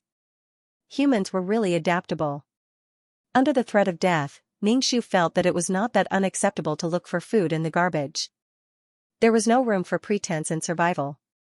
Don't go. You've been out for quite some time. It's going to be dark soon, Arvez said. Ningxu looked up at the sun above his head. The sun was shining in the sky and it was going to be dark soon? However, Ningxu was very obedient and did not go out. After dark, there would be no sun and people would freeze to death. What if she froze to death outside? Ningxu thought about it and took the blanket out to dry. It might be warmer at night. If there was a lot of dust, he would dust it off later. Life was really King hard. Alvia said it was getting dark. Sure enough, it didn't take long for the sky to turn dark. Ningxu thought, I'll go. His previous worldview was completely useless here. This was really a sad thing. Ningxu dusted the blanket with a stick and carried it into the house. Without the sun, the temperature plummeted. Ningxu hugged Alvius's waist, lifted him onto the wooden bed, and massaged his calves. Alvius said, no need. It's useless. It's useless, but it's normal too. Maintain the bloodline. Ningxu pressed the acupuncture points on Alvius's leg. If only there were silver needles, he could also acupuncture the acupuncture points. It could smooth the blood flow. But where could he find silver needles? Ningxu rubbed the acupuncture points on Alvius's leg vigorously and asked, do you feel anything? When a normal person's acupuncture points were pressed, they would either feel sore or as painful as being pricked by needles. Alvius shook his head. I don't feel anything. Ningxu wasn't angry. After all, Alvius had been in a wheelchair for so long. It was impossible for him to be cured with just a massage. Ningxu massaged for a while and lay down next to Alvius. Stay close to sister. It's warm when you're together. Ningxu leaned against Alvius. Although the environment was harsh, it was still warm to have someone to rely on and support each other. It felt like a child like Alvius shouldn't be on planet Zelda. Ningxu opened his eyes in the darkness. Soon, those people would come to planet Zelda to look for people with spiritual power. This was their only chance to leave this place. However, many of those people were mecha operators. One of them could kill a large group of people from planet Zelda without any effort. It wouldn't be easy to seize their spaceship. And even if they did, they might not be able to use it. The smart brain spaceship could identify outsiders and contact others. The technology outside was unimaginable to the people of planet Zelda. And even Alyssa didn't know who these people were. Ever since she was born, Alyssa had never seen such a clean and miraculous spaceship with clean food and water. Everything felt like heaven. Eliza was confused and helpless. She did whatever these people told her to do. Ningxu didn't think that he could beat so many people with his small body. He had to make a good plan. However, in the face of absolute strength, petty tricks were not necessarily useful. Listening to Arve's even breathing, Ningxu's heart also calmed down. There was no point in being impatient. Ningxu moved closer to Arve's and closed his eyes. Ningxu woke up early in the morning. He was afraid that he would be woken up by the heat like yesterday. After packing everything up, Ningxu went out to look for food. Sometimes, when he came across books, Ningxu would put them away and bring them back for Arves to read. Ningxu occasionally flipped through the books and realized that Ningxu didn't recognize the words on them at all. The original Alyssa was completely illiterate, so Ningxu didn't understand the skill of literacy at all. Generally speaking, if the original Alyssa was literate, Ningxu would also be literate when he went to that world. Now, Ningxu could only speak the language of this world. He couldn't write the words of this world. He didn't know if Arves could read or not. However, what troubled Ningxu was that every time she found something early in the morning, someone would appear to snatch it from her. This made Ningxu suspect that these people were following her on purpose. When she was digging for trash, Ningxu would avoid people and go to another place to dig. There wasn't much here, just a lot of trash. However, whenever she found something, someone would come and snatch it. Looking at the familiar brats, Ningxu only wanted to say, "Can you go and snatch other people's things? Don't always stare at me." When faced with evil forces, if you couldn't run away, you could only fight head-on. Ningxu pulled out the metal wire and stabbed it at these people. A few children were stabbed by Ningxu. They covered their shoulders and cried out loudly. Ningxu didn't know if it was because he had been running a lot recently and had trained his body well. He wasn't as out of breath as before. You. The little kid pointed at Ningxu. Just you wait. Ningxu raised the metal wire in his hand. This time, I only stabbed your arms. Next time, I'll stab your eyes. Humph. These brats raised their heads and gave Ningxu a vicious look before running away. I'll stab you again next time. Ningxu took the books and some dirty food and went back. Ningxu's daily routine was to dig for trash and massage Arve's legs. Occasionally, Vivian would come over and give Arves some food, although it was all dirty and expired. After coming to this world for a while, Ningxu was sure that Vivian liked Arves. Ningxu saw this and didn't say anything. However, Ningxu thought that if Arves really got together with Vivian, she would have to sleep alone. It was so cold. No, Arves and Vivian were only 9 or 10 years old now. They were too young. Let's wait a little longer. Ningxu made batter with the bread he dug out from the trash and boiled it in boiling water to disinfect. Ningxu and Arves only ate one meal a day. They were always hungry, but they wouldn't starve to death. Arves looked at the book Ningxu picked up. Ningxu saw that he was reading seriously and suspected that Arves was actually literate. How could he be so serious when looking at a picture? Ningxu was busy with the work at hand and went to the lake to fetch water. The water level dropped a lot because the temperature during the day was too high and water evaporated easily. Also, Ningxu had been in this world for a while and it hadn't rained. If this continued, there would be no water. Logically speaking, according to Ningxu's previous worldview, it was hot during the day and cold at night. The colder the air was, the more it turned into water droplets. It should rain. But it didn't rain. Ningxu filled a tank with water. Of course, it was muddy water. Worried that there would be no water to drink, Ningxu went out to find a large water tank to fill it with water. Ningxu ran back and forth with a pot in disgust. He found a jar and carried it away. 2 pots of water in one trip. After filling the water tank, Ningxu filtered the water with charcoal and boiled it for drinking when he was thirsty. Arves watched Ningxu busying himself and asked, "Am I very useless? I have to rely on you to survive?" Ningxu couldn't answer this question. He said no, but Arves was indeed staying at home. He said yes, but it poked at Arves's wound again. He didn't know what was wrong with his leg. Usually, when she came home, Arves would pour water for her. She could drink water as soon as she came back. She would do what she could to do. "Sister, you don't have to force yourself. I'm your burden," Arves said with his head lowered. Ningxu shook his head. "You're not my burden. You're my pillar. We'll help each other survive." We'll survive in Zelda and leave in the future. Arve said that he was a burden, but he was probably still afraid of being abandoned. Ningxu, on the other hand, felt that even if Arves was abandoned, he could still survive. There was no need to ask why. Ningxu had this feeling.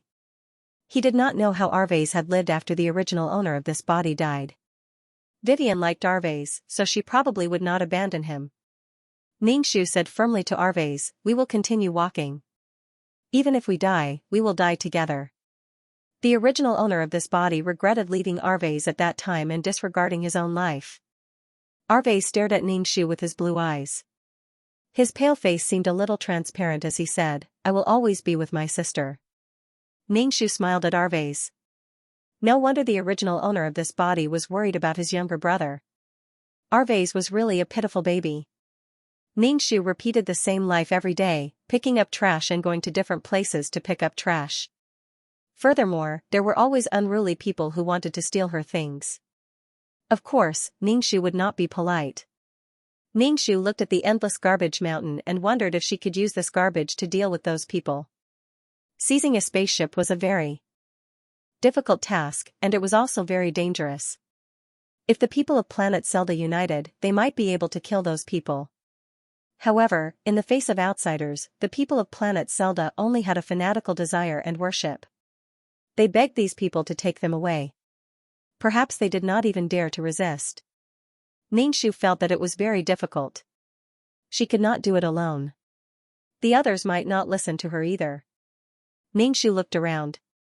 Many people were bending down to pick up the garbage on the garbage mountain. If these people worked together, they would definitely be able to kill those people. Those people had killed Eliza and had a lot of planet Zelda's blood on their hands. Let them die on planet Zelda, or let them live on planet Zelda forever and let them experience life on planet Zelda. Ningxu's idea was beautiful, but it was very difficult to carry it out. The sun was scorching. Ningxu wiped his sweat. After being here for a while, Ningxu had adapted to the weather. Ningxu put the edible things he found in the bag. He also found some stale and rotten fruits. Although there were rotten parts, there were also good parts. He could take them back and wash them. After digging out the rotten parts, they could still be eaten. Ningxu, I'm really a thrifty little angel. Ningxu found several large barrels. These barrels were about the same height as Ningxu, and they were all over the place. Some of the large barrels were broken, revealing a thick black substance inside. Moreover, this substance was very pungent. Ningxu took something and poked at it.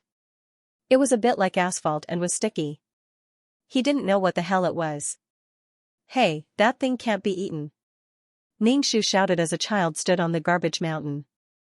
Ningxu turned around and raised his eyebrows. This child often robbed him, but now he was kind enough to remind him. His name seemed to be Ma Chi. Seeing that Ningxu didn't say anything, the child thought that Ningxu didn't believe him. He ran down from the garbage mountain and pointed at the barrel. "This can't be eaten. If anyone eats this in the future, they'll all die," Ma Chi said. It was pitch black and sticky. Who would eat such a thing? "I'm not eating it. I'm just looking." Ningxu poked at the black substance. It was oily and sticky. Ningxu felt that it should be some kind of waste. Ningxu hadn't come into contact with other planets, so he didn't know what the outside world was like. He could only guess based on what he knew. Ningxu looked at the few barrels of waste and decided to take them back and study them. Ningxu stared at Ma Chi. "Push this thing back with me. You dare to order me around?" Ma Chi stared at Ningxu with wide eyes. Ningxu took out a slightly rotten fruit. "If you want to help, this fruit is yours." "Okay." Ma Chi looked at the fruit and replied without thinking. Then he reacted and said fiercely, "Who gave you the guts to order me around? Since you have something, hurry up and hand it over." Ningxu rolled his eyes and patted him on the head. "Do it or not? If not, go find someone else." Ma Chi glared at Ningxu and started to move the big barrel. This barrel was thicker, and Ma Chi couldn't even hold it. Ma Chi used all his strength and still couldn't move the barrel. "Ningxu, are you stupid? Who told you to carry it back? Put it down and push it." let the barrel roll and move. Ningxu grabbed Ma Qi's collar and pulled him away. Ningxu pushed the barrel over and said, "We'll each roll one." Ningxu pushed the big barrel and found that it was very heavy. Seeing that Ma Qi's face was red from pushing it, he said, "We'll both push one." Ningxu and Ma Qi pushed the big barrel slowly and spent a lot of effort to push it back home. Arvais looked at the wooden barrel in surprise. "What is this?" Ningxu shook his head. "I don't know what it is either." They put the barrel outside the tent. "Sister, drink some water." "Ma Qi, you drink some too," Ningxu said. "Arvais, you know him?" Ningxu asked in surprise. Ningxu didn't know the child's name before. It was only when he heard others call him that Ningxu knew that his name was Ma Qi. Arvais didn't leave the tent, but he still knew Ma Qi's name. Arvais said, "Ma Qi is actually Brother Vivian's subordinate." "I heard it from Vivian." Ningxu said, "Oh." Arvais poured cold water for Ningxu and Ma Qi. "I'll pour it myself." Ma Qi took the bowl from Arvais and scooped water to drink. Ningxu rolled his eyes at him. "You're really not polite. Do you think this is your own home?" Ningxu and Ma Qi drank the water and planned to move the remaining barrels back. Ma Qi asked curiously, "That thing can't be eaten. Why are you moving it back home?" "I don't know what it's for." "I'm willing." After moving the barrels of unknown substance back home, Ningxu gave Ma Qi a fruit as promised. Ma Qi took the fruit, glanced at Arvais, and returned the fruit to Ningxu. "Give it to your brother. He's lame." Ningxu was speechless. Why weren't you so kind when you robbed people in the past? Compassion was superfluous on planet Sator. Arvais said, "Thank you for your help. This fruit should have been yours in the first place." Ma Qi snorted coldly, turned around, and ran away. Ningxu couldn't help but laugh. He said to Arvais, "This person is really strange." Arvais said, "Sister, what's the use of those things?" Ningxu shook his head and used something to get some black substance that looked like asphalt out of the barrel. It was very sticky. Ningxu placed the object on the ground and lit it with fire to see if it could burn. What surprised Ningxu was that this thing was very flammable. It was only a small piece, but it burned for a long time. However, it would crackle and explode in the water. It was like there was water in oil. It would explode. It felt like fuel waste. It was probably because the temperature was higher during the day. This thing was very soft and sticky under the sun. Ningxu took a broken bowl and filled it with water. He added some fuel to it and threw the fire into the bowl. The flames in the bowl immediately jumped up. It could burn in water. This was good stuff. It could be used for lighting at night. And there were several barrels of this thing. He didn't know what kind of energy this was. It could burn for such a long time. At the same time, Ningxu had an idea. If they carried it out well, they could really leave Zelda and leave this planet that was becoming increasingly uninhabitable. Ningxu put the broken bowl aside and washed the fruit he found in the bag with water. He dug out the rotten parts and gave one to Arvs. He took one and ate it himself. The fruit was very sweet. Ningxu had never eaten such sweet fruit. She must be too hungry and thought that it was too delicious. "Sister, is there anything to be happy about?" Arv saw Ningxu's face beaming with joy. Ningxu smiled and said, "Don't you think this fruit is delicious? There are a few more. I'll leave them for you. You can eat them when you're free," Ningxu said. Arv chewed on the fruit. "Keep them. You can eat them when you're thirsty outside." "It's okay. Hurry up and eat them. It's hot during the day and they'll rot quickly," Ningxu said. Ningxu had been out for the past few days and felt that some people were very excited. They would look up at the sky from time to time. Could it be that the spaceship to dump the trash was coming? This trash could bring a feast to the people of Zelda. Seeing others so excited, Ningxu was a little expectant and excited. Ningxu was speechless. It was just trash. What was there to be excited about? Don't fall. Don't fall. Other than looking for garbage, Ningxu also knew how to use that kind of fuel. The more the better. Ningxu asked Ma Qi to help him find that thing. Ma Qi raised his chin and asked, "What's the benefit?" "There's no benefit. If I find something good, I'll give it to you, Ningxu said. I'll keep an eye out for you. March left with his lackeys. This thing was probably not easy to find. Perhaps there was, but it was probably scattered all over planet Seldar. And they might have been buried. After all, there was so much trash in Seldar. Ningxu felt that the few barrels of fuel were not enough. It would be great if there was more fuel. A few days later, a spaceship flew over Seldar, carrying with it an endless amount of trash. The garbage was like rain, falling endlessly. Thanks to this trash, Ningxu and Arvez were able to eat 2 full meals. He stored some food. Food is hard to preserve on Seldar because it is too hot during the day. Hey, I found what you said. Ma Chi came home to inform Ningxu. Ningxu was cooking. When he heard Ma Chi, he quickly asked, "Where is it?"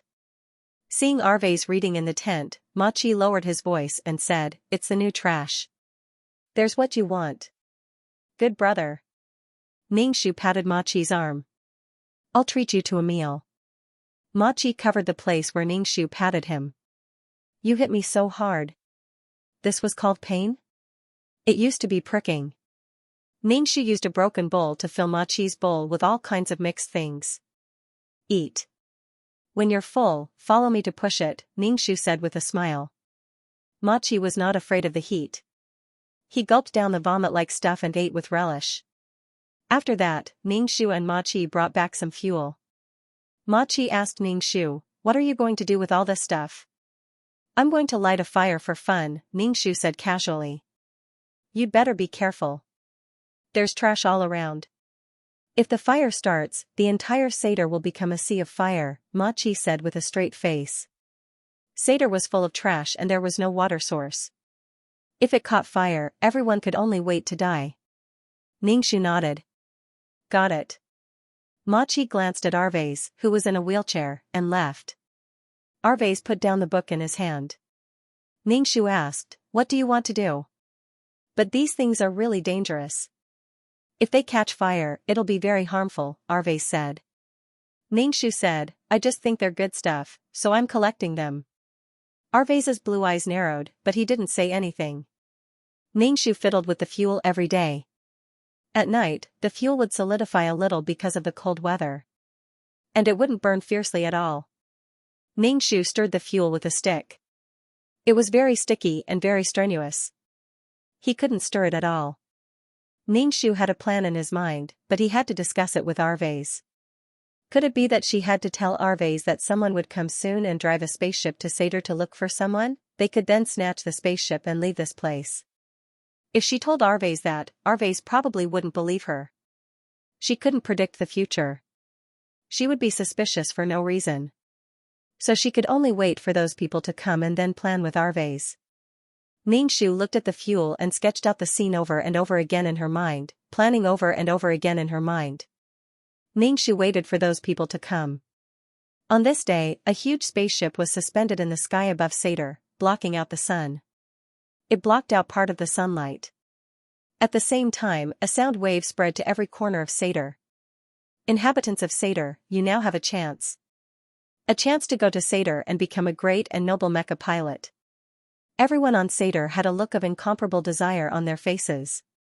They even shouted at the spaceship. "As long as you have strong enough spiritual power, you can leave this place and become a mecha pilot." An endless stream of bewitching voices came from the spaceship, with a dreamy tone that made people fascinated and crazy. Ningxu and Arvez sat in the tent and listened to these words. "Arvez, we must leave Seldar. Seldar can no longer survive," Ningxu said to Arvez. Arvez tightened his grip on the wheelchair and asked, "Sister, will you go? Will you go and test your spiritual power?" Arvez asked. Ningxu nodded without hesitation. Of course. He had to go and see how many people there were so that he could make a plan. Arvez's face trembled. His blue eyes were like the surging sea, about to set off stormy waves. "Sister, are you going to abandon me?"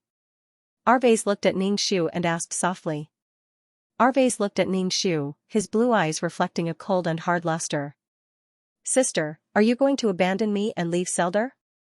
"How is that possible? How can I abandon you?" Ningxu said with certainty. I'm going to take you away from planet Seldar and let you stand up. Arve's expression was very strange.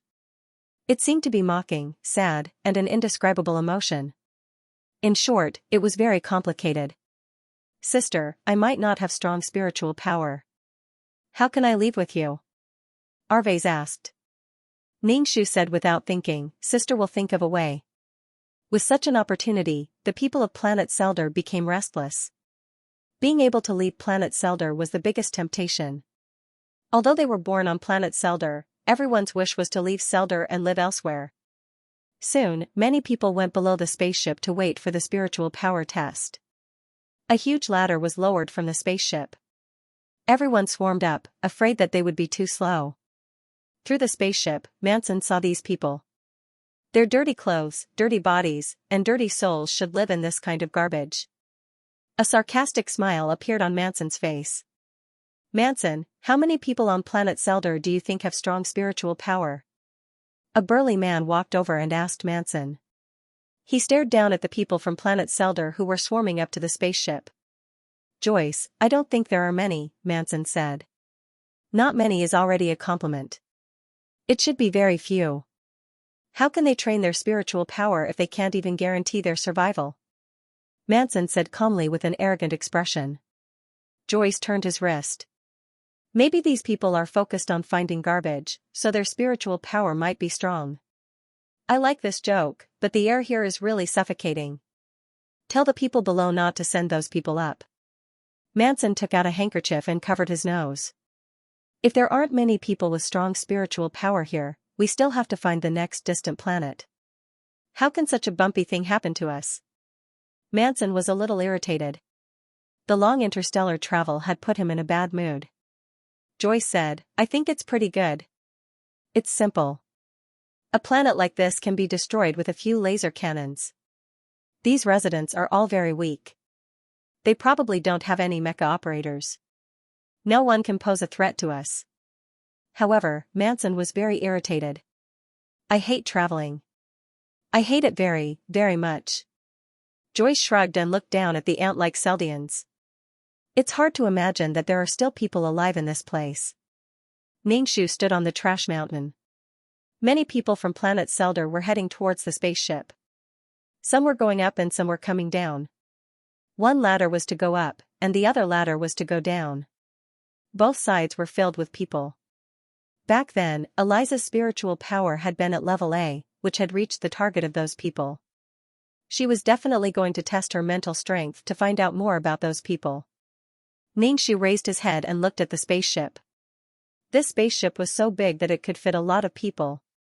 These people were searching everywhere for people with spiritual power.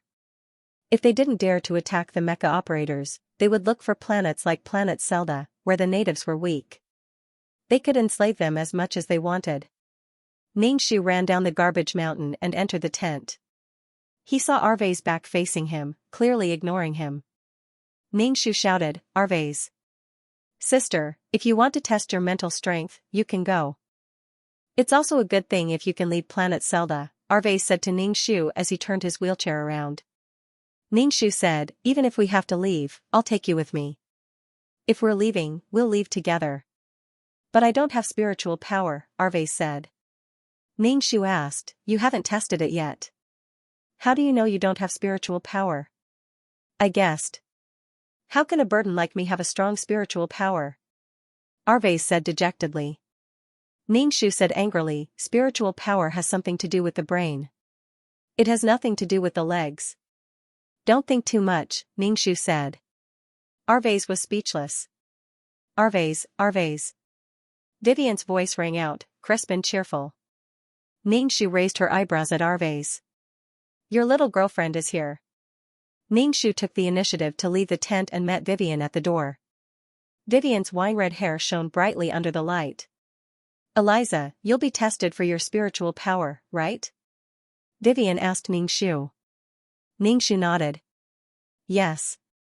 Vivian went into the tent to talk to Arves, who was not in a good mood. Ningxu cooked something to eat in a pot and observed the movements on the spaceship. More and more people went to the spaceship, and more people returned in disappointment. Without strong spiritual power, they would be kicked down mercilessly. These people would not be kind enough to take away a useless person. It would be a waste of energy to carry one more person. Vivian talked to Arves for a while and left. When Vivian came out of the tent, she was crying. Ningxu asked, "What's wrong?" Vivian stomped her feet. "Eliza, I'll be leaving first." Ningxu looked at Vivian's back and carried the bowl into the house. He gave the bowl to Arves and asked, "What did you say to Vivian that made her cry?"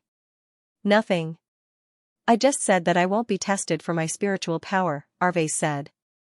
Ningxu also agreed that Arves should not be tested for his spiritual power. If Arves really had strong spiritual power, he could only be pulled away and deprived of his spiritual power in the end. "When are you going to test your spiritual power?" Ningxu asked Arves. Ningxu drank the food in his bowl. "Let's talk about it later. There are a lot of people now." The people on planet Seldar were in a state of excitement and could not calm down. After a while, when more people failed, they would slowly calm down. Ningxu said, "Brother, we have to find a way to leave this place." Arves did not even look up. "You can leave this place as long as you pass the spiritual power test." Ningxu felt that Arves was being weird. Ningxu said, "Brother, let's hijack the spaceship." "What?" Arves turned around in shock and looked at Ningxu in disbelief. "What are you talking about? Do you think that's possible?" Arves put away his surprised expression. "There are so many people on planet Seldar. Can't we beat them?" Ningxu said. "Even ants could kill an elephant." Arves shook his head. "The power of technology is sometimes unimaginable. There are many people on planet Seldar, but in the face of certain forces, numbers can't solve the problem," Arves said. Ningxu knew what Alvius was talking about, but she knew that there would be no other opportunities like this. These people would stay here for a while. This was their only chance to leave. Arves glanced at Ningxu and said, "There must be a mecha operator on the spaceship. The spaceship must also have defensive measures and attack means. It must have weapons of mass destruction." She knew, Ningxu knew, but she had no choice but to fight. However, Ningxu was surprised that Arves's explanation was so clear and logical. "How do you know all this?" Ningxu asked. "I read it in books. There are also some attacks that can directly vaporize people or objects. What's the use of having more people?" Arves said.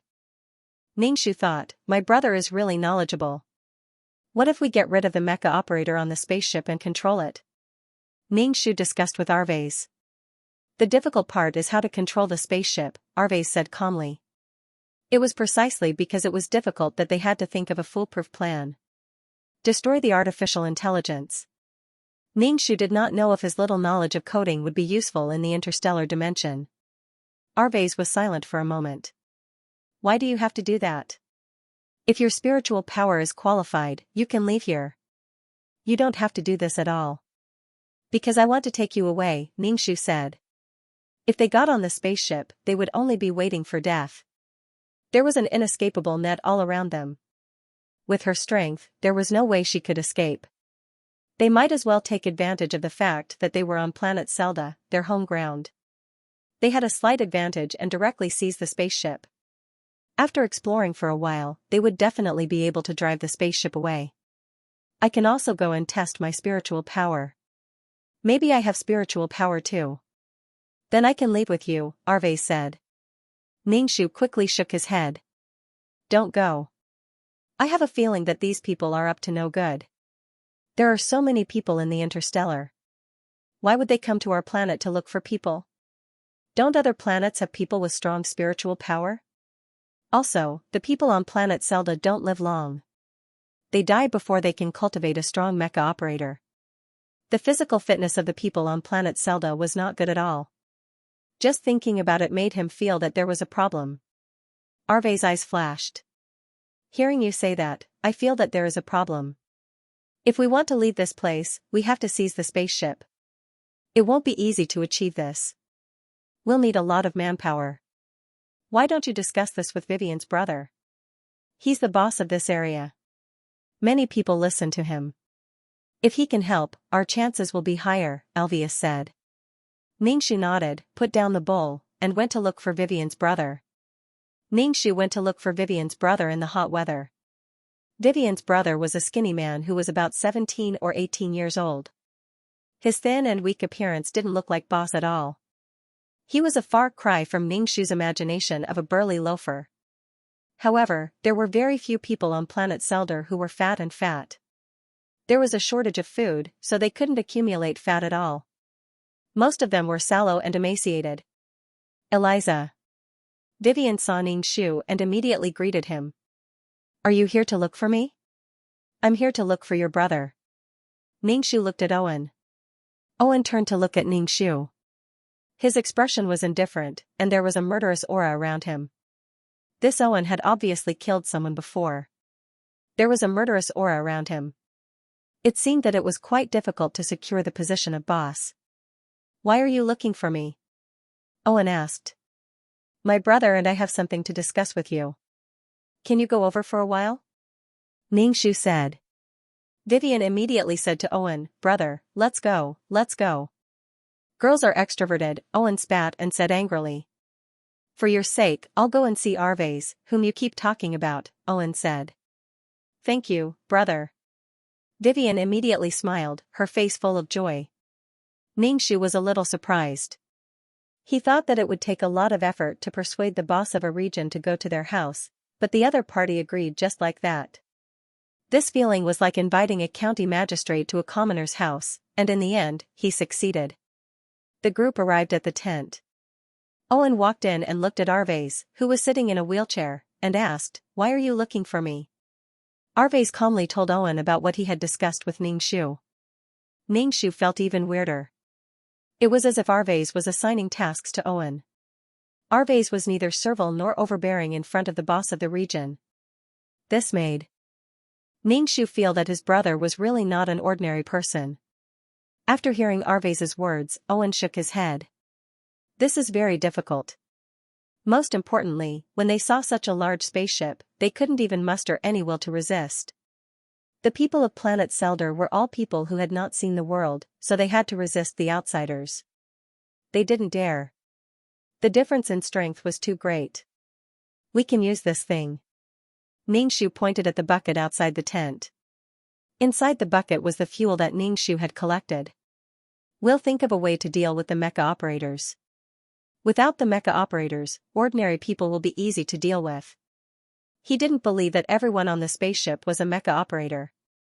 People with strong spiritual power were not everywhere. If there were so many of them, these people wouldn't be looking for people with strong spiritual power everywhere. Ordinary things like washing clothes, cooking, and sweeping the floor should still be ordinary people. Maybe they were robots. That would be even easier to deal with. Ningxu told him the method that she had been planning in her heart. Arves heard Ningxu's plan. It's a little risky. Even if it's risky, it's worth it, Ningxu said. Arves looked at Owen and said, I'll have to ask you to gather people for this matter. If we can really leave, we'll have fulfilled the wishes of our ancestors. We won't have to live in the garbage anymore. The people of the galaxy have never considered the Seldians. They ignored our wishes and treated Seldar as an abandoned planet. They dumped all the garbage on planet Seldar. Owen looked a little angry. It's a good thing to be able to leave planet Seldar. If we fail, the price will be too high. They might destroy Seldar because of this. Owen shook his head in disagreement. Arves said indifferently, You don't have many years left to live anyway. Owen was now 17 or 18 years old. According to the average lifespan of the Seldians, Owen didn't have many years left to live. Owen's face trembled. Ningxu was speechless. How could they talk like this? Their relationship would be strained at any moment. Forget about cooperation, they might even fight now. In order to prevent the conversation from failing, Ningxu immediately livened up the atmosphere. My brother is just outspoken. He's young and ignorant. Owen, you have to be more tolerant. Actually, everyone doesn't have many years left to live. Owen was speechless. Brother, don't be angry. Listen to Arves first, Vivian said immediately. Arves coughed. Owen looked a little impatient. Then tell me, what if those people get angry and destroy planet Zelda? Arve's pale finger tapped the wheelchair and shook his head. They probably won't. Zelda is now used as a place to put garbage. If they don't find a suitable place to dump garbage, they won't destroy planet Zelda. At most, they'll kill people in anger. There's so much interstellar garbage here.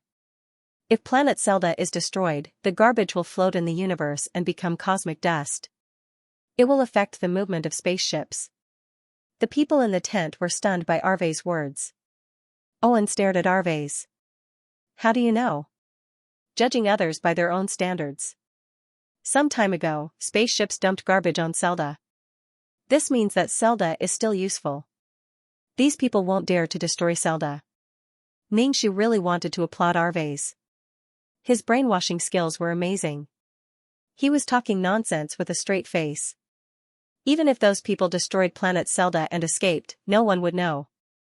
As for the garbage that had become cosmic dust, it could be cleaned up. It just depended on whether the people of the Interstellar Alliance were willing to spend money. After all, endless garbage was a headache. If a spaceship flying at high speed hit garbage or cosmic dust, there could be big problems. Interstellar rescue was a very troublesome matter. Brother, I think what Arve said makes a lot of sense. Vivian looked at Arve's with admiration. Owen pushed Vivian, who was standing in front of him. Go away. His sister was Arve's. Everything she said was right. Owen thought for a moment. I'll gather the manpower. Owen discussed some details with Arve's and then planned to leave. Let's go. Owen grabbed Vivian and dragged her away. Ningxu poured a bowl of water for Arve's and gave him a thumbs up. You're amazing. Drink some water. He was usually quiet, but at the critical moment, he had the demeanor of a general. Owen called some people over, including March. When March saw Ningxu, he raised his chin and coldly snorted at Ningxu. Ningxu couldn't be bothered with the little brat. He stood on the trash mountain and looked at the situation of the spaceship. There were still many people who went to test their spiritual power, but many of them were eliminated. Ningxu even saw people fall from the spaceship as if they had been thrown out. The spaceship was suspended in the air at a certain height. If they were thrown down like this, they would definitely die. If there were any sharp objects on the ground that pierced through their bodies, they would definitely die. Owen was busy with some people, and Ningxu would occasionally help. Seeing that the trap was almost done, Ningxu planned to test his mental strength. Be careful, Vivian, Ningxu said. Ningxu smiled and said, I'm fine. Don't let anyone leak the news, Ningxu, Owen said. Owen's face was full of annoyance. You don't have the right to tell me what to do. Alright, he was the boss. Ningxu Arves reminded him, be careful. I'm leaving. There's some food in the pot. Arves nodded. Ningxu went in the direction of the spaceship. The spaceship looked close, but it was F*King far away. Ningxu climbed over trash mountain after trash mountain. When he reached the bottom of the spaceship, there were so many people that Ningxu was almost squeezed up. Just as he reached the entrance of the spaceship, a strong water pressure sprayed towards him. It was so strong that Ningxu fell to the ground. When Ningxu saw that there was water, he opened his mouth and drank until he was full. It was the first time he drank such clean and clear water. It was a waste to use it for a shower. It was such a blessing to drink such clean water. The filth on Ningxu's body was washed away by the water. It turned out that they were afraid that the dirty Zelda would dirty the spaceship. There were people in neat clothes. These people had dull expressions. Their eyes were not human eyes. There were all kinds of symbols and lines flashing in their eyes. They were probably robots, but these robots had skin and were similar to real people. The robots brought Ningxu and the others to the hall where the spiritual power was tested. Along the way, Ningxu observed the surroundings. There should be surveillance cameras everywhere on this spaceship. He wondered where the AI's cockpit was. Soon, a group of people arrived. The hall was very big, like a football field. From inside, one could directly see how big the spaceship was. There was high-tech everywhere. Ningxu was dazzled. All the Zeldians who had entered the spaceship were amazed. They looked around in disbelief. People who live in the garbage can't imagine the outside world. Ningxu was amazed. This was just a plane. There were many planets in this plane. It was very, very big. The evolution of the plane was incredible. He hoped that the world she built in the future could be as big as this. The procedure of the test was to use instruments first. A person stood in a test cabin and quickly analyzed the condition of the person being tested. Spiritual power, physique, and other aspects of the body. Ningxu looked at the people in front of him. Many people failed the test. Not one of 100 people passed. They were directly eliminated by the test cabin. Spiritual power not qualified. Spiritual power not qualified. Body disease. Recommended immediate quarantine. Those who were detected with disease were directly chased away and thrown out of the spaceship. Ningxu was speechless. How cruel. Basically, the people on planet Seldar were sick. Under the pollution of garbage and all kinds of radioactive garbage, it would be strange if their bodies were not sick. The hall was half empty, and there was no one with qualified spiritual power. Ningxu saw that the people on the spaceship were a little impatient. Their expressions were very bad. They probably couldn't find anyone with qualified spiritual power. That was why their expressions were so ugly. It was Ningxu's turn to be tested. He took a deep breath and stepped into the test cabin. Ningxu felt a light scan his body. Her spiritual power should be qualified. After all, the original owner's spiritual power was also qualified. The light scanned Ningxu's body again. The staff on the spaceship looked expectant. Usually, multiple scans meant that the spiritual power was qualified. After such a long time, only a few people had qualified. The higher-ups were already blaming them, saying that they were wasting energy. Spiritual power qualified. A-level spiritual power, to be developed into S-level spiritual power, the female voice in the test cabin said calmly. Finally, one of us qualified. One of the inspectors said to Ningxu, who was still standing in the test cabin. Come out quickly. You still have tests to do. The other Seldians looked at Ningxu with envy. She had entered heaven from then on. The test was still going on, and a staff member brought Ningxu to another test site. Ningxu looked around, memorizing the characteristics of the places she passed by. What are you looking at? The staff member saw Ningxu looking around, and said unhappily.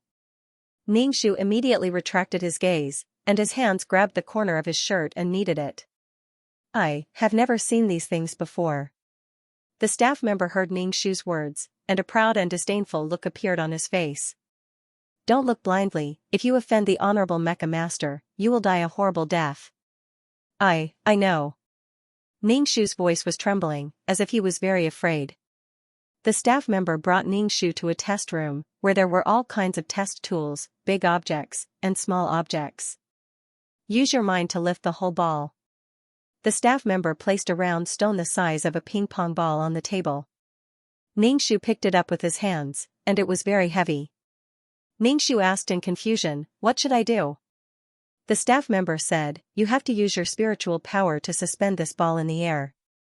Ningxu, suspend? If you can't suspend it, you have to at least use your spiritual power to push this ball, the staff member said. Ningxu was still dumbfounded. I don't know. This staff member was not someone with strong spiritual power, and did not know how to do it.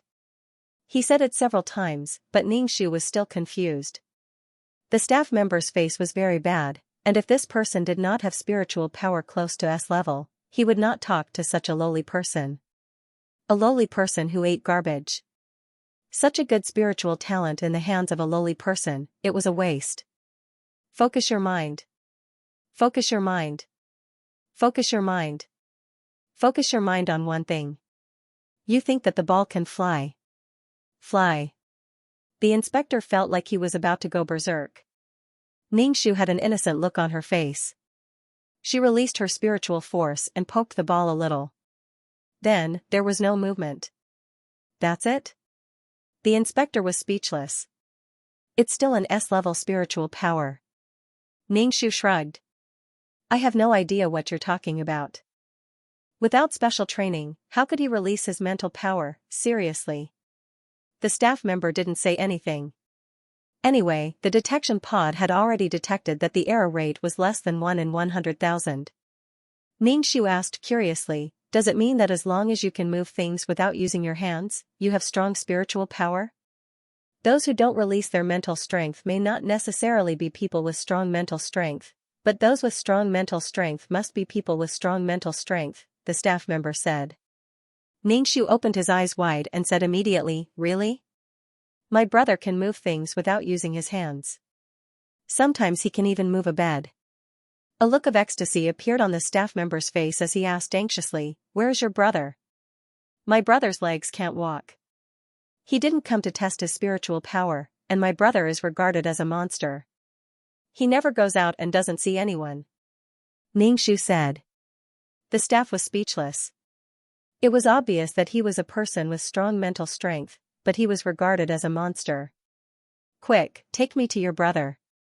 He was really lucky to meet a brother and sister with strong mental strength. Ningxiu shook his head.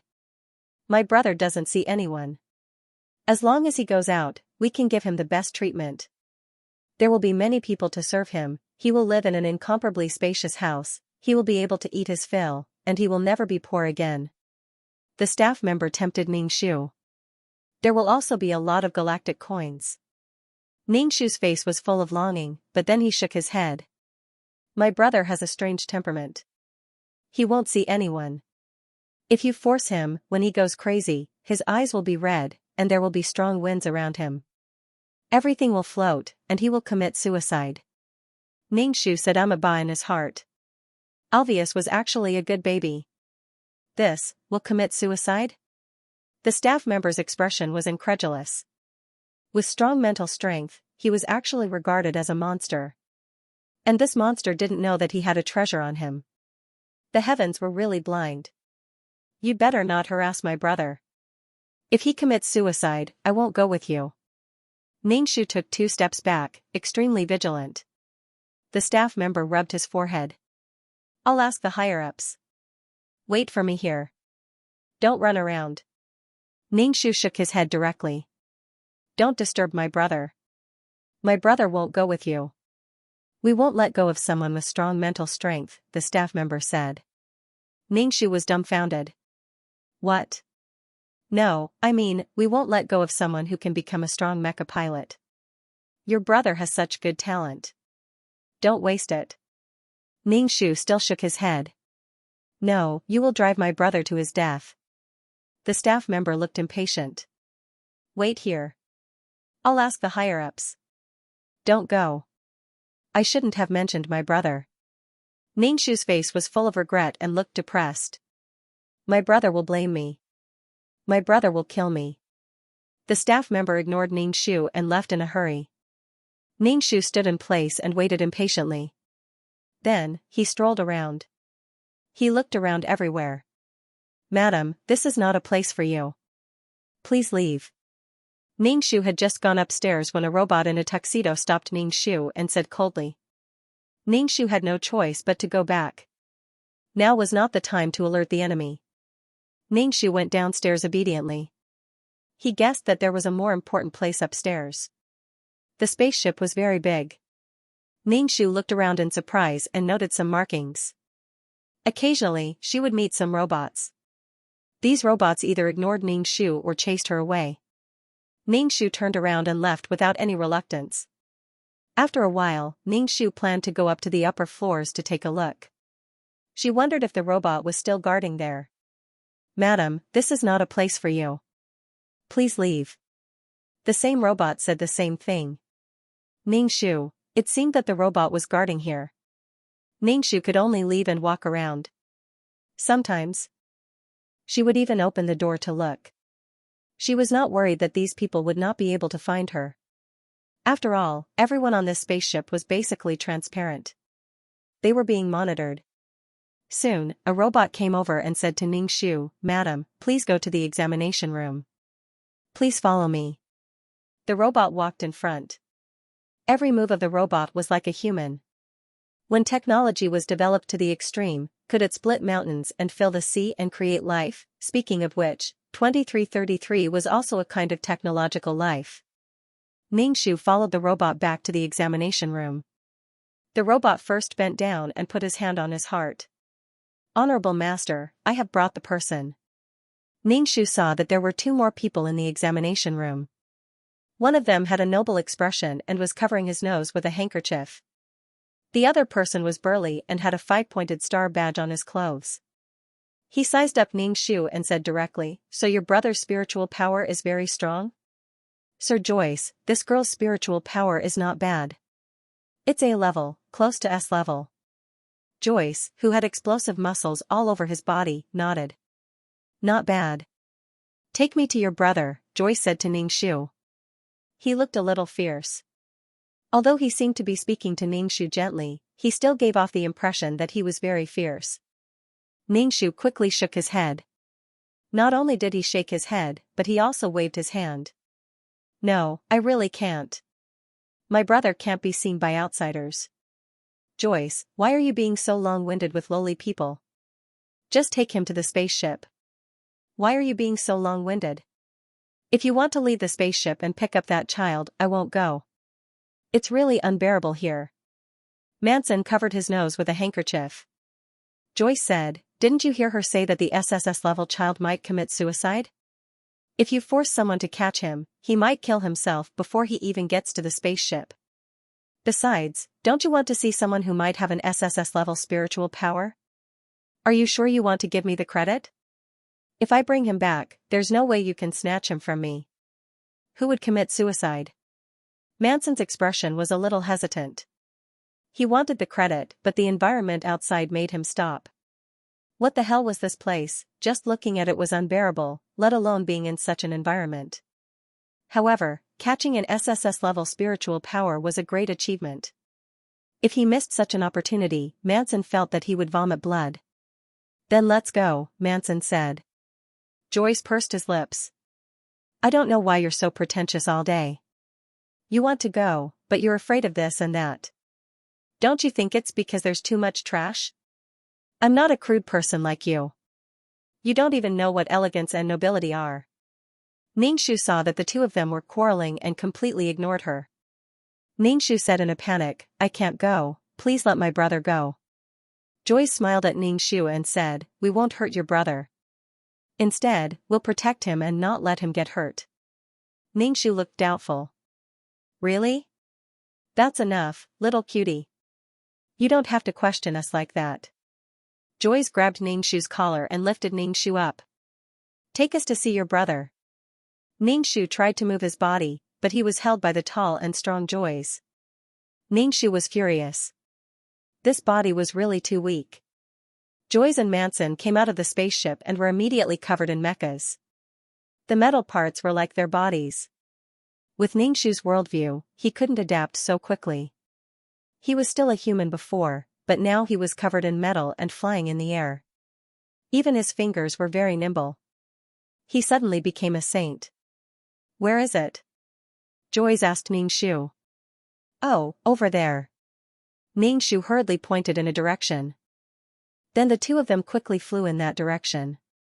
The weather was already hot, and with such a fast speed, Ningxu felt like he was going to burn up. He could even smell the burnt smell of his hair.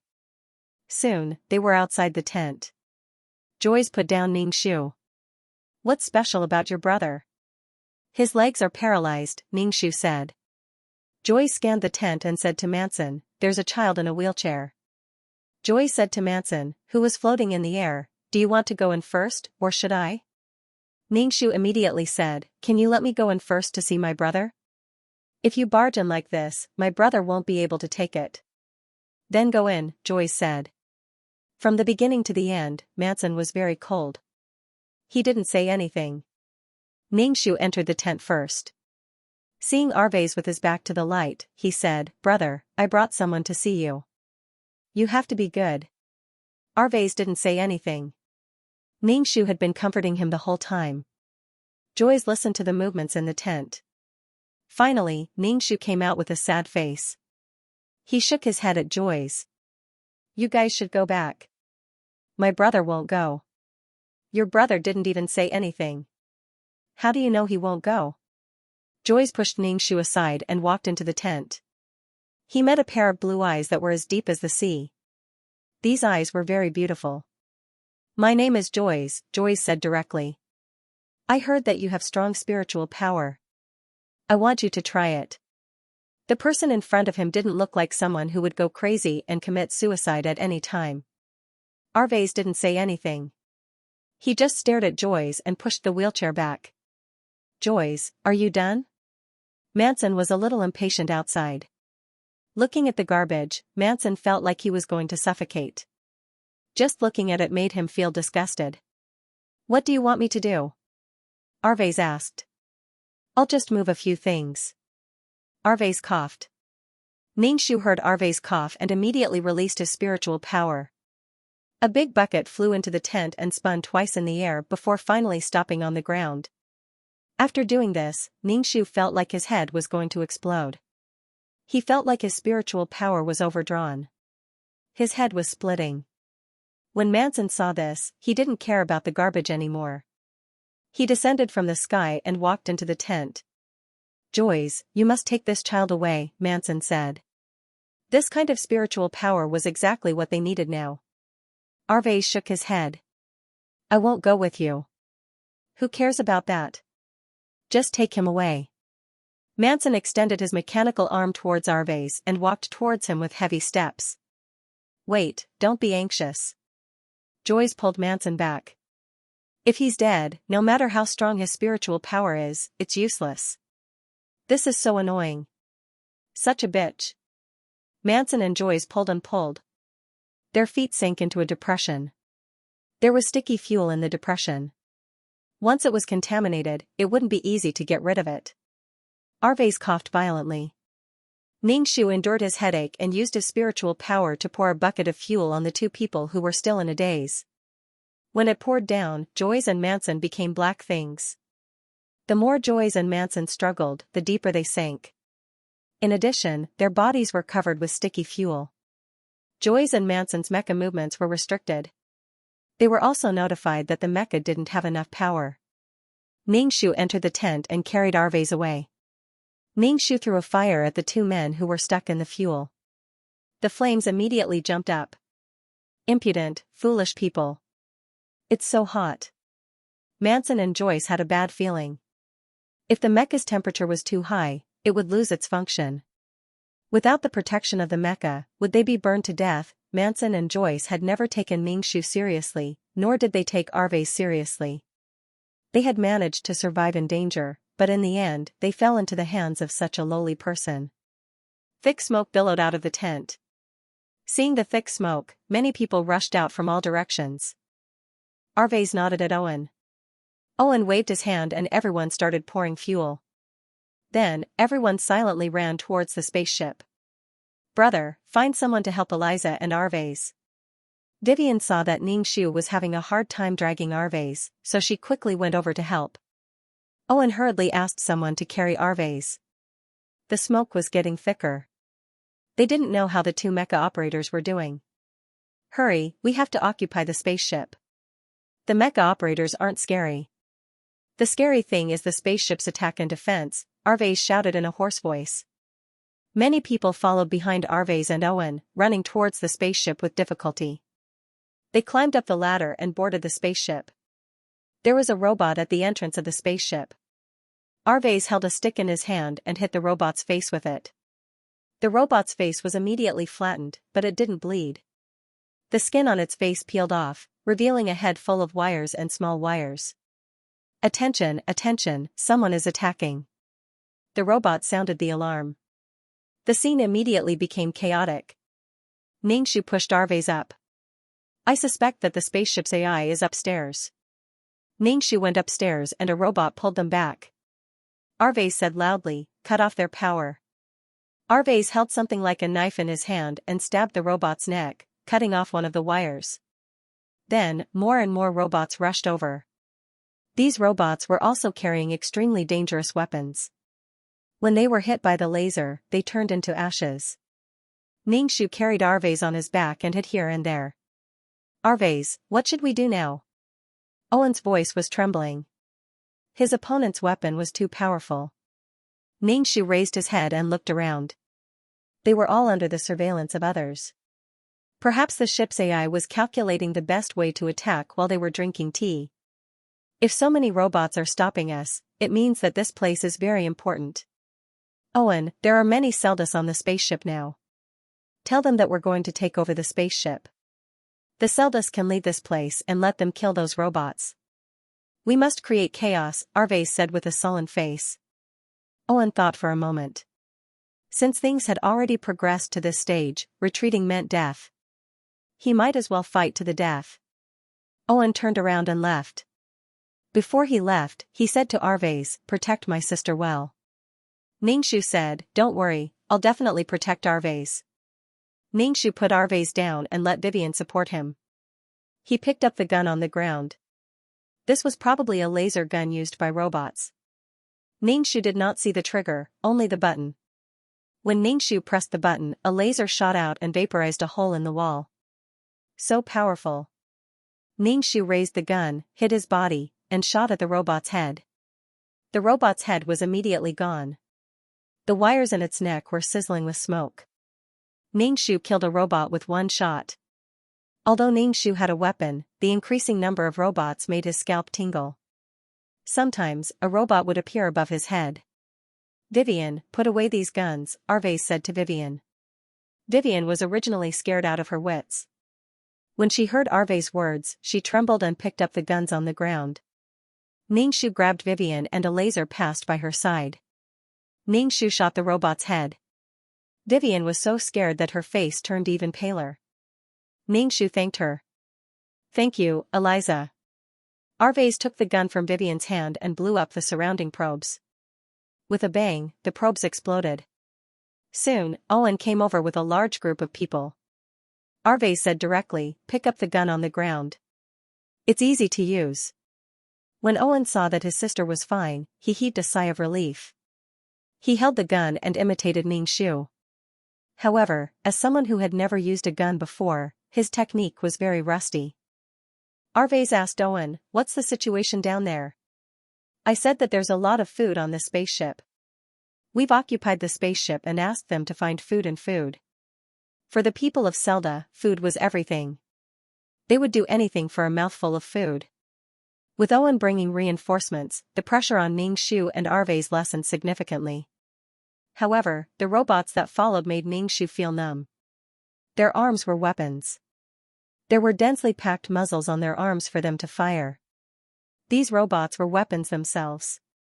It was simply hair-raising. They were many times more powerful than the previous robots. Moreover, once a person was hit, they would turn into ashes. Ningxu's heart was filled with curses. In the face of technology, a body of flesh and blood was really vulnerable, especially when her body was so weak now. Ningxu felt very tired. Previously, he had used his spiritual power and had not recovered. Then, he started fighting directly. He felt that his whole body was not very good. No matter how difficult it was, Ningxu had to grit his teeth and endure. Otherwise, he would not be able to leave Selda and become a mecha pilot. He might not even be able to survive. Ningxu aimed at the muzzle of the robot's arm and destroyed it. He did not know what material these robots were made of. The laser pistols that could kill robots before were no longer a threat to these robots. Other than leaving a small black spot on the robot's body, there was not much damage to the robots. Ningxu felt very powerless. He felt like a mayfly trying to shake a tree. The power of technology was really unimaginable to him. "Sister, destroy his positioning system and aiming system," Arvais shouted at Ningxu. Due to the intensity of the battle, Arvais was shouting at Ningxu. Positioning system, aiming system, Ningxu aimed at the robot's eyes, which were like ripples of cymbals jumping around. With a bang, the robot's head was smashed open. As expected, the eyes were its weakness. The team moved forward with difficulty. The entire spaceship was in chaos. There were dirty, crazy-looking people from Selda running around everywhere. The people of Selda hoped to find food and have a full meal. Some of the crew members on the spaceship were killed by these people. Some of the crew members held weapons and killed these filthy lowlifes in a frenzy. However, a large number of ants could kill an elephant. These people only had one thought in their minds. As long as they occupied the spaceship, they could leave Zelda and have food to eat. They destroyed things like crazy and looked for food everywhere. Ningxu and the team pushed forward with difficulty. Ningxu dealt with the robots, and Alveus dealt with the surrounding probes. Although these robots might transmit the information they received to the artificial intelligence, it was better to destroy as much as possible. Many people from planet Zelda fell. Not even their bodies were left behind. They were turned into ashes. Ningxu gritted his teeth. If he wanted to break through the situation in front of him, there would definitely be sacrifices. Staying on planet Zelda was death, and retreating now was death. It was better to move forward. If you want to gain something, you have to lose something. Living itself was a difficult thing. For Ningxu, it had always been very difficult. The number of robots gradually decreased. He didn't know if it was because there were fewer robots on the spaceship or if they were preparing for some big move. The group came to a thick metal door. It looked a bit like stainless steel, but it was probably made of a more expensive material. There was no handle or anything to open the door. There was a scanner beside the door, which was probably used to check the identity of the person inside. Ningxu felt a toothache. How was he going to get in? He felt that the cockpit should be inside. Ningxu hit the door with a laser, but the door didn't react at all. It was as clean as new, and there weren't any black spots or spots left on it. What should he do now? Knock on the door or wait for the person inside to come out? Ningxu thought for a moment and took out a 5-pointed star military badge from his pocket. Ningxu had taken this badge off Joyce when he was grabbing him. He didn't know if this thing would work. Ningxu held the badge and carefully reached out to the detection range. "Honorable Joyce, please come in." A female voice sounded. However, this voice was synthetic and sounded very mechanical. The door slowly opened, and Ningxu took the lead and went in. The people in the cockpit were already in a mess. Someone scolded, "This AI is retarded. Can it even work? Raise your hands." Ningxu raised his gun at these people. A group of people behind him rushed in and followed Ningxu. "Raise your hands." Being stared at by the laser gun, these people were a little afraid. They knew too well how powerful this gun was. "Capture them," Arve said to Owen. Owen immediately stepped forward and tore off the rags on his body. He tied up the hands and feet of these people. There weren't many people in the driver's seat, so they were quickly tied up. Ningxu hugged the gun and looked at the huge cockpit. It was complicated with all kinds of buttons and screens. "Oh my god, it's too complicated. It's like watching a sci-fi movie." Ningxu moved its claws, indicating that it was rather difficult. She had to get used to it first, or else she wouldn't be able to use it. It seemed that she had to learn how to use the spaceship. Vivian helped Arves to Ningxu's side. Arves clicked on the picture and pressed a red button. Beep beep beep. A hurried sound came from the cockpit. "Are you sure you want to destroy the AI? If you destroy it, the safety of the spaceship won't be guaranteed." A synthetic female voice sounded. "I suggest changing the AI's operating method. I don't recommend destroying it." Arve sneered and glanced at the people who were tied up. "I know you've already sent out the message." The people who were tied up all shook their heads in fear. Arve's expression was indifferent. He pressed another button and a few cages descended from the sky, covering these people inside. "If you don't want the AI to be destroyed, you'd better be obedient," Arve said. He changed the operating method of the AI. He sat on a chair and placed his legs weakly on the ground. Yarvi clicked on the overlapping screens, dazzling everyone's eyes. Ningxu looked at Arves from the side. Was this Arves Eliza's brother? He obviously wasn't. From then on, Arves took control of the spaceship. "Warning, warning, a heat source is approaching the spaceship," the synthetic female voice said unhurriedly and emotionlessly. 2 fireball-like things appeared on the screen and flew towards them. Ningxu was speechless. A mecha pilot's vitality was so tenacious that they could actually struggle out of the fuel. Also, after being burned for so long, the mecha's equipment wasn't damaged. Technology really changed lives. Do you want to destroy the heat source? The synthetic female voice asked. Arvase pressed a button and a ray of light shot out from the spaceship. Seeing this ray of light, Manson and Joyce's faces were filled with extreme fear. They tried their best to escape but still couldn't. When the ray of light hit them, it instantly vaporized. Ningshu's eyelids twitched wildly. He felt as if his worldview had been attacked. Oh my god. Even a powerful cultivator wouldn't be able to withstand an attack like this. Technology relied on external objects to possess great power. It studied genes and improved the defective genes of humans, thereby extending their lifespan. Cultivators, on the other hand, cultivated themselves. In fact, they were essentially the same. All they needed to do was gently press a button, and a person like Arvase, who was powerless and had crippled legs, could also possess great power. Dear people of planet Seldar, we've now occupied the spaceship. We'll bid farewell to this filthy garbage and have a new life. Those who haven't boarded the spaceship yet, please board the spaceship quickly. We have to leave soon, Arvase said. In order to deal with the two mecha pilots, the fire on planet Seldar had already spread. A place full of garbage couldn't survive at all. That was why Arvase had told the people of planet Seldar to hurry up and board the spaceship. Ningshu felt that Arvase was quite kind at heart. He just didn't know if the spaceship could hold so many people. Hearing Arvase's words, the people of planet Seldar all cheered and hurried toward the spaceship. Ningshu let out a long breath and shook his stiff arms. They had finally succeeded in occupying the spaceship. They were just lucky. Arvase said to Owen, "Go and help manage the people on the spaceship." Arvase looked at Vivian, who was still in a state of shock and hadn't come back to her senses yet. He said gently, "You go and rest too. Don't be afraid." "Oh, okay," Vivian immediately said. Then she looked at Arvase in admiration. "Arvase, you're so amazing." Vivian felt like she was in a dream. They were about to leave the struggling planet Seldar. Vivian looked at Arvase as if she was looking at an immortal. Arvase looked at Vivian and said gently, "Go get some rest." Vivian turned around and left the cockpit in a daze. Arvase turned around and looked at Ningshu.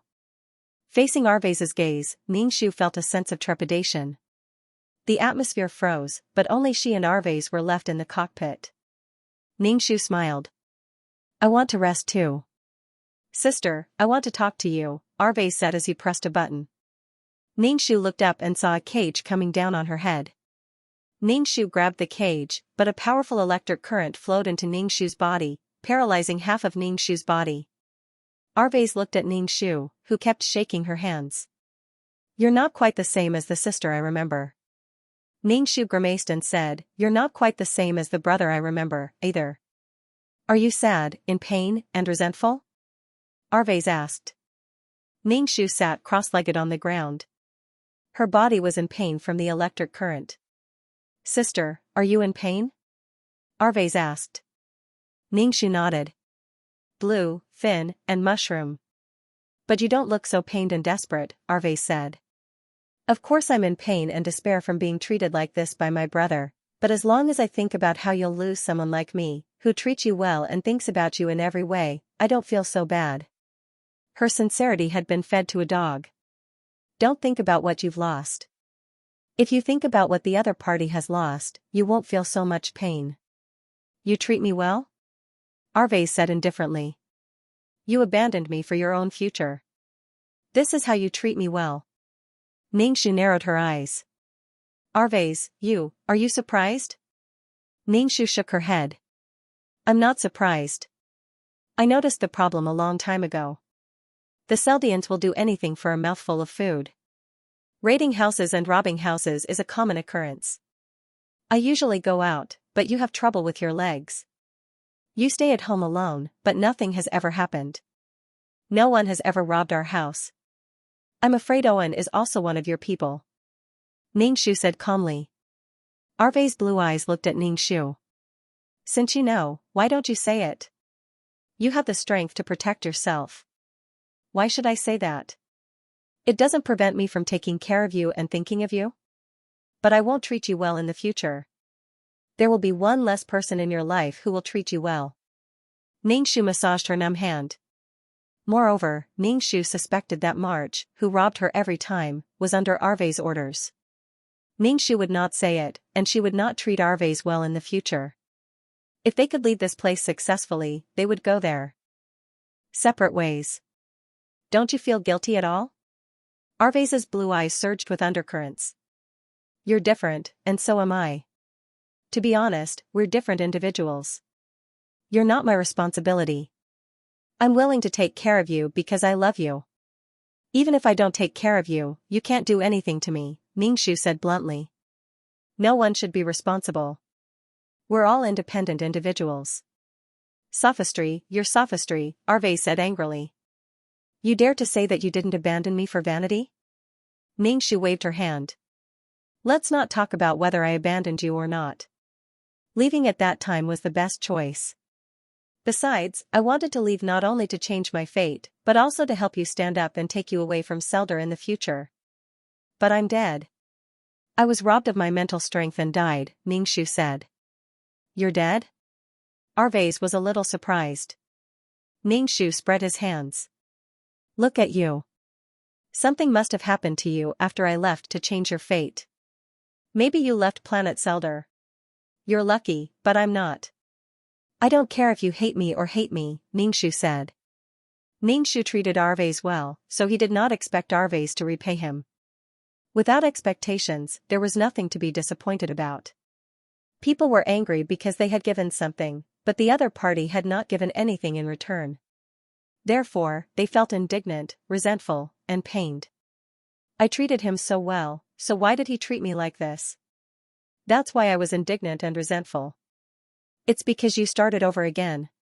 You knew that these people had bad intentions and that you would die too, so you brought me along this time, Ningxu said. That's why you went through so much trouble to bring me along. If you can start over again, why can't I? It must be to change my past mistakes. You mean, if I start over again, I should still abandon you? Ningxu looked at Arve. Arve was speechless. He suddenly felt that it was boring to be entangled with this question. Ningxu looked at Arve and asked, so why did you lock me up? You want to take revenge on me? You want to see me in pain and despair? You want to see me die? Eliza's wish was for her brother to stand up. It seemed that Arve could stand up without her help and was doing better than her. Then, she still wanted to become a mecha pilot. However, she was now locked up by Arve and did not know if she could survive. Ningxu did not think that Arve would let her go just because she treated him well in the past. He hated his sister for 2 lifetimes. His sister had died a long time ago and he still had a chance to start over again. Since he had been reborn, he should live a good life. Arve felt wronged.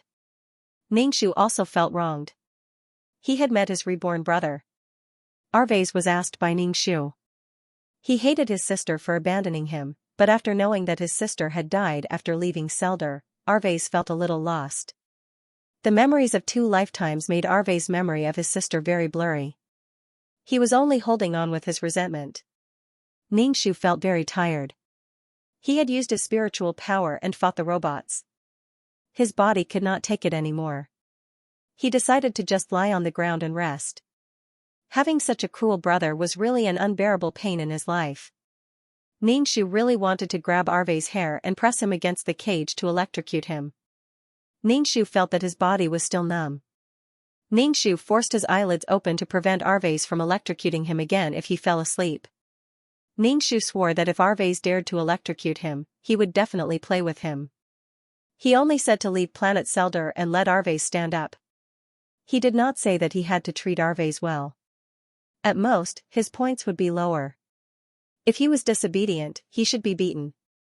Arve pressed a button, and the cage covering Ningxu's body lifted up. Get up. Why are you still lying down? Arve said. Give me a hand, my legs are numb. Ningxu extended her hand towards Arve's. Arve put his hands on his legs. I'm lame. Ningxu was speechless. Ningxu got up from the ground and sat on the chair. He asked Arve, how did you leave Arve last time? Arve narrowed his eyes and said, my master took me away from Selda. My master was sent to Selda. Or rather, he was beaten half to death and thrown into the garbage dump. Then, he was sent to Zelda by the spaceship along with the garbage. Ningxu was speechless. That was King possible. This person should be the benefactor of Arve's life. Ningxu slapped his thigh. His leg was numb and painful. If I had known this would happen, I would have waited for your master to come. Why didn't you say so? This way, they would have paid less for leaving. Ningxu did not know this before. If he had known, he would not have gone for the spiritual power test this time. He would have waited for Arve's master to come with peace of mind. Master is fine now. You were gone for a long time. I don't know how long before Master came to Zelda. Master is a mecha maker and also builds spaceships. Arve's face was full of gratitude and respect when he talked about his master. Ningxu was quite surprised. A technological talent like this was a national treasure. To be sent to Zelda was simply a waste of God's gift. Master used the garbage of planet Zelda to make a signal transmitter. After a long time, someone came to pick him up. I followed him and left Zelda to learn how to make mechas and spaceships, Arve said. Ningxu nodded. Pretty good. What about you? Arve looked at Ningxu. Me? Ningxu sighed. I don't know where I was taken to. Someone used a secret technique to take away my spiritual power. I accidentally died. Even if I didn't die, I would have become a madman. Ningxu talked about Eliza's encounter. You shouldn't have left in the first place, Alva said after a long while. At that time, it might have been the only chance in our lives for the people from planet Zelda to write us a letter. Not everyone has a chance like you, Ningxu said. I'm relieved to know that you're doing well. Eliza was probably relieved too. From now on, he would live for himself and become a powerful mecha operator. Actually, Alves, who had left Eliza, would have a better development. Arves, eat something. Vivian came in with clean food and water. She gave one to Arves and one to Ningxu. Arves, I've never seen such an exquisite chef. The water is so clear. He even specially made this food. It's amazing. Vivian washed herself clean. Her wine-red hair looked very cute. Arve smiled gently. Have you eaten? Yes, I've eaten. Then, I'll send some over.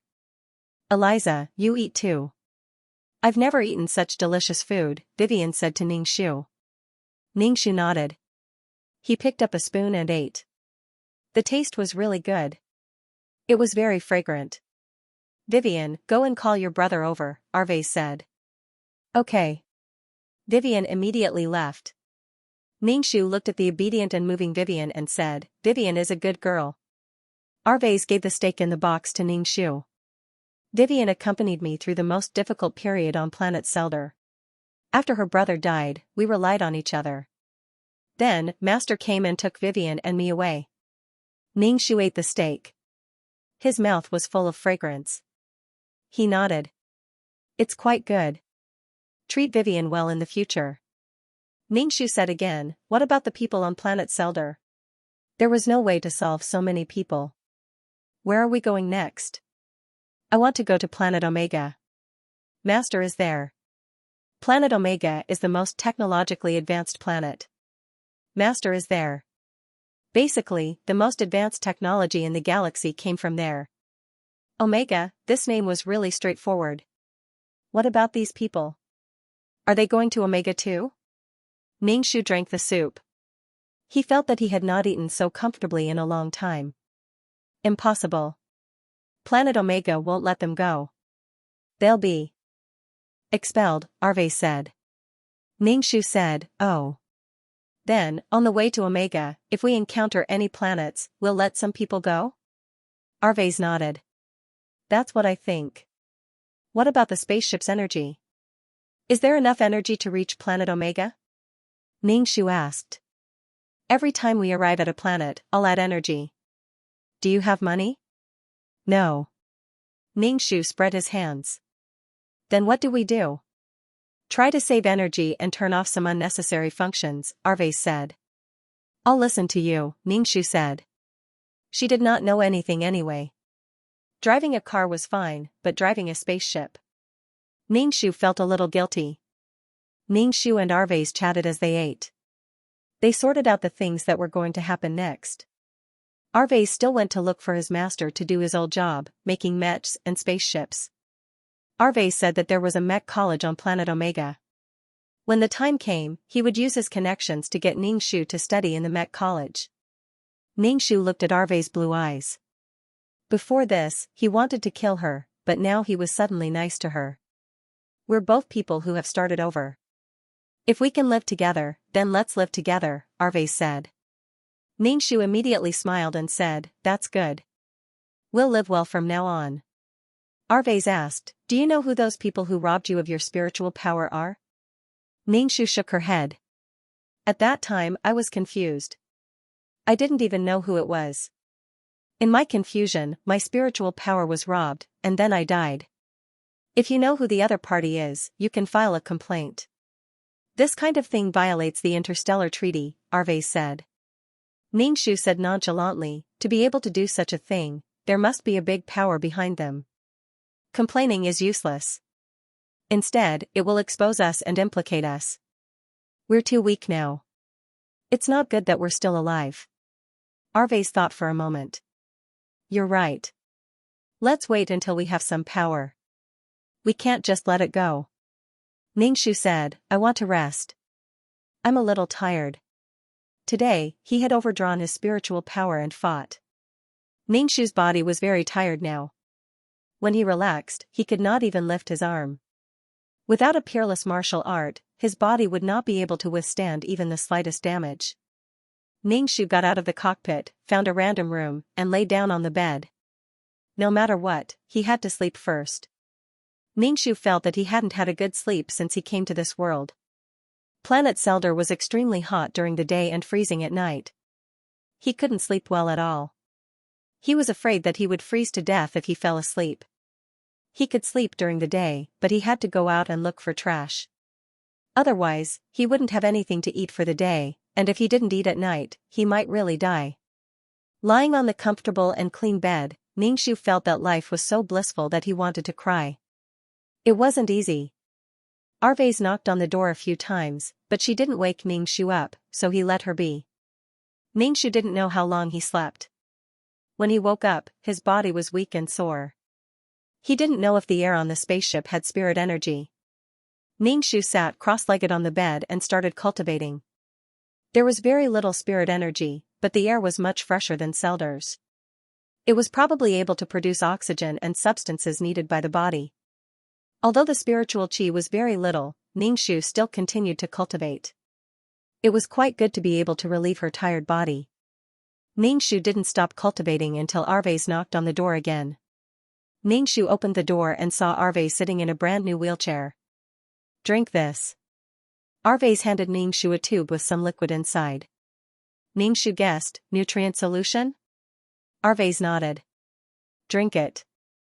It can slightly improve your body. The people of planet Seldar are all in a state of exhaustion. Ningxu raised his head and gulped down the nutrient solution.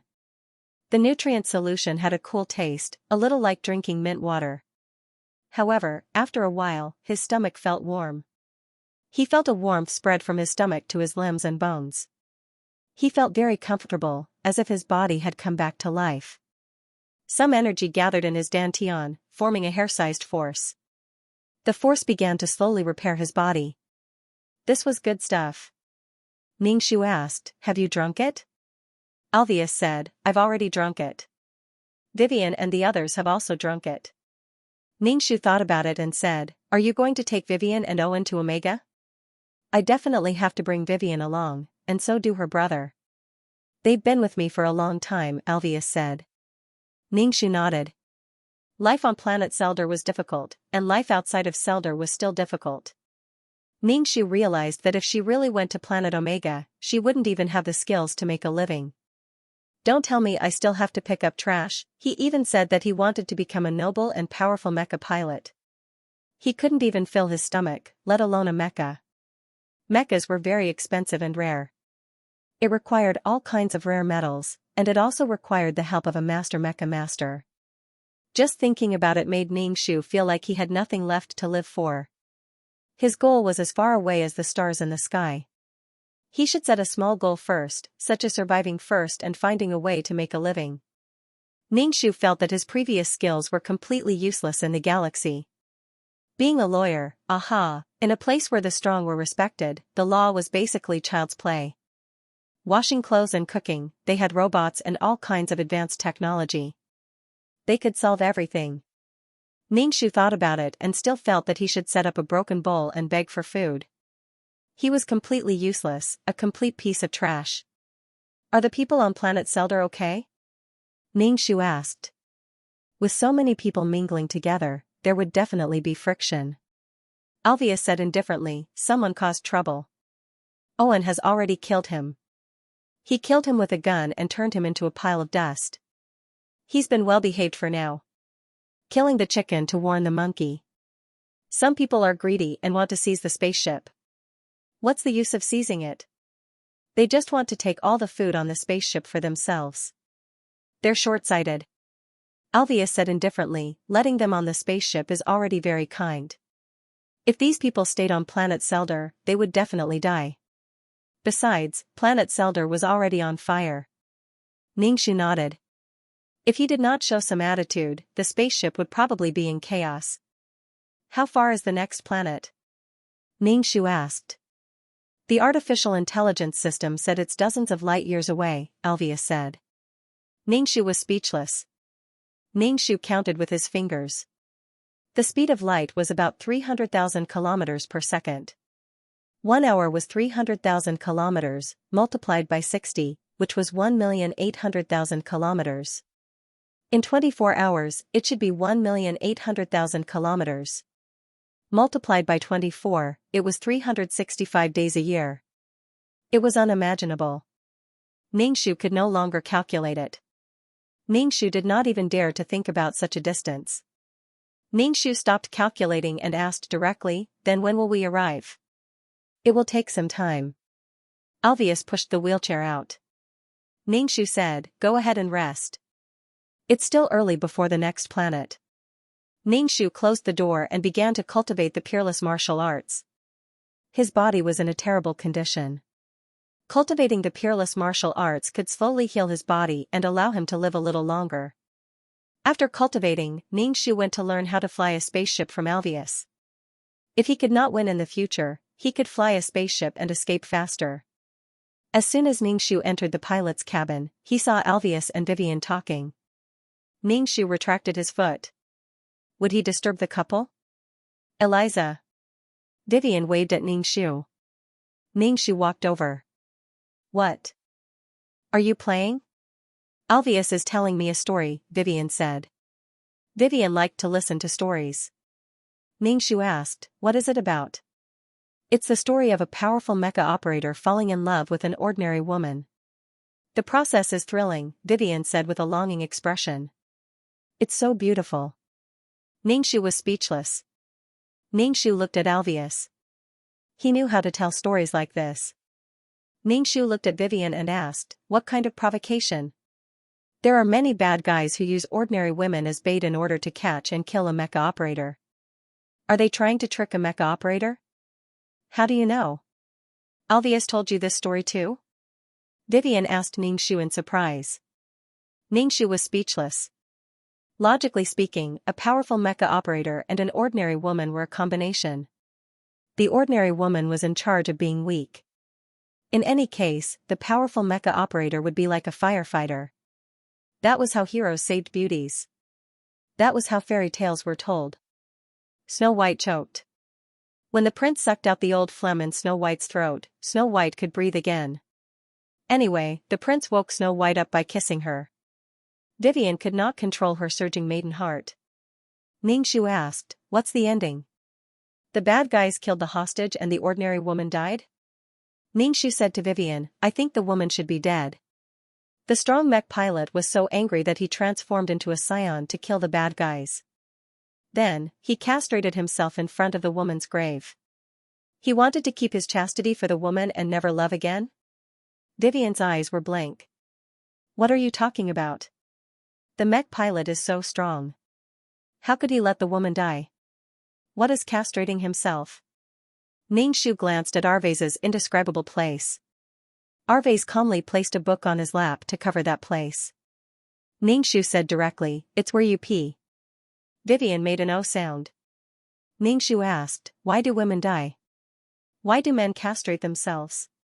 The lives of ordinary people are very fragile. Since the man is a strong mech pilot, his enemies must not be weak.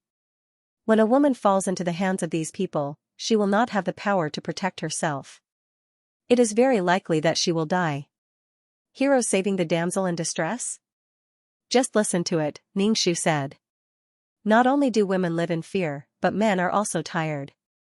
They have to save their own women all over the world. Ningxu played with Vivian's wine-red hair. People must have the power to protect themselves. They must place their hopes of survival in the hands of the people who caught them and in the hands of the people who saved them. Vivian nodded as if she understood. Arvez said to Vivian, "You can leave first." "Oh, okay." Vivian immediately stood up and left. Arvez looked at Ningxu and said, "It's just a story." It was originally meant to make Vivian happy. Now that you said it, the story is completely dark. Ningxu shrugged and said apologetically, "I will definitely not interrupt next time. Besides, regret is more beautiful. Tragedy is more memorable. Next time, don't tell Vivian stories about princes and princesses. If you want to tell her about Liang Shanbua and Zhu Yingtai, Romeo and Juliet. They all died horrible deaths. I guarantee that Vivian will cry in front of you. Isn't it better if you pass her tissue then?" Ningxu suggested to Arvez. Arvez changed the topic. "Why are you looking for me?" "I just want to learn how to fly a spaceship," Ningxu said. Piloting the spaceship is a very simple matter. Because of the AI, you can just give the order and set the destination. The spaceship can go by itself. It sounded simple and smart. Arvez pushed the wheelchair and introduced the operation of the spaceship to Ningxu. He also told Ningxu how to give orders. Ningxu looked at Arvez's familiar expression and asked, "What did you learn from your master? How's it going?" Alvia said indifferently, "In the beginning, I didn't know anything. I still had to learn the most basic things, starting from reading and numbers. Fortunately, Master gave me the nutrient solution to slowly improve my body. Otherwise, I don't even know if I could make a mech or a spaceship before I die." This was already considered a relatively good life. Elsa's life had ended before it even started. Previously, he had struggled bitterly on planet Zelda and had died after leaving Zelda. Ningxu listened as Arvez told him how to use the spaceship. In general, he did not need to do anything himself. The spaceship's AI could basically solve many problems. Ningxu asked, "This spaceship should be very expensive, right?" Arvez said, "It's very expensive. The metal used to make the spaceship is very expensive. It has to be wear-resistant and heat-resistant. The spaceship has to be very fast, and the material has to be very good. The AI of the spaceship is also very expensive." Ningxu nodded to show that he understood. "If we reach Omega and don't have money, can we sell the spaceship?" Arvez nodded. "Yes, but we have to sell it on the black market. After all, this is stolen goods." "That's good." Ningxu wrote down everything he did not understand and showed it to Arvez. Arvez would answer Ningxu's questions one by one. In addition to learning things, Ningxu cultivated ultimate martial arts. He already had some strength in his body, but it was all used to repair his body. Every once in a while, Arvez would give Ningxu a tube of nutrient solution to improve his body. These nutrient solutions were all from the spaceship. Arvez told Ningxu that the spaceship was very expensive. It was so big and had a lot of nutrient solutions and food. There should be a powerful force behind it. Could it be someone from the military? Ningxu recalled the military badge he had taken previously. The military badge doesn't mean anything. If it's a powerful interstellar hunter, the Interstellar Federation might also issue this thing and enjoy some rights, Arvez said. All kinds of forces are intertwined. We just have to be careful. The spaceship is very eye-catching. Okay. No matter where they were, it was very dangerous. After setting off from Zelda, they finally encountered a planet. From afar, this planet emitted a yellow halo. Arve said, the Seldians on the spaceship doesn't have much energy left. There's a planet ahead. You need to get off there. If you don't want to get off the spaceship, you can stay on the spaceship. However, we can't guarantee that we can reach the next planet if we have enough energy. Arve's voice spread to every corner of the spaceship. Many people wanted to get off the spaceship when they heard Arve's words. After all, leaving Zelda and reaching another planet would not be worse than Zelda's. The spaceship reached the sky above the planet and lowered a huge ladder. Many people got off the spaceship, but some people did not. When no one got off the spaceship, it retracted its hooves and flew away in a flash. With fewer people, the spaceship consumed less energy. Arve's turned off some energy-wasting functions. It was already good enough to have enough energy to keep the spaceship moving. Arve's expression was much more relaxed. There was not much food left on the spaceship. With so many people, the amount of food consumed every day was simply incalculable. Furthermore, they ate, drank, and defecated on the spaceship. The spaceship was very burdened. Arve still wanted to rely on this spaceship to reach planet Omega and find his master. Ningxu's daily routine was to cultivate and study. Arve's daily routine was to tell Vivian stories and fly the spaceship. The order of the spaceship was maintained by Vivian's brother and the others. Arve's was probably touched by Ningxu's words. When he told Vivian stories again, he would choose especially sad and tragic love stories. Tangled, sad, and extremely tangled stories. Vivian would be confused and moved to tears every time she heard it. Arve silently handed her a tissue. Sometimes, when Ningxu saw such a scene, she would even see Arve smiling. Ningxu was speechless. You're laughing like a dog in your heart when you see her crying like a dog. What kind of bad taste is this? Ningxu expressed his disdain. Ningxu felt that Arve's doted on Vivian. Arve's was a cold person to begin with, but he still told Vivian stories. There must be something going on between the two of them. Otherwise, why didn't Arve's tell her stories? One who is unaccountably solicitous is hiding evil intentions. He wondered if the two of them had a good relationship in his previous life. Ningxu could not hold back his anger and gossip to Arve's. Were you with Vivian in your previous life? After leaving Zelda, I learned from my master. Vivian's health was not good and she passed away very early, Arve said. People on planet Zelda generally did not live long, so Arve's was especially tolerant of Vivian in this life. So what was going on? The spaceship passed by some planets one after another, and people would disembark from the spaceship. He did not know how these people from planet Zelda were going to live on these planets. However, this was not something Ningxu was worried about. At least the trash on these planets would be fresher. The people of planet Zelda did not have the skills to make a living. They hoped to leave Arve's, but if they really left planet Zelda, they would be very hesitant. Ningxu felt very hesitant because he did not know what to do next to keep himself alive. In a place where technology was developed to the extreme, there was no need for manual labor. There were robots and all kinds of tools. There was no need to worry about them at all. This was truly a hero with no place to display his skills. Arve's was much calmer because he had a plan in mind. However, Ningxu did not know how to support himself. He even said that he wanted to go to the Mecha Academy to study. The tuition fees would probably make Ningxu kneel at the entrance of the academy. Arve saw that Ningxu was very anxious and said that he would think of a way. Ningxu could only sigh. Attention, attention, there is a large number of spaceships ahead. They are surrounding us, the electronically synthesized female voice said emotionlessly. Arve's frowned. We might have encountered interstellar pirates. Ningxu thought, what? They were interstellar pirates, and they were about to surround them.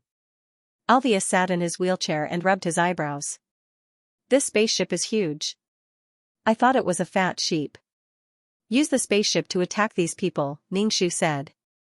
Attacking is something that consumes a lot of energy. Although the attack is powerful, the energy consumed cannot be underestimated.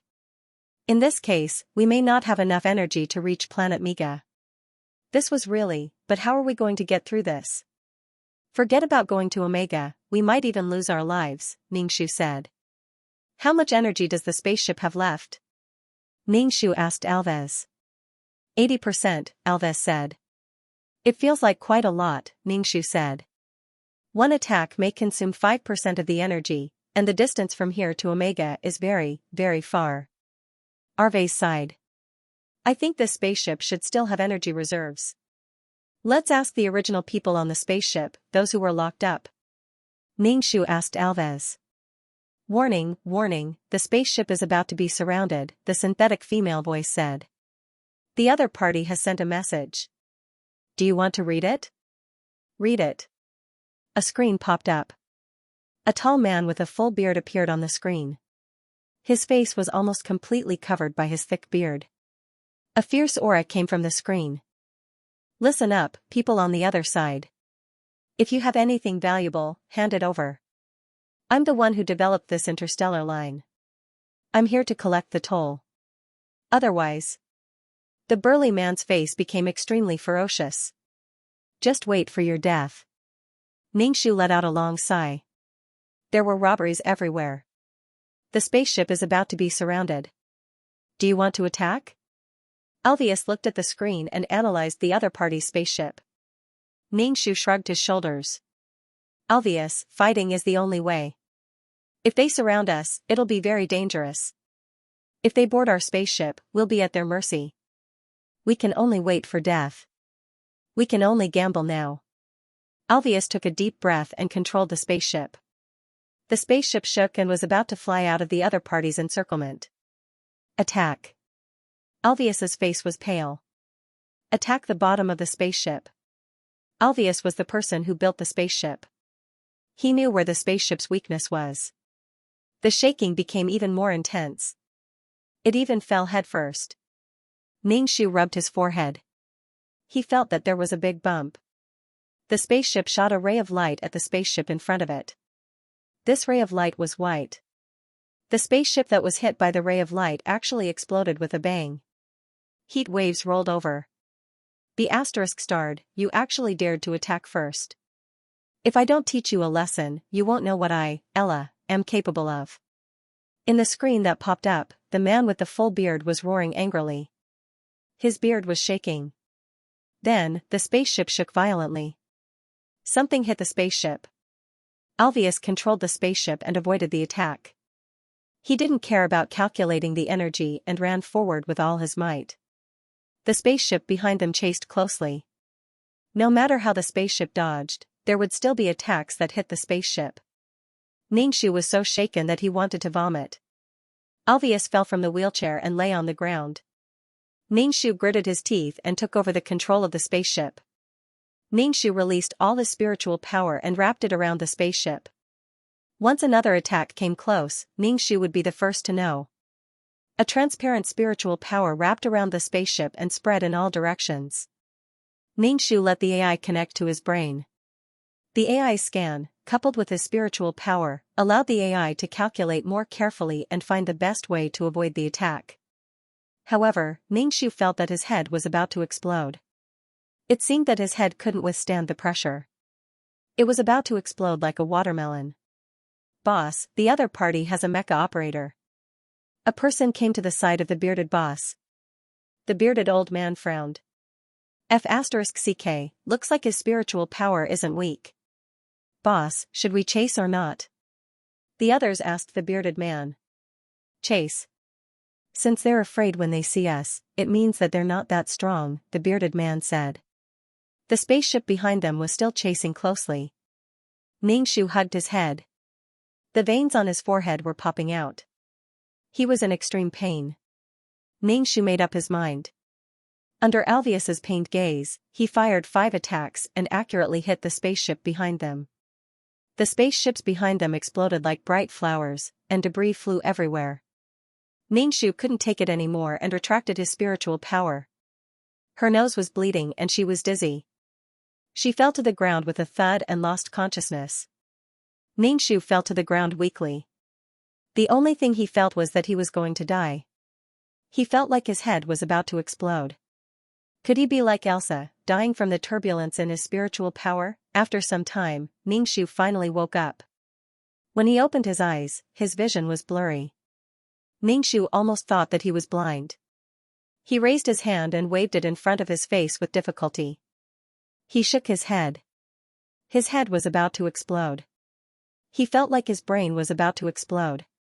"Eliza, you're finally awake." Vivian's voice rang in his ear.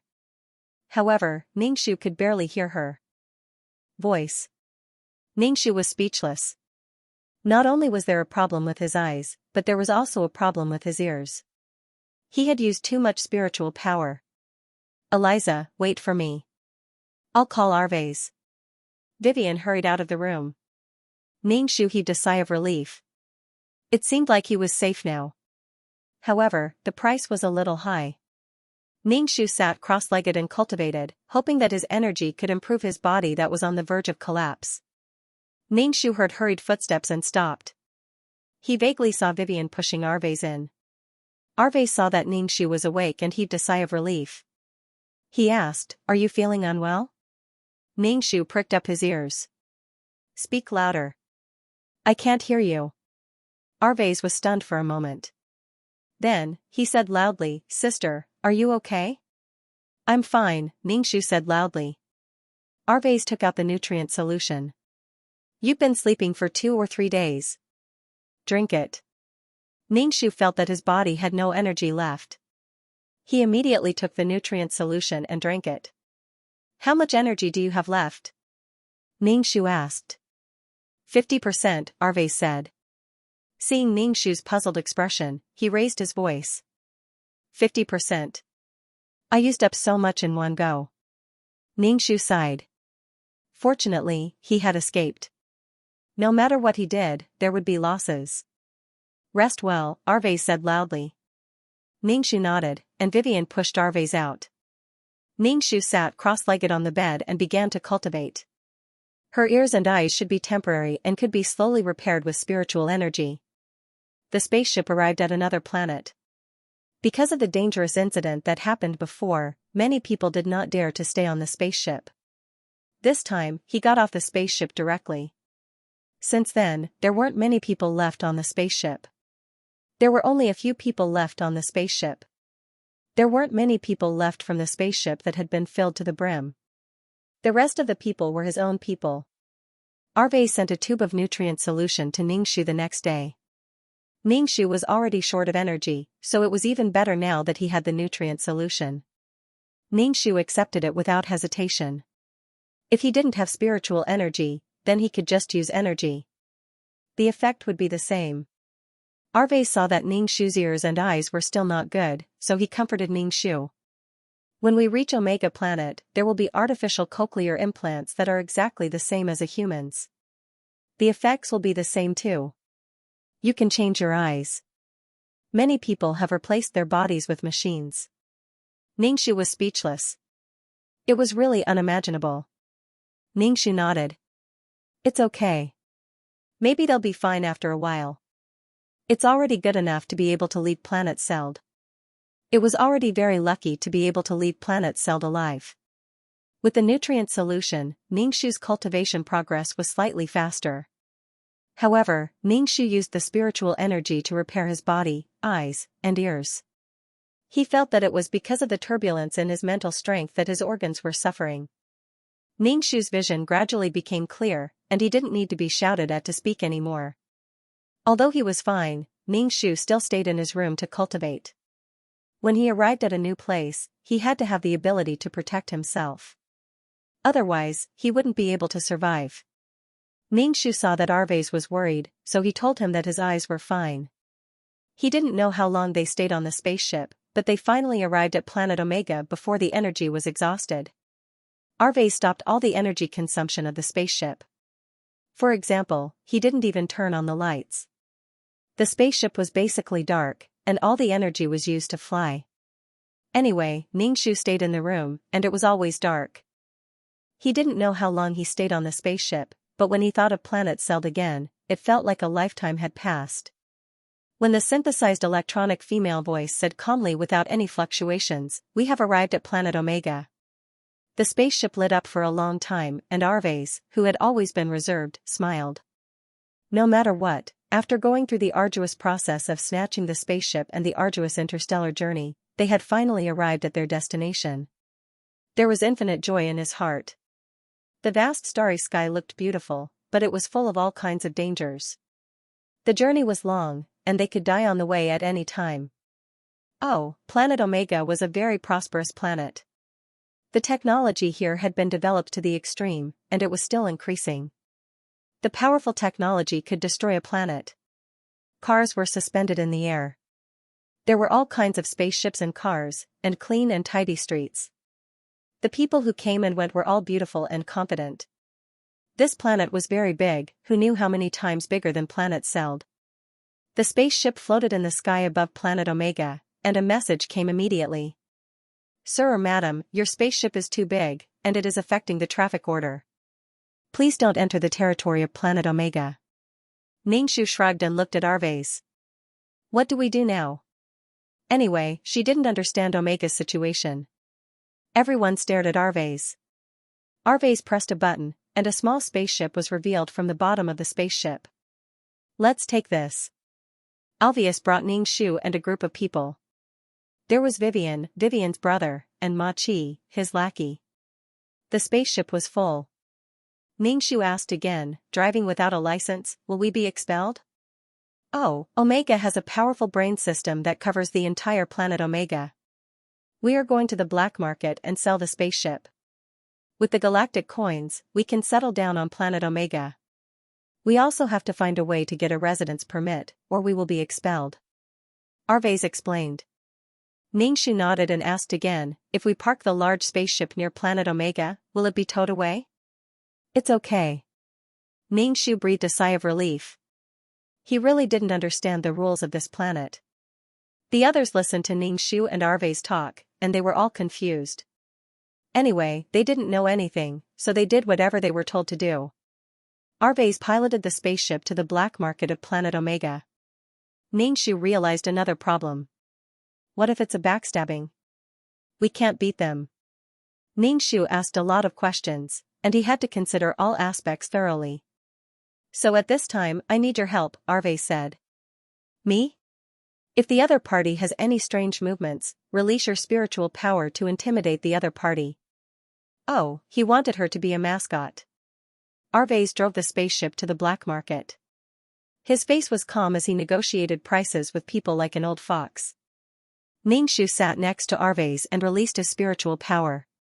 His spiritual power bent and formed various shapes.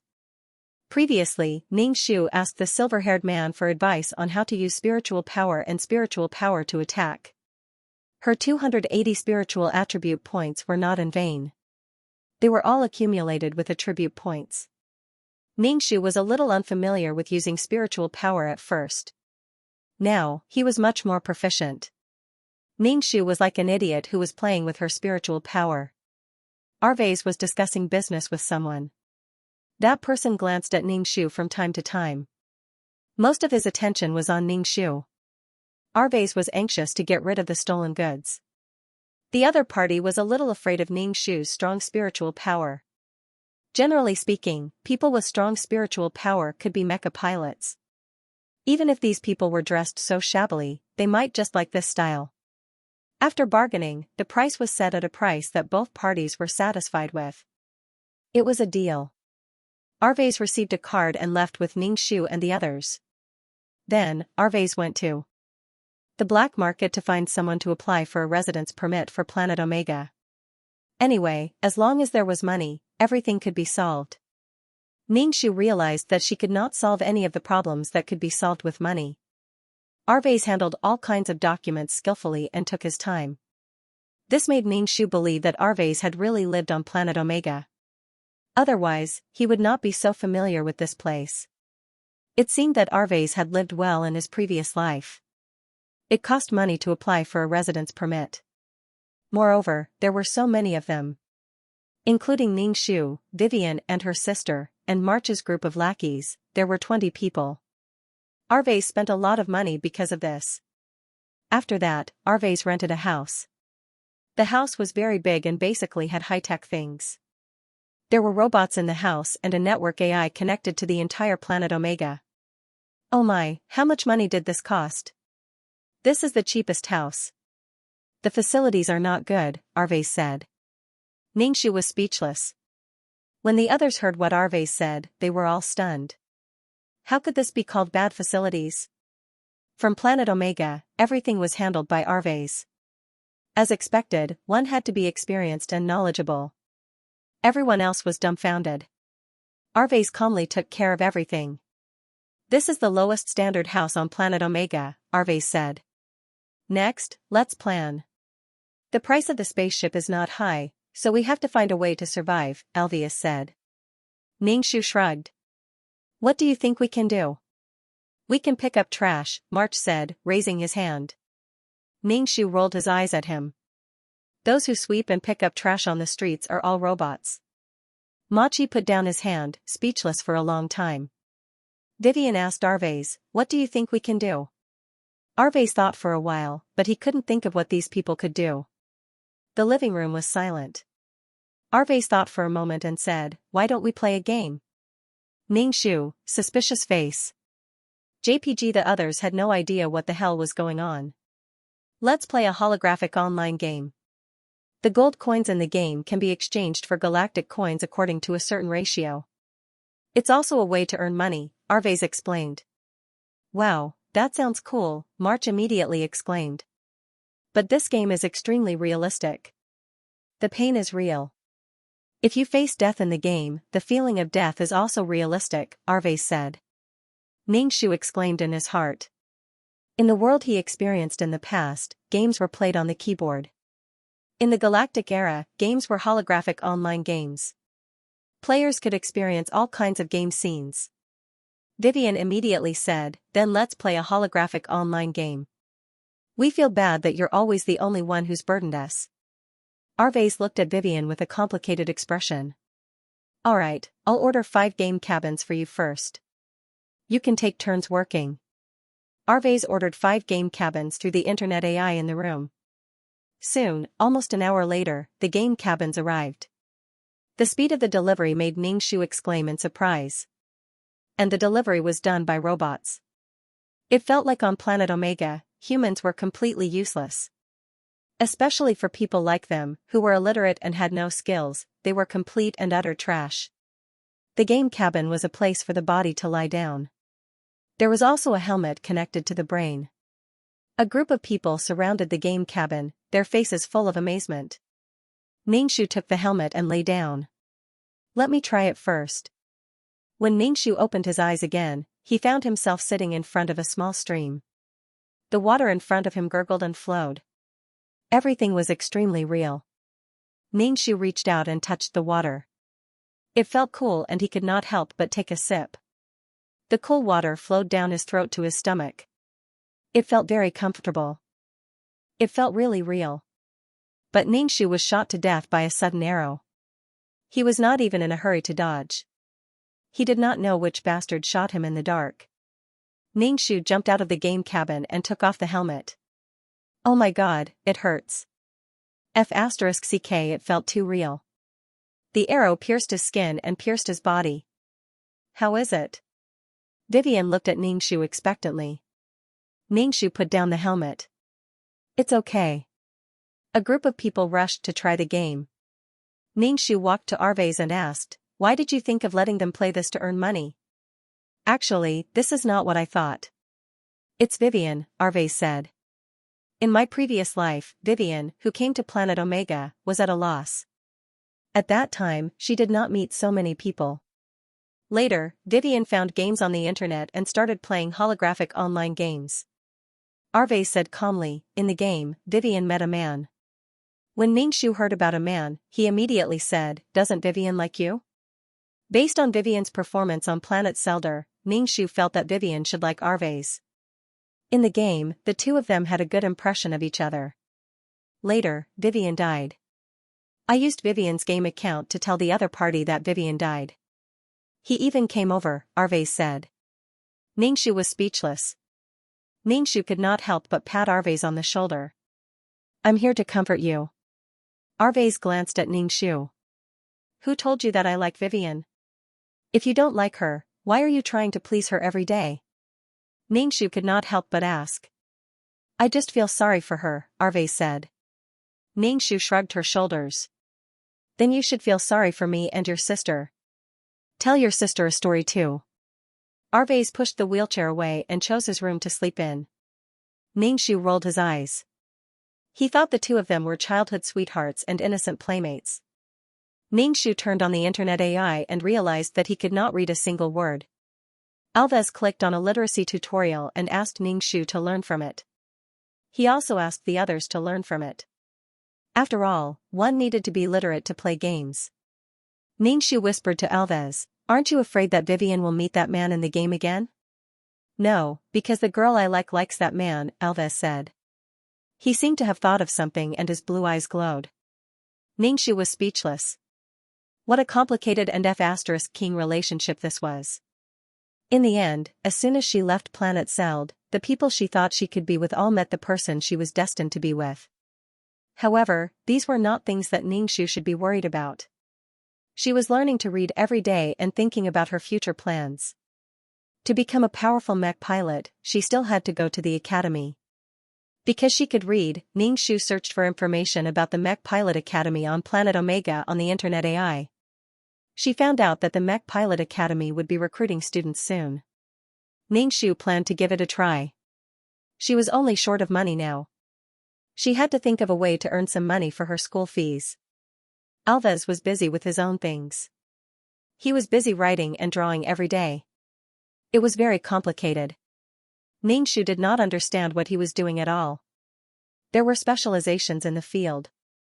It was very difficult for Ningxu, but it was nothing for Alves. Alves said that he wanted to use this design and the technological breakthrough that would appear later to open the door to building mechs and spaceships. Alves wanted his former master to take him in as a disciple. Ningxu thought of something. Didn't you say that your master was assassinated? You should be more careful in case your master is thrown somewhere. I know. Alves nodded. Ningxu returned to his room to cultivate. Oh, Planet Omega did not have spirit energy, but there was another kind of energy. Ningxu did not know what this energy was. It was different from spiritual energy. What was surprising was that peerless martial arts could absorb this kind of energy. After cultivating for a while, Ningxu did not experience any side effects. His body had also become stronger, so he was able to cultivate with peace of mind. It seemed that spiritual energy was not the only energy in the world. When the energy was absorbed into his body, it formed qi energy in his dantian. It was about to take the form of qi. Ningxu felt great. With a little ability to protect himself, Ningxu had the confidence to go out.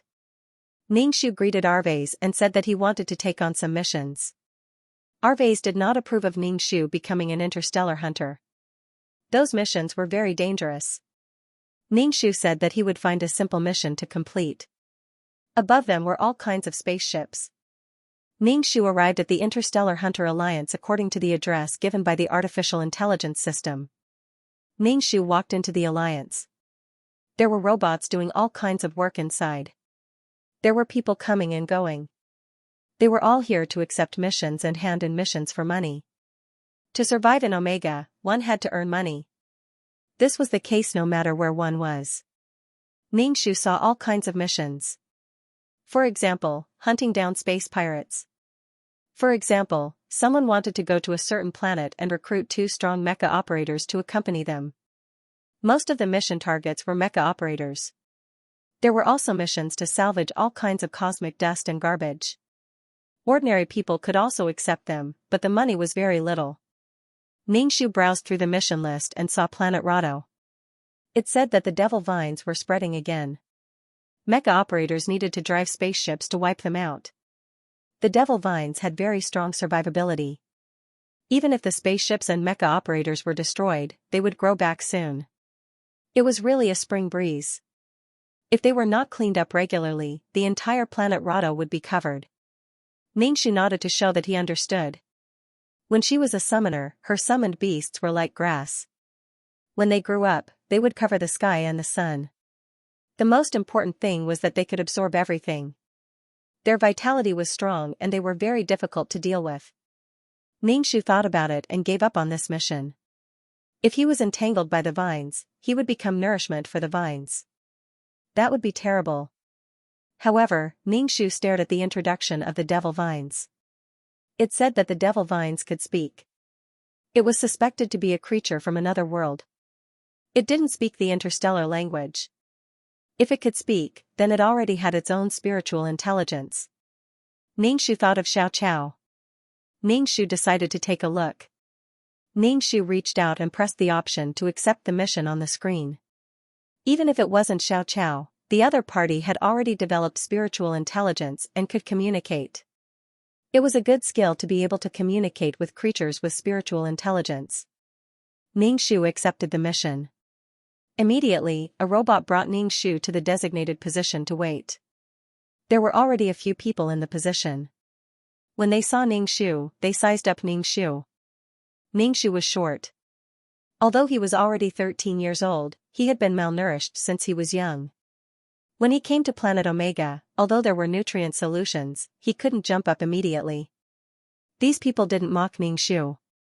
After all, every mission had cannon fodder. Ningxu sat down and waited. People joined the mission one after another. When everyone arrived, the robot brought Ningxu and the other interstellar hunters onto the spaceship. There were already many people on the spaceship. So many people were needed to kill the demon-killing vines. Ningxu wasn't conspicuous in the crowd. He sat cross-legged in a corner, either cultivating his spiritual power or cultivating his ultimate martial arts. In the eyes of others, Ningxu was sleeping. The spaceship was very fast, but it took a lot of time to reach Planet Rado.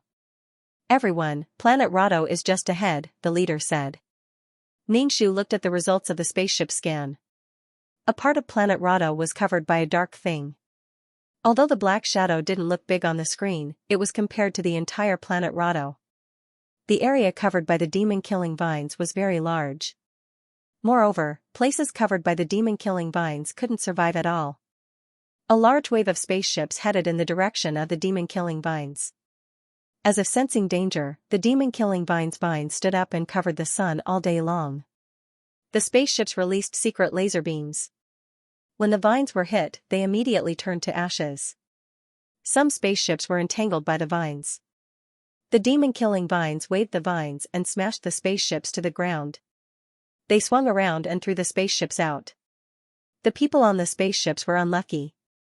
They were spinning around in the spaceship. They would probably vomit all over the ground. Some spaceships were pierced by the vines. The material used to make the spaceships was very strong, but it was pierced by the vines.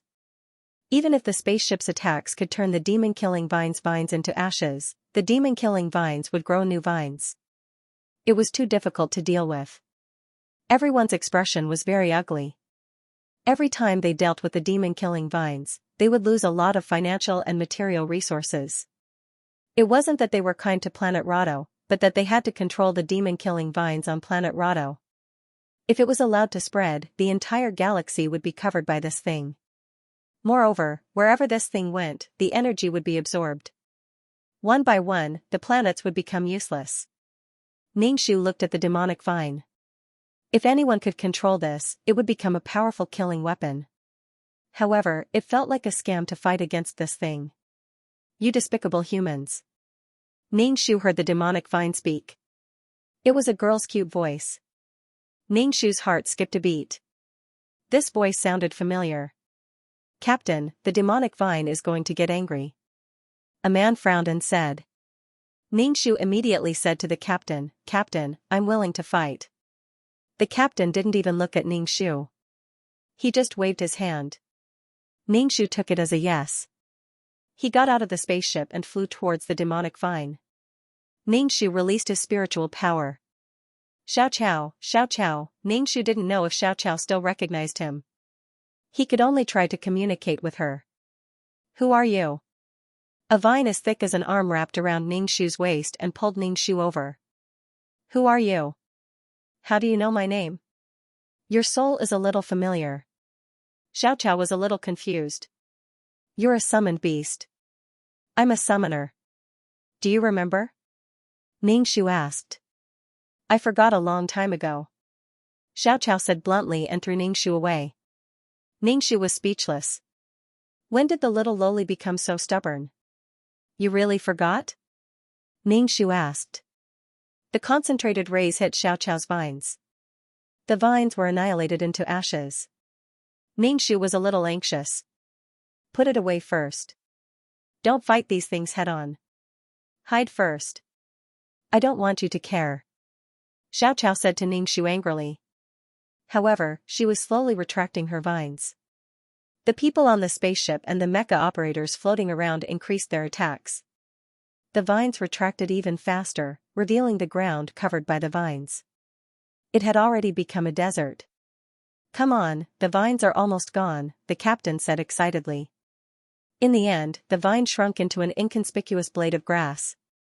Ningxu grabbed the grass in his hand and put it into the cloth bag. Ningxu returned to the ship. When the others saw that Ningxu was still alive, they couldn't help but be surprised. The captain was counting the casualties and losses this time. Xiaoqiao nudged the cloth bag. Ningxu hurriedly pressed down on the bag and sat in the corner. He whispered, "Don't move." Xiaoqiao, who was in the bag, became obedient.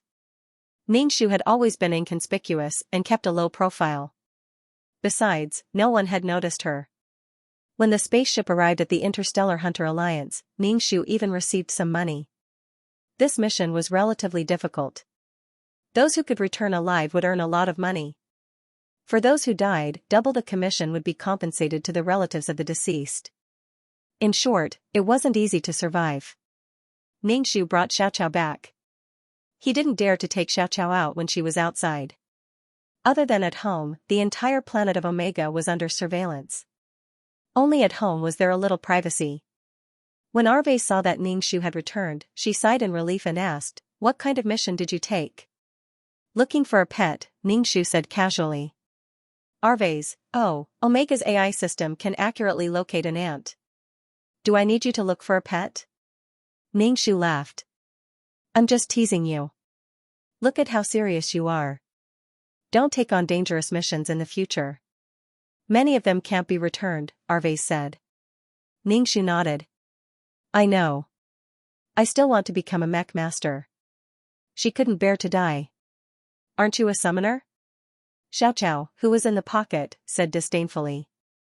Arves looked around. Ningxu asked, "Did you hear anything just now?" Ningxu shook his head calmly and dug his ears. I didn't hear anything. I'm going to rest. Arve's expression was a little confused, but he didn't care. Ningxu returned to his room, locked the door, and poured Xiaoqiao out of his pocket. Xiaoqiao turned into a human and still looked like a little loli. She was barefoot and had a bell anklet on her ankle. Xiaoqiao lifted her chin and looked at Ningxu. She snorted. Ningxu patted her head. Why haven't you grown up? Xiaoqiao looked at Ningxu. Who are you? I don't know you. Ningxu thought, little temper, there's no spiritual energy in this godforsaken place. I used to grow, but now I've shrunk back. Xiaoqiao stared at Ningxu. How did you get here? Ningxu asked curiously. I don't know. I passed through a gap and came here. Then I couldn't find the way back, Xiaoqiao said. Gap between planes? Ningxu asked, where's your previous master? He's dead. You probably don't know how much time has passed. I've lived for hundreds of years. Xiaoqiao pouted. Ningxu sighed. You're still the same height even after hundreds of years. That's still better than you. You're short and ugly now. Humph. Xiaoqiao lifted her chin. Are you angry at me? Ningxu looked at Xiaoqiao. She was a cute little loli. The little loli looked at Ningxu from the corner of her eyes. Wasn't I obvious enough? I really want to slap you. What do you do all day? The little loli asked curiously. Running all over the world? Ningxu nodded. Running all over the world. This time it was in this plane. Next time, it would be in another plane. Why? The little loli asked Ningxu. Ningxu said, to live. The little loli replied, oh, then I'll forgive you. Oh, are you leaving again this time? Just like when I used your master's body, I'm leaving this body. Ningxu said directly. The little loli had lived for hundreds of years. Some things could be understood with a little thought. The little loli pouted. Really, it's better if we didn't meet. Ningxu felt that the little loli he met this time was obviously more temperamental than the little loli he met before. The little loli he met before was so innocent. Now, the little loli was two-faced. Then take me with you. I don't want to stay in this godforsaken place. There's no spiritual energy here. The little loli Ningxu said. I don't think I can take you with me. Ningxu said. If she had a little bit of strength, she could take Xiaoqiao with her. The little loli said, oh. She looked very wronged. This is the interstellar plane. It's normal that there's no spiritual energy here. You should be able to absorb energy if you cultivate peerless martial arts. You should know about peerless martial arts. Xiaoqiao immediately said, of course I know, but this kind of energy conflicts with the energy in my body. That's why I chose to absorb other kinds of energy. Why didn't her cultivation conflict? Was it because there was no spiritual energy in her body? There was only one kind of energy in her body. Ningxu spread his hands helplessly. Then there's nothing I can do. Ningxu gave the nutrient solution to Xiaoqiao. Xiaoqiao tasted it and shook her head. It doesn't taste good. Ningxu rolled his eyes. Drink it. Xiaoqiao smacked her lips and drank the nutrient solution. She gradually adapted to the taste of the nutrient solution and her expression was not so strange anymore. After this, you will live with me.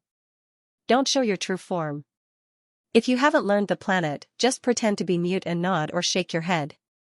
Xiaoqiao sucked on the straw and nodded obediently. Ningxu led Xiaoqiao out of the room. Arves, who was drinking water, choked and stared straight at Xiaoqiao. Xiaoqiao made a face at Arves. Pfft, cough cough. Arves coughed and pointed at Xiaoqiao. Sister, where did this child come from? I picked her up. Arves said, I didn't see this child before. I just went out and picked her up. Arves said helplessly, don't pick up everything. If this child is a wanted criminal, she will be expelled if she doesn't have a qualified Omega residence certificate.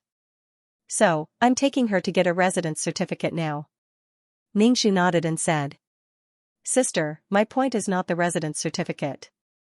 The point is not to bring back people you don't know. Arves said. Ningxu nodded, I know. This child is harmless. I can guarantee it. Xiaoqiao, heh, heh heh heh. Ningxu looked at her from the corner of his eyes. What was she laughing about? Yes, you are awesome. How much financial and material resources are wasted every year to deal with you? You are the cockroach that cannot be killed in the interstellar. Ningxu held Xiaocao's hand and went out. Xiaoqiao turned back and stuck her tongue out at Arves. Arves was a person who had lived 2 lifetimes. How could he be calculated with a little girl? If Arves knew that this little girl had lived for hundreds of years, he wouldn't think like this. He was the most troublesome demon vine in the Interstellar Alliance. He would probably only shout at her, get lost. Ningxu gave Xiaoqiao Omega residence certificate. The money he got from the previous missions was basically gone. Why was it so expensive to get a certificate? And it was temporary. He had to get a new one after a while. Only people with permanent residency were counted as real residents of Omega. Also, people with permanent residency on Omega enjoyed a lot of rights. They could get money just sitting at home. However, they had to have made significant contributions to Planet Omega. Her school fees were gone again. Ningxu's mood was very low, but Xiaoqiao was looking around with interest. All of this made Xiaoqiao feel strange. They could fly in the sky without the need for a flying summoned beast, and their speed was so fast. It was these things that shot out that destroyed her vines. Ningxu still planned to accept more missions. After all, he needed to earn money. Not only did he need to pay for his school fees, he also needed to build a mech that was suitable for him. They didn't have enough money. Moreover, it was especially hard to earn money on planet Mega. Mecha Masters earned the most money. At the very least, they were still researchers like Arves. When Vivian saw Xiaoqiao, she almost held her face in her hands and screamed, so cute. He's so similar to the people in the game. Vivian pinched Xiaoxiao's face, but Xiaoxiao remained expressionless. You're too cute. Vivian pinched Xiaoxiao's face and then pinched her hands. Xiaoxiao directly walked away and sat down with Ningxu. Ningxu asked Vivian, how's your game going? I'm not earning much money. Vivian said. Take it slow. It was good enough to earn money. With so many people playing the game, the combined money was not little. It was enough to buy nutrient fluids. Also, they didn't need to drink nutrient fluids every day. Sister, it's the school enrollment soon. Don't miss it. Arve said. Vivian immediately said, we'll all go and cheer you on then. No need. I'll be nervous if there are too many people. Ningxu went out to accept a mission. This time, it was a relatively simple mission. Xiaoqiao followed beside Ningxu and asked, do you need my help? No need. There's no spiritual energy here. The spiritual energy in your body is depleted. I can solve it myself. Ningxu refused. Ningxu realized that in the universe, there were not only vines that covered the sky like Xiaoqiao, but also insects that ate everything. Just like locusts, they could eat planets. There was nothing that they couldn't eat. The universe was really dangerous. Not only did he have to kill Xiaoqiao, but he also had to kill these insects. Moreover, these things without intelligence reproduced at a terrifying speed. Even Xiaoqiao had to retreat in front of them. Ningxu completed the mission, got some money, and went home with Xiaoqiao. However, as soon as he got home, Ningxu saw a person lying in the living room who had been beaten until his parents couldn't recognize him. A few people were cleaning his wounds. Arves looked a little anxious. This is your master? Ningxu asked Arves. Arves nodded. There was a period of time today when the interstellar network was disconnected. It was probably to deal with Master. When the interstellar network was disconnected, Planet Omega's artificial intelligence temporarily lost its monitoring of the entire planet. Is that so? Is your master seriously injured? He'll be fine. Arves said with certainty. Even so, his eyes were anxious. Arves's master was wearing a white coat with dust on his clothes. He didn't know who he had offended to be dealt with like this. This person woke up after being unconscious for a day.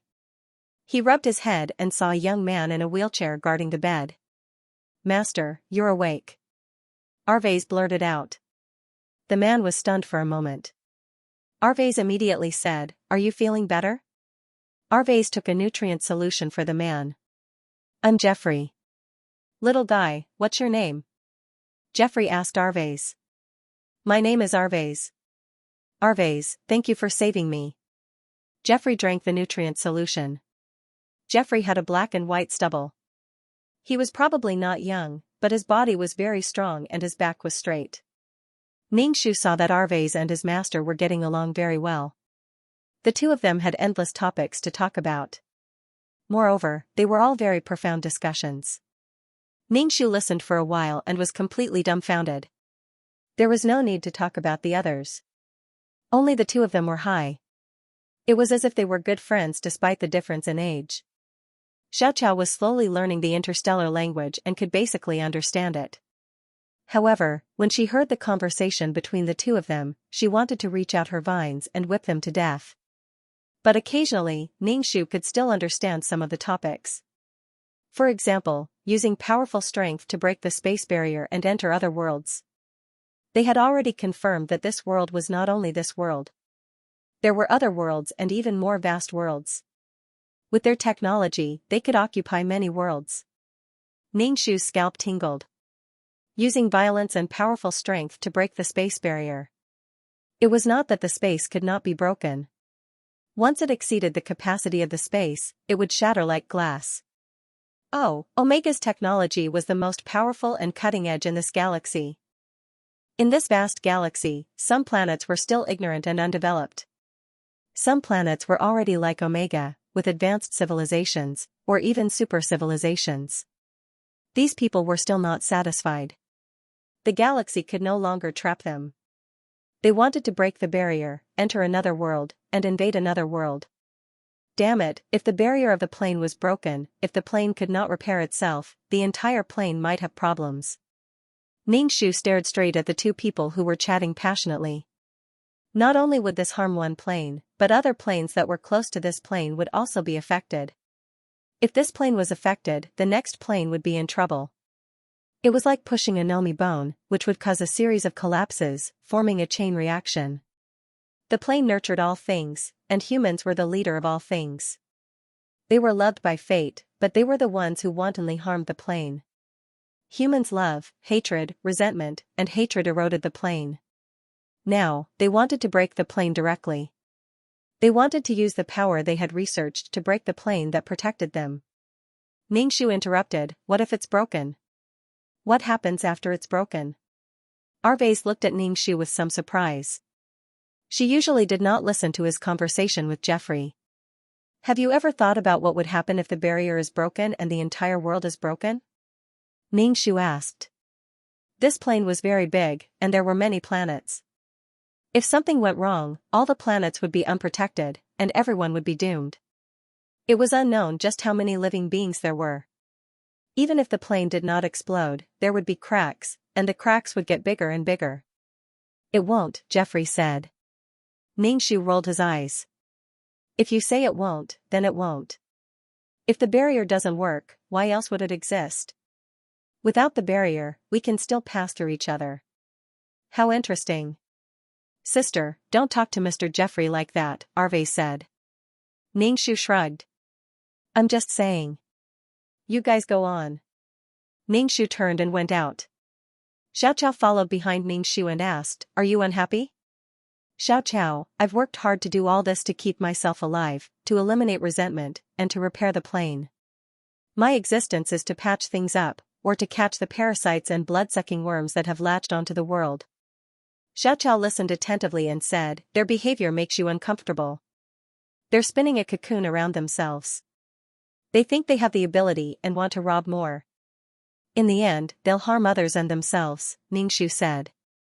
Ningxu thought again, if the world he built, if the technology inside had developed to the point where it could threaten the world, she would definitely erase these things. Anything that threatened the world, Ningxu would destroy. After seeing all this, Ningxu had a new understanding of the world she had constructed. How to protect the world. "Xiaoqiao," Ningxu said, "so you've suffered so much. It's not hard. Just like how you train hard to become strong, I'm doing all these things to strengthen myself," Ningxu said. He had the powerful ability to crush worldly forces. He had the firm belief to always believe in his idea. He had a healthy body that was immune to poison. Xiaoqiao held Ningxu's hand. "It'll get better in the future." Xiaoqiao was barefoot, and the bell on her ankle jingled. "You're not angry anymore?" Ningxu looked at Xiaoqiao. Xiaoqiao rolled her eyes and shook off Ningxu's hand. "I'm angry." Xiaoqiao walked in front. Her porcelain white feet stepped on the ground, and the bell on her ankle jingled as she walked. Ningxu walked behind her with his hands behind his back and looked at her. She was such a cute child. Ningxu went to take another mission. When he came back, he saw many spaceships floating above his house. And there were people surrounding the house. Could it be that Master Alvius's enemy had found them? This was quite a big scene. When they saw Ningxu, many people surrounded Ningxu and Xiaoqiao with guns. Ningxu entered the house and asked Alvius, "What's wrong?" "Leave quickly," Alvius said anxiously to Ningxu. Why did he let her go? Wasn't he here to catch Jeffrey? "The spaceship hijacking has been exposed," Alvius said softly. Ningxu, huh? How were we discovered? Ningxu asked in surprise. They said that the spaceship was from planet Omega. They said that it was a spaceship that was searching for energy sources everywhere, but it was hijacked. "They found us now," Alvius said. Planet Omega spaceship. In other words, Planet Omega was looking for people with strong mental strength. No wonder they were discovered when they came to someone else's house to sell stolen goods. Ningxu couldn't express his feelings. There were spaceships and armed forces outside. How should they go? "What about you?" Ningxu asked, "Are you involved?" "Mr. Jeffrey said that I'm his student, so I'm fine for now," Alvius said. Ningxu nodded. It was good to have one less person involved in this matter. Sister, don't resist. If you resist, we'll deal with it on the spot. I'll find a way to save you, Alvius said. Ningxu nodded. Protect yourself. Ningxu was held at gunpoint and escorted onto the spaceship. Xiaoqiao followed behind Ningxu and was escorted onto the spaceship. As soon as they entered the spaceship, Ningxu was locked in a cage. Xiaoqiao leaned on Ningxu. What do we do now? Ningxu touched the cage. It was electrified. He instantly felt his scalp tingle. Did you kill the mecha operator on the spaceship? A man in a military uniform with several military badges on his chest walked to the cage. Ningxu shook his head. It wasn't me. Then who was it? Your brother? The man in the military uniform asked. Even if Dr. Jeffrey said that your brother is his student, we can still investigate your relationship with him. Ningxu remained silent. Ningxu was brought to a sealed space. This space was very small and could only fit 1 or 2 people. Ningxu smashed the surrounding walls. He did not know what material they were made of. With Ningxu's current strength, he could not even make a dent in the wall. There was no trace at all. Xiaoqiao sat on the ground and watched Ningxu struggle. She asked, "Aren't they going to give us nutrient fluids? It's not like they invited us here for a meal." Ningxu said, "We have to think of a way. I'm going to be robbed of my spiritual power like Eliza." Oh, the people from Planet Mega's military did not capture anyone else because the others did not have spiritual power. She did. Her brother was protected by Jeffrey, so she might be facing the same situation as Eliza. She might be robbed of her spiritual power. The door opened with a click. 2 people came in and escorted Ningxu out. Ningxu was taken to a room. "Sister," Arvais shouted at Ningxu through the glass. Ningxu sat across from Arvais. For some reason, Ningxu felt like he was visiting a prisoner. What on earth had she done wrong? Arvais said, "Sister, don't worry, I will save you." Ningxu said calmly, "I don't think there's much hope. Can you help me make a mech?" This matter was delayed again and again. He didn't know what he needed to do to become a mech pilot. His fate was full of misfortune. The mech isn't important now. "Let's get out of here first," Arvais said with a frown. Ningxu knew very well that the hope of getting out was not high, even with Jeffrey. Jeffrey could only protect Arvais at most, and it was because Arvais had no spiritual power. The military gave Jeffrey face. "Help me make a mech," Ningxu said. "Okay." Arvais said helplessly, "I didn't expect the spaceship to be from Omega. If that's the case, we won't come to Omega. The people above Omega must have some plan. I didn't have access to the confidential documents above in my previous life, so I don't know the specifics," Arvais said. Ningxu said, "I'll think of a way. You have to protect yourself first." Because it was time to talk, Ningxu couldn't talk to Arvais anymore and was taken back to the confinement room. "I thought you weren't coming back," Xiaoqiao said. Ningxu sat on the ground and leaned against Xiaoqiao. He leaned close to Xiaocao's ear and whispered, "Why don't we do something big?" "What's big?" Xiaocao's eyes lit up. "How about destroying a super civilization?" Ningxu said. Xiaoqiao shook her head. "Their weapons are too powerful. Since you were able to come here through the dimensional rift, there must be a problem with the plane you originally lived in. Generally speaking, a world shouldn't have such a rift. If they can really invade other worlds, the plane you originally lived in will also be invaded. Do you think the flesh and blood of a summoner and a summoned beast can withstand such powerful weapons?" Ningxu's expression froze. "If you can escape, then leave quickly. You shouldn't have followed me here." Ningxu stretched out his finger and poked Xiaocao's fair and tender face. Xiaoqiao sighed like an old man. "What should we do now? Why didn't you give him some nutrient solution? Even if you want him to die, you should at least give him a meal." They were clearly discussing a very serious matter, so there was no need to keep thinking about the nutrient solution. The confinement room was as bright as day. It was unknown how long they had been in there. "Give me a definite answer if you want to die or live." Xiaoqiao leaned against Ningxu's body and fell into a deep sleep. With a click, the door opened. Ningxu gave Xiaoqiao a push. Xiaoqiao opened her eyes groggily and stood up. Ningxu and Xiaocao's eyes were covered. They didn't know where they were being brought to. Ningxu didn't resist. He wanted to see where they were taking him. They didn't know how long they had been walking before they finally stopped. The black cloth covering their eyes was also removed. Ningxu used his hand to block the strong light. He realized that he was standing in front of a huge object. This object looked like a building. It was squarish. Xiaoqiao asked, "What the hell is this?" "Who should I ask?" Ningxu looked around and saw that many people were being escorted here. It seemed that the people of planet Omega were really looking for people with strong spiritual power all over the galaxy. What was the use of depriving them of their spiritual power? Ningxu looked at the bulky and huge thing in front of him. This thing couldn't be planet Omega's artificial intelligence, right? Go in. Ningxu was pushed by someone and walked into the strange building. As soon as he walked in, Ningxu felt that he had come to an extreme sci-fi scene. There were all kinds of novel things inside. Many researchers were coming and going. "Take them to the other side," a man in a white coat said. Ningxu looked around. What kind of place was this? If this was the most important thing on planet Omega, would it cause chaos if this thing was destroyed? Would they be able to escape? Go in. A soldier pushed a person into a door. It was a bit like an inspection cabin door. After a while, Ningxu heard an extremely painful roar coming from inside. The roar was getting weaker and weaker. When the door was opened, the man was bleeding from all 7 orifices. His face was extremely distorted. His chest was rising and falling slightly. It seemed that he was breathing more than he was exhaling. He didn't have long to live. Was this what it meant to be deprived of one's spiritual power? The man's miserable condition caused a commotion.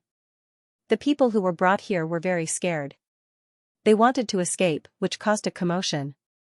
However, the doors were all closed. This was a sealed space.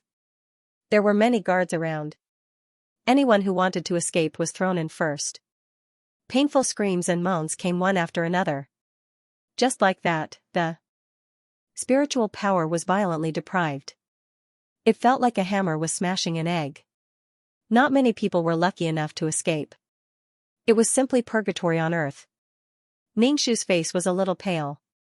Xiaoqiao hid behind Ningxu and pulled the corner of Ningxu's clothes.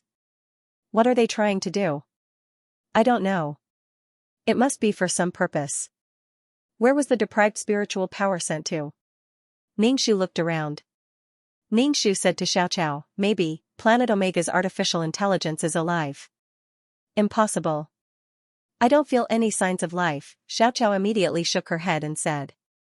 Maybe it's another form of life. Ningxu shrugged. It was like a ghost. Although it didn't have a body, it was still a form of life. Ningxu had just observed it. Some of the equipment was very old, and this huge artificial intelligence didn't seem to have existed for long. As for how long, Ningxu didn't know. For a plane to become a high-level plane, it took a very, very long time. Maybe this artificial intelligence was something left behind by the previous super civilization.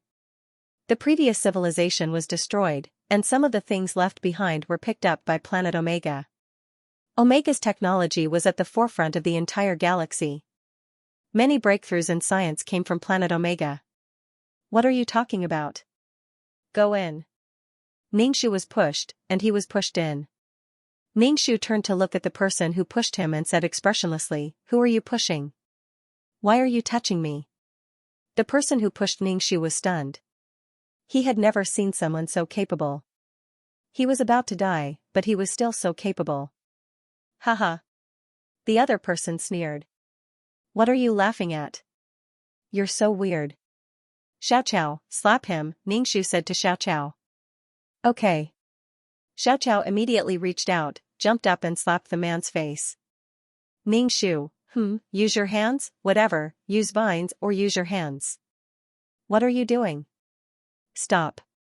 Xiaoqiao instantly turned into a huge vine, and the door opened with a huge force. Countless vines surrounded the surroundings. The vines seemed to want to entangle the entire artificial intelligence system. The artificial intelligence system sounded an urgent alarm. The vines were still entangled, and beautiful flowers bloomed on the vines. Pollen fluttered in the air, and everything that was touched by the pollen was planted with spores, and grass grew on them. I'm going to destroy the artificial intelligence system and the information, Ningxu said to Xiao. If you really succeed, Xiao, you will have merit, and your cultivation path will be smoother in the future. Ningxu picked up the gun on the ground and prepared to find the artificial intelligence system's center. The vines continued to extend, and the artificial intelligence system was tightly entangled by the vines from the inside out. Ningxu shuttled through the artificial intelligence building full of vines. Ningxu didn't know where the artificial intelligence system's main body was. Because something happened to the artificial intelligence system, planet Omega fell into an abnormal situation. The spaceships in the sky collided with each other, and the interstellar network was chaotic. All the robots were in a state of paralysis. Countless spaceships faced the artificial intelligence system, and the chief in the spaceship slammed the table angrily. Why did the demonic vine come to this place? The people in military uniforms lowered their heads in silence. Why don't we attack? One of them said carefully. Attack my ass, that's the foundation of planet Omega. The artificial intelligence system is still there, and there are so many researchers inside. Planet Omega can't afford to lose them. The chief slapped him in the face. Chief, we've already gone to save them, the man who was slapped in the ear said pitifully. Didn't we already ask the Interstellar Hunter Alliance to eliminate the demonic vine? Now that the demonic vine has come here, who can explain it to me? Everyone present lowered their heads, and no one knew that the demonic vine would come here. Go in and find the chip, the artificial intelligence chip. The chief took a deep breath. Forget about invading other planets, it was very likely that planet Omega's technology would stop advancing. Soon, many people entered the artificial intelligence system, but they were all entangled by the vines. Although he had powerful weapons in his hands, even if the vines were annihilated, there would be new ones coming out. The vines shrank with all their might, and the entire AI building creaked and shook, as if it was groaning in pain. It was simply a disaster. Attack the vines in a small area, the bureau chief ordered. Ningxu was holding a gun and wearing a soldier's uniform. No matter what he saw, he destroyed everything. Some of the important research materials were destroyed by Ningxu. When the weak humans had the power to kill the gods, they had nothing to fear. No one could stop them from attacking. Mr. Jeffrey. Ningxu met an acquaintance. Mr. Jeffrey was carrying a black suitcase. He didn't expect to meet Alvius's teacher here. Jeffrey was a little surprised. Let's take advantage of the chaos and leave. Ningxu stared at the black box in Jeffrey's hand and asked with a smile, Mr. Jeffrey, what is that in your hand? Jeffrey said casually, it's just some of my research results. Ningxu approached Jeffrey. Jeffrey took 2 steps back and put the suitcase behind him. Ningxu was very fast and snatched Jeffrey's suitcase. Give me back my suitcase, Jeffrey said hurriedly. Ningxu ran away with the suitcase. Jeffrey quickly chased after Ningxu. There were vines everywhere. Some of the vines were as thick as a person's body. They were entangled everywhere, making it difficult for people to move. Ningxu, on the other hand, was very relaxed. He jumped over all kinds of vines and disappeared in a flash. Ningxu stopped and found that he couldn't open the suitcase at all. Ningxu shot with the laser gun. She was going to destroy it anyway. It didn't matter if the thing was broken. Under the ravages of the light, the suitcase opened. Inside was a black square. It was pitch black. He didn't know what it was. The cube wasn't big. It was only the size of a Rubik's cube, but it was a little heavy. Ningxu looked around and couldn't find a place to open it. It felt like the Rubik's cube was a whole piece. Ningxu curled his lips. He put it on the ground and shot it with the laser gun, but there was no reaction. What the hell was this? There was nothing in this world that couldn't be destroyed. It just hadn't reached the critical point. Seeing the laser gun's light, he couldn't do anything about it. Give this to me. 2333's voice suddenly appeared in Ningxu's mind. Aren't you sleeping? You're awake? Ningxu asked. What you have in your hand is an intelligent life made by humans. It's still asleep and hasn't woken up. 2333 explained. This thing should be the condensation of all the knowledge and technology of the previous super civilization. These people need psychic power. They probably want to awaken the intelligent life. Ningxu suddenly felt that his hand was heavy. Such a small thing could hold so many things. Life. Technology created life. What do you want to do with this? Ningxu asked. It was better to destroy this thing. If it didn't wake up, the people of planet Mega could use the knowledge carried by the intelligent life to conquer other planes. I'll keep it for you. Maybe it'll be useful in the future. 2333 said, this kind of intelligent life has powerful operating functions. If it wakes up, its computing power is indescribable. You're not thinking of devouring this, are you? Ningxu asked with some suspicion. No, I don't have any thoughts about it. With your current ability, you can't do anything about it. Of course, I can't do anything about it either. Okay. The black cube in Ningxu's hand disappeared. How did the previous super civilization disappear? Ningxu asked. Once something develops to the point of threatening the plane and crosses the boundary, the people above will wipe it out. If it crosses the boundary again, it will be wiped out again. The cycle repeats. Ningxu was speechless. He felt an inexplicable sympathy. It was like harvesting leeks. As soon as they grew, they were cut off again. Don't underestimate the research ability of humans and their tireless spirit. Even more so, don't underestimate the ambition of humans, 2333 said.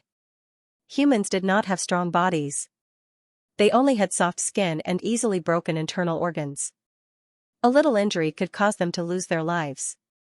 However, they had become the masters of the plane. They had the power to kill gods. The intelligent brain building started to shake. Ningxu found Xiao. Let's run. As soon as Xiao exerted her strength, the entire building collapsed with a loud crash. Ningxu held Xiao's hand and ran with all his might. Quickly go in and find the thing. We must find it. When the bureau chief saw the intelligent brain building collapse, his face turned green with anger. The entire planet Mega was in chaos. The magnetic field was chaotic. The robots were either paralyzed or rioting. Their programming was in chaos. Ningxu ran to his house. Eliza. Ma Qi waved his hand and shouted at Ningxu. Ningxu quickly ran over. Ningxu looked at March. It seemed like he was waiting for him. March said, let's go first. Arvez is waiting for us. March led the way to the black market. We're here. March pointed at the spaceship. Arvez sat in a wheelchair. Ningxu was a little touched. He held Xiao's hand and boarded the spaceship. Arvez piloted the spaceship and left the chaotic planet Omega. Ningxu sat on the ground and hammered his weak legs. He saw Xiao's pale face and sweaty face. Her hair was wet and stuck to her face. Ningxu brushed the hair on her face. Thank you. Don't thank me. I did it for myself. Xiao leaned against Ningxu. Ningxu asked Arvez, is there any nutrient solution? Arvez asked Vivian to get 2 tubes of nutrient solution. Ningxu gave the nutrient solution to Xiao. Xiao fell asleep leaning against Ningxu after drinking it. Ningxu looked at Arvez. Why do you want to leave this place? When the chaos broke out, Arvez made a prompt decision to leave planet Omega. Vivian said. Arvez frowned. Mr. Jeffrey seems to know why we need to capture people with psychic power. Jeffrey said that planet Omega will usher in a new era. These people were there to revive the intelligent life. When the intelligent life woke up, planet Omega's technological power would increase exponentially. Why do you want to leave Omega? Ningxu asked. I don't know how long this chaos will last. It's better to leave. We don't have enough power to deal with such chaos. Arvez said. Mr. Jeffrey could protect him for a while, but he couldn't protect him forever. Ningxu didn't tell Arvez that she stole the intelligent life from his teacher. It's good to leave. Our identities aren't suitable for living in Omega. The regional discrimination is too serious. Ningxu said. We don't know how long it will take for us to settle down. Alvius sighed. Ningxu said, I think we should find a planet a little further away from Omega to live. Yes. Arves nodded and looked at the group of people following him. I've implicated all of you to follow me everywhere. Vivian's brother, Owen, shook his head. I was supposed to die in the garbage dump, but now I can eat my fill and drink the nutrient solution. It's enough.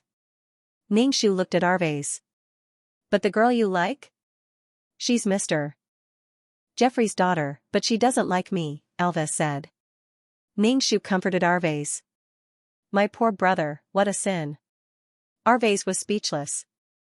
I can't give her the life she wants, and my legs. Alves touched his legs. Living was a difficult thing, and love was a luxury. It's okay, brother. You'll meet a woman who loves and tolerates you. Trust me, Ningxu patted his chest and said. Arves's blue eyes shone. Maybe, let's leave it to fate. Arves, who had lived for 2 lifetimes, was more open-minded. He probably had a crush on someone in his previous life, but it didn't work out.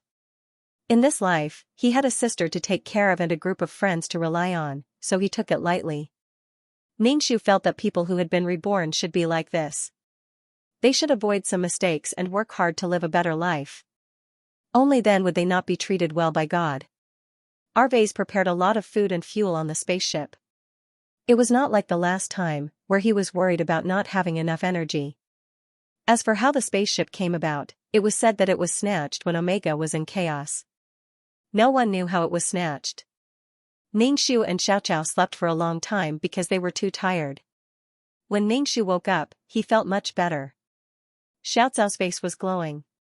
Seeing that Ningxu had woken up, she said, I feel stronger than before. I feel like I've entered a new realm. My body is also much lighter. That's a good thing, Ningxu said. Xiaoqiao gave Ningxu a tube of nutrient solution and drank it with a straw. Where are we going next? Xiaoqiao asked. I'm not building it. Let's leave it to fate. Ningxu shrugged. Mecha. Why was her destiny to become a mecha pilot so bumpy? Ningxu asked Arves, is my mecha done? Arves was speechless. Where's the metal and money? A mecha can't be completed in a day. We can't earn the money for a piece of metal in our lifetime. Why are you so persistent? Arves was speechless.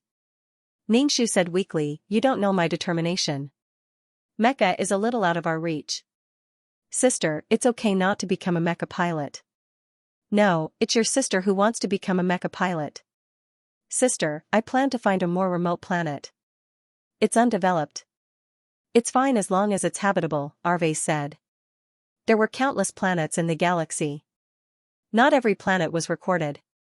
Some planets were suitable for habitation while others were not. Ningxu thought, no, I don't want to. Living on a remote planet, mecha would be an unattainable dream. No, I don't want to. My mission, what if Eliza was a stubborn girl and judged that she had failed the mission? Arves saw Ningxu's hopeless expression and asked, is it that hard to accept? Instead of living on a planet like Omega, it's better to find a remote planet that belongs to us, Arves said. Ningxu nodded. You're right. I'll listen to you.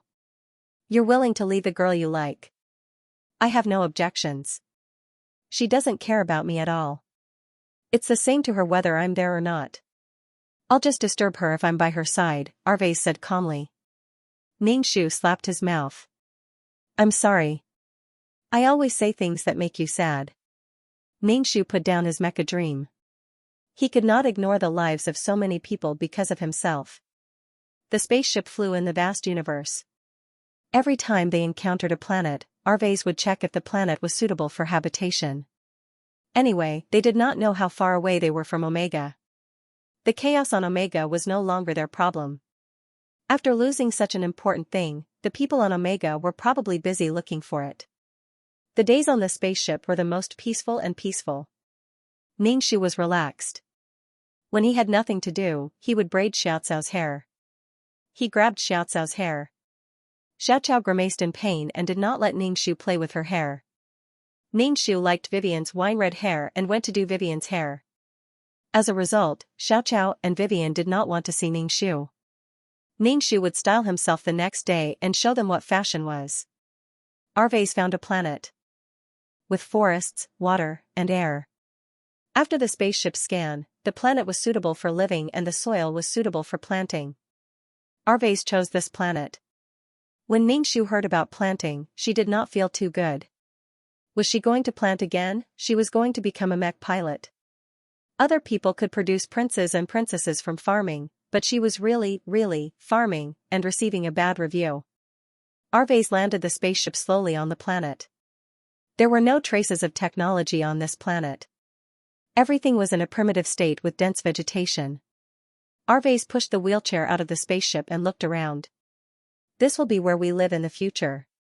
Actually, the spaceship doesn't have much energy left. It will be difficult to find other planets. I think it's good here, Vivian said. The others nodded. At least there was a lot of clean water. People from Selder had very low standards. It was fine as long as there was water and food. It's better here than Planet Omega, March said. It was more comfortable here than Planet Omega. Well, we'll settle down on this planet.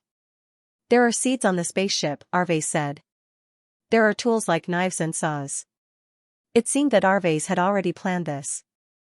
Ningxu said, there's no way to make spaceships and mechas here. Your career and work. I was doing this until I died in my previous life. Let's do it in this life, Arves said. And I realized that you have an accident constitution. Something will always happen when I'm with you. Ningxu laughed, showing her teeth. Arves' blue eyes twinkled and she laughed with Ningxu. Ningxu took a deep breath. The air was very fresh. We're going to build a house now. Ningxu carried the axe and went to chop trees. Everyone had something to do.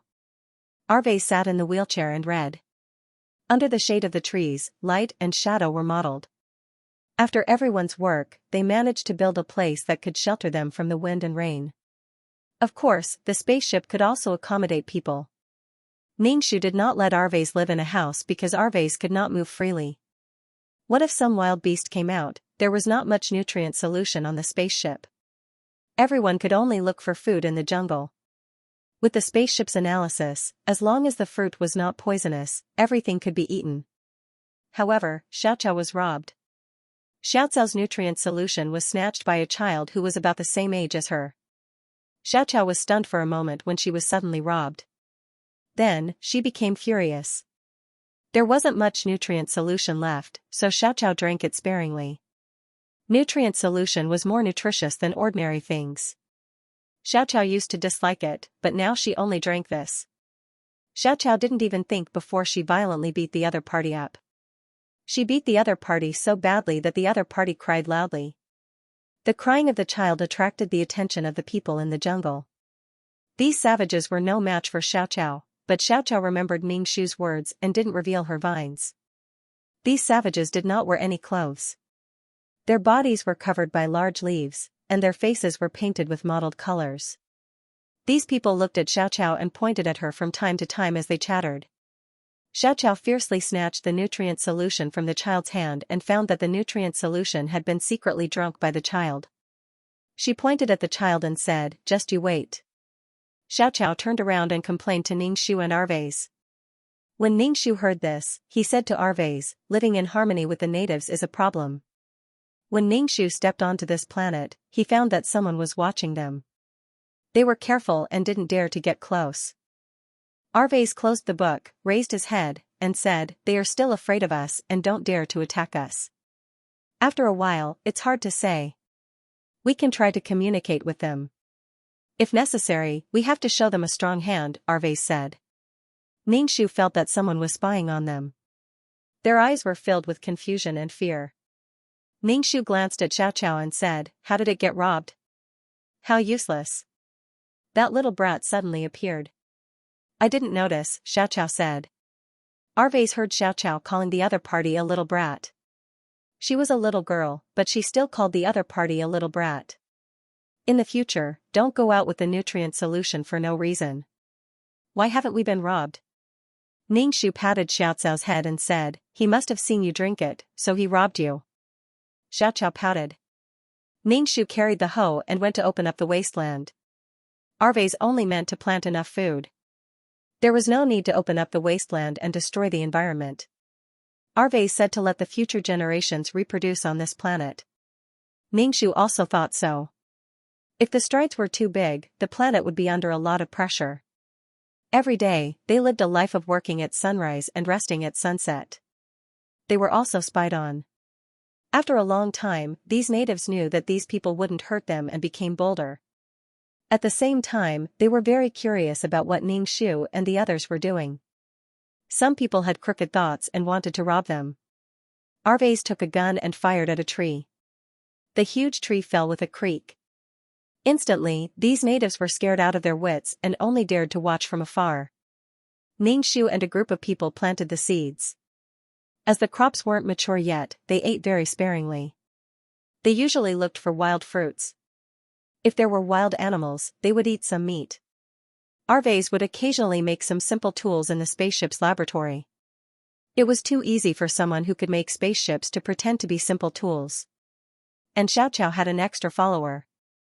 It was the child who stole her nutrient solution last time. This child was trying to please Xiaoqiao. Every time Xiaoqiao tried to chase him away, she couldn't. From time to time, he would give Xiaoqiao a wild fruit, wild egg, or even wildflowers. Xiaoqiao accepted the gift without hesitation, but she still ignored him. Basically, Xiaoqiao came home every day with something in her hands.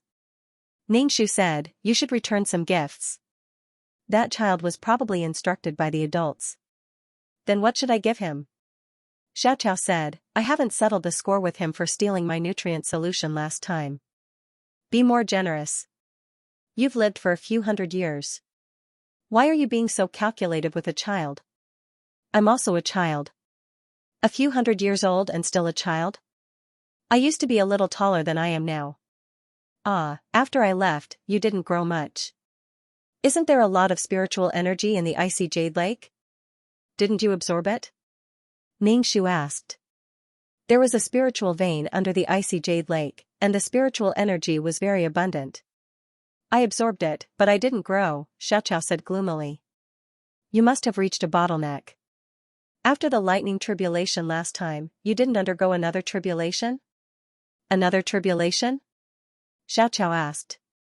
This should be," Ningxu said uncertainly. "People also have all kinds of tribulations in their cultivation. You should be the same."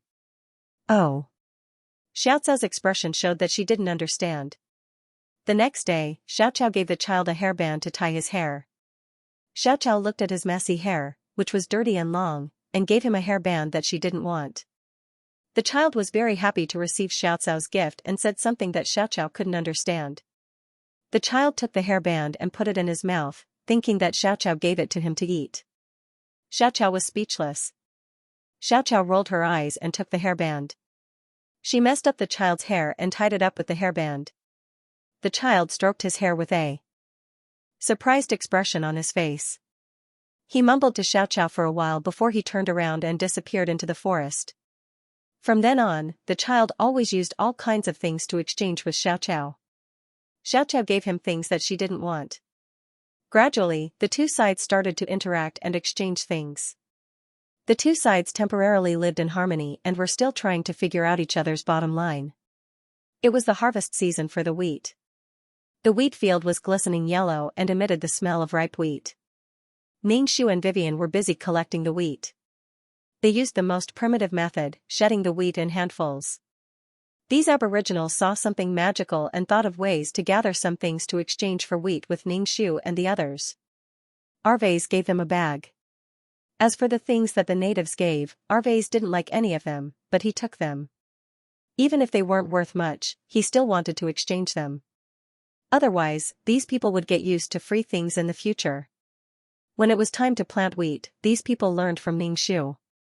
Gradually, they took root on this planet and adapted to life on this planet. Ningxu looked at the hoe and looked into the distance. He looked at the endless mountains and forests. Damn, what about her dream of being a mecha pilot? She couldn't become a mecha pilot if she stayed here. Mission completed. Do you want to leave the mission world? 2333's voice sounded. Ningxu said, "I want to ask you for a favor.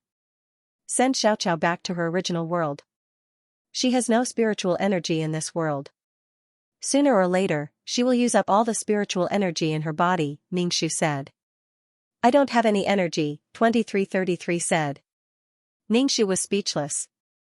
What are your conditions? You're so annoying. Why did we even talk about conditions before? I'll help you, 2333 said. Ningxu, holy shit, Lolo was possessed. Why are you being so coquettish? Ningxu could no longer control the goosebumps all over his body. He couldn't help but feel a chill in his heart. Speak properly. Did you become a sissy after devouring the push-down system? Ningxu asked. Ningxu waved at Xiaoqiao, who was not far away. Xiaoqiao walked over to Ningxu with her hands behind her back. Ningxu said to Xiaoqiao, I'm leaving. Xiaoqiao squinted at Ningxu, are you going to run away again? The time I can stay in each world is limited. When the time is up, I will leave. I will send you back to your previous world. This world has too little spiritual energy. You won't be able to endure it. Ningxu said. Xiaoqiao said, then take me with you. Ningxu shook his head, I'm a person who can't be sure of my life. Even if I take you with me, I won't be with you for a lot of time. What will you do? There are thousands of worlds. Cultivate well. In the future, you will be able to enter other worlds and see a lot. It's not good for you to follow me. Ningxu said. Ningxu couldn't care less about Xiaoqiao. Why should he let Xiaoqiao follow him and imprison her? Also, he couldn't take Xiaoqiao with him on a mission. If he wasn't careful, he and Xiaoqiao would die. Xiaoqiao nodded, I understand. In the future, don't jump into any cracks. If we encounter a space storm, don't think about surviving. Ningxu said. Xiaoqiao pulled Ningxu's sleeve, then when can we meet? If it's fated, we will naturally meet. When you become strong and can break through the restrictions of the world, you will see a lot of new things in the future. Ningxu patted Xiaocao's head. The path of cultivation is extremely difficult. Don't kill easily, but don't let others bully you. Otherwise, what's the point of cultivating so hard? Xiaoqiao worked hard to climb up so that she could control her own destiny and not let others trample on her and humiliate her. Xiaoqiao nodded and leaned against Ningxu. 2333, help send her back to the summoner's world that she used to stay in, Ningxu said. Xiaocao's figure disappeared. Ningxu took the hoe and continued to weed. The weeds were tenacious. With Xiaocao's strength, ordinary people couldn't do anything to her. After a while, 2333's voice sounded in Ningxu's mind, I've sent her back. Do you want to leave the mission world now? Ningxu sighed and nodded. Let's go. There was another mission that had not been completed. No, there were two. The other mission was to make Arve stand up. Damn, he almost forgot about that. Ningxu ran home with the hoe and said to Arves, who was reading, Brother, do you want to stand up? Arves closed the book. Why are you suddenly talking about this? I'm used to being in a wheelchair. It doesn't matter if I can't stand up. You can get yourself 2 legs, Ningxu said. Arves said, maybe on planet Omega, I'll get a pair of fake legs.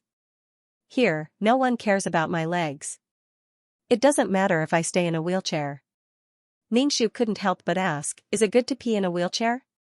Arves, is it good to go to the toilet? Ningxu said. She had never worried about Arves' excretion. Arves. It's okay, Arves said. If you have the conditions, get yourself a pair of legs, Ningxu said. Ningxu thought for a moment and asked Arves to make silver needles for her. They were very thin needles. Arves made silver needles for Ningxu on the spaceship. Ningxu lifted Arves' leg and slowly inserted the silver needles into the acupuncture points on Arves' leg. Ningxu asked Arves, do you feel anything? Arves shook her head, no. Ningxu, I'll find time to make fake legs myself. You don't have to prick here and there. It's useless, Arves said. I saw on the internet that this is an ancient medical skill, Ningxu said. Arves opened the book and let Ningxu insert the needles into her leg. Her expression was normal. Ningxu looked at her and knew that Arves' leg really did not feel anything. This was really, then, when are you going to get yourself a pair of legs? Ningxu asked. Arves flipped through the book and said indifferently, we'll talk about it when there's time. You only know how to read porn books all day. Don't you know how to do your own leg? Ningxu rolled his eyes. Arvais asked without looking up, what's a porn book? Well, it's a beautiful fairy tale. Arvais said, oh. Ningxu returned to his room, lay on the bed, and said, let's go. Ningxu felt dizzy and returned to the system space. Ningxu opened his eyes and saw that the space system had been repaired. There were no longer as many cracks as before. The black hole from the pearl was still there, but it had become smaller. The fusion would be completed soon. It seemed that pushing down the system had given 2333 a lot of energy. Ningxu praised 2333. Not bad, it's done so quickly. 2333 just grunted. Ningxu sat cross-legged on the ground and began to absorb the soul power. When he woke up, Ningxu touched his soul. It had become like jelly. In the past, the wind could blow it away, but now it had turned from gas to solid, so it would not dissipate so easily. Ningxu opened the stats panel. Because of the energy, the stats panel was not as transparent as before. Number, 2333. Name, Ningxu, Advanced Mission Taker. Age, 27 points, 67 million soul, 340 health points, 131 wisdom, 384 charm, 50 luck, 249 mental power, 280 faith, 22515 physical strength, 412 aptitude, 159 merit, 13870 skills, 5th ring shooting technique, intermediate combat technique, exceptional martial arts, intermediate poison technique, beginner business management knowledge, beginner code programming, beginner lawyer skills, beginner ghost catching skills. Honorary titles, Goddess of War, Selfless. Ancestor items, Calm Halo, Calming Pill, Faith Halo, Amulet 4, Upgraded Amulet 2 Halo, Mother of the World, Queen's Blessing, Sister Model Worker, Qinshi's Blessing, Leader Halo, Grass Blessing, Best Friend for a Lifetime, Meow Meow Meow's Blessing, Life-Saving Hand, Zhu Susuning's Blessing, Founding Female General, Chen Ermiai's Blessing, Beauty-in-Law, Chen Ning's Blessing, Cross-Race Communication, Bai Sanyang's Blessing. Note, can only communicate within a certain range of intelligence. Eliza's wish, leave planet Selder and let her brother stand up and live to become a mecha pilot. Mission completion, 80. Reward, 5 million points, 50 attribute points, 2,000 faith, and 3,000 merit points. Ningxu looked and felt that the reward this time was not bad. He had received 3,000 merit points. He didn't know how much merit Xiaoqiao had obtained. After all, it was all thanks to her efforts. He hoped that Xiaoqiao's strength would increase. Ningxu tapped on the attribute panel and distributed the attribute points. Age, 27 points, 670 00000/50000000 soul value, 340 HP, 131 wisdom, 38410 charm, 50 luck, 24910 spiritual power, 28010 faith, 225152000 combat power, 41210 potential, 15910 merit, 138703000 skills, 5th ring shooting technique, intermediate combat technique, exceptional martial arts proficiency, intermediate poison technique, beginner business management knowledge, beginner code programming, beginner lawyer skills, beginner ghost catching skills. Honorary titles, Goddess of War, Selfless ancestor items, Calm Aura, Calming Pill, Faith Aura, Amulet 4, Upgraded Amulet 2. Aura, Mother of the World, Queen's Blessing, Sister Model Worker, Qinshi's Blessing, Leader Aura, Grass Blessing, Best Friend for a Lifetime, Meow Meow Meow's Blessing, Life-Saving Hand, Zhu Susuning's Blessing, Founding Female General, Chen Ermiai's Blessing, Lawful Beauty, Chen Ning's Blessing, Transcending Race Communication, Bai Sanyang's Blessing. Ningxu looked at the attribute panel. Her faith was increasing. Perhaps she would soon meet the requirements for a super mission.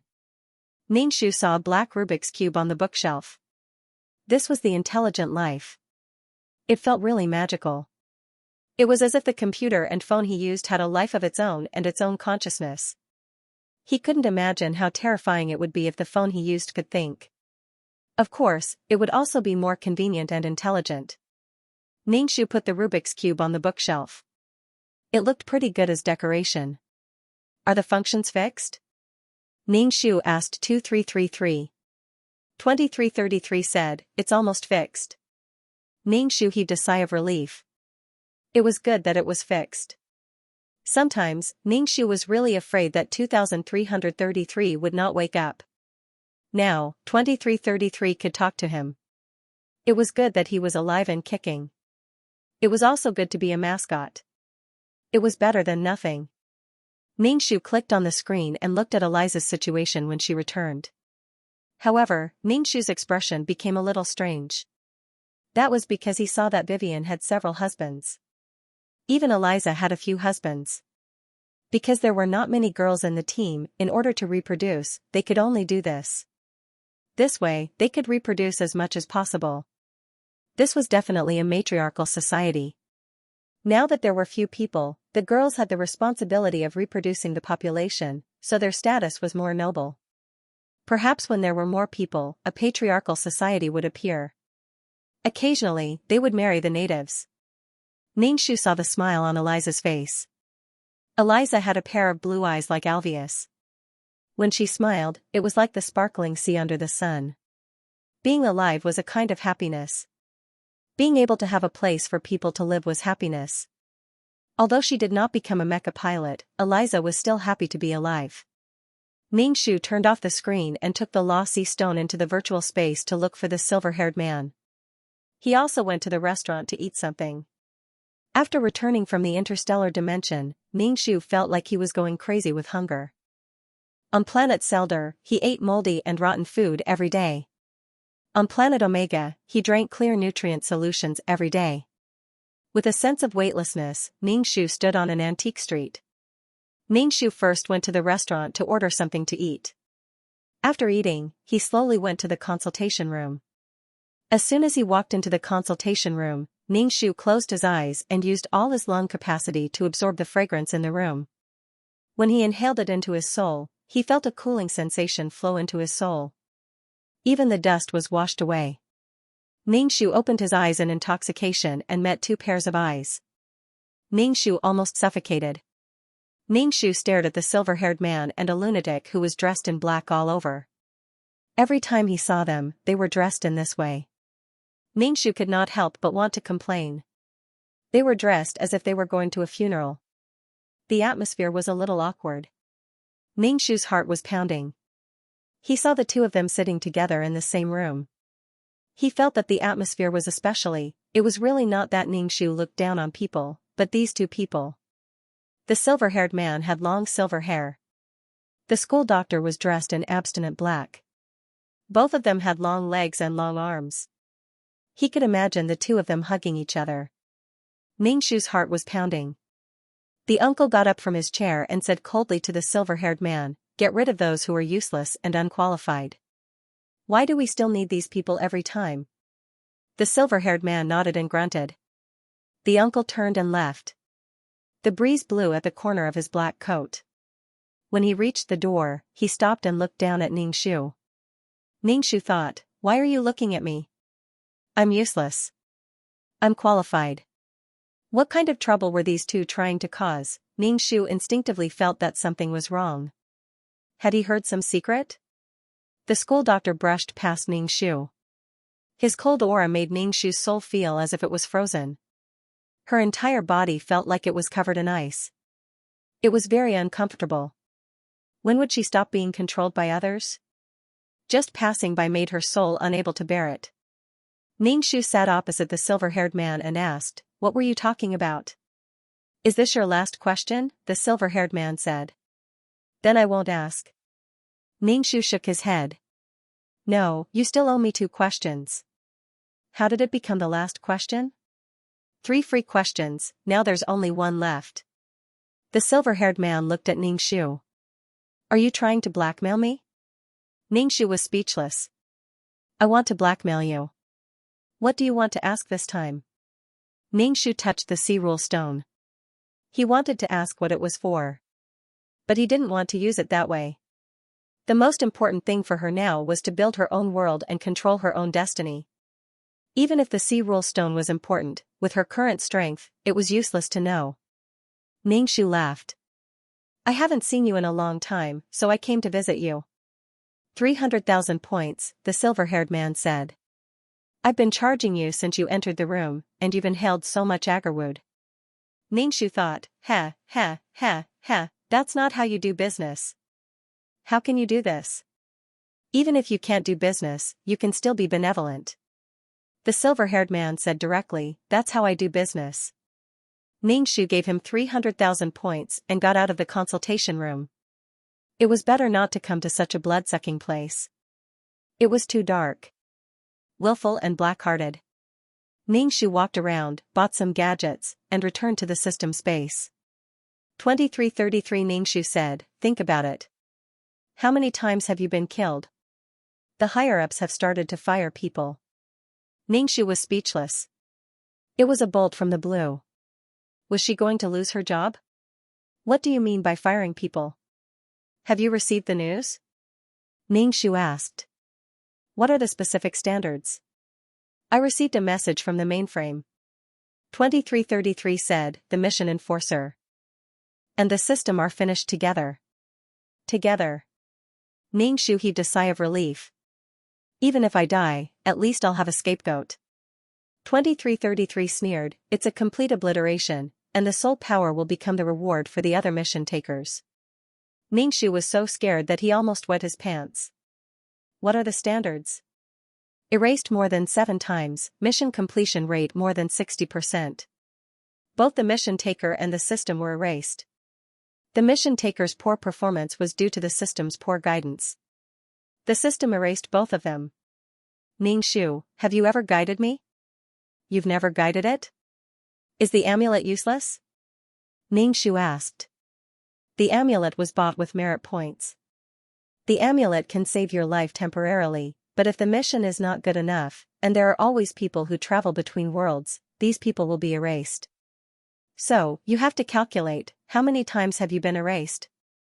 2333 said. It feels good to protect myself, but we'll settle the score together. 2333 said, damn it, I've finally recovered. Ningxu was also anxious. Why is it so difficult?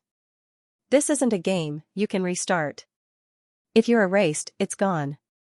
Don't think you can escape with the amulet. 2333 said anxiously. How many times have you been erased? I remember you were erased a few times. I'm counting. Ningxu counted with his fingers. She shouldn't have been erased 7 times. Once, twice, thrice. It should be 4 times, at most 4 times.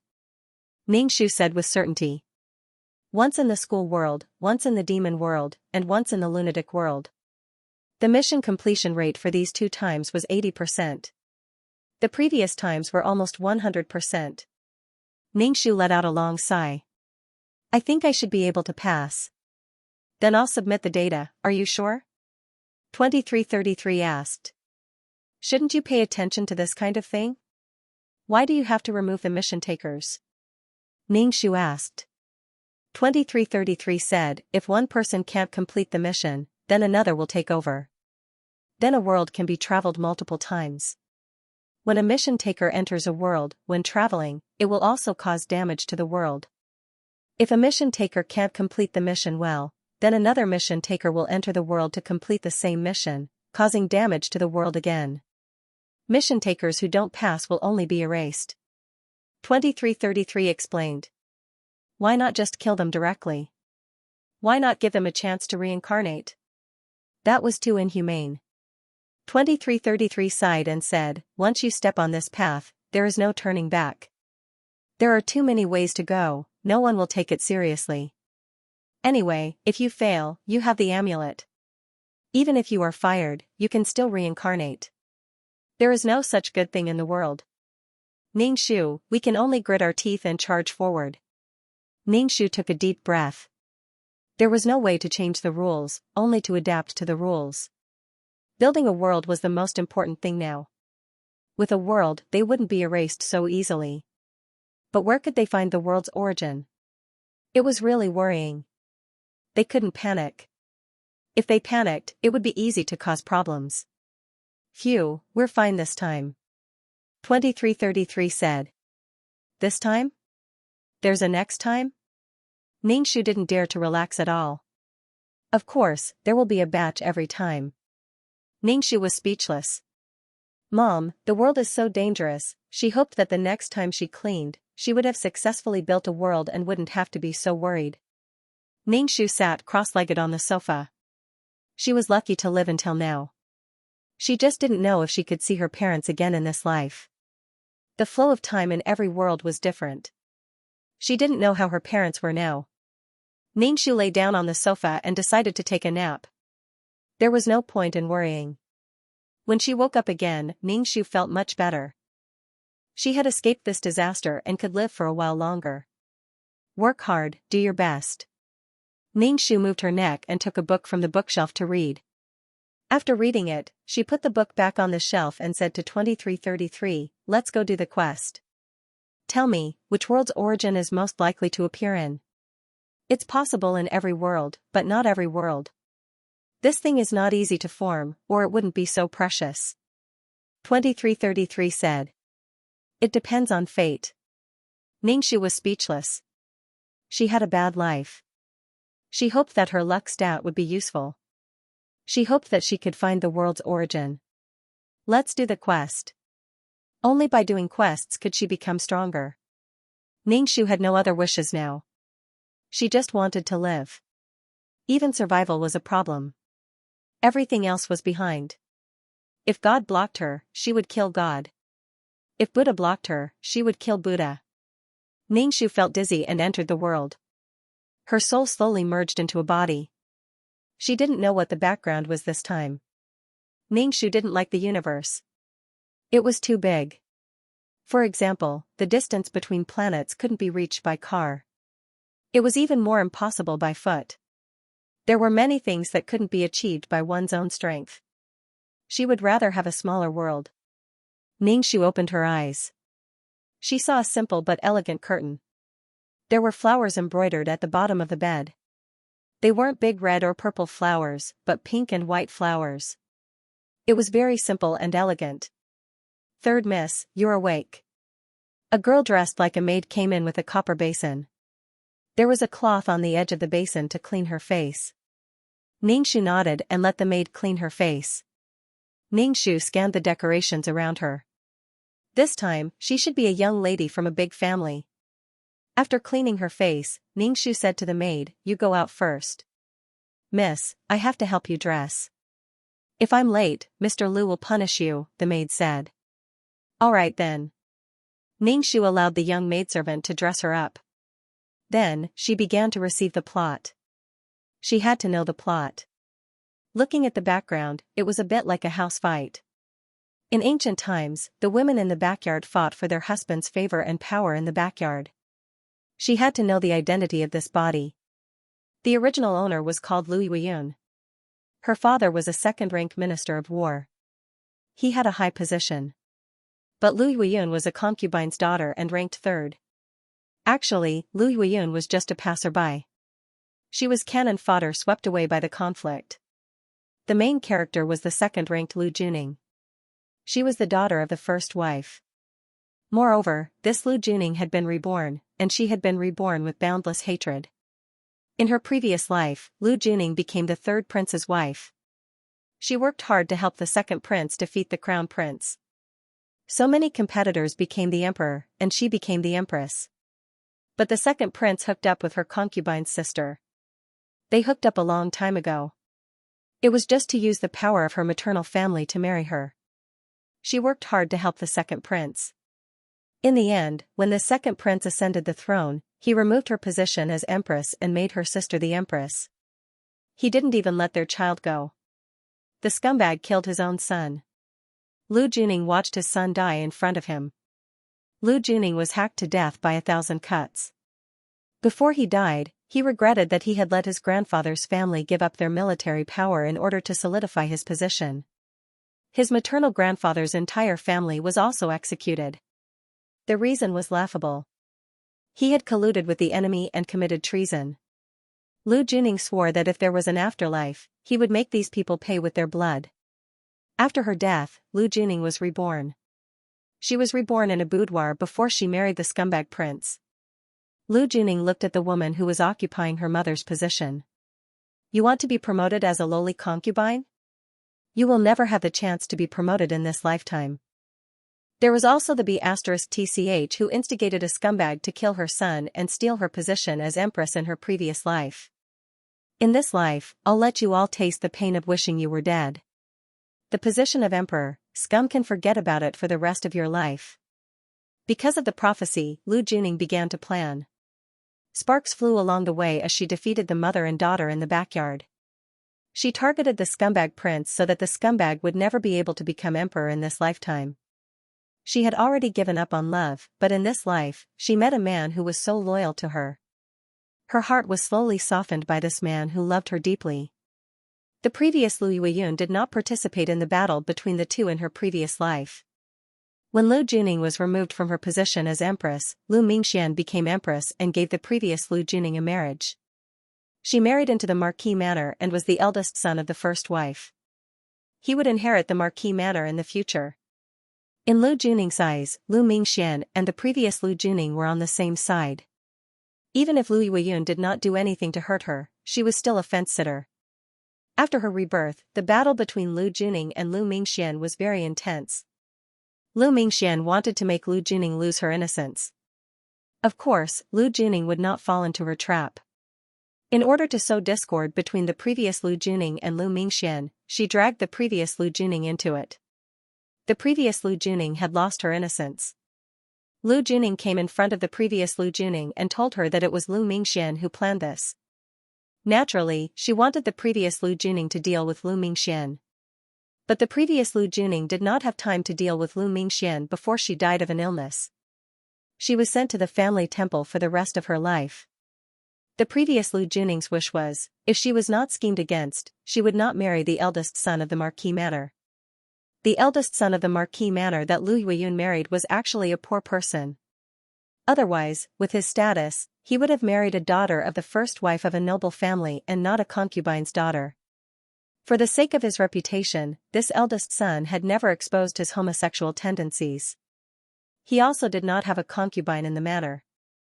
After marrying Lu Yueyun, he only had Lu Yueyun as his wife. Outsiders said that Lu Yueyun had a good life. She married into a noble family and her husband did not take in concubines. Only Lu Yueyun knew the bitterness of this. It was probably because of this that the reborn Lu Juning did not like the previous Lu Juning. She felt that this person was a despicable person. She relied on flattering Lu Mingxian to marry into this kind of family. When Lu Mingxian schemed against her innocence, Lu Juning had Lu Yueyun take the place of this shameful scene of catching adultery. Ningxu finished accepting the plot and let out a long sigh. It really was a scene of a group of women fighting. Ningxu did not know what to say about this plot. There did not seem to be any logical problems. She was reborn to kill the scum man and the slut. However, how bad was the character of the female lead, Lu Juning, to make her husband, who was already married and had a child, hate her so much that he did not even let his own flesh and blood go, cut her into pieces. It was as tragic as it could be. Let's just say that the scum man was inhumane. However, if Lu Juning had not schemed for the scum man's throne in her previous life, then she should have been resourceful. How did she not know that her husband and her sister were together? Fortunately, she let the scum man become the emperor and made her maternal grandfather's family hand over their military power to consolidate the scum man's throne.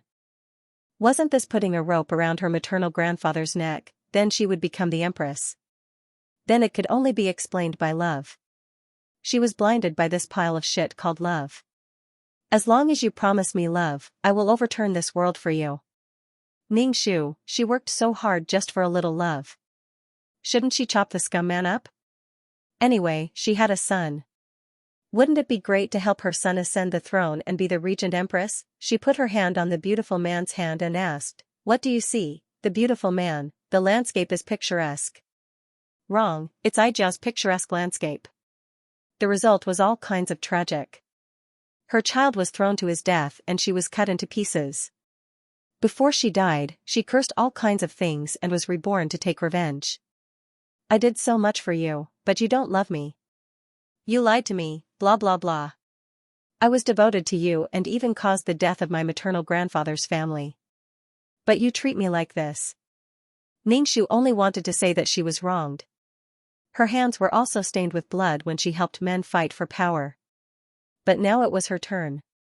Why did she feel so wronged? Hee, I love you, so you have to love me. I did so much for you, so you have to love me. He did not know where this logic came from. After Ningxu finished reading the plot, there were only 3 words in his heart. Adulterous couple. All crows in the world are equally black. For a man, she even gave up her family. Being treated like this by a man, she was filled with resentment.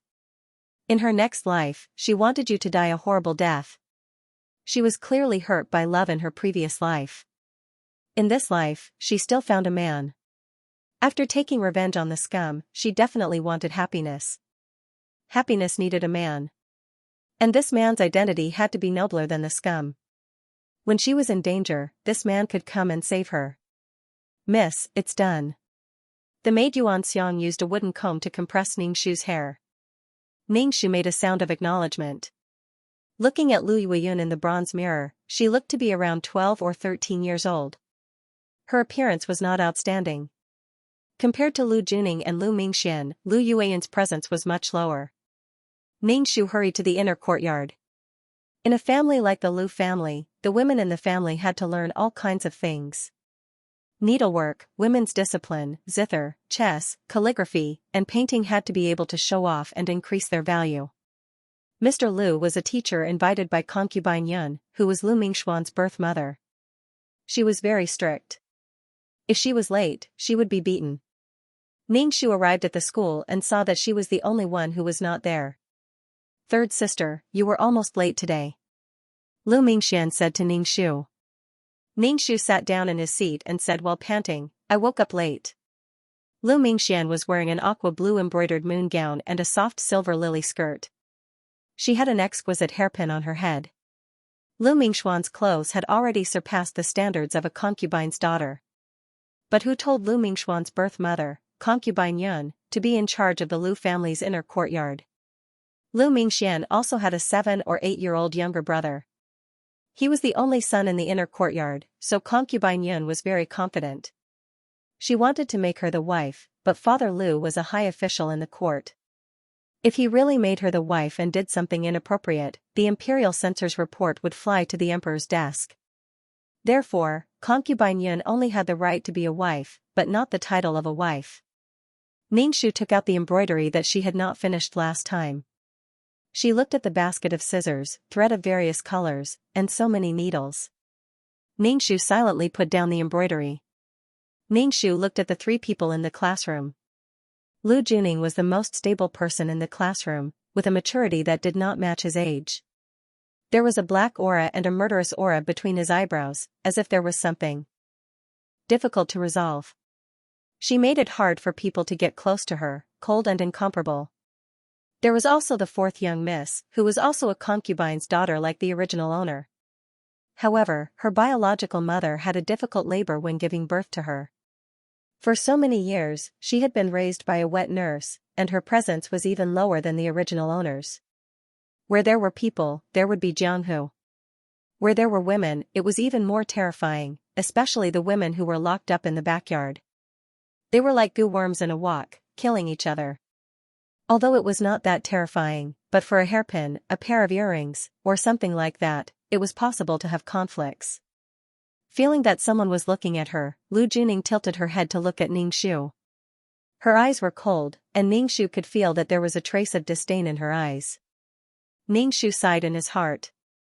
The original owner was often taught by his biological mother to be cautious and not cause trouble. If he could take a step back, then take a step back. Although the eldest young Miss Lu Mingxian was not a daughter of the first wife, she was raised as such. Her biological mother, concubine Yun, was in charge of the entire backyard, so she should not fight with Lu Mingxian. The second young Miss Lu Juning was a daughter of the first wife, and her maternal grandfather was a great general. Although her mother had died early, her status was noble, so she should not fight with Lu Juning. Lu Yueyun only wanted to protect herself. In that life, Lu Mingxian had given her a homosexual, and in the next life, Lu Juning had taken her virginity. She no longer had any value, and instead dragged down the family's reputation. She was killed and then sent to the family temple. Not fighting did not have a good ending. Sometimes, fighting was for survival, and sometimes it was for fame and fortune, fighting for a high position. Oh my, killing people without spilling blood. Teacher Lu was a woman with many talents. It was said that she had been a teaching nurse in the palace, and concubine Yun had spent a large amount of money to hire her to teach the young misses in the Fu. Having been taught by a nurse from the palace, the value of the young misses in the Fu would be higher. Teacher Lu walked in with a ruler. She first swept her eyes over the people present. Seeing that everyone was present, she nodded her head in satisfaction. When Lu Juning saw this Teacher Lu, her expression became severe. Clearly, she had thought of something bad. Teacher Lu walked straight to Lu Juning and sternly asked, "Second young miss, the task I gave you yesterday has been completed." Lu Juning's expression became colder and colder. She took out the woman's ring that she had copied. "Teacher, it has been completed." Teacher Lu only casually flipped through it and said, "You don't have to copy it completely, but the handwriting must be neat. Look at your handwriting, seeing words is like seeing a person. You need to practice more." "I understand, teacher," Lu Juning said greedily. Even Ningxu could see that Teacher Lu was purposely making things difficult for Lu Juning. If Lu Juning did not complete it, she would not be able to escape the punishment. After copying it, he said that the handwriting was not good. In any case, he was thinking of ways to find fault. Lu Juning lowered her head, her expression full of sarcasm. In her previous life, it was this old woman who said that she was stupid, causing her reputation to become very bad. It was concubine Yun who purposely ruined her reputation so that it would be convenient for Shen Hao to marry her, using her grandfather's family to ascend to the throne. She must think of a way to deal with this tigress. Ningxu was hit twice because her needlework was not completed, and it was not done well. Fourth young Miss Lu Yujing was also hit twice. Ningxu felt that Teacher Lu hit Lu Yujing harder than he hit her. 2 slaps, it was painful just hearing it. As expected, he was a person who looked at the dish. Lu Yujing's birth mother was no longer around. There was no one to take care of her in the Lu family. Teacher Lu naturally did not need to care. Teacher Lu also taught some content of the female precepts. The task was to memorize the content of the female precepts. This was clearly a futile thing that restricted a woman's rights. She had to memorize it. Ningxu glanced at it and memorized it. Her needlework was more difficult for her. It was already good enough that she could sew the clothes, but she still had to sew flowers. It was not just one flower, but one piece. It was fine if it was just one piece, but she had to sew butterflies. With Ningxu's fast-paced life, she could not play with this at all. After more than 4 hours of class, today's class was considered to be over. Ningxu hurried out of the classroom and asked the maid, Xianxia, to prepare food. She was really hungry. "Young miss, concubine Lu asked you to go over for a meal. She said that she has something to say to young Mississippi," Xianxia said. Ningxu went to concubine Lu's courtyard. Concubine Lu was Lu Yueyun's birth mother. However, she could not call her mother. She could only call her concubine. Concubine also could not call her daughter. She could only call her third young Mississippi. End of chapter 1296. Don't forget to subscribe, like, and share the video to support the channel.